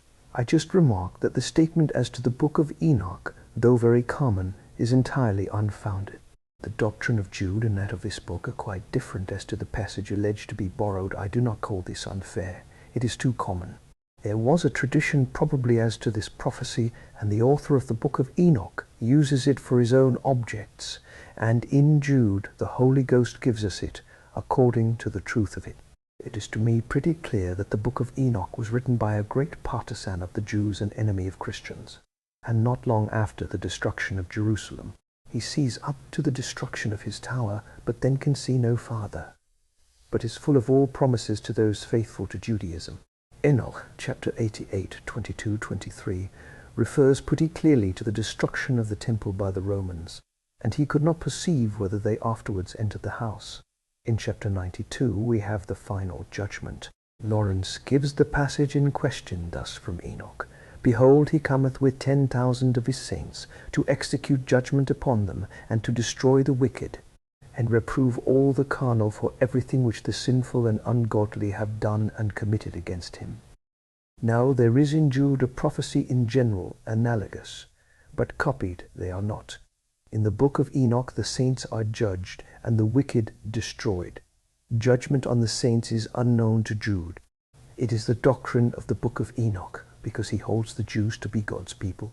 He says just before, while judgment shall come upon all the righteous, executing judgment on the preserved is the doctrine taught. Nor is the destruction of the wicked in Jude, nor is there anything of the speaking of ungodly sinners in the book of Enoch. Both the words and doctrine are different, nor is there the least proof that the book was before Jude. My own conviction is that the book of Enoch was written after the destruction of Jerusalem. I suppose, in that case, after Jude's epistle. The idea that the prophecy was current before both is fair enough, but for copying, there is no ground whatever. There are many passages in the book of Enoch which would lead us to suppose they were taken from the New Testament, doubtless some merely proverbial sayings used by both. Both the chronological elements and the contents of the book lead, on the closest scrutiny, to the supposition that the book was written by a Jew, who was obliged to admit the judgment of his saints, those faithful to Judaism, and treated the Christians as a perverse set, had picked up a good many truths which a Jew could own, and wrote after the destruction of Jerusalem, but sought to make the Jews still believe in the accomplishment of the promises made to the nation. It is curious as exhibiting a picture of the current notions of that day. He puts the Christ as existing before the creation, but hidden. He calls him Son of Man, but this is in the Old Testament. He makes the flood come by the world, getting a tilt. I do not then speak of this as unfair. It is second-hand and superficial, but it is a current notion, only it has no foundation. But there is what I consider unfair. The author, as he does in countless other instances, stating as proved and certain, because the infidel clique he belongs to have so settled it, what is far removed from being so, tells us, it has been demonstrated that Ignatius was not sent to Rome at all, but suffered martyrdom in Antioch itself on the 20th December 115. He quotes, then, Bleek as witness of this statement. Now Bleek adopts the date, which had been greatly disputed, but in these words, Clark's Eng Trans, chapter 1, page 158, Ignatius, Bishop of Antioch, who was martyred at Rome under Trajan A.D. 115. In the same place, Relay, chapter 1, page 268-9, we find there are no less than 3 martyrologies of Ignatius, giving an account of the martyr's journey from Antioch to Rome, but they are all recognized to be mere idle legends, of whose existence we do not hear till a very late period. In fact, the whole of the Ignatian literature is a mass of falsification and fraud. The author quotes Milman, chapter 2, page 101, but Milman says nothing about it there. He does reject the acts of martyrdom, but expressly declares that he was sent to Rome, and in 102 gives a summary of his journey to Rome as we have it in ecclesiastical history, and quotes Curitan's epistles as of authority, and fully receives the account of his journey and seeing the brethren on the way, using it as proof there was no general persecution. The author also quotes Ewald, chapter 7, page 314. Now Ewald does reject entirely the 3 martyrologies published by Dressel, but he not only holds the whole history itself to be true, and the author's statement wholly wrong, receiving Curitan's Ignatian epistles, but he discusses it at length, and considers that the Syrian epistles have lost some passages which have been found in the Greek. As to Polycarp's epistle, he not only receives it, but says, appealing to Irenaeus's 3:3-4 AE quotation of it, that its originating with Polycarp, people in our time have doubted and even denied, but that they were utterly wrong. Es ist die größte Ungerechtigkeit, that a mass of infidel Germans, no 2 of whom have the same theory, and make systems of pleasure, refuting one another and agreeing only to doubt what is true, may be cited, or Davidson, who does nothing but copy from them, no one need deny. But this seems to me very superficial as well as unfair in cases I have quoted. There is no original research into the questions, nor even care or fairness in quoting what is cited in the cases referred to. A vast number I have not examined. That many German infidels sustain the author in many things he says, I have no doubt. As regards Justin Martyr, with all his details, he seems to be very weak, and here also he is either borrowed or is only on the surface. That there was a multitude of accounts of Jesus current, written and unwritten, is notorious, and it is stated in Luke's Gospel that Justin, who was of Palestine, had heard and refers to such as most probable. But these accounts never stood on the ground the four Gospels did. Origen notices, be his remark solid or not, is alike as to this, that the others had taken in hand, which was merely human, not as Luke. Irenaeus insists that there could not be more than four Gospels, of which I will speak farther on, and Tatian made a harmony of these four, plain proof that in the very earliest ages these four were distinctly recognized. That Justin, who was of Palestine, was familiar with the accounts current as published there, and reproduces them, is most probable.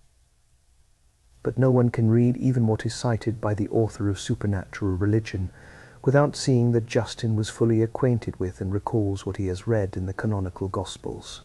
He does not take the rule down to copy it, but we could not have what Justin gives without our Gospels. As regards the Gospel to the Hebrews, it can hardly be doubted that Matthew wrote some account of Christ in Hebrew, at any rate early fathers so state. But after all, their statements are very vague as to what it was. Epiphanius saying it was corrupted, Jerome that he translated it, which would go to prove that it was not the canonical Matthew. What did he translate? It does not affect our Gospel, which is clearly original, as even the language proves. Jerome says he saw it at Caesarea and translated it, so that there was such in the 4th century. Still, the statements of Jerome are so inconsistent that it is hard to draw any clear conclusion from what he says. He says he translated it, and that it was practically the same as Matthew. This it certainly was not, by his own testimony elsewhere.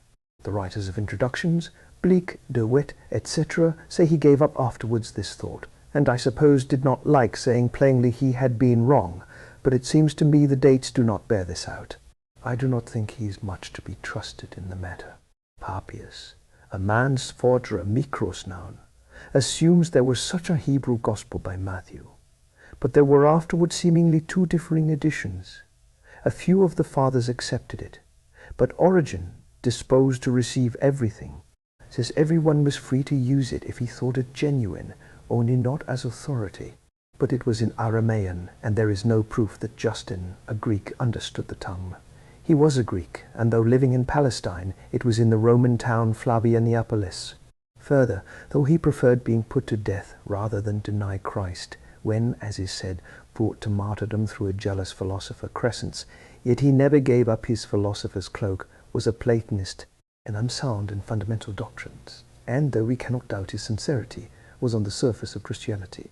At any rate, the Gospel to the Hebrews is surrounded critically with the greatest obscurity, with no proof that Justin understood it, or was one of Papias's, every one interpreted as best he could. All this part of the book comes to nothing. The inspiration of Scripture is known by divine teaching. It asserts its own inspiration formally, more formally, if possible, than the spoken word. But its authority is demonstrated by evidence of every kind, such as no other book in the world possesses.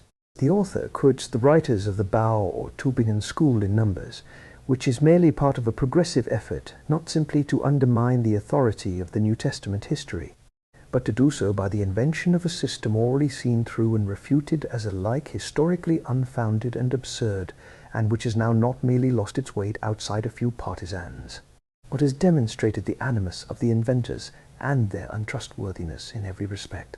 It is this school that the author of Supernatural Religion relies on.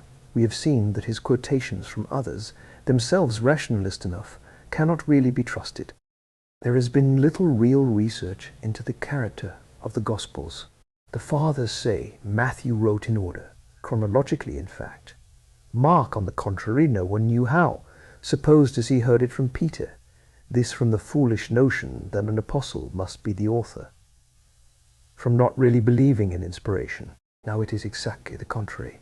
Matthew's Gospel, bringing forth Christ as Messiah, Emmanuel sent to the Jews but rejected of them, the kingdom of heaven, and the church and the kingdom in glory being substituted for the present establishment of Messiah's glory, gives a perfect moral order of subjects with this view. Hence too you have in fact no proper history with a chronological sequence. This is given in one single verse, chapter 4:23, and we have his service in Galilee, and at the very end, no ascension, but the whole closed with the remnant in Galilee and their mission to the Gentiles. In all the three Gospels, blind Bartimaeus at Jericho begins the last events. There he is, son of David. Mark and Luke are chronological and relate events in the same order, as far as they are the same, up to the middle of Luke chapter 9, which terminates the history of Luke, save always the last events. See Luke chapter 9, verse 51. From that verse to chapter 18:34.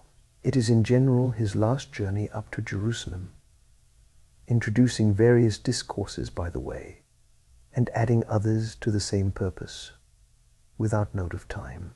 In general, Luke will give a quantity of events together and develop facts which have a strong moral bearing. The difference of John is essentially this: it gives not a history at all, but Christ as God, the Word made flesh, the Jews being rejected altogether early in the first chapter, and so treated all through. The three first chapters are prefaced before his public ministry, John the Baptist being not yet cast into prison, the two first going together, the third, the foundation principles of the new thing being born again and the cross. Fourth, Judea left, and the transition to the worship of the Father. Fifth, life-giving power and exclusive judicial authority of the Son of God as Son of Man. Sixth, self-emptied and suffering Son of Man. Sixth, self-emptied and suffering Son of Man, giving the Holy Ghost instead of appearing to the world. Eighth, his word rejected. Ninth, his work. 10th, he has his sheep at any rate. For John all through goes on the ground of electing grace, also the Gentiles ones. 11th and 12th, he is testified to of God as thus rejected as Son of God, Son of David, Son of Man. But to take up this he must die. Episode of Bethany. In the 13th he begins with what refers to his departure out of this world. These rationalists find the resurrection of Lazarus out of place, not having the most distant thought of the mind of God in Scripture, nor any idea, of course, that there is any. To return to Justin Martyr, the author's account of his quotations is not all trustworthy, and all that really bears on the true character of Justin's citation is left out. In the first place, Justin's manner of quoting is practically that of all the fathers.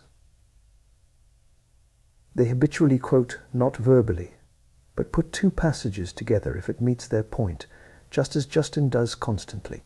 Secondly, Justin also quotes very largely, indeed, from the Old Testament, which there is no question he received as proper Scripture. Exactly in the same way he does from the New. He writes as a philosopher to the Gentiles, and habitually quoting the Christian writings. As authority would have been useless. He calls the Gospels memoirs, a term borrowed probably from Xenophon's account of Socrates, shewing the tone of his mind. The Gospels written by the apostles and their companions, and he says they were read in the Christian assemblies. He quotes them as such expressly. 7 times we are told by those who have exactly examined the details. 5 agree with our Gospels. The others have variations.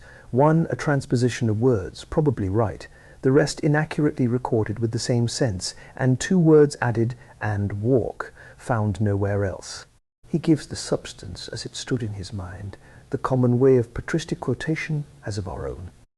As to the other professed quotation, we find it in others of the earliest fathers in different words and order, and, just as in Justin, by fathers who beyond all question recognized the 4 Gospels and nothing else. That Justin used other traditional accounts and perhaps the Gospel to the Hebrews is very likely. There is no question that the 4 Gospels were held to be of paramount authority at that date.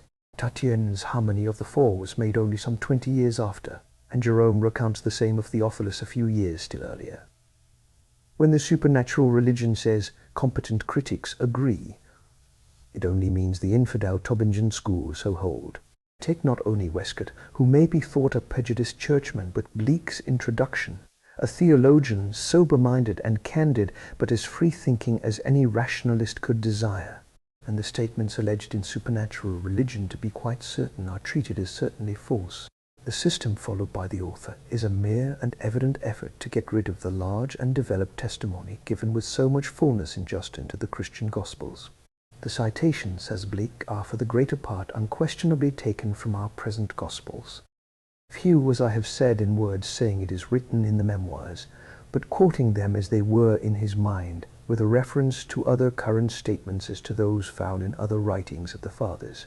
The allegation which refers them to one given writing or to heretical sources has no foundation, though the doctrines and position of Justin would give no guarantee for his own soundness. He was doubtless a Christian, but still a Platonist philosopher. It seems another philosopher got him put to death through jealousy. This statement, accompanied by a reference to Bleak in page 289, contradicts all Bleak's teaching, as does page 293, and is as careless as it is unfounded. As to inspiration, indeed, none of them believed it. But as to the repute and esteem in which our four Gospels were held in Justin's days, Bleak is as clear and decided as possible, and as to the use of them by Justin Martyr, among others, see with other places, sections 261-2. That infidel Germans have disputed over it, as in page 288, is perfectly true, seeking by all means to undermine the Scriptures and contradict the testimonies which support their authenticity. The whole of this part of the book is full of statements which are unfounded. It is not my part to go into it in detail here. When he says, page 215, that the first and second epistles of Clement have a canonical position, it is merely trifling with the fact of their being in chord. Alex. There are 3 hymns there also. He himself says the second was rejected, as everyone knows who has inquired. In Justin's reference to the Lord's baptism, instead of all being referred to the Apostles' memoirs, he carefully distinguishes what is in them, which is found in fact in our Gospels, the Holy Ghost coming down like a dove, from other things which are not there but stated by other fathers. And this is also the case in his second reference to Christ's baptism, Supernatural Religion, page 317. What follows is special pleading. I have no interest in defending the Fathers. One has only to read them, and specially the Apostolic Fathers, to see the difference of inspiration and the unsound and immoral stuff they write. You fall down a precipice from God to man. It is treated as an extraordinary anomaly that Justin could quote as he did if he really received the 4 Gospels. It is a common thing with Fathers. Thus Bleak speaks of this when insisting on Justin's use of the 4 Gospels, section 87. These variations are of little moment when we remember that the Fathers seldom quoted Scripture verbatim and word for word. It is in this place Bleak gives the true account of what the author makes so much about in 288. He assumes that there were a number of Gospels current. In how many more Gospels? But this is falsifying the facts. That there was probably a Gospel according to the Hebrews is not denied. But if there was, it was in Aramaean, which as a rule, not one of the Fathers whose works are in question understood. A mass of apocryphal Gospels we have. One has only to read them to judge of them. Traditions no doubt there were and referred to, but gradually lost. My business is in no way to justify the accuracy of Justin, but the attempt in chapter 1, page 370, to prove his altering the text is the weakest absurdity. Such passages are justly quoted by writers on the canon to prove that Justin was acquainted with the Gospels. But to look for the words, and to insist that these must be found, and that it must be a quotation from some other, is trifling with Scripture. If I were to say Jesus condemns a person looking on a woman to lust after her as much as adultery, would people justly conclude I had read the Gospels? But who that it was, some other apocryphal one. It is just folly. In communicating Christ's doctrine to the heathen for their information, it seems to me that Justin's statements are just what we might expect in a philosophical mind like his, proving clearly that he had read and used our Gospels, though occasionally referring to other traditions, as all the Fathers did. If men were to consult him for various readings, it would be the same kind of folly as the author's who was looking for the identical words. Justin is communicating Christ's moral instruction to the heathen, and it is done in the most natural way. His repeating the summing up and motive is thoroughly so. He spoke thus, he taught thus, he said thus, just shew the true character of the citations. The author of Supernatural Religion does not even understand the force of the reasoning. The existence of the Gospel according to the Hebrews is admitted and known, though perhaps seriously altered by certain parties, and never in the canon. The possibility of Justin having used it is not generally denied. What is said is that his quotations are sufficient to prove that he knew our Gospels. That is a question of judgment on comparing them. The possibility of another Gospel having what is in Justin does not alter this. If it be produced with the whole passage as he has it, and all else is consistent, we shall have another witness. I do not believe it is or can be, nor have they any hint of the existence of any such thing in all the writings of that day, save the Gospel according to Peter, the supposed reference to which is quite otherwise understood by sober critics, as it is in the only place in which Justin refers to it. What were the numerous other works in use in the early church? Various accounts were current, but were lost, I may say at once, in the prevalence of the four Gospels recognized as an authority and divine, and so used, and the author must remember that what we have in the written Gospel are the accounts of what Jesus said. And as to 3 witnesses or 4 it alters nothing if they are true. The facts may be called to memory by the Holy Ghost, according to Christ's promise, according to the point they were connected with, and a writer quoting it may give it according to the point which is in his mind, and in the connection with the subject he is on suggests. The question further is not whether Justin may not have known other current writings or traditions, but whether what he writes furnishes evidence of acquaintance with the Scriptures, particularly with the Gospels, as we have them. We have only to read what he says to be convinced of it, the 4 canonical being acknowledged thus as such.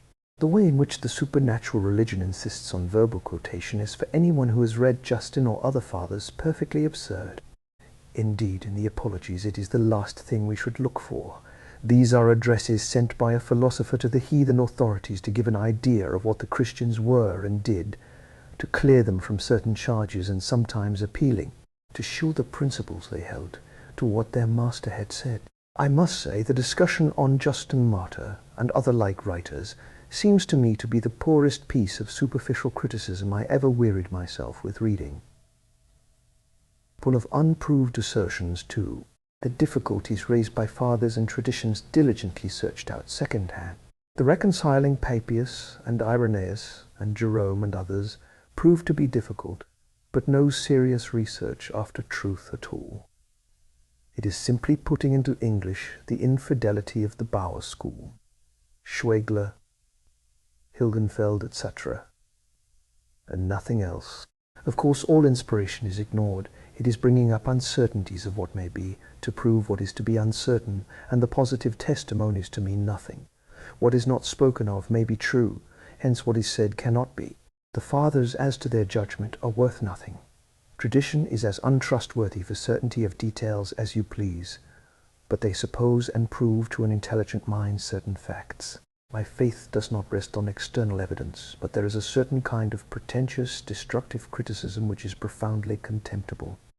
Our critic speaks of many other Gospels, our 4 thus coming into an uncertain mass. But no one can examine the facts without knowing that these 4 were, from the earliest days, recognized as distinct. But which are these many? He speaks of the Egyptian, the Gospel according to Peter, the Ethiopians, and all depends upon this kind of thing.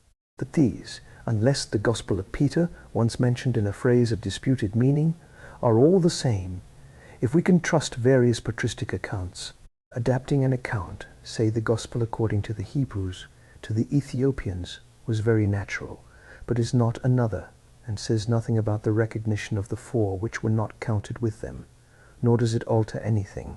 The Gospel according to the Hebrews and the Ethiopian were not in Greek, so that reasoning from quotations is utterly without force. But it serves a turn. I must add that I do not think an honest man, knowing our Gospels, could read the passage in Justin throughout, and hesitate one moment as to his acquaintance with them.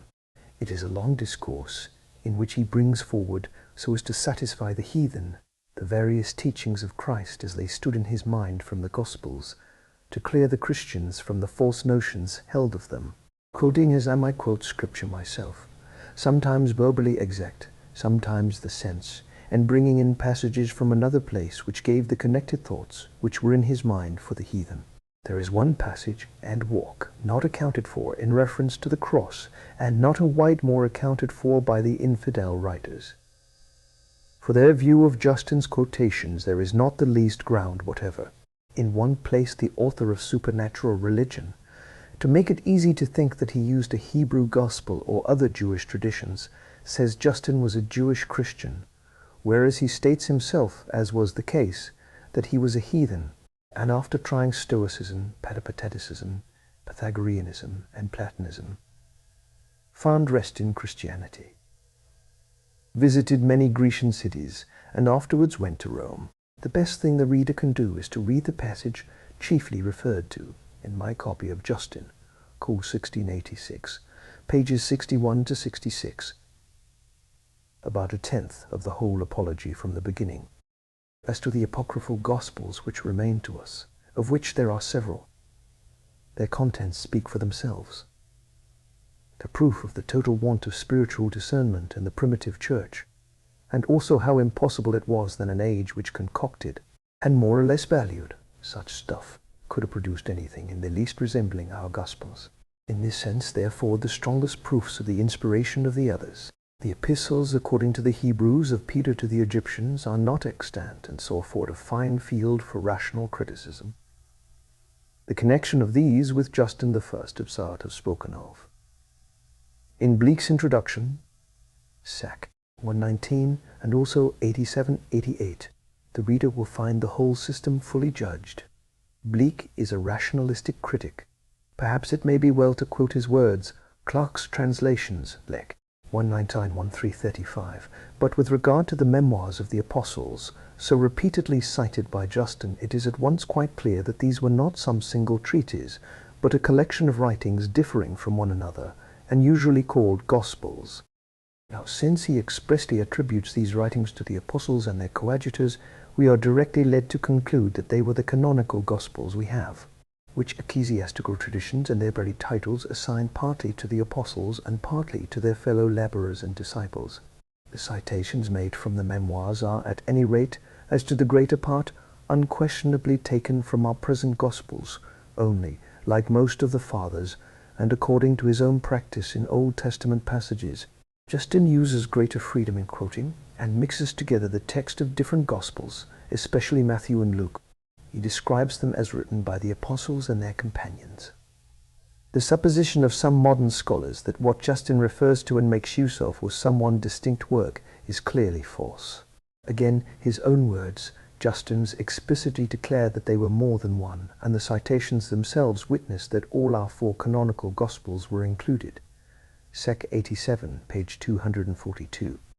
Dewett says, Sec. 74, page 121, of the Gospel to the Hebrews, this is the oldest of the uncanonical Gospels, but its use is traceable no farther back than Hegesippus, about A.D. 160, nor beyond the circle of the Jewish Christians, for the Orthodox Fathers, far from placing it on a par with the canonical Gospels, reckon it among the ungenuine, and 76, 125, as to the current acceptance of the four Gospels. Various countries and parties in the Church also furnish testimonies which run back nearly to the apostolic age.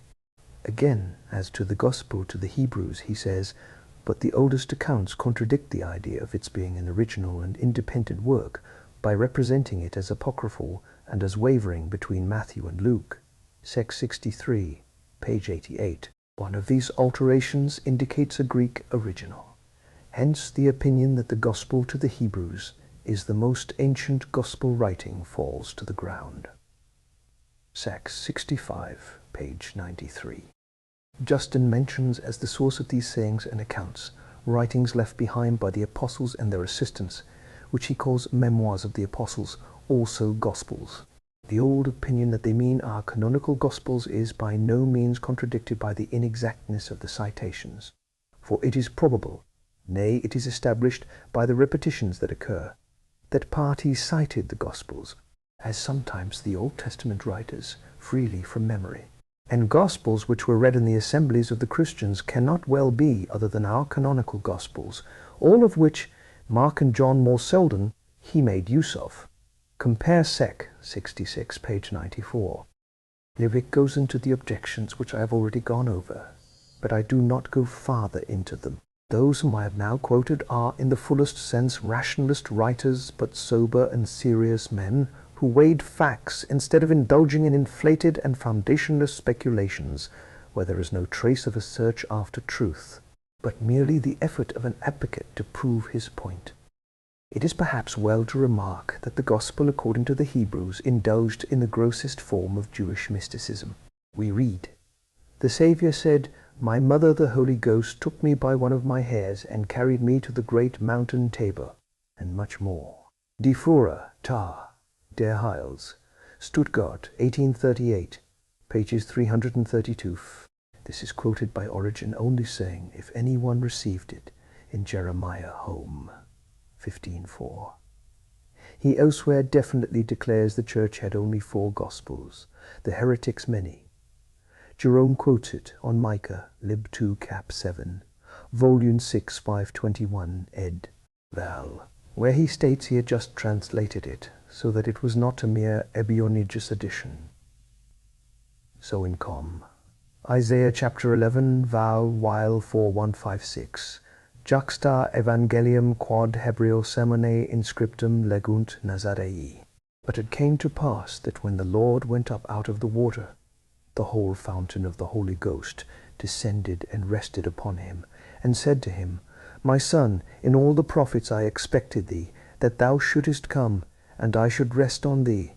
For thou art my rest, thou art my firstborn son, who reigneth for ever. So 485. He quotes the strange phrase, My mother the Holy Ghost took me by a hair, etc., from the Gospel according to the Hebrews, which the Nazareans read, adding that no one ought to be offended, as spirit is feminine in Hebrew, masculine in Latin, and neuter in Greek.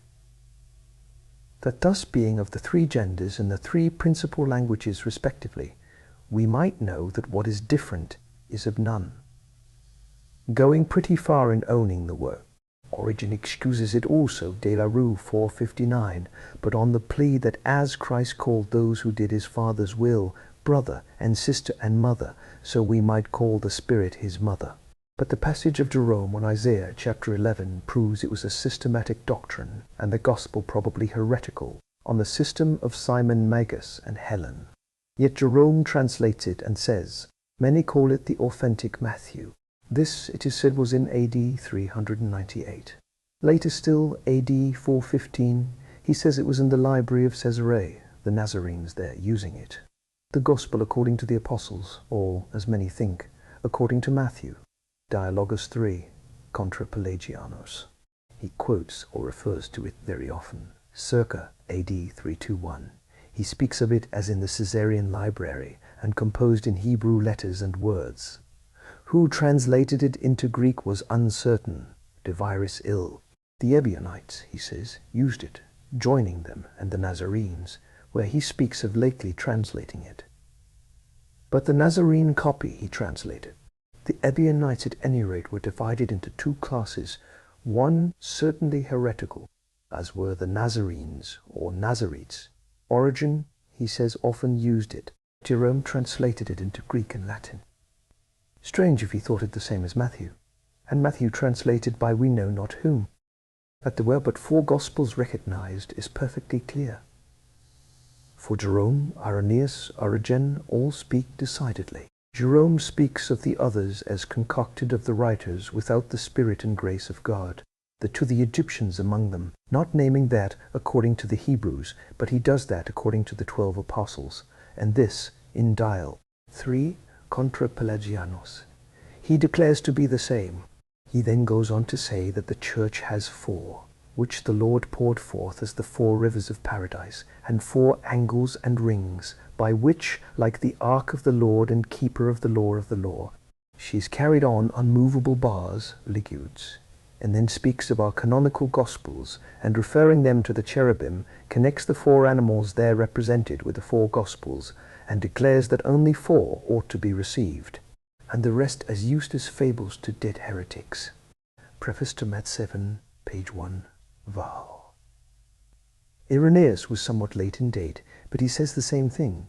He says Lib 3:8. There can be no more than 4, nor can there be fewer. There are 4 regions of the world and 4 principal winds, and as the church is spread over all the world, it must have 4 columns, whence it breathes forth life. So he who sits between the cherubim has given us a fourfold gospel, composed by one Spirit, referring, I apprehend, to the Word, the Artificer, who maintains everything. And he then enters largely into the 4 cherubim, saying the Gospels are consonant to those in which Christ is seated. Irenaeus had been showing that the heretics themselves received one kind, one gospel, another, another, but in result all 4, and were self-condemned by what they did accept. But the Church all 4, the sure and full pillars of the truth. I will now cite 1 or 2 of the miracles of the apocryphal Gospels, heretical often it may be, but in general mere fables, but notwithstanding often valued by the fathers. Christ was sent to one master and taught him all the letters and their meaning, and the master brought him back and said, he must have been born before Noah. Then to a more learned one, and the master having raised his hand to beat him, his hand withered, and he died. Then Joseph said to the Divine Mary, from this time we will not suffer him to go out of the house, since every one that opposes him is struck with death. There was a rabid boy who, when the fit took him, bit every one, and being in company with the boy Jesus, sought to bite his side, and struck it, so that Jesus cried, but Satan fled out of the boy like a mad dog. The boy was Judas Iscariot, and it was the side that was pierced with the lance. Then he was making figures of animals and birds out of mud. Now, he says, I shall order them to move. Are you, said the boys, the Creator's son? But then he ordered them, and they went and came back when he called. At another time at a dyer's, he threw all the articles out into the yard. The dyer was in a great way about it, when he returned them piece by piece of the right color. He made all Joseph's work fit exactly. He went out to play, but the boys left and hid themselves, and when in each house they were denied to be there. Oh, what, said he, have you there in the furnace? 3-year-old goats, said the woman. And he said, come out here to your shepherd goats.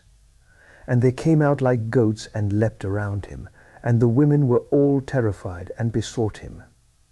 And then he said, come, boys, and let us play. And immediately they were